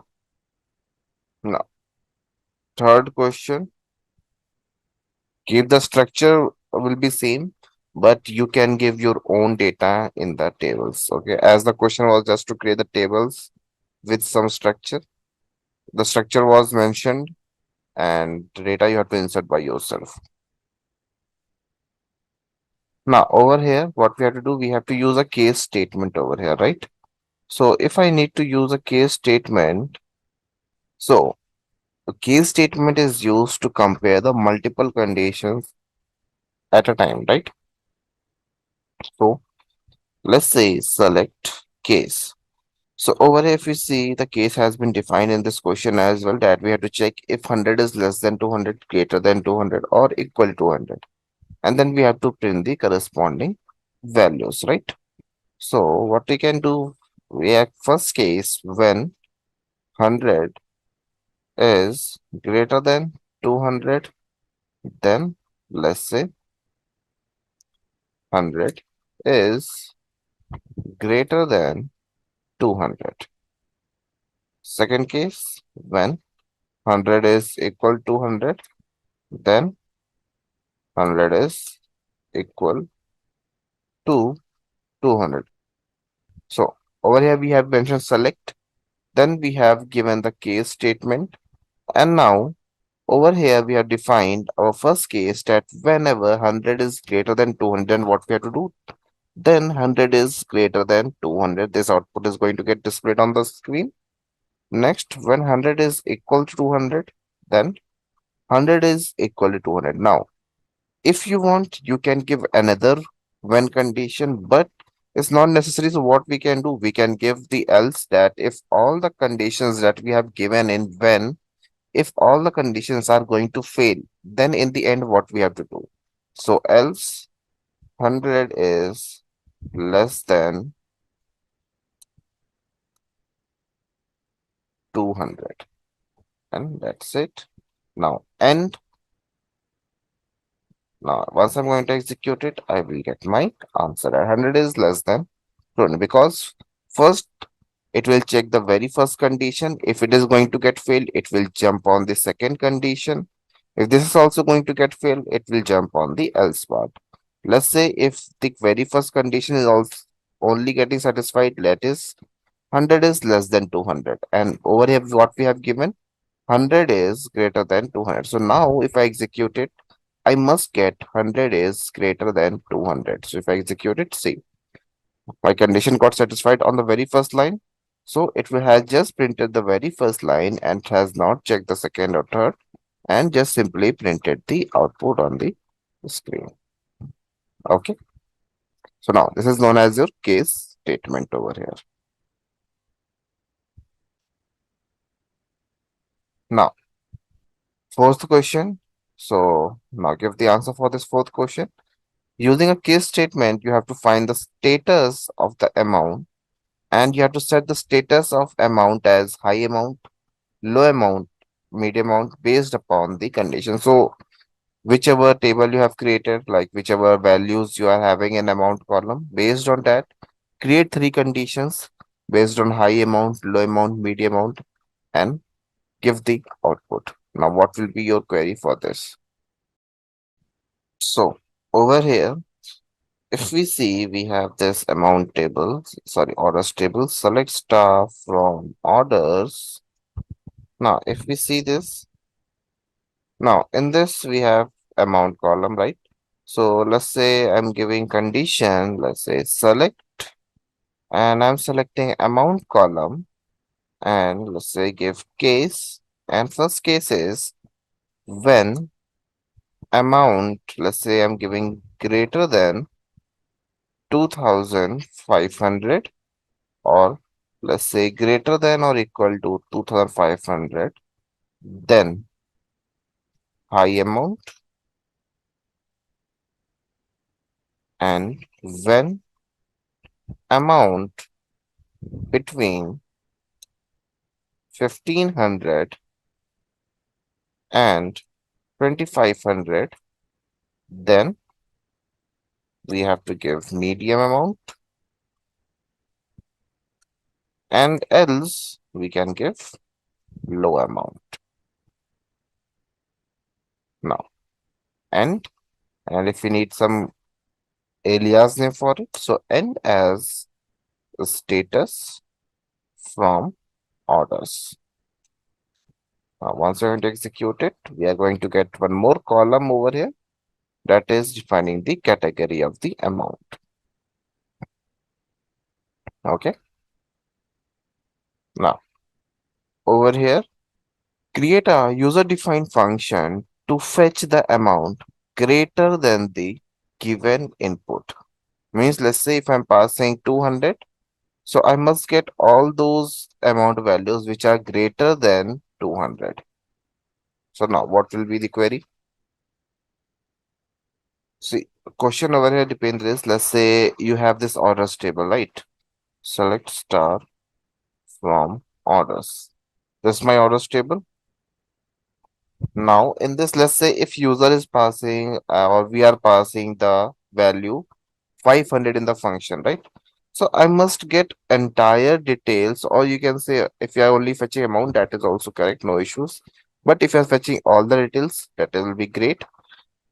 And you have to get all those details from orders table wherever amount is greater than 500.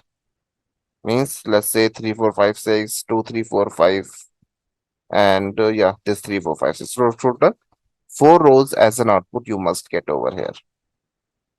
Okay. This is what you have to do. Okay. So over here, if we see, we have to create a user-defined function to fetch the amount greater than the given input.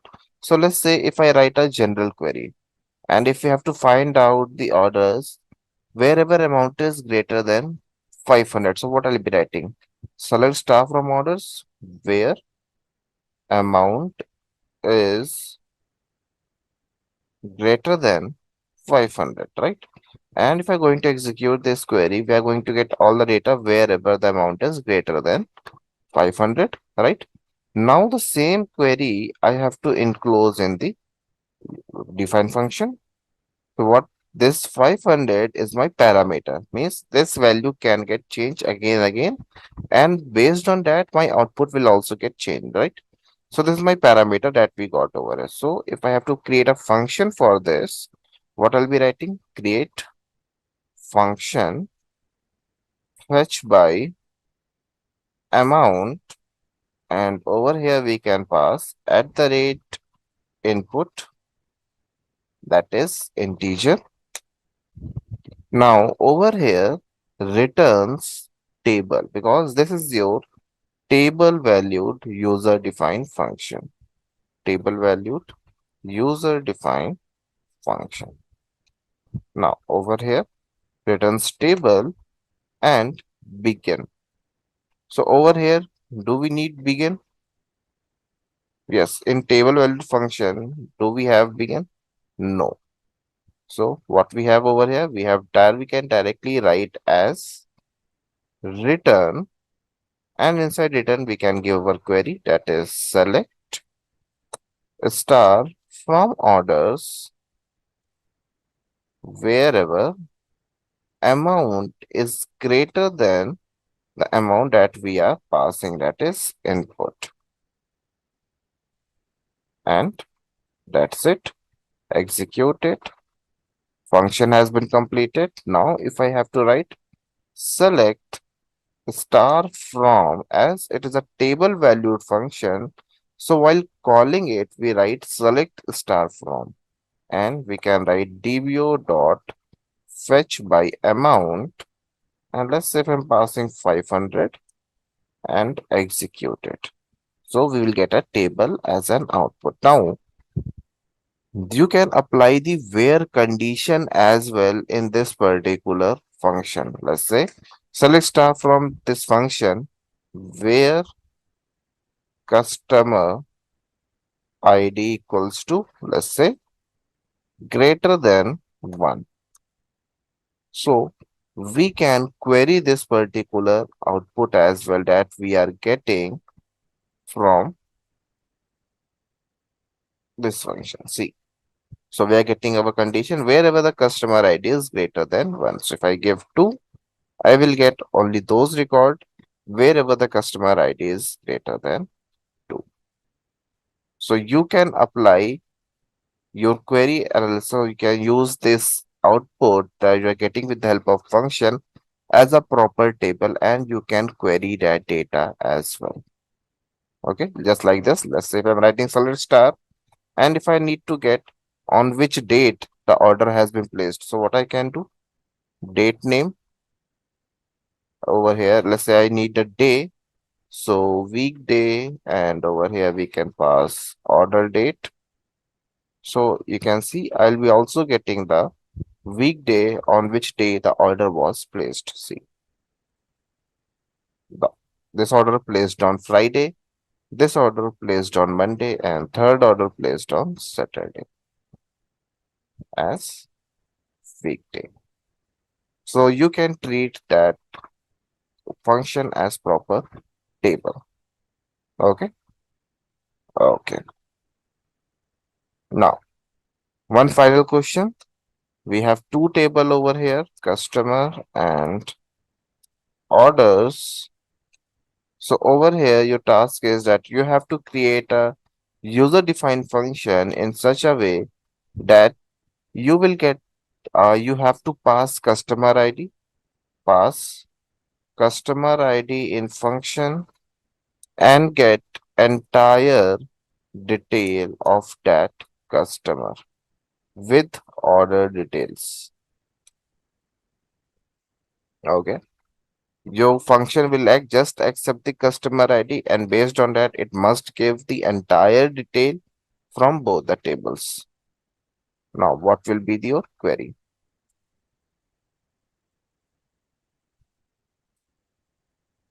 So over here, see guys. First of all, if we have to write a basic query, what will be my basic query? If we just forgot about creating a function, and if I be asked that you have to just create a query or you have to write a query that will give the entire detail of that customer with orders. Okay, yes, with inner join and customer ID equals to customer ID, correct, Dipen?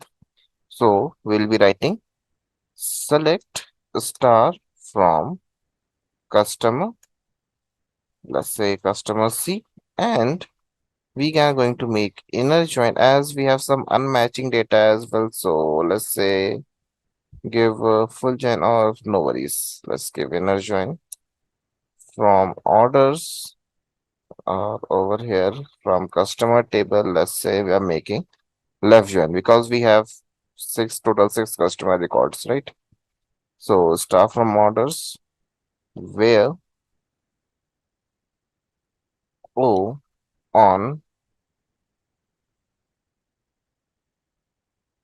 C dot customer ID equals to O dot customer ID, and where let's say C dot customer ID equals to 1. So what I will get? I will get the entire record of customer ID 1. Right? Now I have to enclose the same query in function, right? So what I have to write? Create function get by customer. And over here, let's say at the rate ID integer returns table as return. Now over here, I have to give my same query that I have written over here and replace this one with at the rate ID. Now, still if I'm going to execute it, see what will happen. I'm getting error, right? Now, why I am getting this error actually? If we see this output, what we have? Customer ID, customer ID. It is repeated, right? So now if we are creating a table, so in a table, we can't have repetitive columns, right? And as I showed you earlier, if we are using creating a table valued function, so we can treat that output as a table, right? So and we are querying that table as well. So we can't have a duplicate columns, right? So if I see this particular output, so what I'll be needing?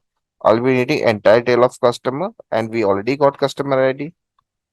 So we don't need customer ID again. So what I can do?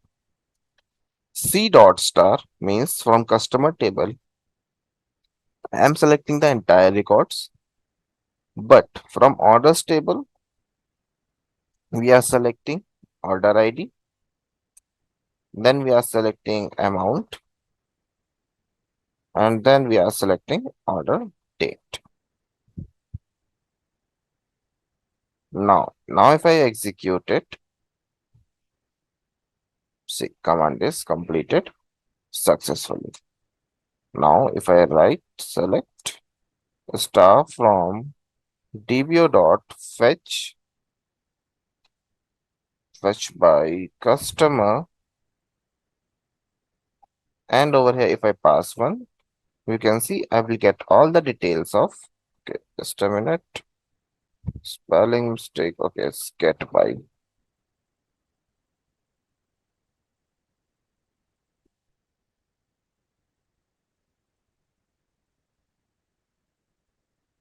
So execute it, see, we are going to get all the details of first customer. Okay. So this thing is clear, guys? Okay. Just a quick info guys, Intellipaat offers a SQL Developer and SQL DBA Masters program. Through this course, you will gain complete expertise in SQL Server, relational database functionalities, writing advanced SQL query, managing and securing databases, automating SQL Server, and much more, all from the top 1% of industry experts around the world. With this training, thousands of professionals have already made successful career transition into high-paying SQL developer and database administrator role. You can even check out their success story and testimonials on our Achievers channel. The link is given in the description below. Without a doubt, this program can take your careers to new height. So click the course page link given in the description and take your first step toward building a strong career in SQL development and database administration. So as you can see on my screen, I'll be using the MySQL Workbench tool to perform all my queries.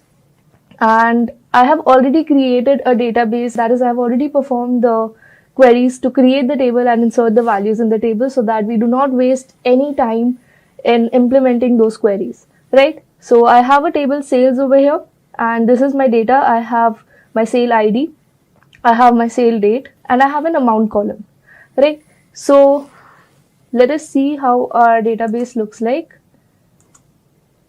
So as you can see over here, this is my database and I have my sale ID, sale date and amount columns, right? So let's move on to our first question, which is write a query to find the total sales amount for each month of the year. All right. So in order to do that, first we need to understand the question, right? So the question is asking us to find the total sales amount. So intuitively, you should know that you will be using the sum function somewhere or the other in the query.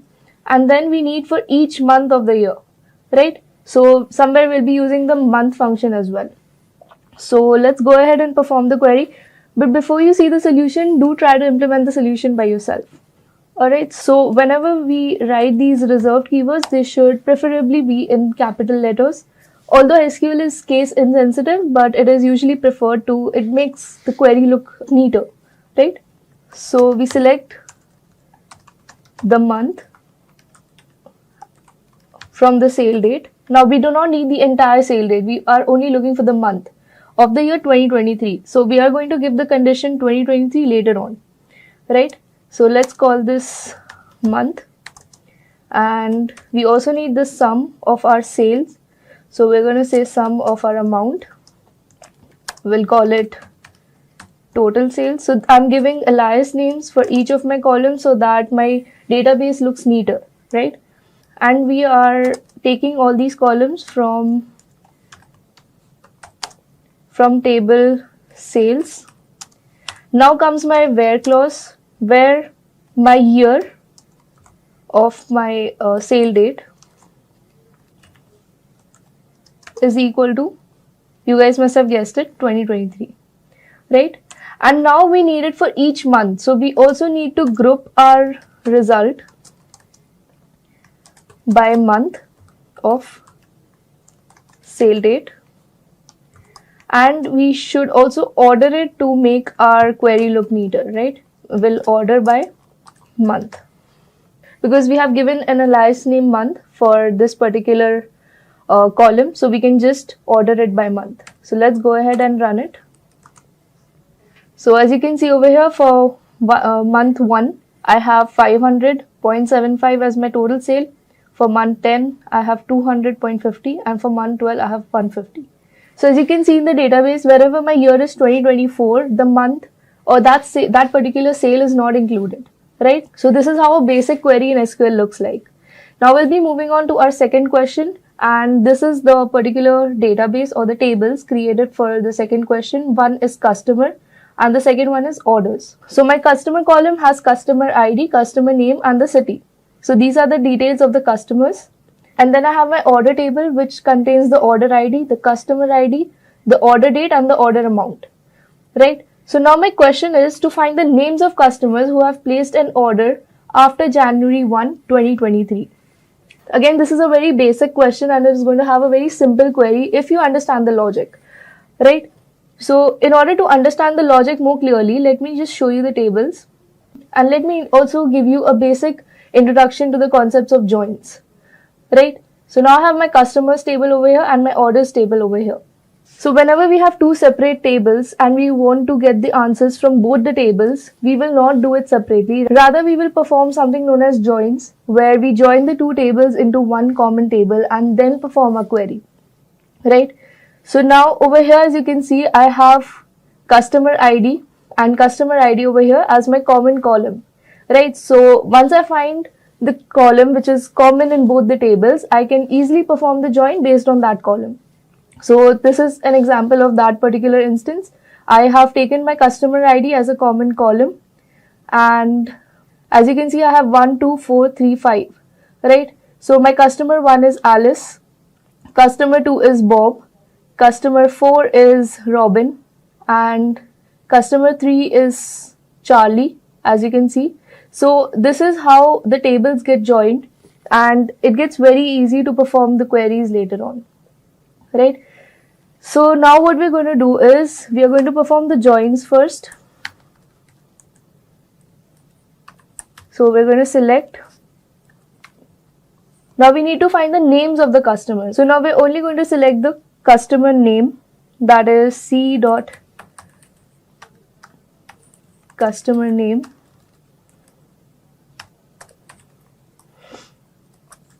From my table customers, and I'll give an alias name for my customers table as C, so that I do not get confused whenever I'm accessing a customer ID column, which is both common in the customers and the orders table, right? So once I give the alias name, I can simply access the columns using the dot operation over here. So I'm going to select the customer name from my customers table, and I am going to join with my orders table. I'll call it O, and I'm going to join it on O dot customer ID equal to C dot customer ID. Right? Now my second condition is who have placed an order after January 1, 2023. So I'm simply going to give a where condition over here where my O dot order date is greater than 2023 01 01. Right? So let's run it, and you can see I have my customers who have placed an order after January 1, 2023. Let's cross check with our tables. So let's check the order date over here. So this is January 1, 2023. So this is the year 2024, this is the year 2023, this is the year 2022. So this should not be included. This is the year 2024. So again, this order was placed on January 1, 2023. But our question says we need to find the orders placed after January 1, 2023. So again, Alice Smith will not be included. We will have Bob Johnson who placed the order in 2024.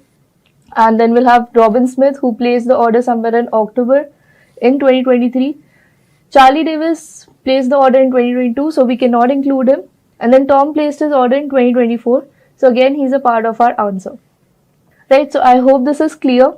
So you guys must have noticed through this second question, we covered two major concepts, that is join and condition.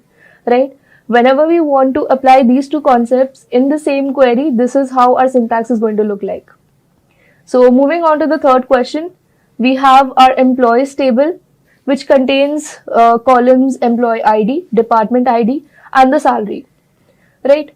So our question is, we need to find the second highest salary for department 101. Now, if we were to find the highest salary, we would simply use the function max. Now, but here we need to find the second highest salary. So again, this becomes a challenge, but again, it comes in easy questions because this is a very commonly asked interview question. So in order to solve this particular question, we will be using something known as subqueries. And do not worry, it is not that difficult. Once you get a hang of it, it will seem really easy. All you need to do is follow the right syntax and the right logic, right? So let's get started. So we will select. Now what do we need to find? The second highest salary for department 101. So we will only select salary, right? So let's target maximum salary as second highest salary. This is my alias name again. I'll be getting this from my employees table. Now this is only the first step. Now here I'm only getting the highest salary, but I need the second highest salary. Now if I were to run this particular query, I would get 7500, which is over here, as you can see in this particular database, the highest salary, right? But this is not what our question was about. So we need to give another condition that where my salary is less than, now comes my subquery. Now here I am going to fetch my highest salary using my max function again. So I need the maximum salary, but that maximum salary should be less than my highest salary. So this max salary is going to be my second highest salary, right? So I'm going to fetch my maximum salary from employees, right? And now my second condition is it should be for department 101. So now this maximum salary should be from department. Let me just check the column name, otherwise I will get an error. So department ID, where my department ID is equal to 101, right? So this particular subquery is going to return the maximum salary for the department ID 101. But I need the second highest salary for the department 101. So my logic basically over here is to give another where. Okay, I have already given one where condition. So in order to give two where conditions, we either use and or, right? But over here, both my conditions are necessary. So I'm going to use and I will give my second condition as same as this one. So let's run it. So now I have 5100. Now let's cross check this. So my department ID is 101, 101, 101. So it is 3 times, right? So I think the highest over here is 55000, and then we have 48, and then we have 51000. So as you can see, my second highest salary for the department 101 is 51000, which is our answer over here. So that means our logic is correct, and whatever syntax we have used, that is also correct because we did not get any error. So basically in MySQL Workbench, you get your action output over here. If your query runs successfully, you get a green tick, or if your query has some sort of error, you get a red cross over here, right? So I hope this question was very clear because this is a very commonly asked question.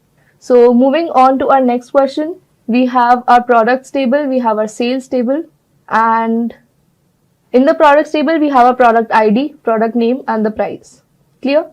Then we have a sales table. It has a sales ID, product ID, and a quantity. Now you can see over here, we have product ID as a common column, right? You can see over here, product ID in sales and product ID in products. Now our question is to find the names of all the products that have never been sold. This is again a subquery based question. So now this should be very easy to implement because you guys have already got the logic. So I would suggest you pause the video and implement the solution yourselves and then come back and watch the solution here.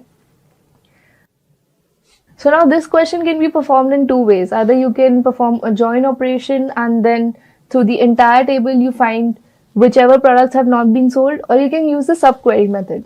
So we will go ahead and look at the subquery method. So as you can see over here, I have my product IDs 1, 2, 3, 4 and 5. And over here, I have my product IDs as 1, 2, 1, 4 and 1. So as you can see, not all my product IDs have been included here. So it is pretty evident that there are some products that have not made a sale yet. So that is exactly what our fourth question is about, right? So what we need to do is, we need to find the names of all the products. So we will simply go ahead and select the product name from products, right? And simply give our where condition where our product ID is not in. So this question uses the not in operator. So not in is basically the opposite of in. So not in is pretty intuitive to understand. It is basically saying that the product ID should not be in our condition that we're going to specify after the in keyword, right? So it should not be in. And now we're going to select our distinct. Distinct is basically all the different product IDs that are available. Now where we're going to select it from? We're going to select it from our sales table. Select distinct product ID from sales. right? So now whichever product ID is not in our sales table, we are just going to return that. Simple enough, right? So let's go ahead and run it. Okay, there's some error. Okay, so it is just not in, not is not in, right? So that was the error in my query, and I'm sorry about that. So once we fixed it, all right, so we have a tablet and smartwatch. Let's go ahead and map their product IDs. So tablet has a product ID 3 and smartwatch has a product ID 4. 3 and 5 should not be included in our sales table, and as you can see, they are nowhere there. So this is how we know we've implemented the right logic. So every time you implement a query and you run it, you should always cross-check your output with the logic that you've implemented and the answer you find from the tables manually. So moving on with our fifth question, we have our table order, which basically contains the order ID, the customer ID, and the order amount. Now our question here is to find the IDs of the customers whose total order amount exceeds $1,000 or any currency per se. So mainly over here we'll be using group by and having, right? So since we need the total order amount, you can intuitively think that we'll be using a sort of aggregate function which will be sum over here, and we will also be using a condition where we'll be saying that our sum amount should be greater than $1,000. Now we need to find the IDs of the customers. So now for every individual customer, we need to find the total order amount. So in order to do that, we will go ahead and implement our select. We need the customer ID and we need the sum of the order amount. Sorry, just okay, order amount. And we'll give an alias name as total order amount. All right. Now we're selecting this from my table order, and since we need the IDs of all the customers separately, we are going to group our query by the customer ID. Now we need to give the condition that the total order amount or the sum of the order amount for each customer ID individually should be greater than 1,000. Alright, let's run it. Right, so as you can see, this is our output over here. So we have two customers respectively with 101 and 103 customer IDs having the total order amount as 1100 and 1770. So as you can see, we have implemented the right logic and we did get our answer as well. So now let's move on to our sixth question. So for our sixth question, we have our table products and we have our table stores. And we have a third table over here, which is sales. So unlike our previous questions, in this question, we'll be dealing with three tables, right? So we will also learn how to join three tables together and get the queries respectively. So in our products table, we have our product ID, we have a product name and a category ID. Then in our stores table, we have a store ID, a store name and a city where the store is located. Then lastly, we have our sales table, which has a sale ID, product ID, store ID, quantity and the sale data. Right. So now our question is basically to find or to get the total quantity sold for each product in the laptop and table category from stores located in Los Angeles during the year 2023. So now in order to solve this particular question, let's break it down into simpler terms. So first let's look at the main terms over here, which is total quantity sold for each product. Right, so from these two terms, we know that we need to find the aggregate or the sum of the quantity column over here, and we also need to group by the product ID, right, because we need it for each product. Then we also need a condition where we segregate the laptop and tablet category. Then we need another condition specifying that these particular categories should have been sold only from the stores located in Los Angeles. Then our third condition is going to be the year 2023. So once that is clear, let us go ahead and understand this in a little more detail. Right? So as you can see over here, we have our products table having product ID, product name and category ID. Now you can see over here product ID is a common column in products and sales over here. Store ID is a common column in stores and sales table, right? So over here you can see sales table is our one table connecting these two other tables, right? Now in order to perform a join between these three tables, we're going to have our sales table as the common table between these two. So the order does not matter, but we will have to first either join the table sales and products or sales and stores, and then we can join the third table with these two tables, right? Or the first two tables. So after performing a join on these two particular common columns, this is what our table is going to look like. So we have our sale ID, product ID, basically all the data from the above three tables, right?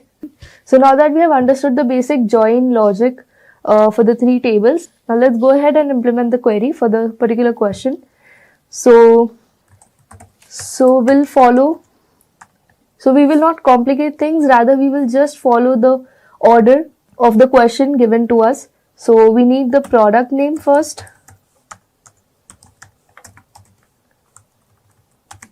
product name, that is from table products, so we'll call it p.product name.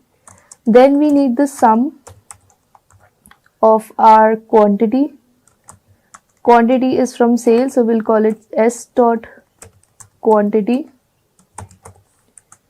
Alright, and we'll give it an alias name, total quantity sold. Alright, now we are getting this from table products, giving an alias name p. Now we'll perform a join with our table sales, we'll call it S, and we are going to join our tables on s.product ID equal to p.product ID, right? So now we have connected a sales table and a products table. Now the next thing we need to do is connect a stores table as well, right? So moving ahead, we will perform a join on stores. I'll call it ST, and I'm going to join it on store ID, right? So s dot store ID equal to st dot store ID. So our joins are complete over here. We have joined the three tables and we have mentioned the total quantity sold for each product. Now to find each product, we need to give our group by condition, right? But before that, we also need to specify that the categories need to be laptop and the tablet category. And we also need to specify the stores and the year, right? So we will go ahead and give our where condition. So we need where our product dot. So now our product name is either going to be laptop or it is going to be tablet, right? So our first condition is satisfied over here. So now our next condition is that our stores need to be located in Los Angeles, right? So I'm going to give my second condition is my st.city is equal to Los Angeles. Moving on to my third condition, the year is supposed to be 2023, right? So my sale date, so my s.sale date is equal to, so my sale date needs to be 2023, but as you know, this is not the complete date format, right? I have my month and my day as well, but since I only need the year over here, so I'm going to use the year function over here to fetch the year from my sale date, and that year is supposed to be 2023. Alright.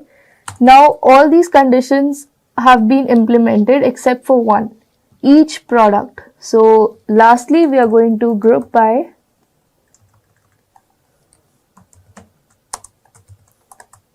our p dot product name. Alright. So we have the total quantity, we have each product, we have laptop and tablet, we have stores from Los Angeles, and we have the year 2023. So I think all the conditions have been implemented. Let's run our query. So the total quantity sold is 5 and we have laptop. But is this correct? So let's go ahead and check. So first let's look at all the sale dates containing the year 2023. It's 1, 2 and 3. Alright, so we are only going to look at these 3 particular rows. Alright, so now we need to find the city as well. So city over here is New York, so this is cancelled. So we are only going to look at these 2 particular rows. So as you can see, we have our output laptop and the quantity sold is 5. So basically we do not have any tablets being sold either from the stores in Los Angeles or the year 2023. Alright, we just have laptops and the total quantity sold is 5. So that is our answer. Moving on to our 7th question, we have our employees table over here. And in the employees table, we have employee ID, employee name and the manager ID. Alright, so now our question is, again, this is a very interesting question. So now you have to find the names of the employees along with the names of the direct managers. Now, this is a very interesting question, as you guys must have already realized. So now, basically, we have only one table. We have our employee ID, we have the name of the employee, and we have the manager ID. So basically, as you can see, the employee ID 1, Alice, is not having any manager. So maybe we can conclude that this particular employee is at the top position, or maybe he's the CEO of the company. So that is why he's not having any sort of manager above him. Then we have our second employee, Bob. He is reporting to Alice. Then we have Carol also reporting to Alice. So basically Bob and Carol have the same manager who is Alice. Right? Then we have fifth employee, again having the same manager ID. So basically David and Emma both report to Bob. Right? So similarly, we need to find the managers. Let's go back to our question. We need to find the names of the employees and the names of their managers. So now you guys must be wondering that we are not given any sort of manager name over here. But if you look at the table closely, we have the managers in the table itself. They are also employees over here. Right? So that is why we have created 2 tables of employee over here. So basically we're going to perform a left join over here, and this is what our table is going to look like. So we are going to perform the joins on manager ID of our table 1 and employee ID of our table 2. So basically whenever we have our manager ID equal to the employee ID, we are going to join the tables on those particular points. Right? So say for example over here I have my manager ID as 1 and over here I have my employee ID as 1. So basically over here I'm going to have my employee name as Alice. Right? Similarly over here I have my manager ID as 1 and my employee ID as 1. So I'm going to have my manager as Alice.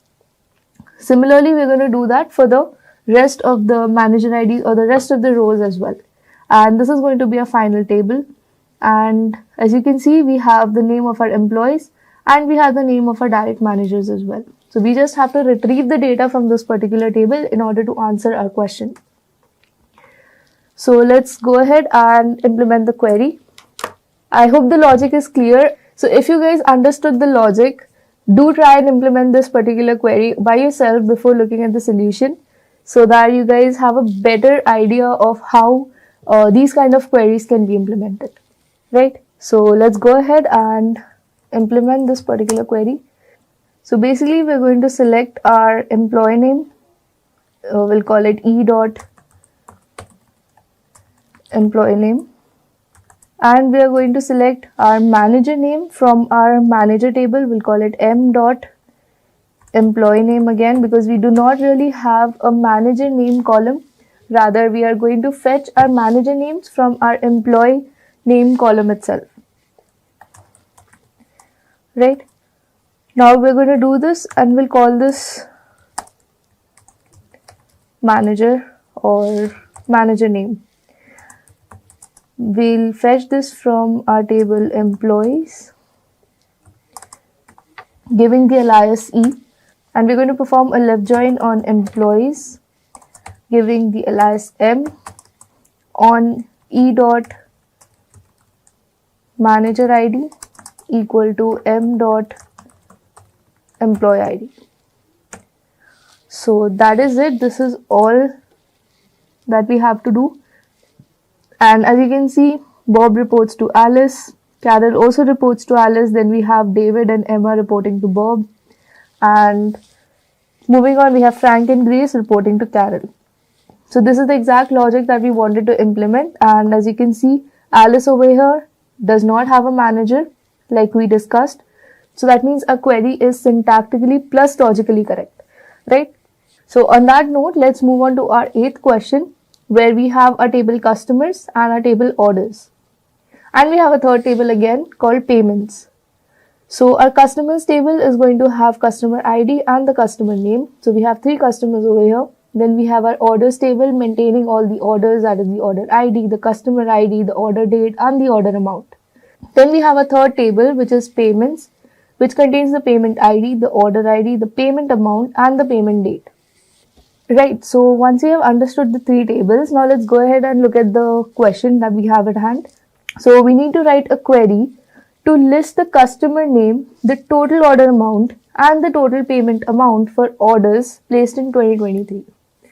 So now the basic approach I would follow after looking this question and looking at the tables or the data set that I'm given, I will simply go ahead and list out all the things that are mentioned in the question before implementing any sort of logic. Right, so I will go ahead and select customer name, total order amount means the sum of order amount, and total payment amount is again the sum of payment amount, right? For orders placed in 2023. Now, I do not know which table these 3 particular columns come from. So now I'm going to go ahead and look at that. So I have my customer name from customers, order amount from orders, and payment amount from payments. So I will go ahead and give the alias name for each of them, O.order amount and P.payment amount, right? Now, in order to understand the very first table I'm going to access my columns from, I need to find the common table between the 3 particular tables that are given to us, right? So we have our customers, orders and payments. So as you can see, I have my customer ID over here and customer ID over here. I have my order ID over here and order ID over here. So basically, orders table is our common table, which is connecting the 3 particular tables together. Right, so basically I'm going to use my orders table to initiate the query from orders O,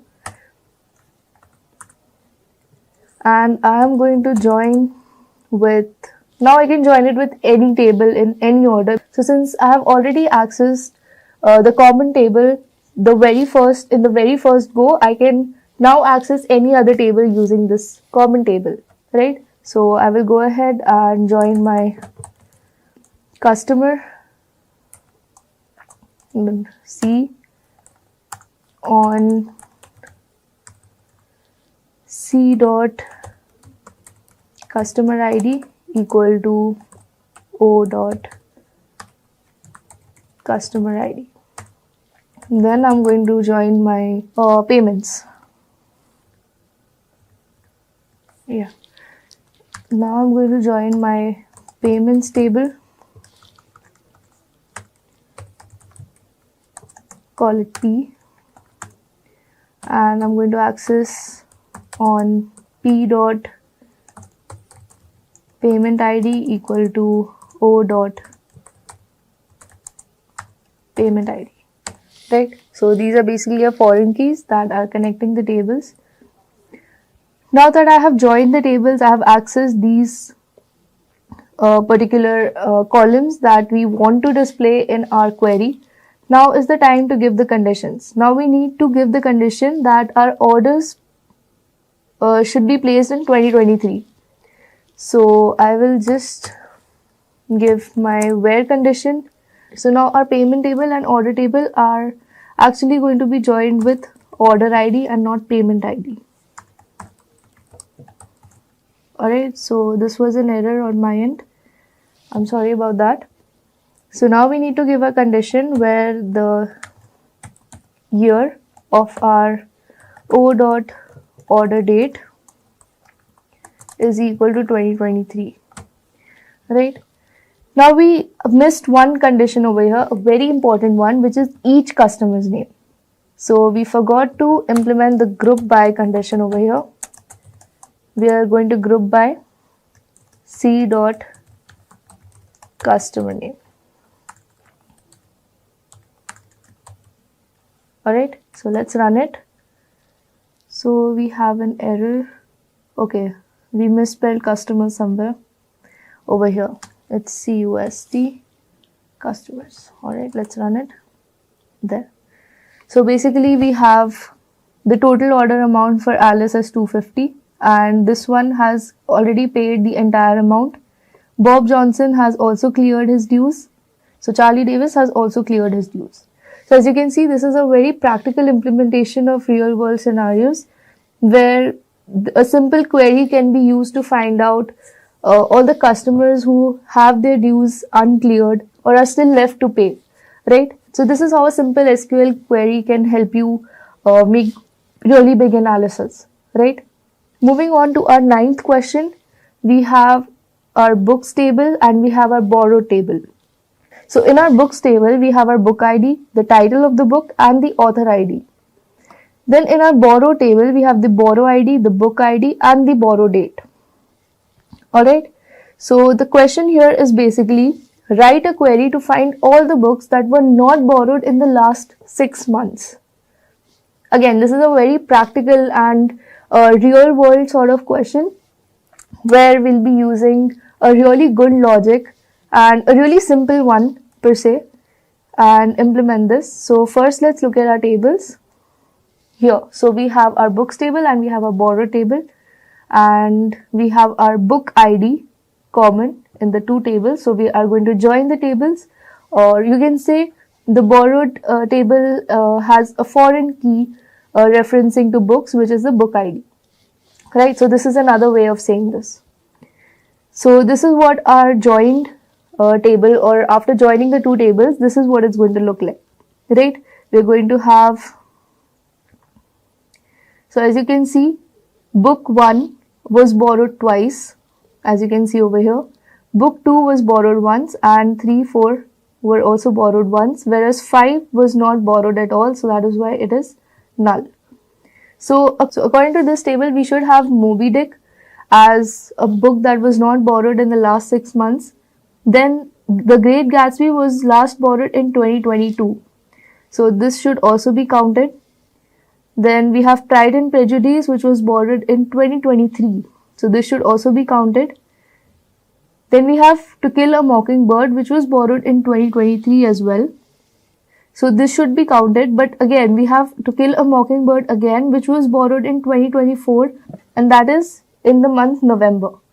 So if we were to consider current date, it is 2024, 11, 8. And this book was borrowed just 3 days. So the previous entry should not be counted, you can say. So this book is not going to be included. Then we have 1984, which was again borrowed just a few months back in 2024. So this is again not going to be included. Right, so now that you have understood the logic behind the query, let's go ahead and implement it. So we're going to have to display all the book titles. So we'll call it b dot title from books B, right?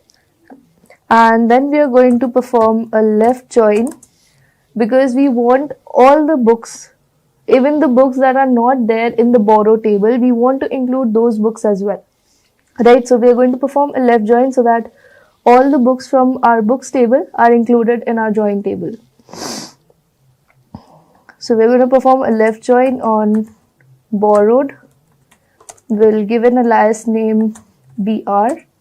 Alright, we're going to perform the join on b dot book id equal to br dot book id.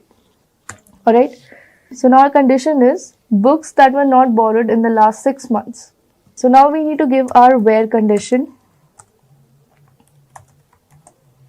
where my book id should not be in the subquery that I write now. So I am going to select all the book IDs from borrowed and give a condition that my borrow date should be greater than my current date minus the 6 months. Alright, so this is my condition over here. Current date is basically the current date. So minus interval 6 months is basically specifying that I want to subtract 6 months from my current date. Right? So I have given the condition that my borrow date should be greater than the 6 months back from today. Right? So if the current date or the current month is November, my borrow date should have the month greater than June. Right? So if the borrow date, that is basically the books were borrowed after June, that means they were borrowed in the 6 months period from today.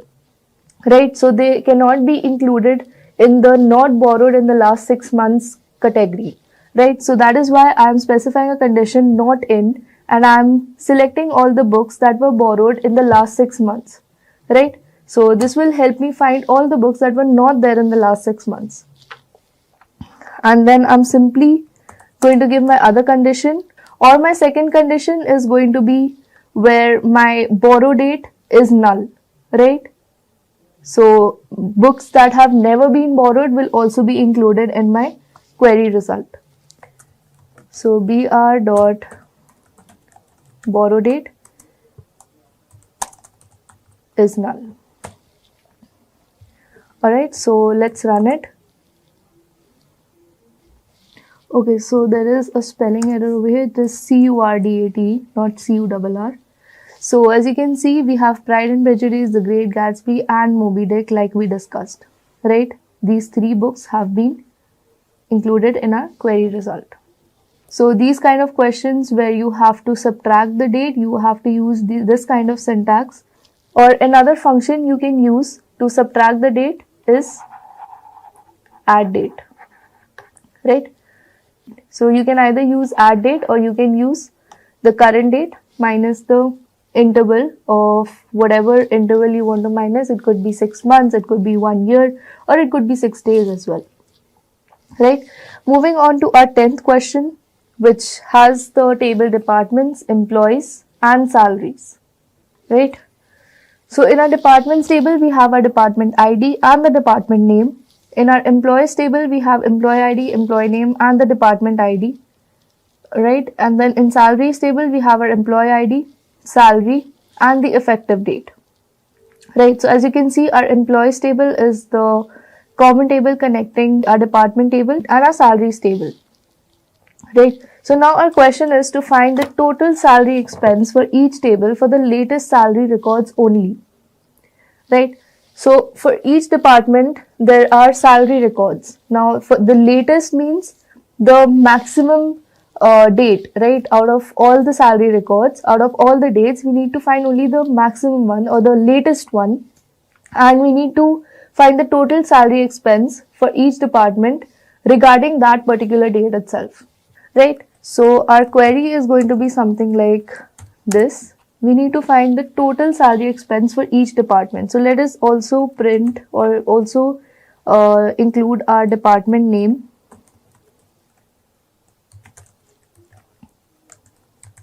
In the query, and we will have our sum of our salary right,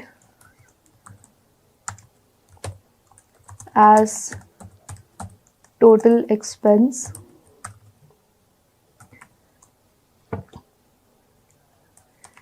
we'll get this from our salaries table. We'll call it S. We'll perform a join on employees E on S dot employee ID equal to E dot employee ID. Then we'll perform the other join on departments, call it D on E dot department ID equal to D dot department ID. Alright, so the joins are clear. Now we need to find the total salary expense, which is over here. For each department, we also need to give a group by condition for each department, right? So let's look at the department table over here. So we'll group by department ID itself. Department ID. Alright. Now before this, we also need to give a where condition where we need to find the total salary expense for the latest records only. Latest salary records. Latest salary records is, say, for these two particular entries over here for department 101. I have the entry of 2023 and 2024. So over here in this case, I'm only going to consider this particular entry, which is the latest salary record. Right? So this is what the question was trying to say over here. So for this particular logic, we're simply going to give the condition where our S dot effective date is equal to, we're going to perform a subquery over here. We're going to select our maximum effective date from our salaries table, and we are going to give a condition where employee ID is equal to E dot employee ID.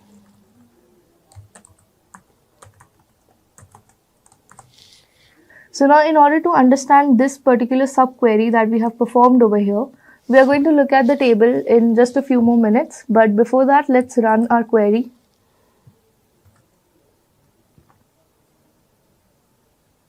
I'm sorry, the name of my table is employees underscore.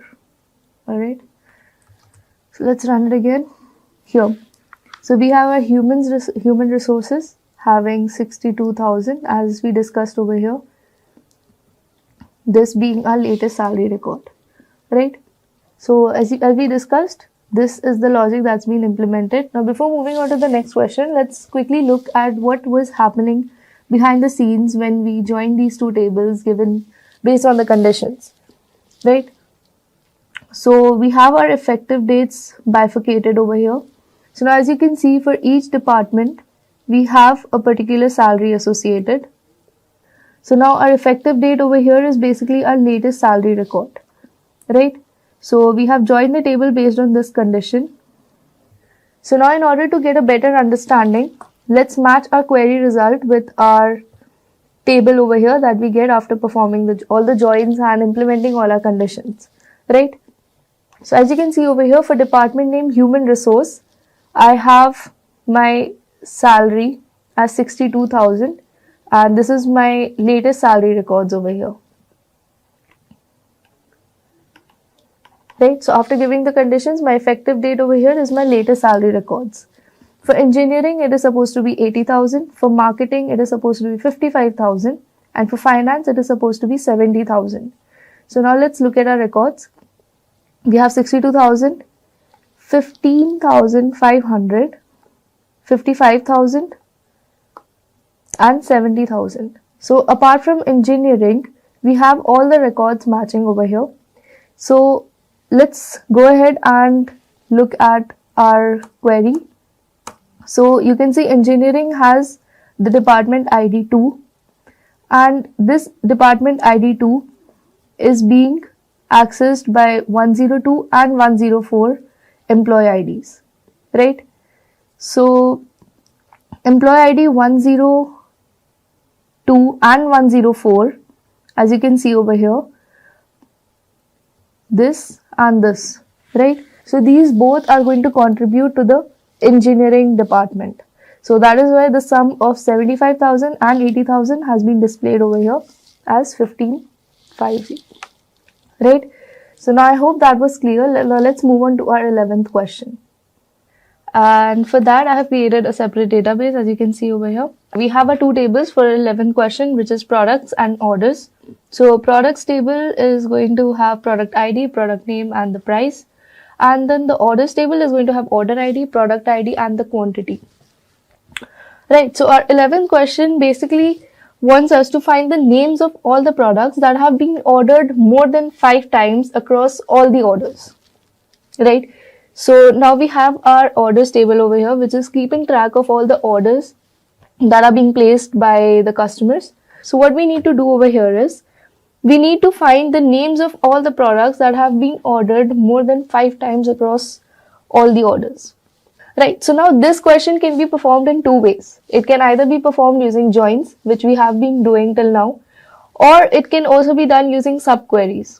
Right, so here we do not need to join the 2 tables and then find our particular answer. Rather, we can directly perform subqueries and apply all the conditions that are mentioned in the question.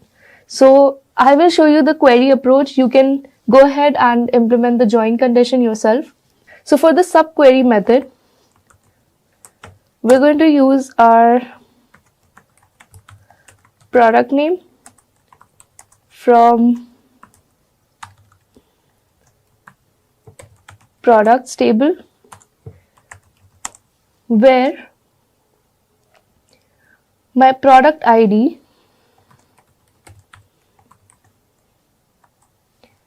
is in. Now here comes my subquery clause. So now I need to find the product name of all the products that have been ordered more than 5 times, right? So I need to find all my product IDs. Since product ID is a common column in both the tables, I can simply access my product IDs that have been mentioned more than 5 times over here. Sorry, the quantity needs to be more than 5, right, of all my products. So what I'm going to do is, I'm going to count the quantity, that is, I'm going to find the total quantity of all my products, and then I am going to return all the product IDs that have the quantity more than 5. Right, so in order to do that, we're simply going to use our select statement, and we need our product ID from orders. Now over here we need to group by our product IDs using product ID. So now our condition is that the sum for all the quantities should be greater than 5, right? So this particular query should give me the desired answer. Let's run it.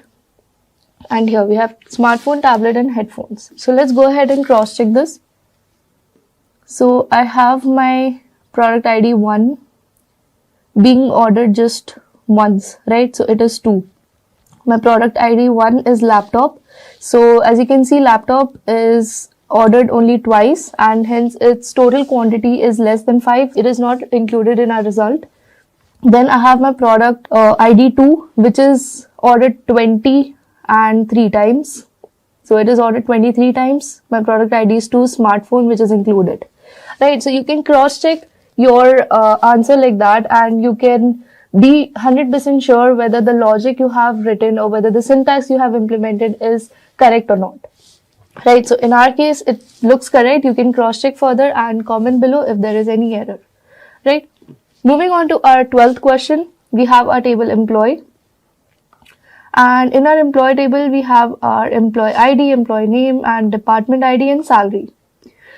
So now what we need to do is, we need to find the names of the employees who earn more than the average salary of their respective department.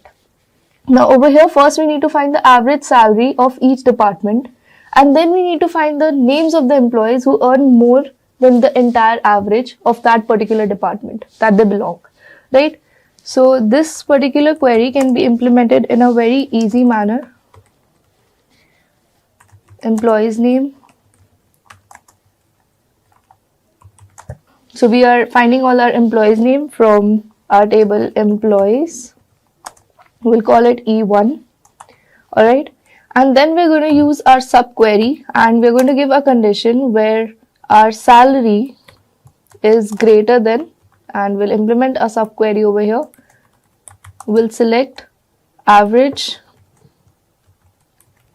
salary from our employees table itself. We'll call this employees table as E2. Alright. Now the condition is either we can use group by, right? We can use the group by clause, or we can use this clause E2 dot department ID is equal to E1 dot department ID. So basically it acts like a group by clause, but instead of implementing it twice over and over, we just do it with this simple line. So this is basically going to find the average of the salaries department wise, and this is the condition that helps it do so, right? So if we implement it, it's employee name, right? Let's also print the salary. Okay, so let's also print the salary to get a better idea. Okay, right. Oh, what if I wanted to print the average salary over here?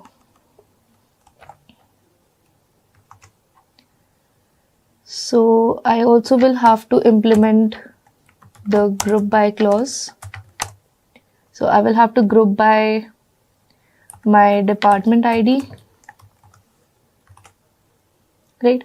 So these are the average salaries for these particular employees, right? So this is the other way of implementing it, but this is our solution over here, right? This is going to be our answer. David Brown, Emma Stone, and Rob Davidson. Alright, so this was all about our 12th question. So now let's move on to our 13th question, which contains the table sales. Now this sales table has a salesperson ID, it has a sale amount and a sale date, right? Now what we need to do is we need to write a query to find out the rank of each salesperson's sales for each product based on the amount, with the highest sale ranked as 1. Now what this question is basically saying is, so now we have the salesperson 1 and we have 2 entries. Okay, for now let's just consider these 3 rows, and we have 2 entries for salesperson ID 1. Right? Now what the question is saying is that we need to rank the sale amount based on the highest sale. Now over here the highest sale over here is 5,000. So this is going to have rank 1, and then 4500 is going to have rank 2. Right? So this is a very good implementation, or a very good example of using the rank function. So let's go ahead and implement it. So let's display the sales person ID, and let's display the sale amount so that it is easier for us to cross check. And then let's implement our rank function, right? So now rank has a mandatory syntax where you need to use rank, or it could be row number, or any sort of syntax like that. Wherever we use the window functions or the ranking functions, we need to use the over clause along with that. Like we need to have the over followed by the previous function.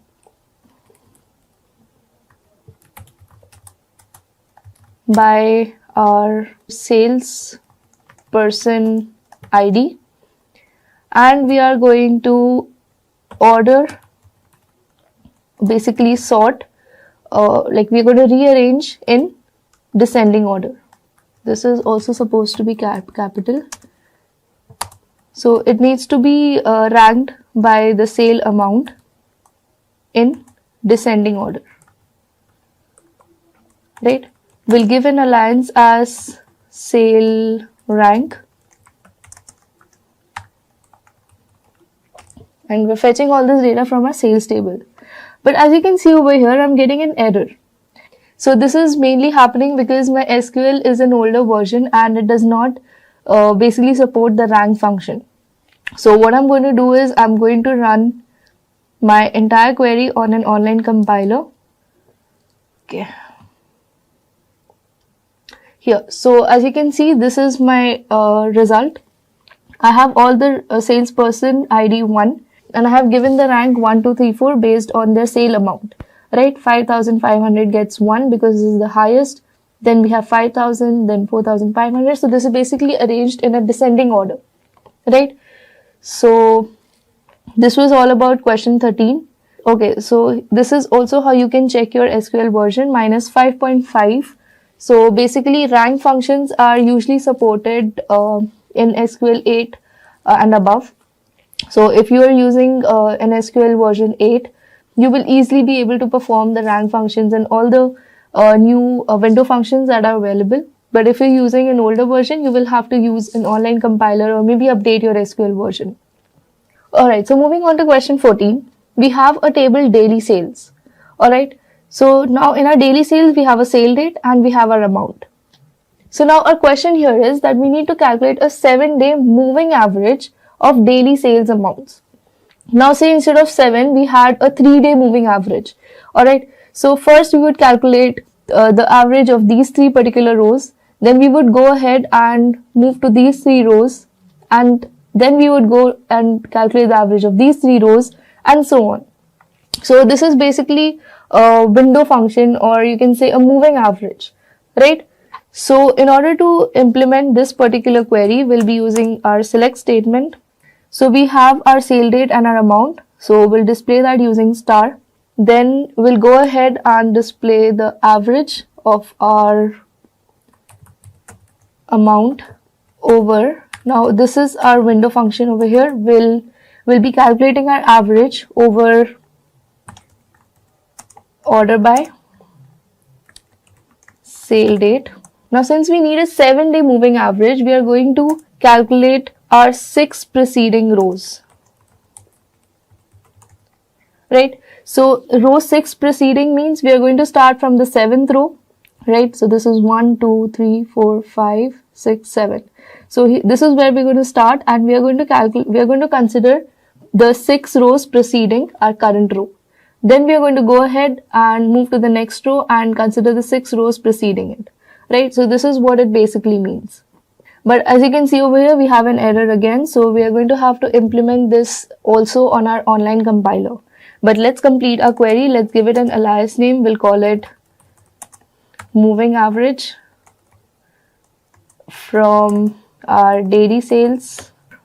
I will just copy and paste this on my online compiler so that you guys are able to see the result.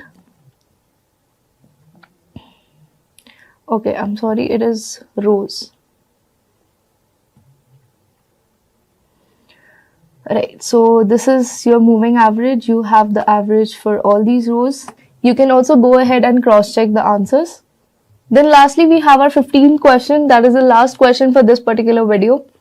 So you can see this is a somewhat different question than what we have been doing till now. So basically, we have to write a query to classify each student based on their score. Alright, so now the 3 categories are high if the score is 80 or above, medium if the score is between 50 and 79, and low if the score is below 50. Alright, so these are the 3 categories, and we have a table student where there is a student ID, there is a name, and there is a score. Alright, so I have already written the query for you guys over here. So basically we're going to implement the case statement. So whenever we're using the case statement, the most important thing to keep in mind is the syntax, right? If we have the right syntax, the logic is pretty much, in general, very easy to implement, right? So we are already given the condition. We just have to implement the case statement, and we have to specify all our conditions over here. It's like using if-else. Alright, only the syntax is different because it's SQL. So where our score is more than 80, we are calling it high. Then a score between 50 and 79, then medium, else low, end as score category. Now, as score category is our alias, and we are extracting all this data from students. So let's run it. And you can see we have a neat table indicating the categories of each student based on their scores. Alright, so this was it for this video.